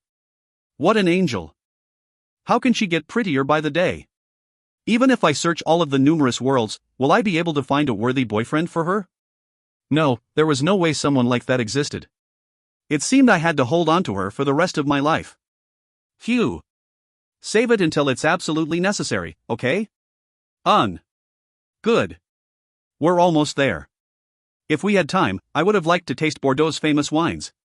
Unfortunately, the gate was in Bordeaux sky and we weren't in any position to leisurely sip on wine. Everyone's in the party? Yes. The dungeon's power probably won't work, so have your potions out. If you have elixirs, make sure to have them ready. Hopefully, we wouldn't be in a situation where we needed to use elixirs, but we had to be prepared against the kings. Even the weakest Hermit King made me nervous, but now we were about to face kings of the same level or even higher level as the Lava King. Beast King's corpse, give me, yes? Yeah, you can take it, ... Wedding gift? Kang Shin, I'm still too young. I think your brain is too young. At that moment, the plane came to a stop. I didn't know how it worked, but I could tell it had all the latest technology. The plane's door opened, and even as I faced the violent wind, I was completely unfazed as I looked back at the party members. I'll jump in. Since we're in a party, everyone should be moved when I enter the dungeon. I want to go with Daddy. Despite what I said, Ina didn't want to let go of me. Thankful for how much she thought about me, I patted Ina gently. Sure, let's go together. I pecked her cheek and jumped out of the plane with her. Sharana, who I already had summoned, guided us to fall on the gate. As I fell into the black gate letting out ominous energy, I shut my eyes and successfully entered the dungeon. However, Ina who was in my arms a moment ago was no longer with me. What? I looked around flustered. I was undoubtedly in the jungle I saw in the video. Although I didn't get any messages about having entered an event dungeon, I was sure that I was in one. But there was no one else here. It wasn't just Ina. None of the other party members were here. Not even Licorice or Latte. What happened? I felt a chill go down my back. In the next moment, a thought flashed through my mind. I was in an area that the dungeon couldn't designate as an event dungeon. It was stupid to think a party formed through the dungeon's power would function the same way. But what about those guys in the video? So many people entered the gate together just fine, but how come I was the only one who ended up this way? I tried to open my friend list, but it was futile. That meant I couldn't send any messages. Neither the guild communication channel or the explorer communication channel opened. You're finally here? At that moment, a thunderous voice rang out. I turned around. A golden maned lion, far bigger than the one I saw in the video, was looking down at me. He seemed to have been waiting for my arrival. I finally meet you, savior hero. You? I broke out in a cold sweat. It was partly because I felt his heavy power, but it was mostly because of the sense of unease in this uncontrollable situation. No, calm down. Even if I was alone, I should be able to beat him. I've overcome countless life-threatening situations. Even if I lost the dungeon's power, I should still be fine. In conclusion, Hironim cannot use the eye's power from now on. The Demon Lord will descend before a year passes. At that moment, Sierra's words popped up in my head. Did she foresee this situation? No, that was impossible. There was no way she would have kept quiet if she saw me in danger. Still, she still should have felt something. No, could it be a different kind of danger than this? Are you worrying about them, hero? The lion talked. Them? His words made me space out. I knew far too well who them referred to. Right, why was I worried about myself? I was the strongest person on Earth. Even in this situation, I was confident in being able to defeat the Beast King. But I was thinking in the wrong direction. It's too late, so don't worry, hero. This time, all kings have come out. All kings. In other words, the last king was also on Earth. In that case, I wasn't the one trapped here. The one trapped was people of Earth, who lost me, their greatest strength. If you find any errors, ads pop up, ads redirect, broken links, non-standard content, etc., please let us know. Report chapter so we can fix it as soon as possible.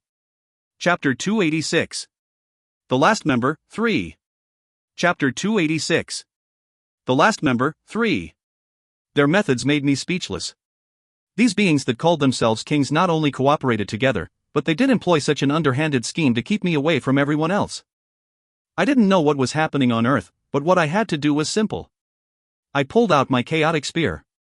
Chaos flames naturally ignited above the spear and formed a whirlpool with Prayuta circuit. It looks like I'll have to crush you quickly. I enjoy confidence from warriors, but you should know the difference between confidence and arrogance, hero. Immediately afterward, the Beast King opened his mouth and roared. Sharana quickly materialized and enveloped me in a wall of wind. When the two collided, my body was blasted back with an inexpressible howl. I barely managed to stop myself by calling Sharana. The Beast King then broke out into an uncontrollable laughter. Ka-ha-ha-ha-ha. How cute. You came up with this scheme because you were so afraid of me, and now you're looking down on me? In a case like this could only mean one of three things. First was that this was all an act. However, he didn't have a reason to. He might be setting up a trap by pretending to underestimate me, but he should know I wouldn't fall for such a cheap trick. Second, what he said before was a lie. There was no plan and the three kings weren't all on Earth. In this case, his goal would have been to provoke me and make me impatient to force me to make mistakes. But if that were the case, the way he was acting now didn't make sense. Lying to the enemy to force a mistake was something the weaker side would do to a stronger side, not the other way around. The third possibility was that there was someone else who formulated this plan and made the king's move. This was the most probable situation. I had an idea who it could be too. The one behind the five kings, he must have made his move. Will you fight? Do I have any other choice? After analyzing the situation in my head, I reached my hands towards the sky. I didn't have any time to waste fighting someone like him. A beast was best fought with another beast. As I was using this power for the first time, I focused my attention on the principle of this power and guided the power within my body. I shouted. Nandi! My sight seemed to be dyed red. It was the result of a single word I shouted. A terrifying energy gathered in the sky, and a bone-chilling cry rang out even though its body hadn't fully formed. Goo! The Beast King tilted his head. He raised his front leg and slammed down on the ground. I don't know what you did, but it looks like I better subdue you now. Kook! Just by slamming down on the ground, he caused the earth to quake and fissure. Shards of rock sprung up into the air almost like he used Gaia Buster with an increased range. I shot up into the air and checked my current condition. First, the stats and skills I earned from climbing the dungeon had decreased by over 50%. As unfortunate as it was, with Radiance, Prayuta Circuit, and Power of God's True Names, I felt like I could still take him on. At this moment. Goo! Along with it terrifying, it made its appearance. Large crimson body, 2 dignifying horns, and a completely insane pair of crimson eyes. Snorting from its nostrils, the bull, Nandi, stared at the Beast King. Shockingly, it was just as big as the Beast King. Ka-ha-ha-ha-ha. I wondered what it was, but it's just a cow. Kohaha, you're truly adorable, hero. Are you really the savior hero? Goo! Nandi didn't wait for my signal and immediately charged at the Beast King with its head tucked under. The Beast King sneered and jumped back lightly. Of course, even a light jump from the Beast King caused the earth to cave in. As soon as the Beast King moved, Nandi also changed its direction. The boulder shooting up as he charged forward seemed powerful enough to crush 100 people. It was truly a battle of two monsters. How laughable. Goo! In the end, the Beast King and Nandi clashed. One of Nandi's twisted horns pierced the Beast King's shoulder. A fountain of blood exploded in the air. Cook, this is a divine beast. You realized it too late. After striking the Beast King once, Nandi didn't think to fall back as he continued to push forward while waving his head around. Not only was a bull picking a fight against a lion, it was even pushing it back. No, now wasn't the time to leisurely watch a fight. Although I didn't tell the Beast King, I only had 5 minutes to utilize Nandi. Sharana, quickly. As quickly as you can. Yes. Pika, help me. I need your power. Any time. Sharan and Pika both burst with power. I drew out the power of the lightning god to its limit. Almost as if I transformed into a lightning bolt, I was shining with a golden radiance. A mere bull. At the same time, the Beast King opened his mouth and roared at Nandi. Though he was a lion, he could breathe out acid and his roar evenly carried physical strength. Kau! Nandi's skin peeled off and blood spurted from its body too. However, Nandi was completely unfazed by the injuries and even bucked more fiercely. The Beast King began to shed more blood. At this moment, I landed on his back with my outstretched spear stabbing into it. Kook! You really are huge. You're even bigger than the Lava King. Get off my back. If you pay too much attention to me, who's going to feed my Nandi? Nandi seemed to have understood my words as it kicked the ground with its back foot and struck the Beast King once more. When its horn stabbed into the same place it did before, the Beast King had no choice but to take his eyes off me. As he kicked Nandi away with his front leg, he shouted. You impertinent being. Fine, I will end you first. Kau! Shiva's power was truly terrifying. Not even a single one of his power was underwhelming. I raised my spear, and this time, I activated Trishula. Now was the time to do as much damage as I could to the Beast King. I just had to strike him as many times as I could. Have you heard of Lightning Spear Storm? All I saw was a wide open back. I decided to think of it as a plot of land. To make it into a fertile field, I would use my spear as a hoe to turn this land upside down. When I thrust my spear, the Beast King's powerful resistance tried to bounce me back. Having lost the dungeon's power, penetrating his skin was honestly difficult, but with Trishula's divine power and Prayuta Circuit's rotational force, I had enough power to break through. In the end, the spear I thrust forward was barely enough to penetrate his skin. This is the power of a hero. How laughable. It'll start to itch soon. Nandi, continue. Cool. Now that I broke through his skin once, my job was easy. This small hole I made would soon become a tunnel, but I thrust out once again, and again, and again. This wasn't even close to the Lightning Spear Storm's true speed. I poured mana into the muscles in my arm and used divine speed. The speed I was thrust out with increased by several times. You will ache. Although there were no messages, dozens of white bones shot up from the sky and struck the point I attacked. Thorn Throne's effect had activated. Immediately, the hole I created expanded and a stream of blood wet my armor. Quack! It seemed not even the Beast King could ignore the previous attack. He shook his body fiercely and struggled to force me off his back. As Nandi's horn was still stuck in his shoulder, its wound expanded and more blood began to shoot out. On the other hand, I desperately held on by grabbing the spear stuck on his back. To think I would become this weak by losing my stats. I couldn't help but grit my teeth. Like I'd Lewis. The techniques I developed didn't disappear just because I lost a bit of my strength. I held my spear with both hands, focusing my physical power into a single point and striking down. Over half of the spear dug into his back. It seemed he could no longer ignore me. Quahaya! The moment he screamed, his body trembled and the hair on his body stood straight. Having a bad feeling, I immediately utilized divine speed to pull my spear out and jump into the air. Taste the power of this king. And my suspicion became reality. The hair standing on his body began to shoot out. Although Ryuei immediately formed a barrier around me the moment she was summoned, with the tough and sharp thorn-like hair flooded towards me, the barrier couldn't last long. When I realized what was happening, I immediately created a lightning storm using Lightning God's power and Prayuta Circuit's power. The thorns which lost somewhat of their strength while penetrating Ryua's barrier shot towards me. Cook! Kwang! My painful scream was immediately drowned out by Nandi's scream. As I struggled to endure the pain and circulated Prayuta Circuit, a voice suddenly whispered into my ear. Master, I will use my final power. This voice was Nandi. He was surprisingly respectful. If I use this power, I will disappear. The enemy still has his power, so do not let your guard down, Master.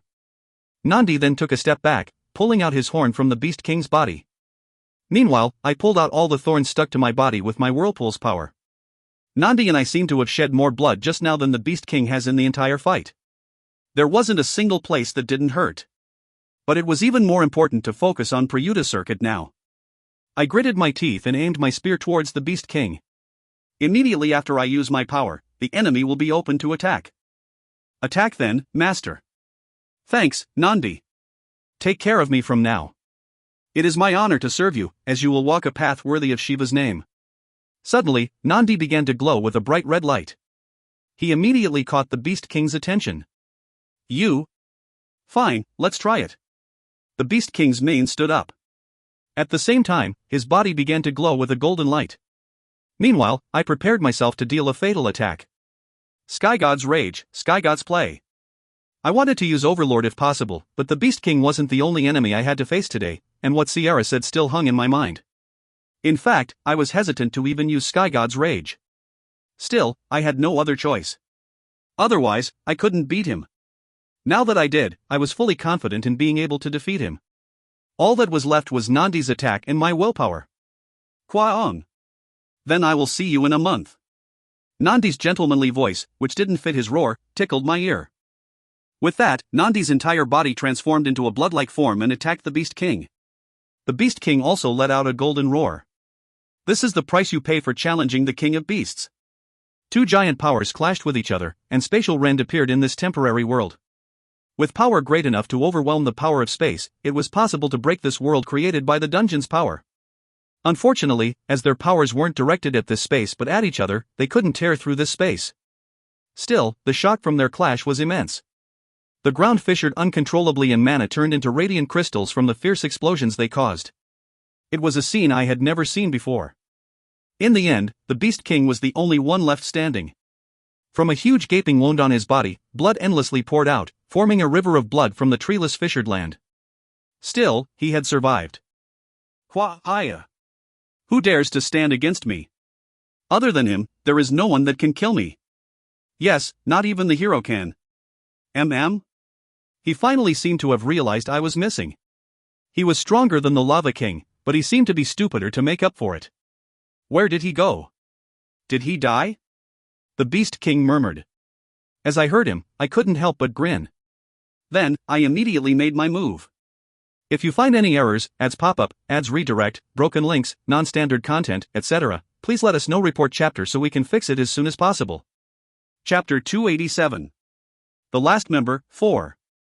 Chapter 287. The Last Member, 4. The 75th Floor Master, Vampire Lord, had a tricky ability.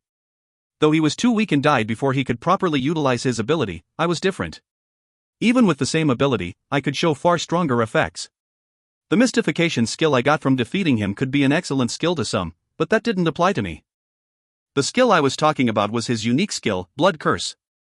Blood Curse was an extremely simple skill. It was similar to Deathblood Ring's Death Blood effect, but its effect was stronger. It would use my health and splatter my blood onto him. Once the blood entered his body through his wound, its effect would activate. No matter how strong or weak the enemy was, it would decrease all of his stats and make him fall into massive hemorrhage status effect. As it wasn't a normal hemorrhage, but one made from curse and magic, the only way he could break out of it was to kill me. In a way, it was similar to Chaos Flames. Kook. After looking around for a while, he suddenly screamed. At the same time, a vast amount of blood shot out from the wounds Nandi created. It didn't end with just a single explosion, as blood continued to shoot out like it was recycling itself like a fountain. Blood Curse was working perfectly. Cough. What is this? Sorry, but I'm not done yet. I smiled mischievously and activated the next move. It was Crimson Roar. Quiet. That's right. That's the scream I wanted to hear. The Beast King couldn't withstand the fierce flames in his body and jumped in his spot. You're inside of me. Where? I murmured inwardly and smiled mockingly. The Beast King continued to jump around to get me off of him, but I was in a place he could never reach with such movements. I was flowing through his blood. Where are you, hero? Where? Who in the right mind would tell you? You're the one who set up this trap for me too. I swam through his bloodstream and searched for my destination. Suddenly, he stopped jumping around and stood still. Is this that Ray's ability? I flinched. Although the world trickery skill I had wasn't stolen from the Hermit King, its name and effect was the same one he had. After murmuring those words, the Beast King snickered as he bled profusely. Foolish. He called himself king, but if his ability was invincible, we wouldn't have been called the Five Kings. You want to use that lowly fish's ability to defeat me? He shouted. Since you entered my body on your own, stay and become my nutrient. Immediately, his body began to boil. The first thing I noticed was that a strong acid began to flow in his blood.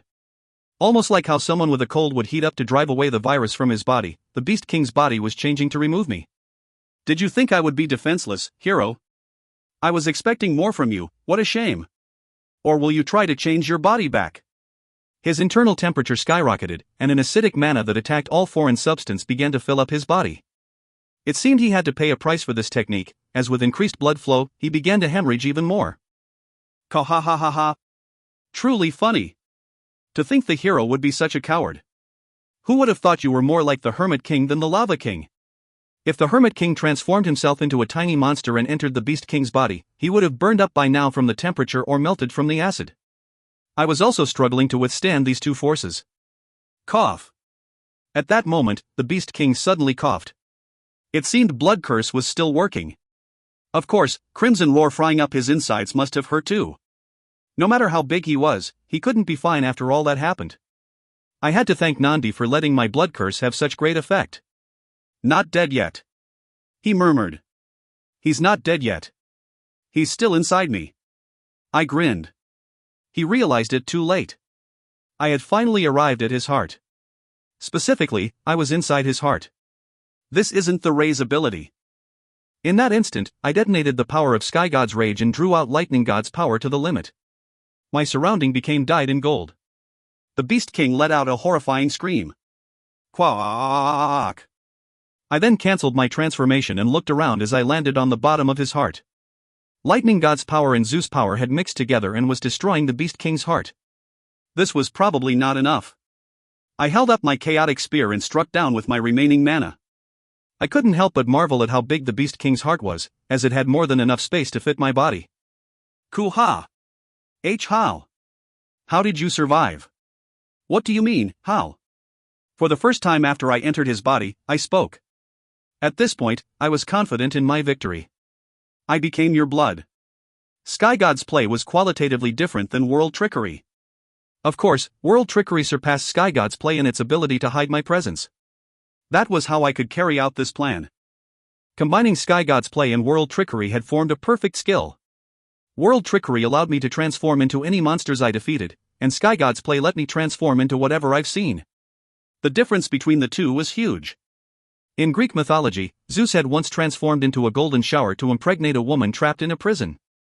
The transformation power he used was available to me too under the name Sky God's play. With it, I could transform myself into liquid or even a single drop of blood. The Beast King's response was within my expectations. There was no way he would burn his own blood or melt himself with his own acid. While he raised his internal temperature and spread his acid, I leisurely swam through his bloodstream. The only thing I had to worry about was making sure I wouldn't leave his body through the wounds he was bleeding from. Wouldn't this work on the Demon Lord too? After thinking about it for a bit, I shook my head. I felt like I wouldn't be able to trick him. The fact that he had a world's power was the biggest reason. Even if World Trickery hid my presence, there had to be a limit to pretending to be someone else's blood. Just like how I noticed Hermit King's presence at the end, the Demon Lord was sure to be capable of doing so. Quack. I should have listened to him. Oh? And what did he say? Really, he was taking too long to die. I converted the remaining mana in my body into lightning and pushed it into my spear. Prayuta circuit roiled, and my spear immediately penetrated his heart, releasing lightning. Quahawk! Damned guy, couldn't he have said more before he died? In the end, the lightning from the spear burst his heart, and that was the end of the Beast King. I better focus, or I'll get swept away again. I had to directly face the flood of blood pouring from his heart. Setting aside how dirty it was, did I have to travel through his blood again to get out? No, since he died, was his blood even flowing? In any case, I had to get out and join up with the rest of the party as quickly as possible. It hasn't been too long, so there should be no problem. I just had to quickly. I blinked. My body felt strange. Don't tell me his acid was affecting me now? Or if that wasn't it, did he leave a curse before he died? The Beast King's blood drenching me was boiling. Not only that, but the large amount of his blood I had no choice but to drink was boiling inside my stomach. It was almost as if he was roaring out. Is this dangerous? An alarm went off in my head. Did I cancel my transformation too early? No, if I didn't, I would have had to wait dozens of minutes slowly releasing lightning. I needed to get out of here as quickly as possible, and even if I didn't feel like it was a mistake to untransform as I initially planned. Besides, didn't his blood drench me after he died? Just what was going on? All I knew was that this situation wasn't something I could control. I couldn't believe how helpless I felt without Sharafina's messages telling me about my status. Snap out of it, Shin. You can't rely on the dungeon forever. In the worst case, I just needed to use Overlord. That power was enough to get me through most situations. Not to mention, the Beast King was dead, so there was no one who could cause me harm. Even when the Hermit King died, I received his ability in exchange for his soul, and when the Lava King died. Wait. Wow. I couldn't help but speak even in this situation. I hadn't noticed because I was too focused on myself, but now that I looked, the Beast King's insides were letting out a bright golden light. He was certainly dead. This wasn't done by him. It was done by me. Right, it was then. When I obtained the Hermit King's power, I had taken his power for my own. I still wasn't sure, but perhaps when Prayuta Circuit reforged my body, it may have taken this part of my memory and incorporated it to my instincts. Right, I knew instinctively that there was a better way to do it. Just like how the Lava King, Hermit King, and the Beast King had developed unique ways of defending themselves, my body had also developed a way to grow stronger. If I were under the effect of the dungeon system, Sharafina would have surely told me about the method herself. But now that I was on my own, my body was looking for this method by itself. Its efficiency was incomparable to having it spoon-fed to my body. Prayuta Circuit's spin became fiercer. My body was burning up, and it felt like Prayuta Circuit's mana circuit was trying to burst out of my body. A whirlpool rose up around my body and began to slowly absorb the golden particles of light. The Beast King's body slowly transformed into golden particles of light and began to slowly flow into me. The spinning whirlpool began to turn golden and created even fiercer rotational force. Ayo ayo weowa. I shouted, unable to withstand the power filling up my body. With my shout, the process accelerated. The Beast King's body completely transformed into mana and flowed into me, and I held my mind tightly to not waste a single drop of it. Sorry, Daisy, it looks like you won't get the Beast King's corpse. Hopefully you'll get the King of the Dead. Sometime later, I slowly opened my eyes. With how much mana flowed into me, I couldn't turn them all into mine, but this wasn't the first time I experienced receiving such a massive amount of mana. Just like before, I stockpiled the unprocessed mana in a corner of my body. I looked around. I was still in the jungle. The corpse really disappeared. I was dumbfounded. Such a huge corpse that disappeared without leaving a trace. Now, he was inside me. I could feel it. Interestingly, the result of me entering his body was him entering mine. Phew. Sadly, it looks like I'm missing one of his abilities. The Beast King used his incomparably powerful body and his powerful acid as his main weapons. Additionally, he could add powerful physical force to his roars. I had received all of his abilities other than his acid ability. I could tell how to use them like they were mine to begin with. Most importantly, even though my stats were still being restrained, I could tell how much stronger my bones, muscles, and skin have gotten. I grinned and smacked my body a few times. I heard there's a hole to fly through even when the sky crumbles. To think Prayuta Circuit would bring such a result. Perhaps it wasn't just Prayuta Circuit brining about these changes. After all, Prayuta had never told me about any of this. It was entirely possible that another power was using Prayuta's circuit as a medium to act. No, I was probably overthinking it. In any case, I could think about this later. What I was sure about was that starting with Radiance, I was slowly strengthening myself with powers that no one could take away. Knowing that was enough. Good, now if I hide his mana completely. I calmed the boiling Beast King's mana. Then, the surrounding space began to distort. The event dungeon was disappearing, having lost its power to maintain itself. What filled my sight instead was Bordeaux sky. Coincidentally, I faced Licorice as soon as I left the event dungeon. When she saw me, she hugged me with a happy face. "Dear husband, I knew you would be safe." "Dear husband?" Yeah, Licorice, I knew I would be safe too. I felt relieved and joked. Thankfully, everything seemed okay. Sierra had worried for nothing. Although the Beast King was troubling, I could kill him without much problem, and now that I had joined up with the rest, we could go kill the King of the Dead and the last remaining king together. At that moment, Licorice tilted her head and asked, "Where's Waya? Why didn't she come out with you?" "What?" I froze. If you find any errors, ads pop up, ads redirect, broken links, non-standard content, etc., please let us know. Report chapter so we can fix it as soon as possible. Chapter 288. The Last Member, 5. Chapter 288. The Last Member, 5. Waya? What do you mean? Dear husband was the only one that went in, and Waya followed in right after. After that, the gate closed and no one could enter. Dear husband. Licorice, who was recounting what happened after I entered the dungeon, suddenly pointed behind me with a shocked expression. When I turned around, a gray shadowy circle made its appearance. It was a gate. "What's happening now?" I murmured, astonished. Next to me, Licorice asked carefully. "Dear husband, did you really clear the dungeon?" I didn't just clear the dungeon. For a moment, I even had the right over it. I killed one of the kings and... Suddenly, I felt thunderstruck. I recalled what the Beast King said, that all kings had come out this time. In that case, there could only be one answer. This is a different dungeon. With that, I quickly reached out to the gate. However, an unbelievable power flung my hand back. Daisy approached me silently. No use. Not even a god's power could break it. You used yours? Just one. To fight the King of the Dead, I saved the others. Daisy's had an unusual worried tone. She touched my arms and face, then spoke with a relieved face. I thought you and Waya were both trapped. I was worried. It felt like this was the first time Daisy ever said something like this. If she used a god's power to try to break in, I could understand how worried she was. When I thought about how Daisy might be more concerned about us than I previously thought, I suddenly felt touched. Thanks, Daisy. I'm safe and I even killed a king. Though, there weren't any survivors. What about Waya? It looks like she's in another dungeon. There were two gates in the same location. Once I entered the Beast King's gate, it shut itself off to prevent anyone else from entering. Waya quickly jumped into the gate in front of her, but that gate had been a different gate all along. Did they plan on separating me and Waya from the very beginning? When the thought crossed my mind, a chill went down my back. The Beast King underestimated me and was taken out, but there was no guarantee that the other kings would do the same. More importantly, I could see the prudence of the existence controlling the kings. He was undoubtedly the one who came up with this plan to separate our forces. When the day I had to face him came, No, now wasn't the time to be thinking about this.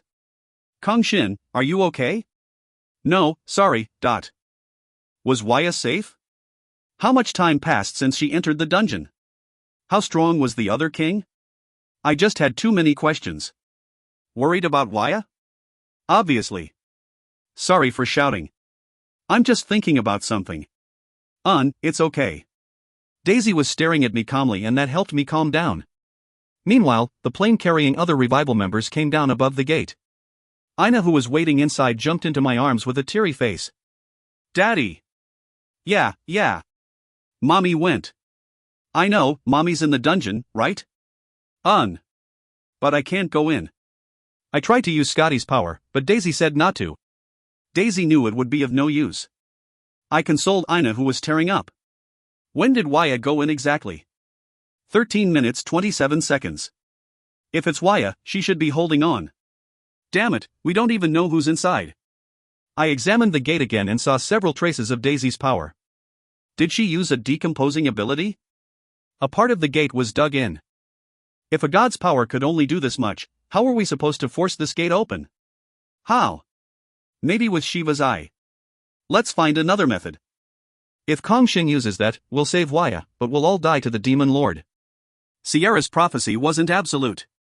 Still, with her eyes open, Sierra's ability was incomparable to before. Although she didn't know all kings had come out, she still saw the existence of two kings and their identities.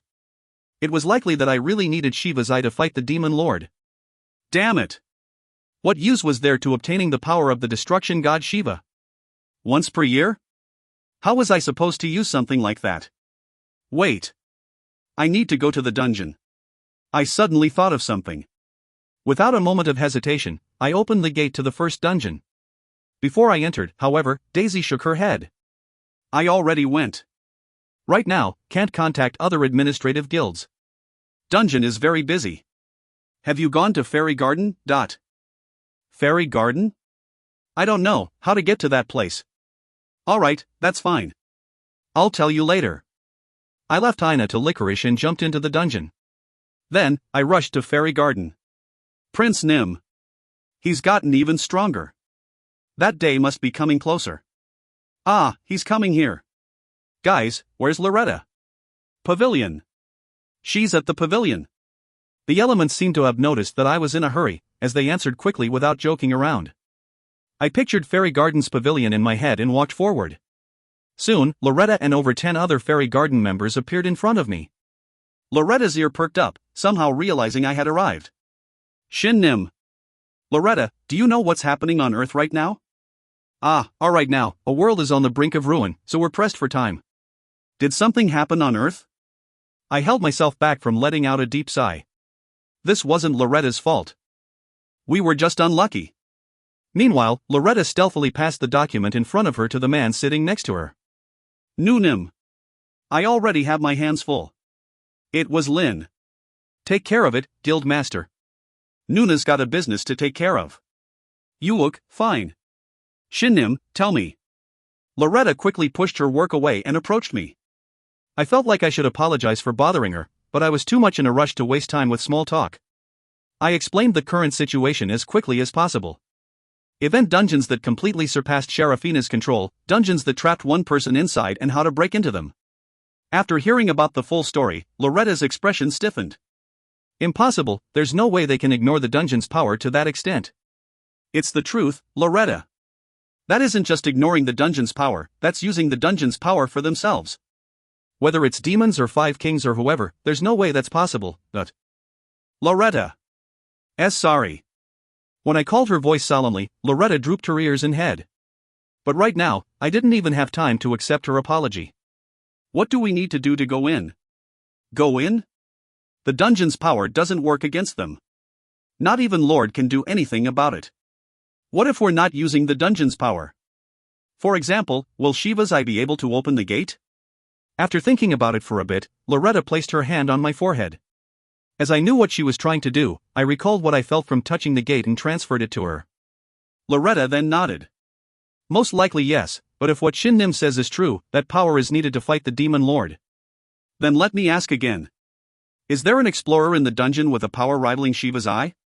When she heard this, Loretta seemed to freeze. Not even a second later, she glared at me sharply. Shin Nim had this in mind before coming here, right? Yes. I didn't want to see him again. Then let me go alone. I just thought I should tell Loretta before going over. I didn't have time. Since Loretta affirmed my plan, I just needed to act. When I turned around to head off, Loretta grabbed my shoulder. Let me go too. I can help convince him. But Loretta. I'm indifferent now. I just didn't want to see his face again. Or, do you doubt me, Shin Nim? Of course not. I just didn't want to force Loretta to see someone Loretta didn't want. Let me go. It'll be better that way. Loretta spoke with a stiff expression. I looked into her eyes and lightly nodded. Master, are you leaving? Sakatra asked Loretta. Loretta held up her hand holding onto mine and retorted. I already passed my official authority to Lin. You'll be fine without me, right? There won't be any problem to our work, but that still goes against Lord's rule. Master, are you prepared for her punishment? Yeah, I am, so let me do what I want for now. Fine. Tell that person I said hi at. Perhaps Sakatra wanted to create this series of events. Somewhat understanding her intentions, I lightly bowed to Sakatra. She also smiled and nodded back. Immediately afterwards, Loretta and I left Fairy Garden and headed to Beyond's residential area. Right, there was one candidate I had in mind as someone with equal power to Shiva. Beyond's first explorer. As you might already know, he has Odin's power. Odin. Odin isn't just famous on Earth. He has great influence in other worlds, just like Greek gods do on Earth. I knew it. Gungnir should have enough power. If he sets his target to the king, it can probably deal critical damage to him even after breaking through the gate. That's nice to know. With that, we both saved our breath. It was enough to know what power he had. Not long afterwards, we arrived in front of a giant castle. It was still the eerie place it was before, letting out fluffy ominous aura. When we neared the castle's gate, a message rang out in my ear. He had detected our presence. You didn't bother me all this time. Why have you come again, third explorer? His voice was still dark, but it carried a calamitous charm. I could tell now that his charm was on a similar level as mine. Wait, then did my voice also sound like this to others? I held back my uneasiness and spoke. I have a favor to ask of you. The answer is no. Go back. He cut down my request instantly. This rude little bastard. I gritted my teeth and was about to ask again, when Loretta placed her hand on the metal gate and asked. I came to ask you for a favor, Kane Zerahard. Even though she wasn't a Beyond Explorer, her voice was ringing out in Beyond's Explorer communication channel. It was to be expected from Fairy Garden's guild master. The moment the first explorer heard Loretta's voice, his voice trembled. You're Loretta? Yes, I'm Loretta. Shin needs your help. Please listen to him. No, I'm... Go back. You must listen to him. I hope you remember, you are indebted to us, to me. I couldn't raise my head. I knew things were going to turn out this way, but I was too embarrassed to face Loretta. To save Waya, I was forcing Loretta to threaten her first love. If I die, I was sure to go to hell. I see, he is your... Yes. I have never resented the fact that I have to stay in the dungeon this much. I see. In that case, there's no other choice. That was it. We didn't need to convince him anymore. He accepted my request just by Loretta asking for a favor. I was too afraid to think about what debt he owed to Loretta, or how much burden this put on Loretta. The iron gate, which had stayed closed for hundreds of years, opened this easily. A wide garden appeared beyond it, and we could see the door to his castle. Come in. I'll at least hear you out. The dungeon's strongest explorer was welcoming me. If you find any errors, ads pop-up, ads redirect, broken links, non-standard content, etc., please let us know. Report chapter so we can fix it as soon as possible. Chapter 289. The Last Member, 6. Chapter 289. The Last Member, 6. Loretta and I entered the castle without hesitation. As I somewhat understood where he was, I led Loretta and walked through the castle's hall, feeling his boundless mana in the surroundings. This is... He has two true names, huh? When I murmured, Loretta tilted her head curiously. Two? That's impossible. Kane Zerahard only has one true name. No, he has two. He either hid one, or he must have obtained one afterwards. I'm surprised you found out. After his voice rang out in the communication channel, a wall in the hallway rose up like a curtain. Almost like a hidden room from the movies, beyond the wall was a small room. Kane Zerahard greeted us, half lying on a giant sofa that seemed to serve as his bed. Your... When he saw me, he opened his mouth, then closed it soon after. I took this time to examine him closer. The first thing I noticed was his clothes. Translucent silk-like clothing covered his body, shining with all sorts of colors. The tiny bit of skin he showed on his neck showed how pale he was. He had a long and slender neckline, and he was beautiful enough to be considered a woman. I thought Lin was pretty, but Kane Zerahard even surpassed Lin. Left alone for a long time, his hair was longer than an average girl's, and that seemed to add to his charm. I finally opened my mouth. How handsome. Indeed, you're handsome. Almost as if he was copying me, Kane Zerahard commented on my appearance at the same time. Realizing that we talked over each other, we both closed our mouth. An awkward silence descended. I began to doubt whether Loretta judged people based on their appearance. Soon, he eyed Loretta and spoke briefly. It's been a while. Yes, it's been a while, That was it. It must have been centuries from the last time they saw each other. Of course, I wasn't generous enough to happily watch Loretta talk to her first love, and since I must be fighting one of the kings even now, I moved the conversation forward. My comrade. A precious person of mine is in a life or death situation where a single second is important. Please, your power can save her. We need Odin's Gungnir. So you want me to use Gungnir? Yes. If you want something in return, I would be happy to anything as long as it's within my ability. Even as I spoke, I knew in the corner of my mind that he wouldn't accept this request. He had lived in a secret room of his castle for centuries while hiding having a god's true name. I felt like I knew what this meant. Even so, I came to see him because I had a card in hand. In the process of coming to meet him, I became certain of its usefulness. I refuse. There's nothing I want. As expected, he replied instantly. There's nothing you want? That's right. Everything I want disappeared long ago, and there's no way to turn back time. As I thought. I murmured inwardly.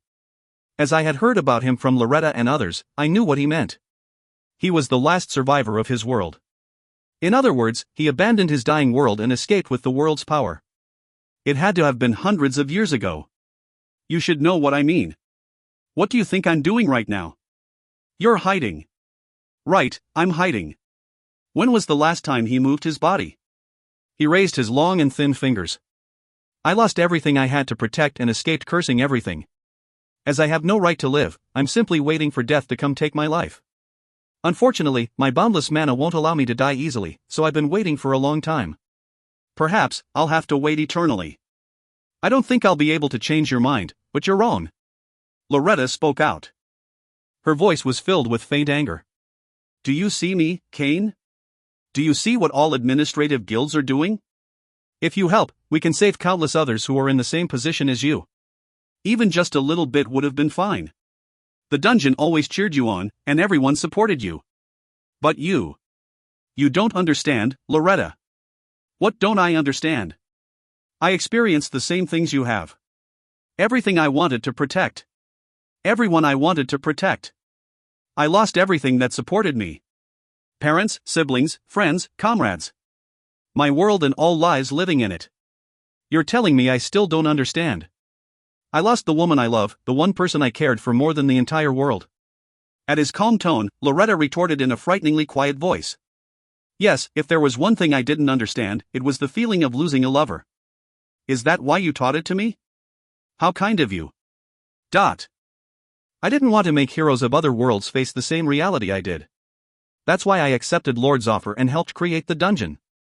I create pathways to countless worlds being attacked by world's enemies and helped explorers walk the right path. At first, you were one of them, Kane. All explorers were indebted to the dungeon. There was no doubt about it. By entering the dungeon, we obtained the power to resist our enemies, and we grew stronger by relying on the dungeon's power. But Kane holed up in Beyond's residential are with the power he received.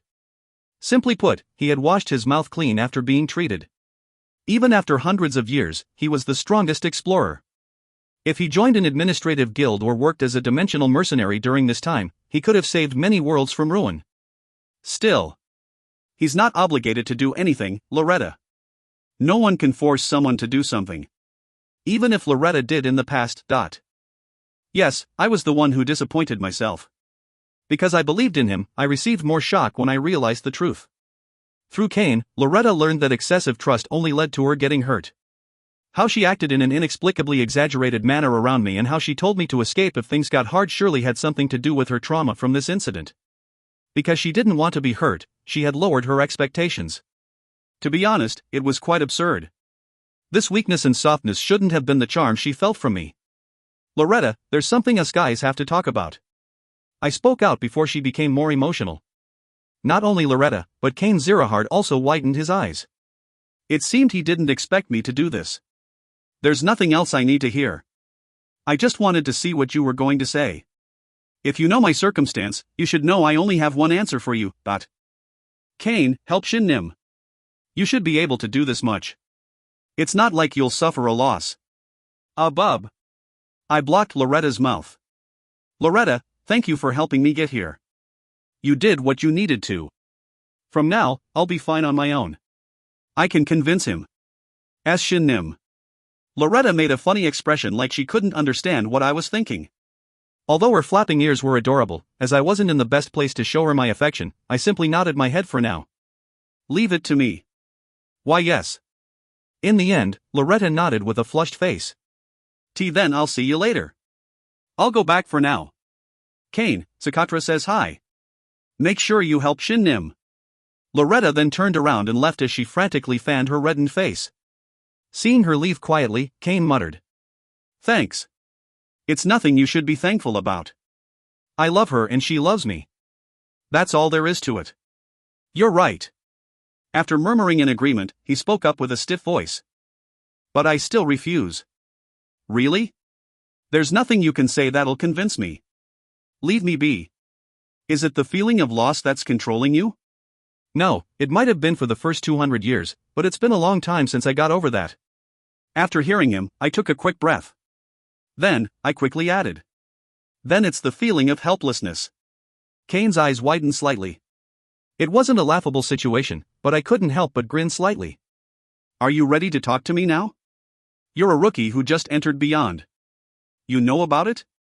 I don't mean to brag, but I'm about to enter Beyond's 31st floor. I'm on the first dungeon's 81st floor too.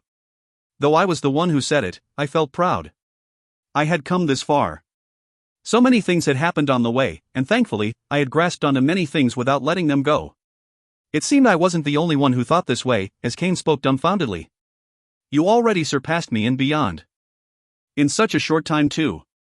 Are you really human? I've been doubting it recently, but I was indeed a human when I was born. Talent. Is this what they call talent? How ridiculous. In my long life, this is the first time I've seen someone like you. I smiled at his murmuring. Of course, compared to the years you've lived, mine must feel as light as a feather. But Kane, I can call you Kane, right? You have the qualifications. Kane, my feather is a bit big. Perhaps, it's so big that even you won't be able to see it in its full. My evil eyes were shining on their own. Depending on their user's mood, evil eyes sometimes activated on their own. That was one of the flaws of evil eyes, but it didn't matter as Kane was not so weak as to be affected by my evil eyes. Let's talk, Kane, as quickly as possible if possible. I promise to give you something I can give, so lend me your power. Something you can give, you say, How I can be so certain even after realizing the same thing you have? That's what I can give you. Sorry, but I can't guarantee anything. I'm just doing my best. Kane also saw through my little bluff, but surprisingly, he broke out in a smile. I can see why Loretta fell for you. He got up. His hair fluttered, and even after hundreds of years, his silk clothes covered his body softly and tightly. After standing on his feet perfectly, he took a light breath and infused life into his body. Then, he stared at me. Let's hear it then. No one can bother us here, so rest easy and show me your everything. My pleasure. And that's what I did. With that, Kane joined Revival. If you find any errors, ads pop up, ads redirect, broken links, non-standard content, etc., please let us know. Report chapter so we can fix it as soon as possible. Chapter 290. The Last Member, 7. Chapter 290. The Last Member, 7. Once he decided to enter Revival, he immediately held his hair by the middle. In an instant, he cut his hair. His hair that was once too long to bother to measure was now slightly above his waist. I still thought his hair was too long for a man, but he seemed satisfied with himself as he picked up the hair he cut off and imbued mana into it. Today, I will only use Gungnir. Show me your and your guild's power. Prove to me the potential of your offer. Fine. It didn't take long for his several hundred year of hair to come together in the form of a spear. As it continued to take in Kane's mana, the spear became metallic, and I was honestly impressed. Wow. He swung it around a few times then nodded. It should have enough power for a one-time use. It's more than enough. What a monstrous amount of mana. For several hundred years, leftover mana stockpiled on part of my body I didn't need. Alright, let's go to Earth.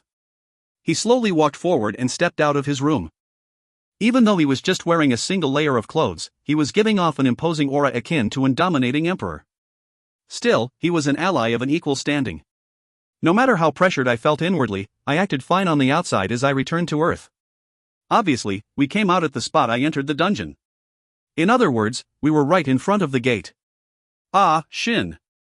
Sorry, Yi-un. We might not have enough time left, so we should hurry. While Yi-un and other revival members looked at the good-looking man accompanying me in shock, I forced them to stand back. It seemed Kang didn't plan on dragging things out either. As soon as he located the gate's entrance, he narrowed his eyes and nodded. It's more powerful than I thought. Using the dungeon's power? A lot has changed since hundreds of years ago. Or maybe, nothing changed at all. My comment made him pause for a moment. Soon, he snickered and nodded. Right, I was mistaken. So, about entering that thing.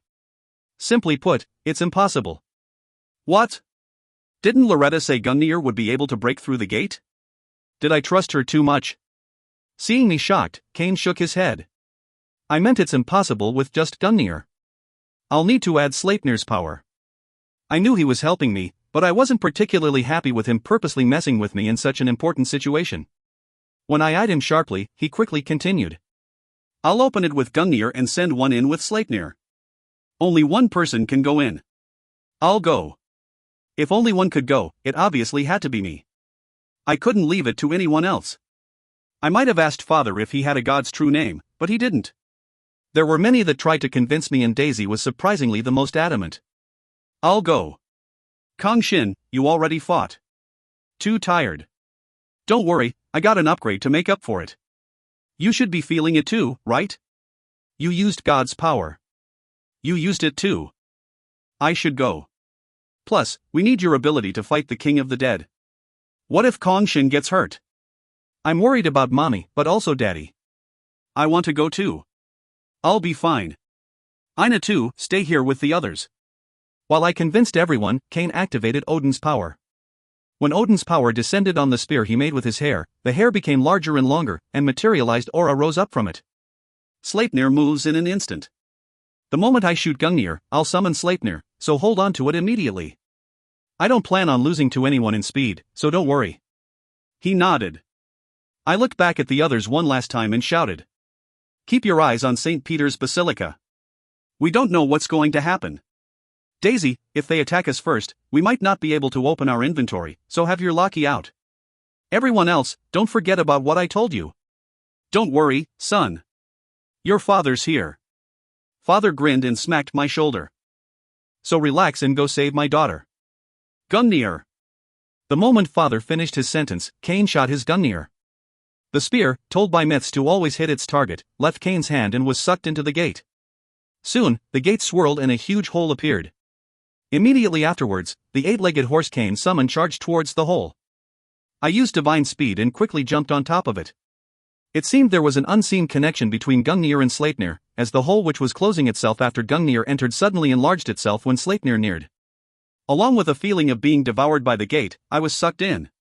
Sleipnir didn't stop and continued to run. The gate's inside was completely dark. The sky was full of black storm clouds, and black monsters that seemed to be minions of the gate's king filled up the sky. Compared to the Beast King's simple jungle environment, the current scene was far more pressuring. Kuhuk!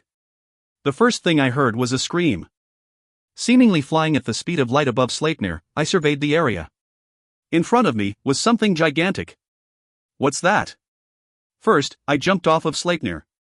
It didn't slow down in the slightest and continued to charge before piercing through something giant. Again, a thunderous scream rang out. How did you get in? Clearly, that giant was the one who screamed. I thought about what he was, but I couldn't ascertain his shape. How was that possible? He was in front of my eyes, but I couldn't capture his form? Shin. Thankfully, I could capture Waya's voice. As I summoned Sharana, I used Talaria and flew towards the direction of her voice. Waya. It was thanks to Gungnir and Sleipnir buying us time. Currently, that giant was busy screaming out in pain and didn't seem to care about attacking us. Relieved that Waya was fine, I immediately flew towards her. Upon closer inspection, however, she wasn't fine. Her battle dress was torn up and she was full of wounds. Still, she still had all her limbs.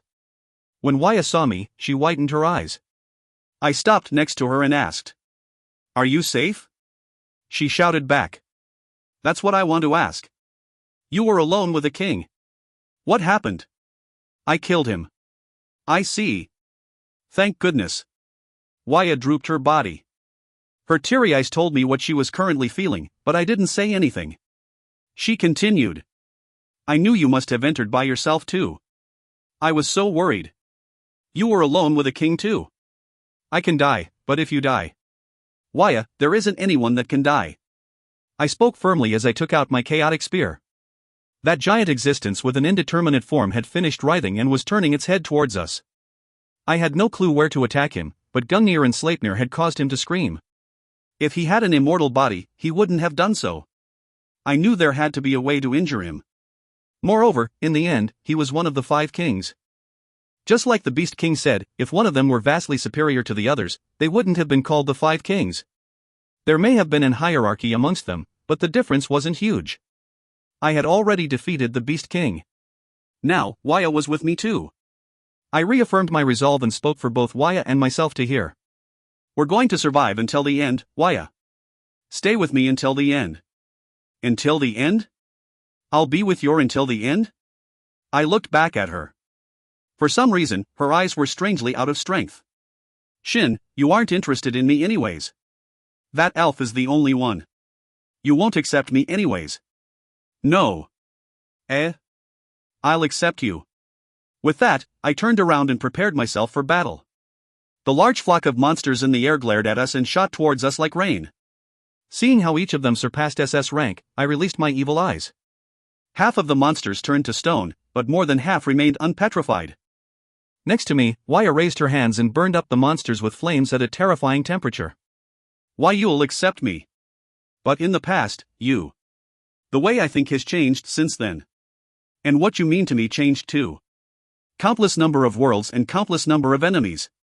I undoubtedly had a long journey ahead of me with my current comrades. Some of them may quit when Earth became safe, but I felt that most wouldn't. Coincidentally, there wasn't just camaraderie between us. For a long time, I was ignorant of their feelings, or I had pretended to be ignorant. But now, it was hard to gloss over them. Seeing Loretta and Kane, I realized something. I was no longer just an ordinary Korean person. I wasn't even an ordinary Earthling. Considering all the things I had to do, I couldn't restrain myself under the name of Earth. If I had to pick a name, it would be Explorer. Or maybe, Savior was better. So I didn't need to restrict myself to Earth's common sense. I couldn't. Accepting only Loretta, but still brining other female members around to other worlds. I couldn't do something like that. I had finally decided, and now that I have, I didn't plan on hesitating. Imagining Lynn's grinning face irked me, but I had no other choice. You killed the other king. And you came to find me. Kahaha, that lion died. Interesting, yes, very interesting. The king roared. In an instant, I somewhat found out what his ability was. He didn't control high-temperature lava, he didn't have the ability to conceal himself from the world, he didn't have mountainous power or control toxic acid, nor did he control corpses. He controlled emotions of all creations. His voice caused ripples in people's hearts. Even the most powerful warriors or the most powerful magicians were mere humans when their mentalities broke down. This king had the ability to break down even the most strong-minded individual and bring him to ruin. I was surprised that Waya was alive after facing off against someone like him for dozens of minutes. At the same time, I understood why Waya would say something she never would normally. When I realized it, a chill went down my back. Waya was reaching her limit. If I came just a bit later. Waya, are you okay? I resisted the effect of the king's voice with absolute soul's power and asked Waya. I was thinking it might be better to make her faint. But for some reason, Waya's answer was a bit strange. Yeah. I'm fine, I'm extremely fine. I turned around. Waya's cheeks were bright red like she was a volcano about to erupt. Are you really fine? I'm so fine I don't know what to do. Waya shouted. She certainly didn't sound fine. I feel like I can kill him on my own. Waya, calm down. I won't die, Shin. I don't want to die. Waya's eyes shone with a fearsome light. In that instant, a fiery blaze shot up above the incoming minions. They were flames of a truly colossal scale. Thinking about how Waya still had such firepower, a feeling of respect rose up within me. Waya spread her arms out and shouted. I'm so happy right now, and I'm sure more happy things will come in the future. How can I die now? Waya, you. Let's survive until the end, Shin. Until the end, crushing through all these bastards. Perhaps unhappy that Waya got her spirit back, the king led his formless body towards us. Just this made my heart drop a beat. Great despair that I had overcome until now with hope for the future suddenly rose up in my head. A great fear laid its gaze on us. Come, hero. Your body defeated the Beast King. Let's see if you can withstand in front of my fear. The battle between us and the fear-ruling king had now begun. If you find any errors, ads pop up, ads redirect, broken links, non-standard content, etc., please let us know. Report chapter so we can fix it as soon as possible. Chapter 291. The Last Member, 8. Chapter 291. The Last Member, 8. I bit my lips and drew Absolute Soul's power to the peak. Absolute Soul was the most important skill to prevent his fear from invading my consciousness, especially in this place where the dungeon's power was restricted. Even a single mistake could lead to death. Do you have any information on him? Like his weakness? He's the Fear King. He's adept at mental attacks, but his physical body is weak. To make up for it, his army has terrifying physical strength. His physical body?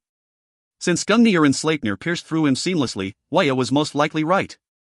But since he was moving just fine after being hit by two of Odin's powers, I could deduce that he had high health even if his defense was low. I don't know if you noticed, Shin, but normal attacks can't hurt him at all. Normal attacks? Everything other than Evil Eyes or True Name's powers. I widened my eyes. If this was true, I shouldn't have used Trishula. Would elementals or lightning god's power work? No, I doubt it. Waya said her flames didn't work. Of course, there were also ranks among elementals. There was one I had expectations of. Not to mention, I haven't used Overlord yet for this moment. Still, it was a troubling situation. Overlord had a time limit of just 5 minutes, so I had to kill him in that time. Overlord wasn't a power to initiate battle, but a power to end one. I'll do it, Shin. Waya smiled. My evil eyes work on him. But Waya. Shin, you just support me so I can focus all my attention on him. You can do it, right? That much is easy. Will you be okay? Shin, you defeated 2 kings by yourself. If I don't defeat even one, my witch title would cry. I wondered where her anxious self from a moment ago went.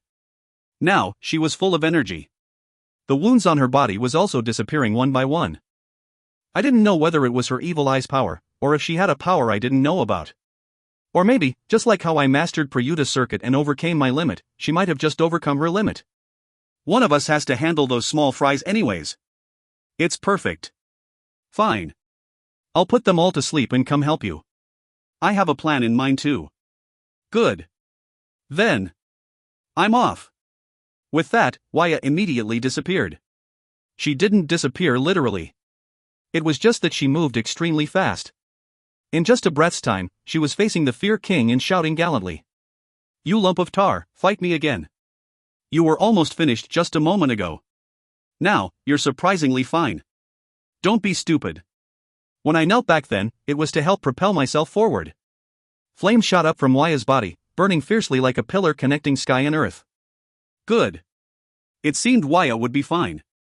In that case, I could focus on my role, dealing with the army of fear filling up this world. He is the hero. A hero aiming for a higher peak. Even he has darkness in his heart. I can see it. You're too noisy. I materialized Ryue and Sharana. I could fly using Teleria, but even if I couldn't, I learned to stay afloat effortlessly without using any other abilities when I mastered Prayuta's circuit. So it was fine even if Sharana was separated from me. Shin, what should I do? Master, just give your command. Ryue, you protect me. Sharana, you support Waya. Amplify her flames and protect her from other small fries. Gladly. Understood, Master. Sharana immediately flew off to protect Waya, and Ryue spun around me in her beast girl form. Meanwhile, the Fear King's minions were endlessly spawning in the air. Ah, so that's how it is. These guys were the Fear King's clones. That's what my intuition was telling me. Although the Fear King's Real subordinates might be hiding among them, most of them were giving off identical aura to the Fear King. In fact, the entire area we were in was... Scared? Are you scared of my power? Despair and fall. This emotion of yours is a delectable glass of wine to us. No matter where I looked, I could only see grotesque devils. Their words were provocative, like they could peer into my mind, and they were frantically trying to crack my mental defense. I raised my foot and took a step forward as if I was walking on ground.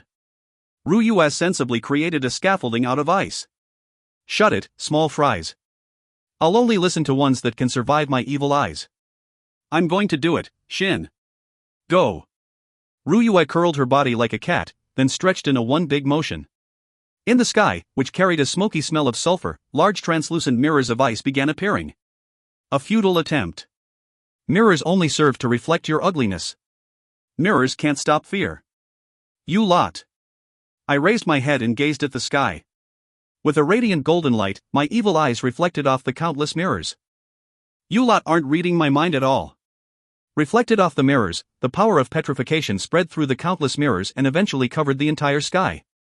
However, looking at the reflection of evil eyes didn't cause petrification. Even in Greek mythology, Perseus had killed Medusa by seeing her through the reflection on his bronze shield. But my evil eyes were no longer ordinary evil eyes, and Ryuya's ice mirrors weren't ordinary mirrors. I poured a truly terrifying amount of mana into my evil eyes, and Ryuya's mirrors had the ability to preserve most of the evil eye's power. As a result, facing a mirror was no different than facing me straight on, and there was only one path for those affected by my evil eyes. Seeing rocks hail down from the sky, I smirked. What boundless mana! He's not human. He tricked us. This human is using the dungeon's power. Ryuya, scatter more mirrors. This place blocked the dungeon's power and made it hard for me to receive Seraphina's help. Compared to when I had the dungeon's power, I only had 60% of my mana. But if I quantified this amount, it was about 420,000 points, which was only 80,000 less than the maximum amount I had before I defeated the Beast King. I was constantly growing. When my mana pool increased, it didn't stagnate, but accelerated instead. Not to mention, I had yet to turn all of the Beast King's mana to my own. My growth speed even frightened me sometimes, but I had no intention to stop myself. In fact, this wasn't enough. Do you think that's enough to win over fear? You think destroying such meager amount would affect me in any way? Unfortunate. I am everlasting, always existing within hearts of humans. Do you not understand what it means to be immortal? Do you not see what's awaiting you at the end of your futile struggles? The Fear King gradually raised his voice. His body expanded like a sponge that absorbed water, and his minions continued to pop out endlessly. Just like he said, even if Waya charred him or I decimated his minions, he didn't seem to come close to dying. But that was what he wanted us to think. Unfortunately for him, Absolute Soul could see through his antics. Waya, he just has high vitality. It's neither everlasting nor immortal. I know. Waya's flames grew brighter and transformed white. Every time she moved, black smoke exploded from the Fear King's giant body, and his indiscernible scream deafened my ears. I'm happy to fight like this. I wasn't just standing around either. Ryuya continued to make more mirrors, as if to compete with the Fear King's clones, and the power of my evil eyes continued to move from mirror to mirror. No matter how many of them assaulted me, it didn't matter. They couldn't provoke fear from me. In the end, you're also someone else's underling, right? Not to mention, you'll also die without knowing the truth. 3 of your friends were already killed by us. I am different from them. I exist, yet I am in a realm you cannot grasp. The moment you peer into us, we come to live in your hearts. When are you going to stop lying, you annoying mosquitoes? Countless clones turned to stone and rained down. I raised my spear and lightly shattered the rock falling above me. See, I can destroy you just fine. Let's see how long you'll last. How long I'll last. That's what I want to ask you. Sharana blew away the clones flying towards Waya. They were then exposed to my evil eye's power through the mirrors, and they soon fell after being petrified. I shouted. Ryuya, freeze them all onto the ground. I'll give you 100,000 mana. That's more than enough. I gave most of my remaining mana to Ryuya and drank a highest grade mana potion I had on my belt. Unfortunately, mana potions weren't enough to rejuvenate my boundless mana pool. I had to rely on Prayuta's circuit to do most of the hard work. I raised my spear enveloped by an enormous whirlpool. The moment Ryuya froze the fallen rocks to the ground, I drew Talaria's power to the peak, used divine speed, and shot down towards the ground. Before I smashed into the ground, I struck my spear down and shouted at the top of my lungs. Gaia Buster! Kaya Aya! I grinned. This was the first time I made the Fear King scream with my power. As the petrified clones weren't dead until I thoroughly shattered them, I hadn't dealt much damage to the Fear King until now. But with Ryue trapping the petrified clones to the ground and me using Gaia Buster, no clone could have survived. Since he lost so many clones at once, it was normal for their main body to scream. You! Hero! I'll be keeping you busy. Waya's flames engulfed the Fear King's outstretched arm. Filling up this entire artificial world, Waya's flames danced and created a wave of flames. You think I just forgot about the humiliation I suffered from you? And when was I rejected? I wasn't. He said he'd accept me. I decided to pretend not to have heard what Waya said. Instead, I focused my attention towards the shattered pieces of land and made them shoot up into the sky. Countless clones still filled up the sky. The amount of mana he had even overwhelmed the Beast King and the Lava King. Together with his powerful mental attacks, there wouldn't be many he couldn't defeat. In fact, if I faced him before I obtained the Beast King's power, he might have had a chance. If I didn't have Absolute Soul, I might already be bowing down to him, and if I didn't arrive in time, Waya would be doing the same. But it was different now. I became a monster capable of wielding boundless mana consciously and instinctively, and Waya had succeeded in taking a step forward. As a result, the Fear King simply stood no chance. You call this fear? How laughable. I sneered. Break them all. The heaven and earth seemed to shatter. Countless rocks and ice carrying black lightning energy mixed together and shot across the sky, shattering the fragments of fear. Kaiowea. It's too early to scream. I'm already just getting started. Seeing Gaia Buster tearing apart the Fear King's clones, I flashed my eyes.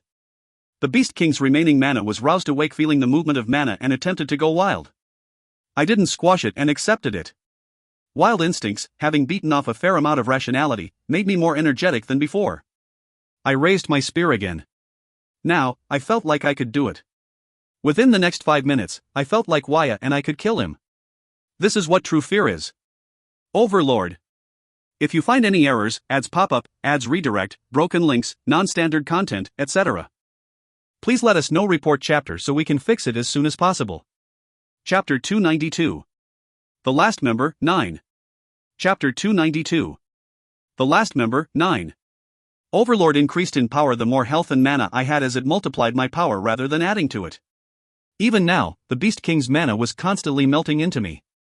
Overlord received this mana and amplified it, and the augmented mana dominated the mana I couldn't yet control and brought it into Peryuta Circuit's flow. Peryuta Circuit drew in the enigma surrounding my mana and created a whirlpool. This whirlpool served as a shield that could defend against everything and a blade that could cut everything. Phew! I drew in a quick breath. I felt it every time I used Overlord. During this 5-minute period, I always tried to grasp its true nature. This was an unknown mana. Enigma, a power that rivaled divine power in Seraphina's power. Not even Seraphina could have created Overlord. Overlord was created from skill synthesis, which came from the artifact Loretta gave me, the Collector's Pocket Watch. I always knew Collector's Pocket Watch was a powerful item, but I now knew it wasn't just a powerful item. No matter how I thought about it, it wasn't something one should get as a quest reward. As proof, the mana I wielded now. Is that the source of your confidence? Truly mystical. It's too great a power for a mere human to wield. No matter how great the power is, in the end, its wielder is a human. That will be the reason for your defeat. If anything, the Fear King really knew how to boast. Having a great power was no use if one's willpower was broken, but bluffs won't work on me. The whirlpool intensified, growing bigger by the second. Whispers of the Fear King's clones were cut apart, and the ones falling to the ground from Gaia Buster's impact were drawn towards the whirlpool and torn apart. The amplified mana from Overlord was being poured into the whirlpool entirely. At the same time, the whirlpool continuously pulled in the mana forming this world. Enigma's mana kept increasing ceaselessly. Kukuku, a human wants to devour my mana? I said, focus on me. Waya shouted. Surprisingly, the flames surrounding her were starting to look transparent. I won't let you even scratch him. Kook. The Fear King flinched, shocked by Waya's flames. I immediately took action. Thanks to Gaia Buster and the huge whirlpool, the Fear King's numerous clones were incapable of doing anything. Now, it was the time to attack his main body. Elementals, it's time to party. Yay! It was worth the wait. I'm number 389,873 on the line. Take good care of me. Today isn't the roller coaster, right? Right? Why does he keep coming? I didn't approach him, simply standing in place as I pulled my spear back. When the spear blade grew and reached close to 70 meters, countless number of elementals jumped in. The whirlpool enveloping me naturally moved to the spear and started to spin fiercely.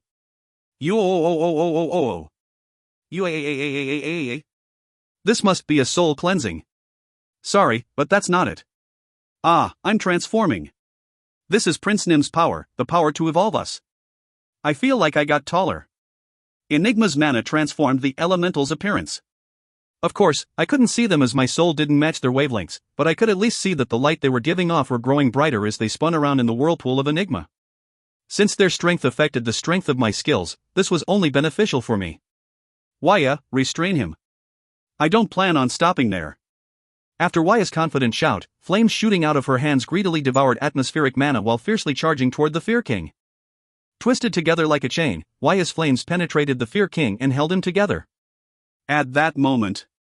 Good, humans. I will let you have a taste of this Fear King's power. The Fear King's body, which was being restrained by Waya's chain of flames, suddenly split in half like an omelette cut by a knife. From the endless void, a huge eye of fear opened.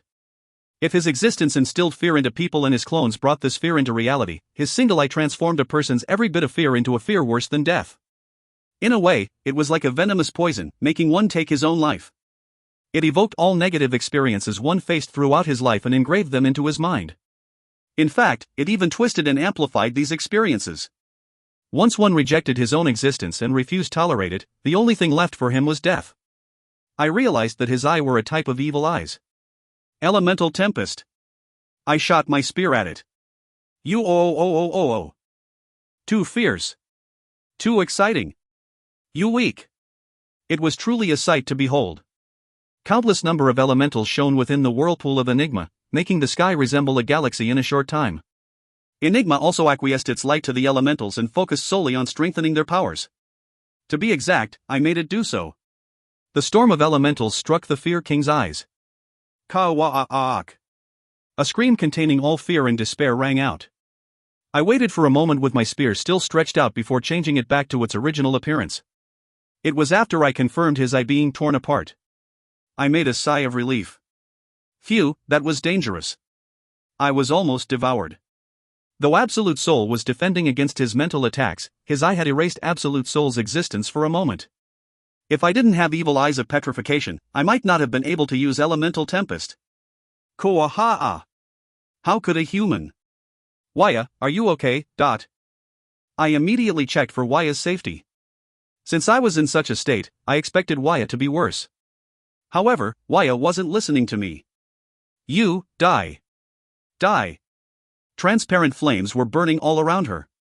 I wondered how flames could be transparent, but since I was seeing them with my own eyes, I couldn't deny their existence.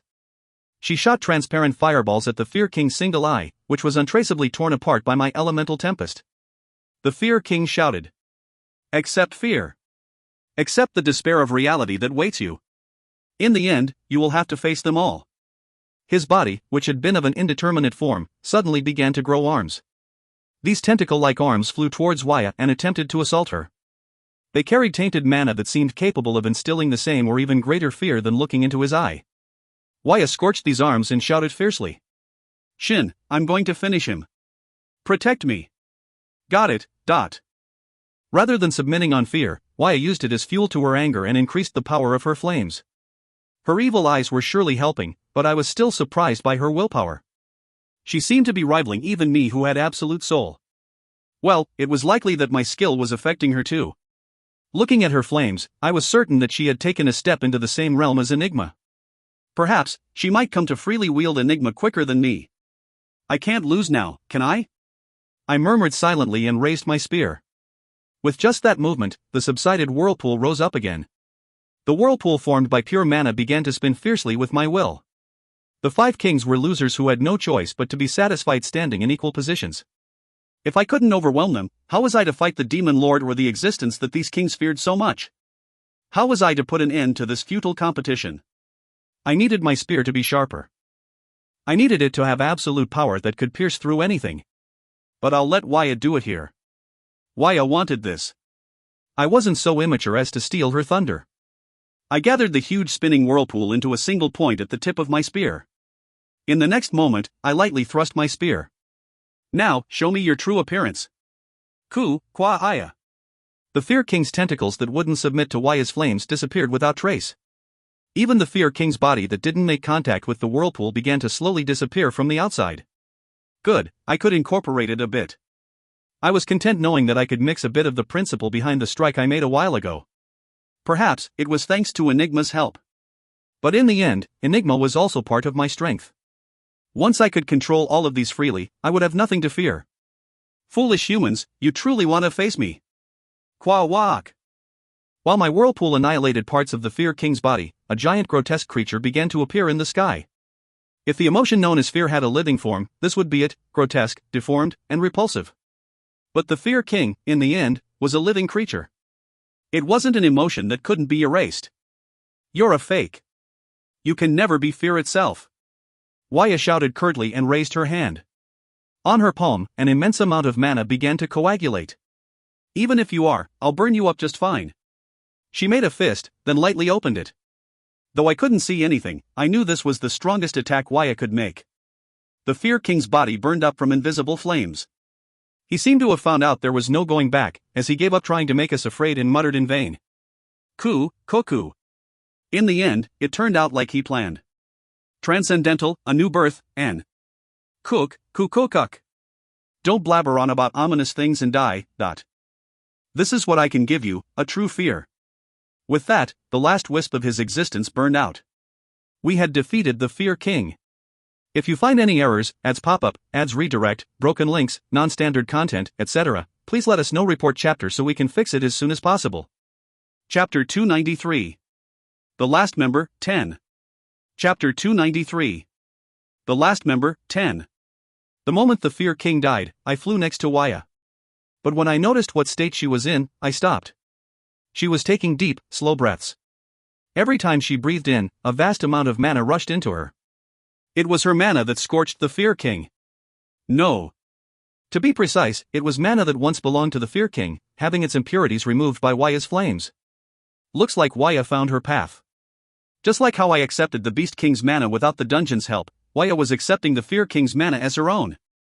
I didn't want to bother her as she was going through this process, so I decided to just watch her from afar. In just 5 minutes, Waya sucked in all the mana and opened her eyes. When she realized I staring at her, she made an expression that seemed to say, oops. Sorry, Shin. I got too excited and took everything. See, come here. I'll give you half. She smiled and gestured me to come over. I knew what she planned to do, but I asked her out of politeness anyways. And how do you plan on sharing it? You already know. Ooh-hoo-hoo. Now, come here. Waya pucked her lips like a duck and stretched her arms out towards me. I didn't even need to listen. You can take it all. Waya shouted disappointedly at my cold reply. Why? Come here and take you harder and share. Hurry. I experienced the same thing when I killed the Beast King. I haven't even finished processing his mana yet. Tisk. Hearing what I said, Waya clicked her tongue noticeably. I grinned and spoke. Let's go out now. There's still one king left. Ah, right. We should. Even as she said that, she stole glances at me as if it was a shame we had to leave so soon. Really, what am I going to do with her? I sighed and approached her. Don't give me any mana though, alright? Yeah. Waya replied with a full smile. Since she looked cute, I decided to forgive her. Soon afterwards, when Waya and I came outside, we couldn't feel anyone's presence, except one. Kane was the only one remaining. He was sitting on empty air, and stood up when he saw us. Not bad. You saw us? Sleipnir was holding on. Waya whispered in my ear. Who's that? He's the one who helped me enter the dungeon. He'll be Revival's newest member. Ah, so you really couldn't enter using normal methods. Waya muttered with a bitter smile and asked me worriedly. I don't know how you roped him in, Shin, but if the price you had to pay was helping his world. That's not it. Besides, I had to meet him eventually, so don't worry about it. It feels like you're getting farther away. Waya seemed to have felt uneasy as she carefully took my hand and held it tightly. I didn't stop her as it was a pleasant feeling anyways. On the other hand, Kane's eyebrows twitched. You're quite a man. I am. So? Where is everyone? A dungeon shattered and the one you call king appeared. Now. I somewhat expected it when no one was here, but I was still shocked. Not only did they use the dungeon's power for themselves, they even broke the dungeon and appeared on Earth. What shocked me the most was the timing when the dungeon shattered. It was almost like they knew what was happening elsewhere. I wiped the thought off my head for now. It was more important to go help my friends. Are you going now? Kane asked me in a relaxed voice. I could tell by his attitude that he wanted to maintain the distance between us for a little longer. I couldn't blame him. Of course. I trust them, but you never what's going to happen. I already did my job today, which was using Gungnir and Sleipnir. I won't help you any more than this. I know. But you can't do the same tomorrow. The promise between us was a mutual contract. I needed his help, and he also seemed to need mine. At my words, which carried this sentiment, Kane slowly nodded. Of course, I promise. Once today passes, I will join your guild and become a member of Revival. Good. Waya, let's go. Waya glared at Kane unhappily, but she seemed to have decided to leave things to me as she shut her eyes and answered. The King of the Dead must have appeared in Vatican City. When I imagined countless undead breaking historical monument at the headquarters of the Catholic Church, I couldn't help but find it ironic. As I flew around the world previously, I set returns transfer points here and there, and thankfully, Rome happened to be one of them. Return. I closed my eyes and opened them back up. For a moment, I was worried I traveled to the wrong place, but we were indeed in Rome. Rome was close to Vatican City, and because Yua once told me she wanted to visit Vatican City, I had remembered to set Rome as a transfer point. But the Rome I was looking at looked nothing like the Rome I knew. This place had already become hell. What's going on? Shin, over there. Waya seemed to have sensed something, as she pointed to the distance.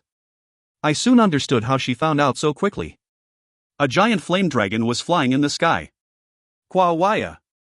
The hell breaking out under us caught our feet, but my friends' lives had greater priority. We shot towards the direction of Loki's roar. As we flew, we could clearly see the Vatican walls, which no longer stood as they once did.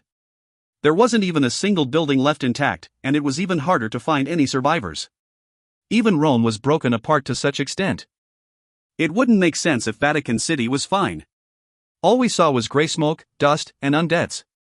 The Death King had turned the entire city into death. Son. Father. Father, who was riding on Loki's back, shouted in rejoice when he saw us.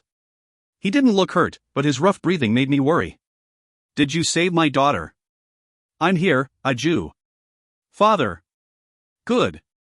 Hurry, go help the other kids. Other kids? I looked around in hurry. I couldn't see Daisy or anyone else. Considering how the Death King was also missing, it seemed they were fighting in a different place. But then why did Daisy leave Loki here?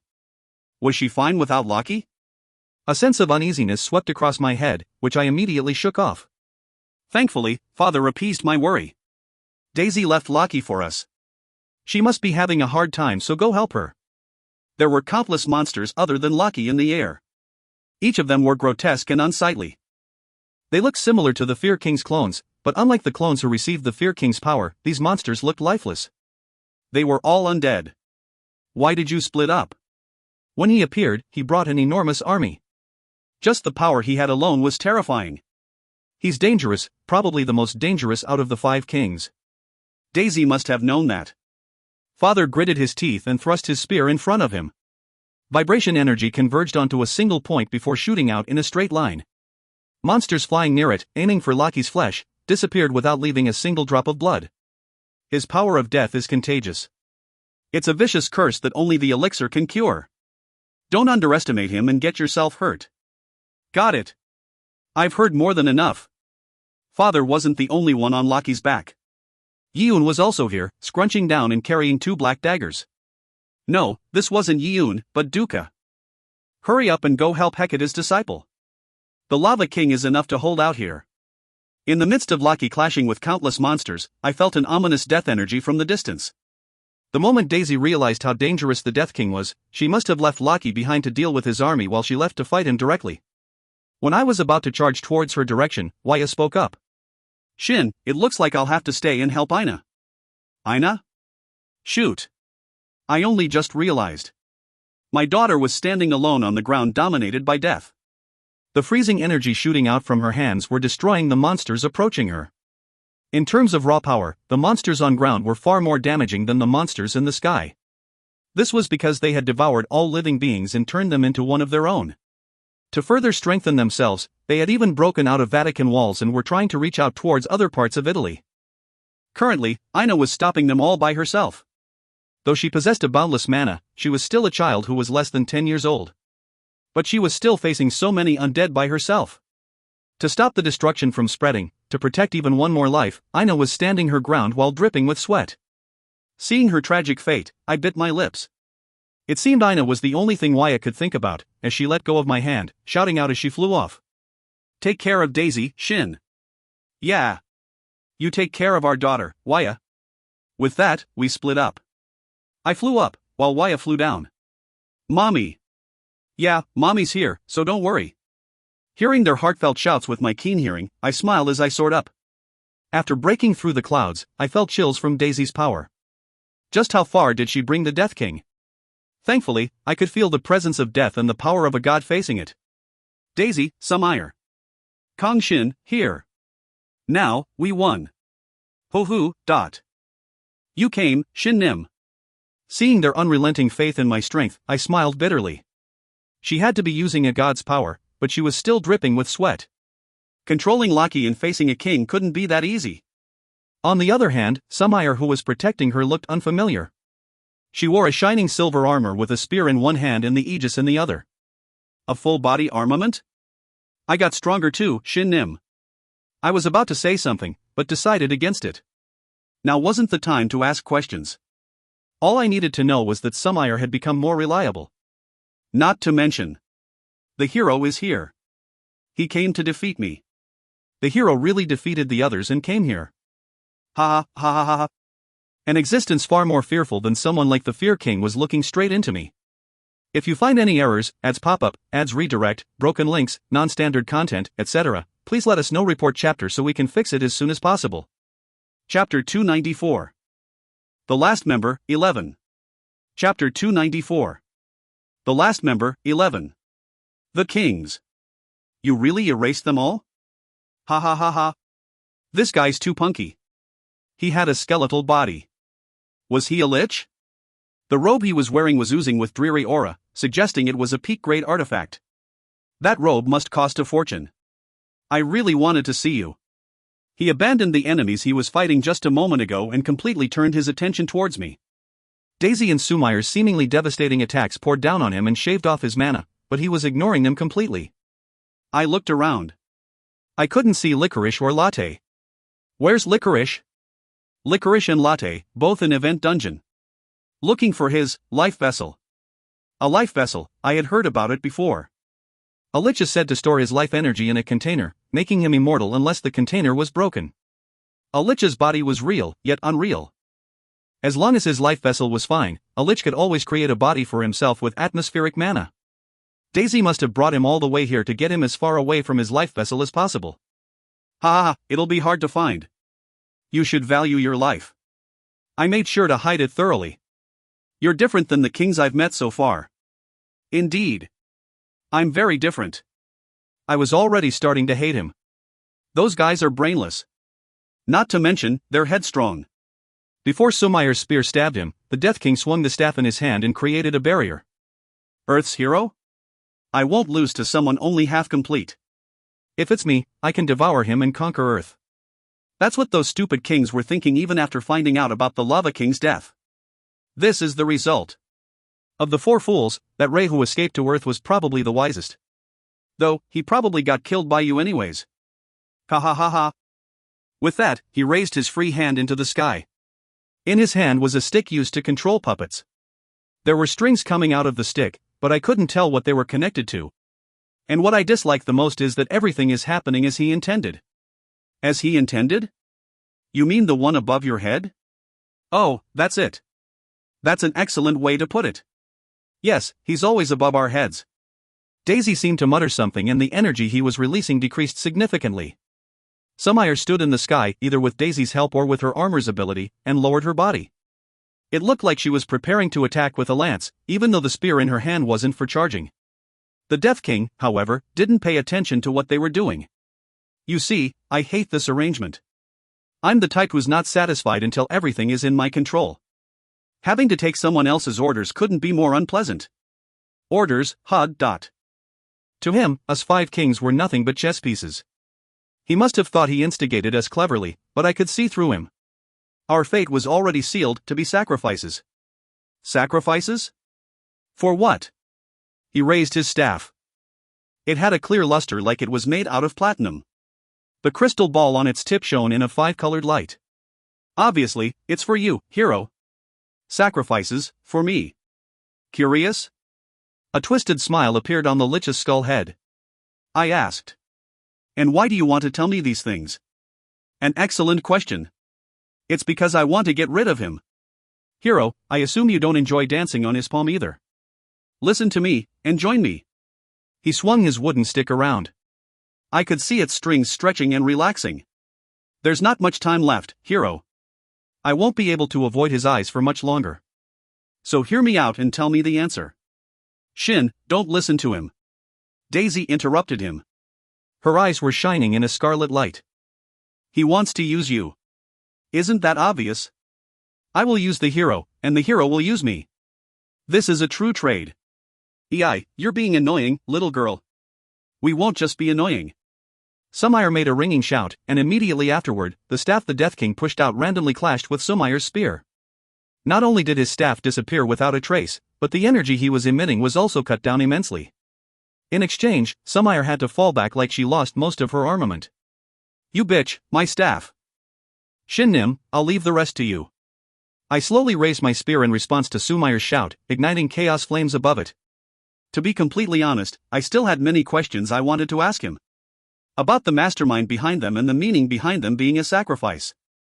I didn't have enough information to solve this puzzle on my own. Still, I decided to be content with where I was. It was clear he wanted to use me for his benefits. Furthermore, if all you wanted to do was talk to me, why did you turn Vatican City and Rome into a land of death? I'm the king of the dead. Everywhere I go must be filled with death. Hero, those that face death once are granted eternal life in exchange. Think about it. If I came alone, do you think anyone would have listened to me? No. You would have tried to kill me immediately. Well, he was right. Looks like I'll need to beat you up before you can think properly. 1. A little pun. The word for to be right/correct is the same as the word for to be hit/struck/ etc. But no, hero. We still have something to talk about. He pulled on the stick he held. It had to be an artifact of some sort. In the middle of charging towards him, I was forced to a stop. Even though nothing was tied to its strings just a moment ago, now, there was a peculiar doll resembling a devil dangling on it. The doll was about 3 meters tall, which seemed physically too big for the Death King's tiny stick to control. Rather than the doll, however, I was more concerned with what the doll was holding in its hands. It was a person. Who's that? Good question. This is your parent. Your mother. It felt like the world was turning white. I wanted to charge towards him, but I couldn't move. No matter how quick I was with divine speed, it wouldn't be enough to retrieve Mother from that devil doll. So for now, I had to stay still. I clenched my teeth and caught my breath. Then, I asked calmly. So calmly that even I was surprised with myself. My mother is in the safest place in this world. How could that be her? Mother was always guarded by the succubi, and knowing my importance, Guardian and Freedom Wing also assisted in protecting her. With Licorice always being by my side, I should know as soon as something happened to Mother. But Licorice wasn't here right now. She was in an isolated space looking for a way to kill this lich. Did you really think the monsters here were all I had? How could that be? Think about it, hero. There are only 2 people I'm afraid of in this world. He put up 2 fingers with his hand. One is him and the other is you. No one else can stop me. Right, not even this doll. Unlike a hero, you were a bit foolish. If she was so important to you, you should have protected her better. You killed them all. Of course. I'm facing the hero who killed 4 of the 5 kings. I had to have some sort of an insurance plan, don't you think? I tried to message Licorice, but the Death King's mana filling up this area prevented me. But if he was telling the truth, Licorice had to be furious right now. There are a lot of succubi were in charge of protecting Mother, especially when we had something like this going on. There's no need to be mad, hero. Look, your mother is perfectly fine. Like I said before, I want your cooperation. I'm just using this tool, yes, a tool to make our talk go smoother. He waved his wooden stick and the devil doll opened its mouth. That thing was undoubtedly an artifact rivaling or surpassing his staff. After all, it must have slaughtered dozens of SS-rank succubi. I closed my eyes. Was it a mistake to have all revival members fight? If I left just a couple of them to protect Mother? No, that was stupid. How were we supposed to do anything if we had to split up our members to protect everyone's family? How were we supposed to fight against the monsters and demons invading Earth if we had to divert our attention so much? Until now, I believed monsters or demons couldn't do anything to my mother. I believed my mother was completely safe. But I was wrong. Completely wrong. They might have been safe for a long time, but that didn't mean they would continue to be safe. I should have known that, but I let my guard down and got smacked in the back at the most critical moment. Now, don't move. If you move even a little bit, this little stick will shake. When this stick shakes, the doll attached to it will also shake. When the doll shakes. Ha! So, hero, are you ready to talk now? Mother seemed to be sleeping. I didn't know whether she was originally sleeping or she was put to sleep, but after seeing Mother's face, I looked at Daisy in some ire. Shin Nim. Let's form a plan together. A plan to give that guy a blow. Exciting, isn't it? The Death King rambled on excitedly. His modus operandi was twisted. It wasn't what normal people could come up with. Taking a hostage just to talk? To him, that was obvious. A fool like him laughed at the other 4 kings, saying that they were defeated because they challenged me without knowing anything about me. Really, none of the 5 kings knew anything about me. Fine, let's talk. Oh. Good, that's excellent, hero. I knew you would understand. His skull head cackled as he laughed. At the same time, something in Embrace twitched. Something that was alive, yet without a life. It moved in a way that no one else could comprehend, a way that only I could accept. I am Dortu. Executing Master's command. My 4th elemental thus made its move. If you find any errors, ads pop-up, ads redirect, broken links, non-standard content, etc., please let us know. Report chapter so we can fix it as soon as possible. Chapter 295. Coming Closer, Going Farther, 1. Chapter 295. Coming Closer, Going Farther, 1. The change was quick to happen. The devil doll controlled by the Death King suddenly slumped down as if its strings were cut. As a lich sensitive to mana, the Death King immediately noticed this change and shook his stick in wonder. But it was too late. The devil doll only made creaking noises in response. It's not moving, even though this doll is like a clone of mine. Of course, it didn't move. The devil doll should have turned metallic. Seeing as how it was making creaking noises, it was most likely struggling in its own way. Unfortunately, the Death King no longer had control of the devil doll. With the doll unable to move, it let go of Mother. Daisy's magic was quicker than the Death King, and I was even faster. Oh my! Hero, you are quite fast. The Death King put the devil doll away and used magic to secure Mother, but Daisy's magic countered his and I safely took Mother in my arms. But when I received her, I frowned. She's perfectly fine? As long as you promise to cooperate with me, she'll be fine. Now, if you know what situation you are in, we should have a nice conver. The finger he was sticking out towards me turned silver. I am Dortu. Pointing at Master is rude. Something's here. He whispered. He immediately looked around, but he couldn't see Dortu. Naturally, someone who controlled undead couldn't perceive Dortu. Dortu wasn't born like any other elementals. It was possible that even elves couldn't perceive Dortu. But this won't change anything. I made sure to put extra care into her, you see. I'm the only one that can cure her. There was nothing more foolish than putting in effort to control an unperceivable situation. At least in this aspect, the Death King seemed to be better than the other kings. Rather than looking for Dortu, he was threatening me, who controlled Dortu. If you don't return her to me soon, my mana inside her will go. Boom. I assume you won't like that. He laughed mischievously. Come on, hero. Think about it. There's no need for us to fight. Aren't you curious about the things I know? Question, do you only have one devil doll? Ha ha ha, you're asking if I took other hostages? A precious magical tool like this, even I only have one. So turn it back, hero. Otherwise, your mother will be in a pickle. He shook his wooden stick. As the strings danced, the devil doll creaked creepily. I didn't dare believe him easily, but he certainly only had one wooden stick, and even if he didn't, I just had to take care of him before he could do anything else. As such, I immediately took action. Door 2. I am Door 2. Assaulting the enemy. In that instant, the lich's abdominal bones shattered. The metallicized devil doll had penetrated his stomach. It seemed he didn't expect me to steal control over his doll. His momentary lapse in judgment had dealt him a huge blow. Kuhuk. Looks like you're physically weakest out of all the kings, Dot. Though I said it half-jokingly, the devil doll strengthened by Dortu's ability was probably strong enough to deal critical damage to even the Beast King. Of course, that didn't mean Dortu was always that powerful. It was just that the previous attack carried a world-shaking amount of mana. Dortu took the mana within the devil doll and attacked the Death King.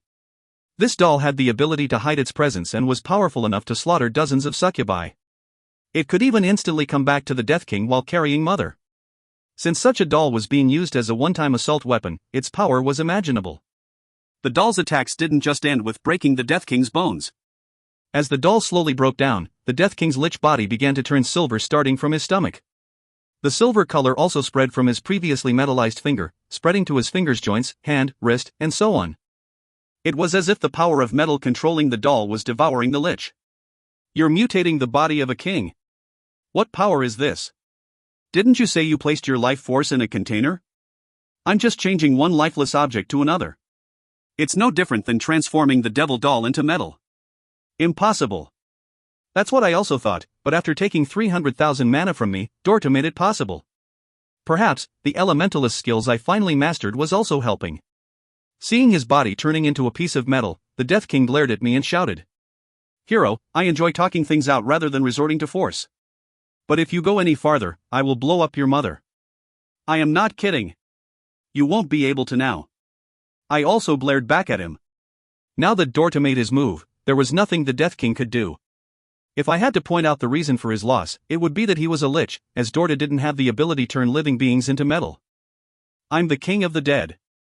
Don't think you can win against me with something like this. From the unmetallized part of his body, his mana began to boil. The Death King gave up on trying to control the curse on Mother and concentrated all his mana into his body. But this was exactly what Dortu was waiting for. He greedily devoured the Death King's mana and sped up the metallization process with it. Against Dortu, the Death King was nothing but prey. Not long afterwards, the Death King realized there was nothing he could do. Blood-red light shone from his eye sockets as he roared. You're the one who made this decision. Without me, you won't be able to resolve that curse.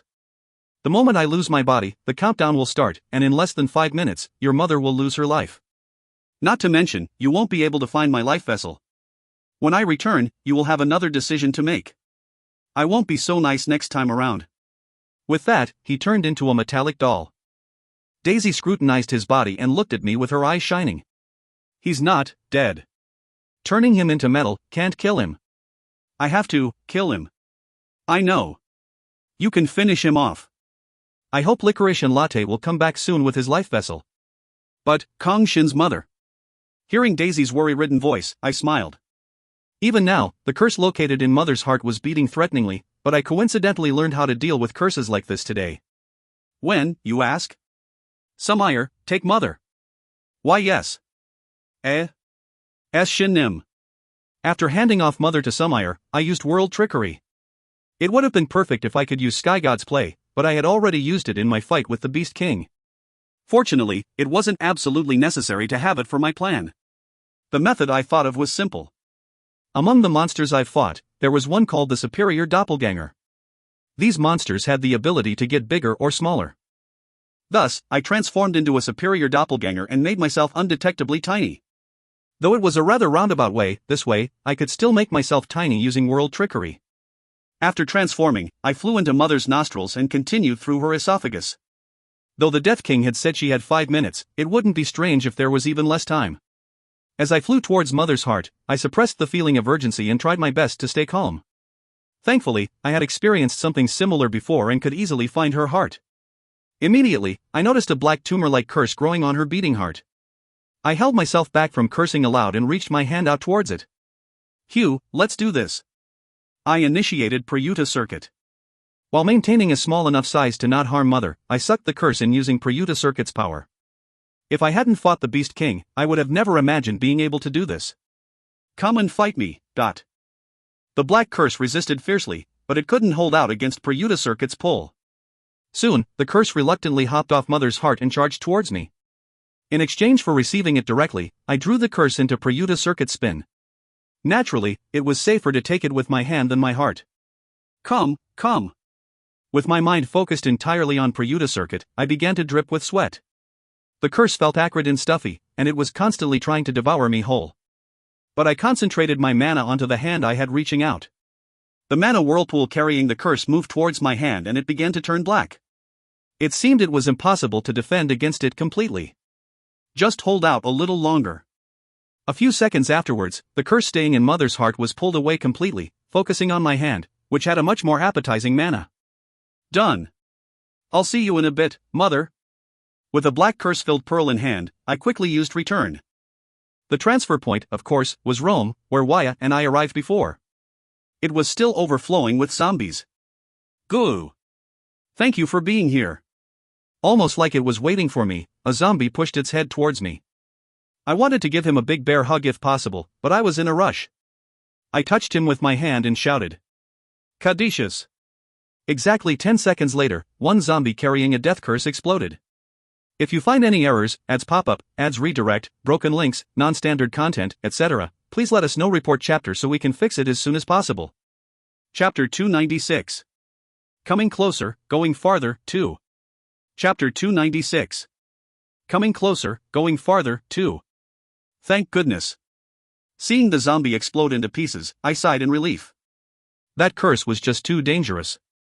If I didn't push it to something else using the Black Snake's power, it might have been difficult to use other regeneration abilities. Daisy, Sumire. The messaging system doesn't work right now. The Death King wasn't dead yet. His influence was still spread out across Vatican City and Rome. I had to destroy this life vessel thing as quickly as possible. Using Prayuta circuit, I began to fill up my drained mana. After blowing away a tiny wisp of the curse left on my hand and cleaning up some of the nearby zombies, I shot up into the sky. The monsters in the sky are mostly taken care of. I could still hear Loki's heartful roar. Loki was truly powerful, as he was still beaming with strength after dyeing the death-filled sky with lava. It looked like I didn't need to worry about Father or Yeun. I wanted to go help Waya and Ina. But it looked like this domain of death would only disappear once the Death King died. In that case, it was more efficient to join Licorice and Latte to search for the life vessel. Daisy and Sumire would likely do the same. Alright, let's go. The whirlpool shrouding my body alleviated the fatigue I suffered from the curse and continued battles. At the same time, it filled me up with a new power. Reinforced with the Beast King's mana, my body full of energy once again. It was a different feeling than when I used the dungeon's power. This power completely followed my command and seemed to have its own will. I was in my peak condition. Dear husband. When I was flying towards the presence of Licorice and Latte, Licorice found me first and headbutt into my embrace. I received her gently and patted her back with a bitter smile. Soon, Latte, who was in her wyvern form, came next to me too. I knew Hero was safe. Yeah, I'm happy you're safe too, Latte. But I failed. Latte, who was happily greeting me, slumped her tail. I had an idea what she meant. I gave Licorice, who was sniffing my neck, a smack on the head, and asked, "You didn't find his life vessel?" "Oh, that hurt. But no, we didn't. It's too hard. If I knew beforehand, I would have gone looking for it. We killed him." Daisy said he had a magic that could forcefully sever the contract Latte and I had with Dear Husband and told us to get back. I see. But even without the contract, Dear Husband is the only one for me. She's so rude. There might have been more to it than just having our contract severed. Regardless, it's good that nothing happened. While necromancers could command a large number of undead, they also had numerous curses in their arsenal. Daisy probably knew what the Death King was capable of based on what she could do herself. It's good that Daisy was here. What he had done to Vatican City didn't seem so simple. As a necromancer herself with knowledge in this field, Daisy had taken the appropriate action to minimize the damage. There's a lot we have to talk about, but that'll have to wait until we finish up the Death King. He should be nearby, but I can't find him no matter what magic I use. Even if his life force was contained in a separate container, it was impossible to move if the container was too far. Consequently, a lich had to hide his life vessel on himself or nearby. It was natural for a lich to be weaker the farther he was from his life vessel.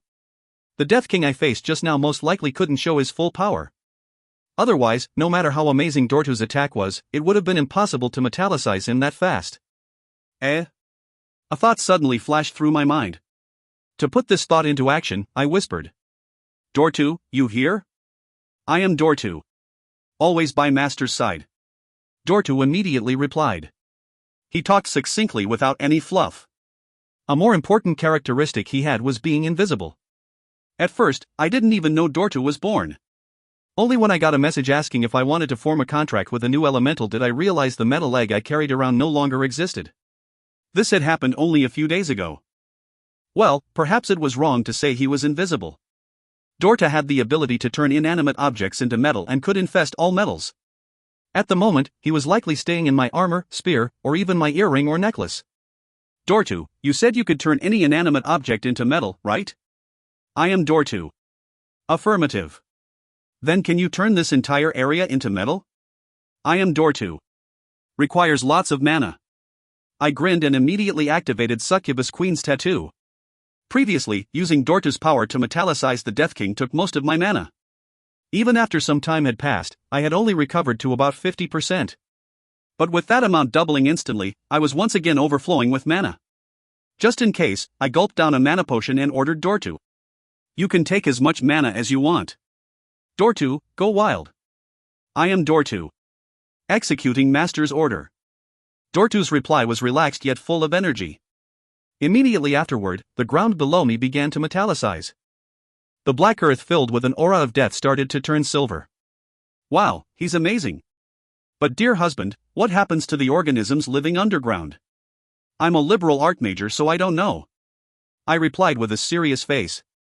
Presumably, organisms living underground would die as everything around them turned into metal, but since I wasn't sure, I didn't say anything. Meanwhile, the silver color spread farther and deeper. He sure buried it deep. Shiny. Daisy and Sumire arrived. There was also a silver lich shining brightly. Hey. I understand Kang Shin's feeling. But dead undead, good undead. And undead is dead anyway. I made a groaning noise but didn't say anything more. I knew Daisy was far more knowledgeable than me when it came to the undead. If she said it was safe, it was. But I couldn't see Mother, who Sumire should be protecting. Where's Mother? Young Gungnim took her and left. Most of the monsters in the air were cleaned up, so Lucky and Yiyun are enough to deal with the rest. Since there might be traces of the curse left on Shin Nim's mother, he took her to see Lydia Nim. That's a good idea. It's not like having more people would help in finding the life vessel. Daisy came up next to me. A life vessel is a lump of life force. Impossible to metallicize. Good plan. Yeah, but what if it isn't here? I can't do this that often, you know. Everywhere I looked was filled with silver light. By now, it stopped expanding outward and was digging deeper into the earth. Daisy stared down at the ground and soon nodded. It's okay. Found it. I am Dortu. Mission complete. Their voices overlapped. Immediately afterward, Daisy put her hand on the metal ground and closed her eyes. There's a big resistance. Prepare to defend. Sumire raised her shield and stepped forward in front of Licorice and me. Daisy then started to mumble words I couldn't understand, and the ground began to shine brightly. Reason he said we won't find it, I understand. Daisy spoke calmly. The earth rumbled and the vibration spread out into the air. He made thorough preparations. He divided his life force. Isn't that a Horcrux? No, never mind. Soon, something resembling a grain of sand popped up above the metal ground. When Licorice reached her hand out, a rainbow-colored fog sucked it in and trapped it. Daisy nodded her head and continued her work. More and more grains of sand appeared above the ground and Licorice promptly retrieved them with her fog. Thanks to Licorice helping out with her powerful magic, their working speed slowly increased. The grains of sand flying around the rainbow fog resembled a starry sky. Seeing these brightly shining dots, Licorice gritted her teeth. Without dear husband, we wouldn't have made it in time. Door 2, hacks. I am door 2. Not hacks. It's reacting. Get ready. After collecting some portion of the life vessel, the metallicized ground began to turn black. It was as if the Death King was making a final struggle, preventing us from taking more of his life force. However, door 2 wasn't slacking off. I am door 2. I execute Master's command. I transform everything into metal. Silver light began to cover the ground once again. Soon, the ground began to turn gold. I asked door 2 just in case. Is that pure gold? I am door 2. Pure gold can't change. Once something changes to gold, even door 2 can't change it. Pure gold is the metal with highest mana resistance. It also has a high magical ability. It requires lots of mana. So he didn't need to turn the ground into gold before, but he had to now to stomp the Lich's final struggle. At this moment, I realized something. If I understood him correctly, as long as I gave door 2 mana, he could change even a simple stone into gold, but... Sorry dear husband, but if this elemental can really change stone into gold, he can't be ordinary. Gold wasn't just valuable on Earth. Even in other worlds, it was at the apex of precious metals. It was also why the dungeon used gold as its currency. Although I had uncountably many gold in my inventory, there was a difference between having a large amount of gold and being able to make an infinite amount of gold. Just like Dorta said, gold was a magical metal. Although it couldn't compare to Leucadion, which made up the Leuca continent's holy sword, or the famous Mithril, just the fact that gold was used as a universal currency across countless worlds showed how valuable it was. Now, I could simply make gold through my elemental's power. Where did I get Dorta's egg from again? If I remember correctly, it was from Leuca continent, during Sirmia Bamertuno's funeral. She said she was from a world called Xenon. Were there more elementals like Dortu in that world? Impossible. If that were the case, the value of gold in the dungeon should have fallen when they connected with Xenon. In any case, it seemed I needed to visit this Xenon world one day. While I was thinking about all this, the ground had completely transformed into pure gold. Past a certain point, the land remained in its black color of death, but within a certain radius of us, no speck of black color could be seen. It was quite ironic considering that the Death King's life force was sleeping underground. There. This is the end. Daisy raised her foot and stomped down. The metallic ground sunk in and rolled like a wave. From underneath her foot, something began to charge towards her. Just die obediently, give it to me. When Daisy spread her arms open, silver light gathered on her hands. I instinctively knew that this was Hecate's power. Daisy had saved her power to thoroughly end the Death King's life. Ka-wa-a-a-a-kak. A loud death throe shook the earth. The most tenacious and nerve-wracking king was finally dying. The pieces of the life vessel trying to assault her burnt up under her silver light, and the same happened to the sparkly grains of sand in Licorice's rainbow fog. When Daisy cusped her hands together, the fog moved towards her hands and shone periodically. Sometime later, Daisy opened her hands.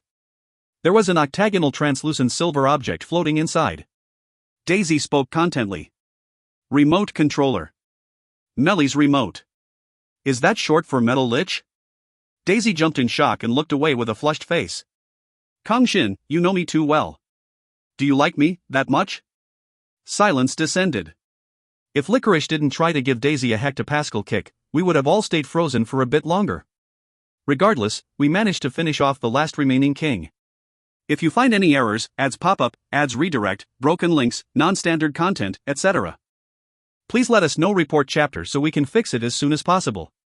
Chapter 297. Coming Closer, Going Farther, 3. Chapter 297. Coming Closer, Going Farther, 3. As grand scale as our battle was, its aftermath was just as grand. The Beast King and the Fear King could be quickly summarized as Revival defeating the gates that appeared above Bordeaux, but the same couldn't be done for the horrific deaths at the heart of a religion with the over 1.2 billion followers worldwide. The Death King had revealed himself above Vatican City and had killed almost all of its people. Although Revival marched straight to Vatican City after hearing about what happened, we couldn't prevent large number of casualties from occurring. Vatican City itself didn't have too many citizens, but it was always booming with tourists and pilgrims. Thankfully, the Pope had survived just long enough for Revival to come to his aid. Although we didn't specifically strive to save him and had treated him like any other human, after all was said and done, he requested a one-on-one meeting to show his gratitude. But as we needed time to mourn the deaths of our comrades, we put his request aside. The Pope was the least of our priorities. Other than the members deployed to Vatican City, all other members undertook operations to clear monsters in Japan and China. Consequently, they didn't have to face the Devil Doll. If some of them were forced to fight the Devil Doll, I didn't know what would have happened. They might have saved Mother from being kidnapped, but it was just as likely that we would have to hold more funerals. After defeating the Death King and killing the remaining monsters in Vatican City, the Death Domain set up by the Death King finally disappeared. Only after this did the dungeon's functionality come back fully. It was also at this time that Licorice found out about the deaths of the succubi. They had even been cutting off the link among the succubi. But perhaps this was for the best. 38 succubi had died this time. If they all died at the same time, Licorice, as their commander, might have suffered from a severe mental damage. In fact, as soon as the link was re-established, Licorice fainted without being able to say anything. If this had happened in the middle of fighting thousands of undeads, the outcome wouldn't have been pretty. I'm worried about Licorice, but when the dungeon's functionality is shut down and we get separated, the succubi's link is the only thing we can rely on to communicate. Is it just the Death King that's special? On our plane ride back to Korea, with the fainted Licorice in my arms, Waya muttered after examining Licorice's face worriedly. I shrugged my shoulders. If you think about it, the succubi's link is based on mana before it's being based on their racial trait. It's just that this is the first time it happened, but it's possible to hinder their connection with an overwhelming mana. It might happen more often from now. Phew. In that case, we might have to take the succubi out of the frontline battle. Even if we deploy them, we'll only be putting their lives at risk. What happened this time was unprecedented. I wasn't talking about the link between succubi being cut. I was talking about an enemy they were incapable of defending against ambushing them. Not to mention, it was in a situation where all members of Revival had left. No one knew how many more battles we had to face, and considering they would only get harder, putting the succubi on the front line would be the same as abusing them. You're right, they already suffered so much. There are other places where they can shine, so from now. At that moment, Licorice opened her eyes. For some reason, something about her was off. The starry particles were gone from her pink eyes, and instead, there was a concentric circle in each of her pupils. Dear husband, were you worried? Yeah, and I still am. Don't worry. I've experienced a similar loss once before in Enesis. Licorice touched her forehead as she replied calmly. The concentric circles in her pupils expanded and shrunk repeatedly, scaring me slightly. She calmly continued. Dear husband, do you remember what I told you about succubi's death? That they disappear like morning dew? I remember. Sorry, but that was a lie. Succubi are a subspecies of mares, which also include vampires and incubi. When succubi die, they don't return to nature. Instead, they give their mana to their kin. It's the commonly said being together even after death, the ultimate link one can share. I didn't think it was a common saying, but I didn't say anything. Licorice continued. In the past, the Mare Alliance knew about this, and they proposed a plan to kill all my subordinates to concentrate their power on me. What? Cruel, isn't it? Even if I get stronger with hundreds of deaths, the pain from it could have killed me. But the fact that other succubi are still here means. Licorice nodded her head like it was obvious. I, of course, rejected them.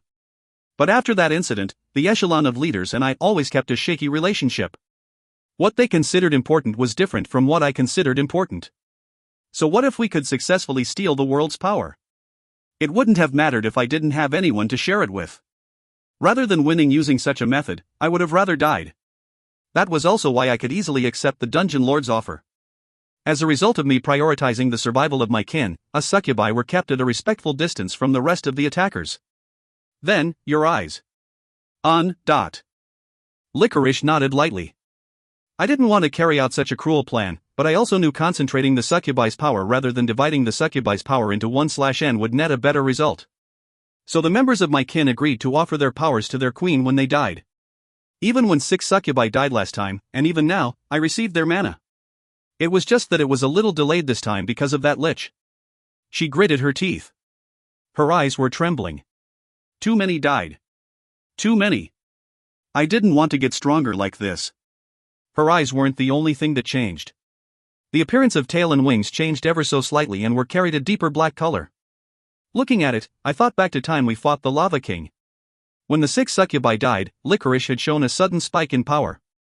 That was likely because she received their mana. Sorry, dear husband. We can't send the succubi to battle anymore. Earth's situation is too dire, and our enemies are too strong. As the succubi's leader, this is my fault. No, this is my fault. You didn't do anything wrong, Licorice. Licorice shook her head slowly. After thinking about something for a bit, she whispered in a soft voice. I need some time. I'll have to select a crew. Select? Licorice, the succubi are. Licorice put her finger on my lips. We have to get stronger. Even if we have to weaken others. You? Sending mana, you don't have to die to do it. Licorice smiled. On her forehead, her lamb-like horns changed direction and pointed outwards. It was as if a wild beast that had focused on defending itself resolved to attack. Sorry for telling you this so late, dear husband. I didn't want to take away my family's power. But I was acting spoiled. Only now realizing it. I'm a failure as a queen. You're already strong. You helped me a lot until now, and it's the same for the other succubi. This incident was just. No, it's not enough. Dear husband and Waya are much stronger than when we first met, but I stayed the same. The other succubi haven't changed either. Plus, we have less than a year left. Licorice's eyes shone. New starry particles appeared in the middle of the concentric circles in her eyes. Half a year is enough. I'll become strong enough to stand by dear husband's side. As I understood her resolve, I didn't say anything. After a bit, Licorice smacked her lips and corrected herself. That's probably too hard, but I'll at least become as strong as Waya. Why am I being singled out? Dear husband already surpassed the limits of his species. I can't even imagine how strong he'll be in half a year. Licorice's affirmation made me happy and a little bit sad. With this complex emotion in mind, I patted the two of them. Even as she grumbled, Waya stopped complaining at Licorice, and Licorice finally smiled. It was only after we arrived in Korea that we realized we left a golden road in Vatican City. I wanted to hold a grand funeral for the succubi, but Licorice and the other succubi wanted the same funeral as last time. I, of course, listened to their request. Elementals sang for the succubi and Pleen also joined in. Though not extravagant, I still believed it was one of the world's most beautiful funerals. After the funeral ended, with much contemplation, I decided to make Mother a dungeon explorer. The reason was simple. If someone aimed for Mother again, rather than investing many powerful ability users to protect her, it was much safer to just have her in the dungeon. Although we wouldn't be able to retrieve explorer appointment rights from her, it was a cheap price to pay to keep her safe. I didn't think they would deploy such a powerful enemy to kidnap Mother, but since she could be used to threaten me, the hero, it was only logical. Increasing the number of explorers was the least of our worries. Rather than having a few more explorers, having Mother safe in the dungeon was much better as we wouldn't need to worry about her. If our enemies changed their modus operandi, it was only natural that we do the same. But since Mother's lack of ability was one of the reasons we didn't make her into an explorer sooner, we took this opportunity to appoint well-vetted Korean S-ranker to climb the dungeon with Mother. Since Father taught Mother how to run away and gather mana, I believed she wouldn't be too big of a burden. Probably. After entering the dungeon and coming out, Mother laughed happily. It seemed she forgot all about being kidnapped by the devil doll. Indeed, it was better to forget traumatic experiences. I planned to never let her experience scary things again. Though, she'd still have to look at monsters' faces while climbing the dungeon. Going in and coming out, it's so simple. How mysterious. So, when can I visit my son's house? You have to reach level 21, Mother. Ovu, I'm really good at games. When I young, I even hit the highest job advancement in map ***** Ori. Third was it? No, it's not that easy. If it was, I would have let Mother become an explorer much sooner. Also, I think that game even has 5th job advancements now. I wouldn't be surprised if it came out with a 6th. Translator's note. The game was actually Kingdom of the Winds, but I went with Maplestory since it pretty much fills the same role and more people know about it. If you find any errors, ads pop up, ads redirect, broken links, non-standard content, etc., please let us know. Report chapter so we can fix it as soon as possible. Chapter 298. Coming Closer, Going Farther, 4. Chapter 298. Coming Closer, Going Farther, 4. After expanding the number of explorers, I thought it wouldn't be bad to meet the Pope. He was one of the most influential and richest men on earth, and although I wasn't the type to be swayed by authority, it wasn't polite to refuse the earnest request of a man respected by 1.2 billion individuals.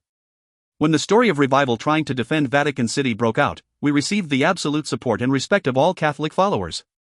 Although we would have done the same no matter where the Death King appeared, considering all the things we had to do in the future, it wasn't a bad thing to have the support of people we needed to protect. If we could continue this good image by meeting with the Pope, we didn't need to give it a second thought. When I was getting changed to go to Vatican City, I heard a knock on the door. Hieronym, do you have time? As there was only one person that called me Hieronym, I frowned slightly but still nodded. Come in, Sierra. As soon as the words left my mouth, the door opened. I closed the buttons on my shirt and asked her. Didn't today's lesson end? It's not related to the lesson, Hieronym. There's just something I wanted to ask. I tilted my head. Sierra took a step closer. Hieronym, is there a reason you didn't make me into a dungeon explorer? Ah, it's about that? Because I made Mother into an explorer this time? Yes. For some reason, it's hard for me to read things related to the dungeon. Even this time. Sierra bit her lips like she was anguished. The crosses in her eyes shone radiantly. My predictions were off.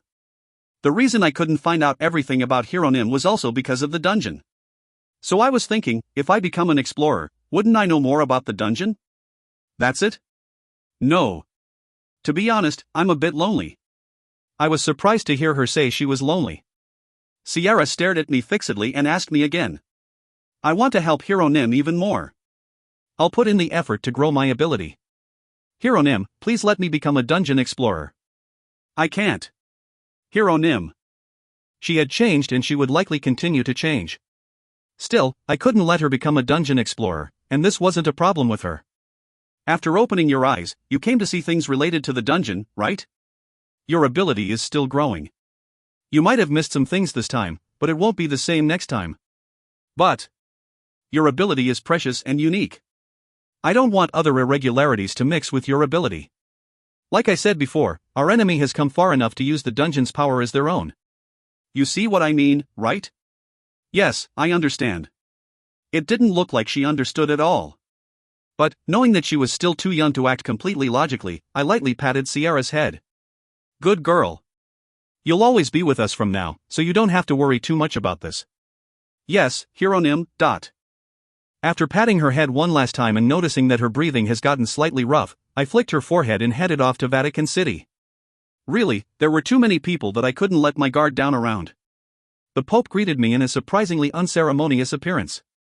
After receiving his gratitude and eating lunch together, I politely rejected his offer to go together to a memorial ceremony for the deaths. With that, our meeting ended uneventfully. But it seemed this was where the real business started. When I was about to leave after saying my goodbye, a Vatican official that seemed to be fairly high-ranked stopped me. Seeing as how he was wearing a zucchetto, he seemed to be a priest, no, a bishop at the very least. My name is Simon. After 2 Moon, the Vatican also created a new department to oversee monsters' movements. I'm the one in charge. Yes.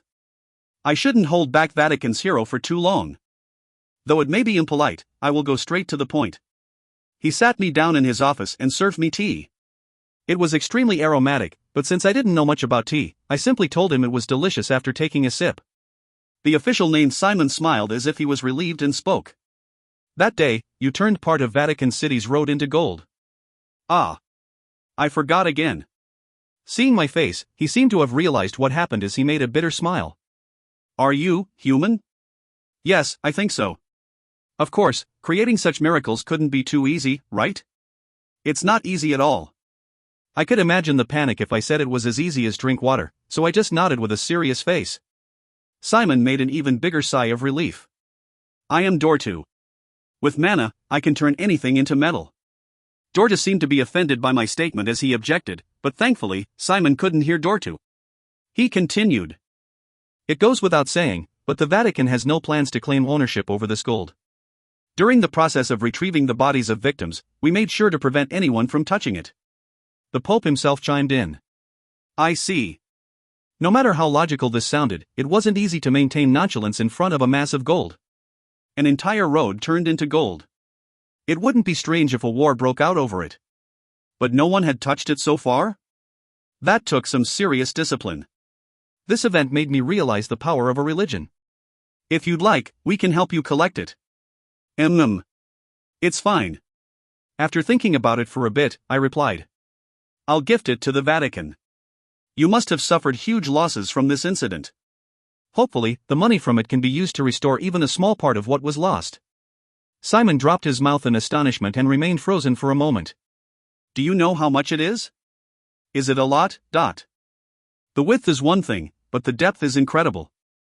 We expect it to be several tons at the very least. It was indeed more than I imagined. I immediately thought of price of gold falling, but of course, I was no economist. Simon fiddled with his hands, showing his nervousness, and soon sighed. It's too much. This isn't something I can handle alone. Though it might be a bit annoying, can you wait here for a moment? Yes, sure. As I often say, I've never felt low on money since becoming an explorer. Now that I had gotten to the point of making gold as I pleased, I would probably never experience such a feeling ever again. Of course, I knew better than to wantonly spread gold everywhere and mess up the world's economy. In any case, it seemed even the Vatican felt receiving such a huge sum of gold was a burden, as a rather incredulous event occurred after the Pope joined in on their discussion. They gave the road the title Heroes Road and decided to commemorate it. That is, they planned to leave the several tons of gold untouched. After hearing their decision, I immediately spoke up. I'll just take it. The gold. We came up with this idea after much discussion. We can't have it any other way. Sham clung onto my legs as he cried. I glared at him and asked. Can you even protect it if you leave it alone? Of course. This is the Vatican. What about the restoration effort? The Vatican's wealth is enough to take care of it. Otherwise, we wouldn't have made such a decision. Which means you'll be fine even if I take the gold back. Please. He didn't say much. He just pleaded. Almost like he was praying to God, he cupped his hands and stared at me. I needed to report this guy to the Pope for heresy. But come on, Heroes Road? Heroes Road. There was also a talk about canonizing you as a saint, but if you did that, I might have to declare war on the Vatican and the Church. Which is why we shut it down immediately. Thinking about it, it wasn't such a terrible idea. It would renew the Church's image, and I would receive the appropriate honor.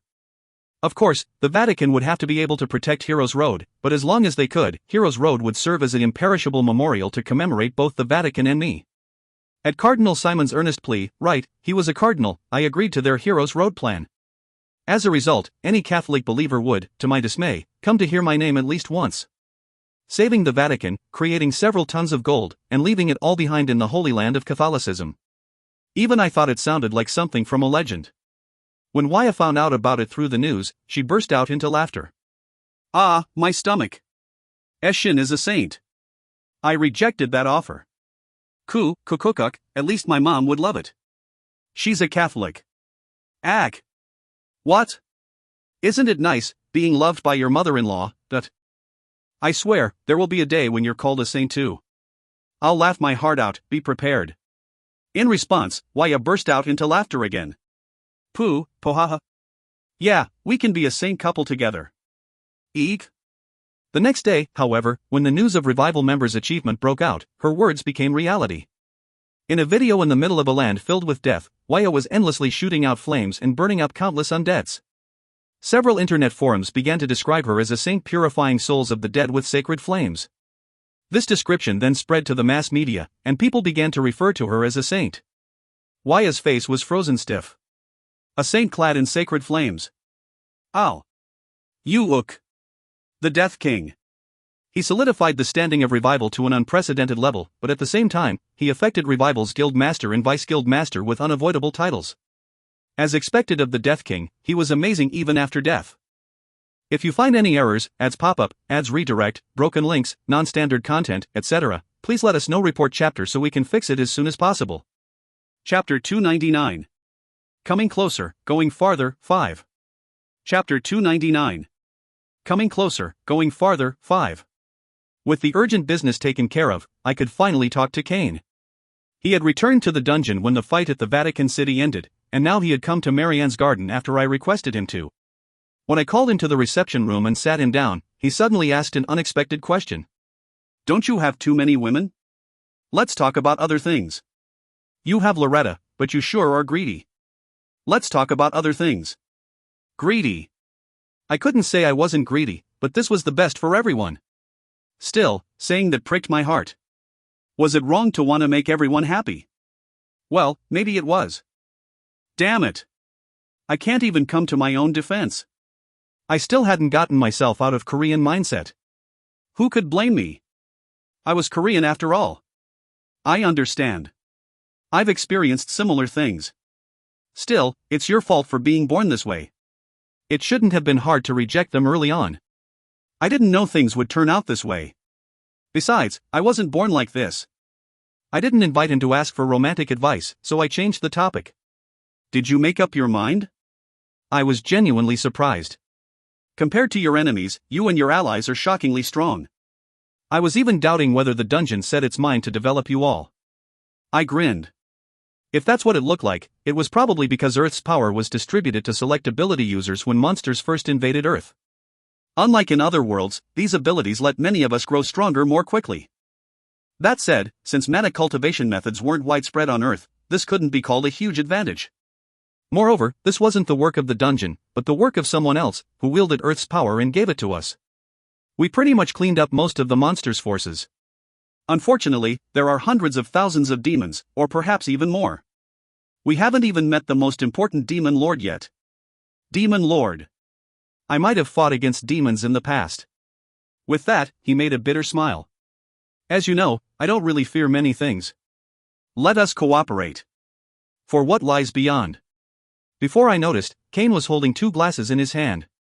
For a moment, I thought he took them out from his inventory, but that wasn't it. It was a spatial magic. Using his magic power, he created an external space connected to him that allowed him to store and take out items. The inventory would be an evolved version of this magic. I knit my brows. Did you learn that from Loretta? You don't need to get jealous. You're the one she loves now, and for me, she was just a kind shopkeeper Nuna and a teacher that taught me many things. That's it. Shopkeeper Nuna. To be honest, hearing that from someone else made me feel strange. Not to mention, the look in his eyes and his manner of speech. I snorted. Don't lie. I didn't come all the way here being a child. Regardless, she wasn't my lover. He didn't deny my accusation and evaded the topic. Then, he took out a bottle of liquor with an unknown label. I don't need any more love. Revenge. That's enough. For that, I will cooperate with you. What's that? The last bottle. It's from my world. Consider it honor. This bottle had to have a special meaning for him. I took the glass from him without a word and let him pour the bottle's content in it. I then took the bottle from him and poured it into his glass. With that, we toasted. As I gulped down the liquor, an indescribably pungent smell of a strong liquor invaded my nose, and as if to appease this feeling of suffocation, a spicy sweetness spread down my throat. My chest felt heavy. Something seemed to fill up my insides and in an instant, it burst. I remained calm with my eyes closed and savored the shock this single glass of alcohol gave me. Soon, I opened my eyes narrowly and asked him. Can a drink's alcohol content go over 100%? What do you think? Don't be stupid and take another glass. I felt relieved that Father and Walker wasn't here. Eventually, Kane and I emptied the bottle of liquor, and I went straight into the dungeon. If Father found out, I was afraid he would attack me. Monsters appearing in Beyond's 31st floor was none other than succubus queens. Compared to the succubus queen appearing as the first dungeon's 65th floor master, Beyond's succubus queen seemed to have higher charm on top of appearing by the hundreds. For ordinary men, this place was worthy of the name heaven. Though, of course, they would get chased out soon after having their vitality sucked out. For me, however, this place was one of the easiest floors of Beyond. Kayak. How could this be? Ah, strength is leaving my body. When the succubus queens saw me, most of them used Sweet Nightmare, and with my charm being absurdly high, they received the penalty for their skills failing and blanked out. I simply had stabbed them with my spear and moved on. The purpose of Beyond's 31st floor was most likely learning how to attack the succubus queens while dodging their Sweet Nightmare attacks. For me, none of this mattered. I swung my spear practically randomly as I charged towards the succubus queens. I can't believe it, but that man is well beyond our capabilities. As expected of our first customer. Curtain of Night. Kiss of Death. About halfway through the 31's floor, the succubus queens began attacking me with different methods. I knew from Licorice that succubus queens were also skilled in normal magic. However, Licorice was special even among succubus queens, and even though they were strengthened by Beyond, their magic wasn't capable of reaching me. Absolute Soul perfectly defend against any of their mental attacks, and their attribute magic could be easily blocked with Ryua's power. Even in the worst case, I just had to use Sharana's power to strengthen my defense. Ah. I'm not strong enough to fight him. Even if we try to hold him back, we'll only be wasting our time. I can feel his aura is similar to ours. When I seemed close to breaking through the 31st floor, succubus queens began to step back like they lost their spirit. It wasn't like they used Sweet Nightmare, so what was happening? Just when I was thinking that and tilting my head, one of them stepped forward towards me. By any chance, did you form a contract with another succubus queen? Yeah, I did. When was the last time I had a conversation in Beyond instead of fighting? Slightly taken aback, I replied obediently. To show that my guard wasn't down, I gripped my spear tightly and spun it in my hand. I then stared at her and asked my own question. How did you know? Those of us called to Beyond are lacking in purity, but most of our abilities and memories are remaining. She smiled lightly. There were others who smiled at the same time as her, and I noticed that the succubus queens looked similar. The succubus queen in front of me seemed to have noticed my eyes shining, as she nodded her head. Right, they're all me. After all, how could there be so many succubus queens in Enesis? To be precise, they're fakes created with mana and slightly altered souls. If you ask which one is real, we can't answer you because even we don't know. The price the losers had to pay was even more cruel than I thought. That said, I imagined it would be something like this. Even though I knew Enesis was the one that invaded Elysia, I couldn't help but sympathize with them. Of course, if they showed any sign of hostility, I was fully prepared to smash their heads with my spear. Thankfully, we're on a high floor, so we haven't regenerated yet and our thinly scattered soul is preserved. I think someone might have mentioned it before. You see, you're our first customer. This was the first time I was officially notified that I had achieved the highest level anyone has ever climbed to and beyond. Of course, as I didn't expect another explorer to have surpassed Kang, I wasn't too surprised. I'm going to cut to the chase. Does the succubus queen you're contracted to have pink hair? Yeah. A strange air flowed among the succubi, but that was only for a moment. Soon, all succubi nodded all together and stepped back. Then as we thought, you can't be measured with our abilities. Go to the 35th floor. She'll be waiting for you there. She? The ruler of us all. The succubus queen sparkled her eyes and spoke. Lilith. The one you guys would call world's enemy. I flinched. I was caught off guard in the most unexpected place. I already had a skill called Lilith's Temptation. If I could meet her in Beyond's 35th floor and defeat her. I'll tell the incubi about it, so you can just pass through them. Though, some of them might not accept it and attack you. I'm not scared at all. Yeah, that's what I thought you'd say. You can go now, charming boy. If it was the past me, I would have hunted down even the monsters that didn't resist. But now, I was different. Knowing that these guys were once Licorice's comrades and the tragic fate they had to endure, I didn't really feel like fighting. After talking to them, I didn't feel like it even more. Most importantly, I wasn't so rich in time to fight ones that didn't pick a fight with me. Not to mention, succubi and incubi were monsters with extremely high attainment and charm rather than martial arts. I didn't think fighting them would let me surpass my limits in any way. That said, I was looking forward to meeting this Lilith on the 35th floor. Furthermore, it seemed there really were world's enemies waiting on the higher floors of the dungeon. At this point, I had a suspicion that the dungeon wasn't made for explorers to climb fully. It felt like unpassable floors were created just for the sake of having more floors. As I thought of these useless things, I bid my farewell and passed by the succubus queens. By the way, can you do us a final favor and sleep with us just once? With one succubus queens being knocked down and dragged away by the others, all monsters slowly disappeared from my sight. Then, the gate to the first dungeon opened. Alright, let's go again. First dungeon's 82nd floor. Waiting for me there should be an even stronger version of 81st floor's Crimson Hell. The peak of the dungeon, what once felt so out of touch, was now fully within my grasp. Day by day, I could feel myself getting closer to it. It wouldn't be long. Until I reached that place and until they reached me. I stepped forward. If you find any errors, ads pop up, ads redirect, broken links, non-standard content, etc., please let us know. Report chapter so we can fix it as soon as possible.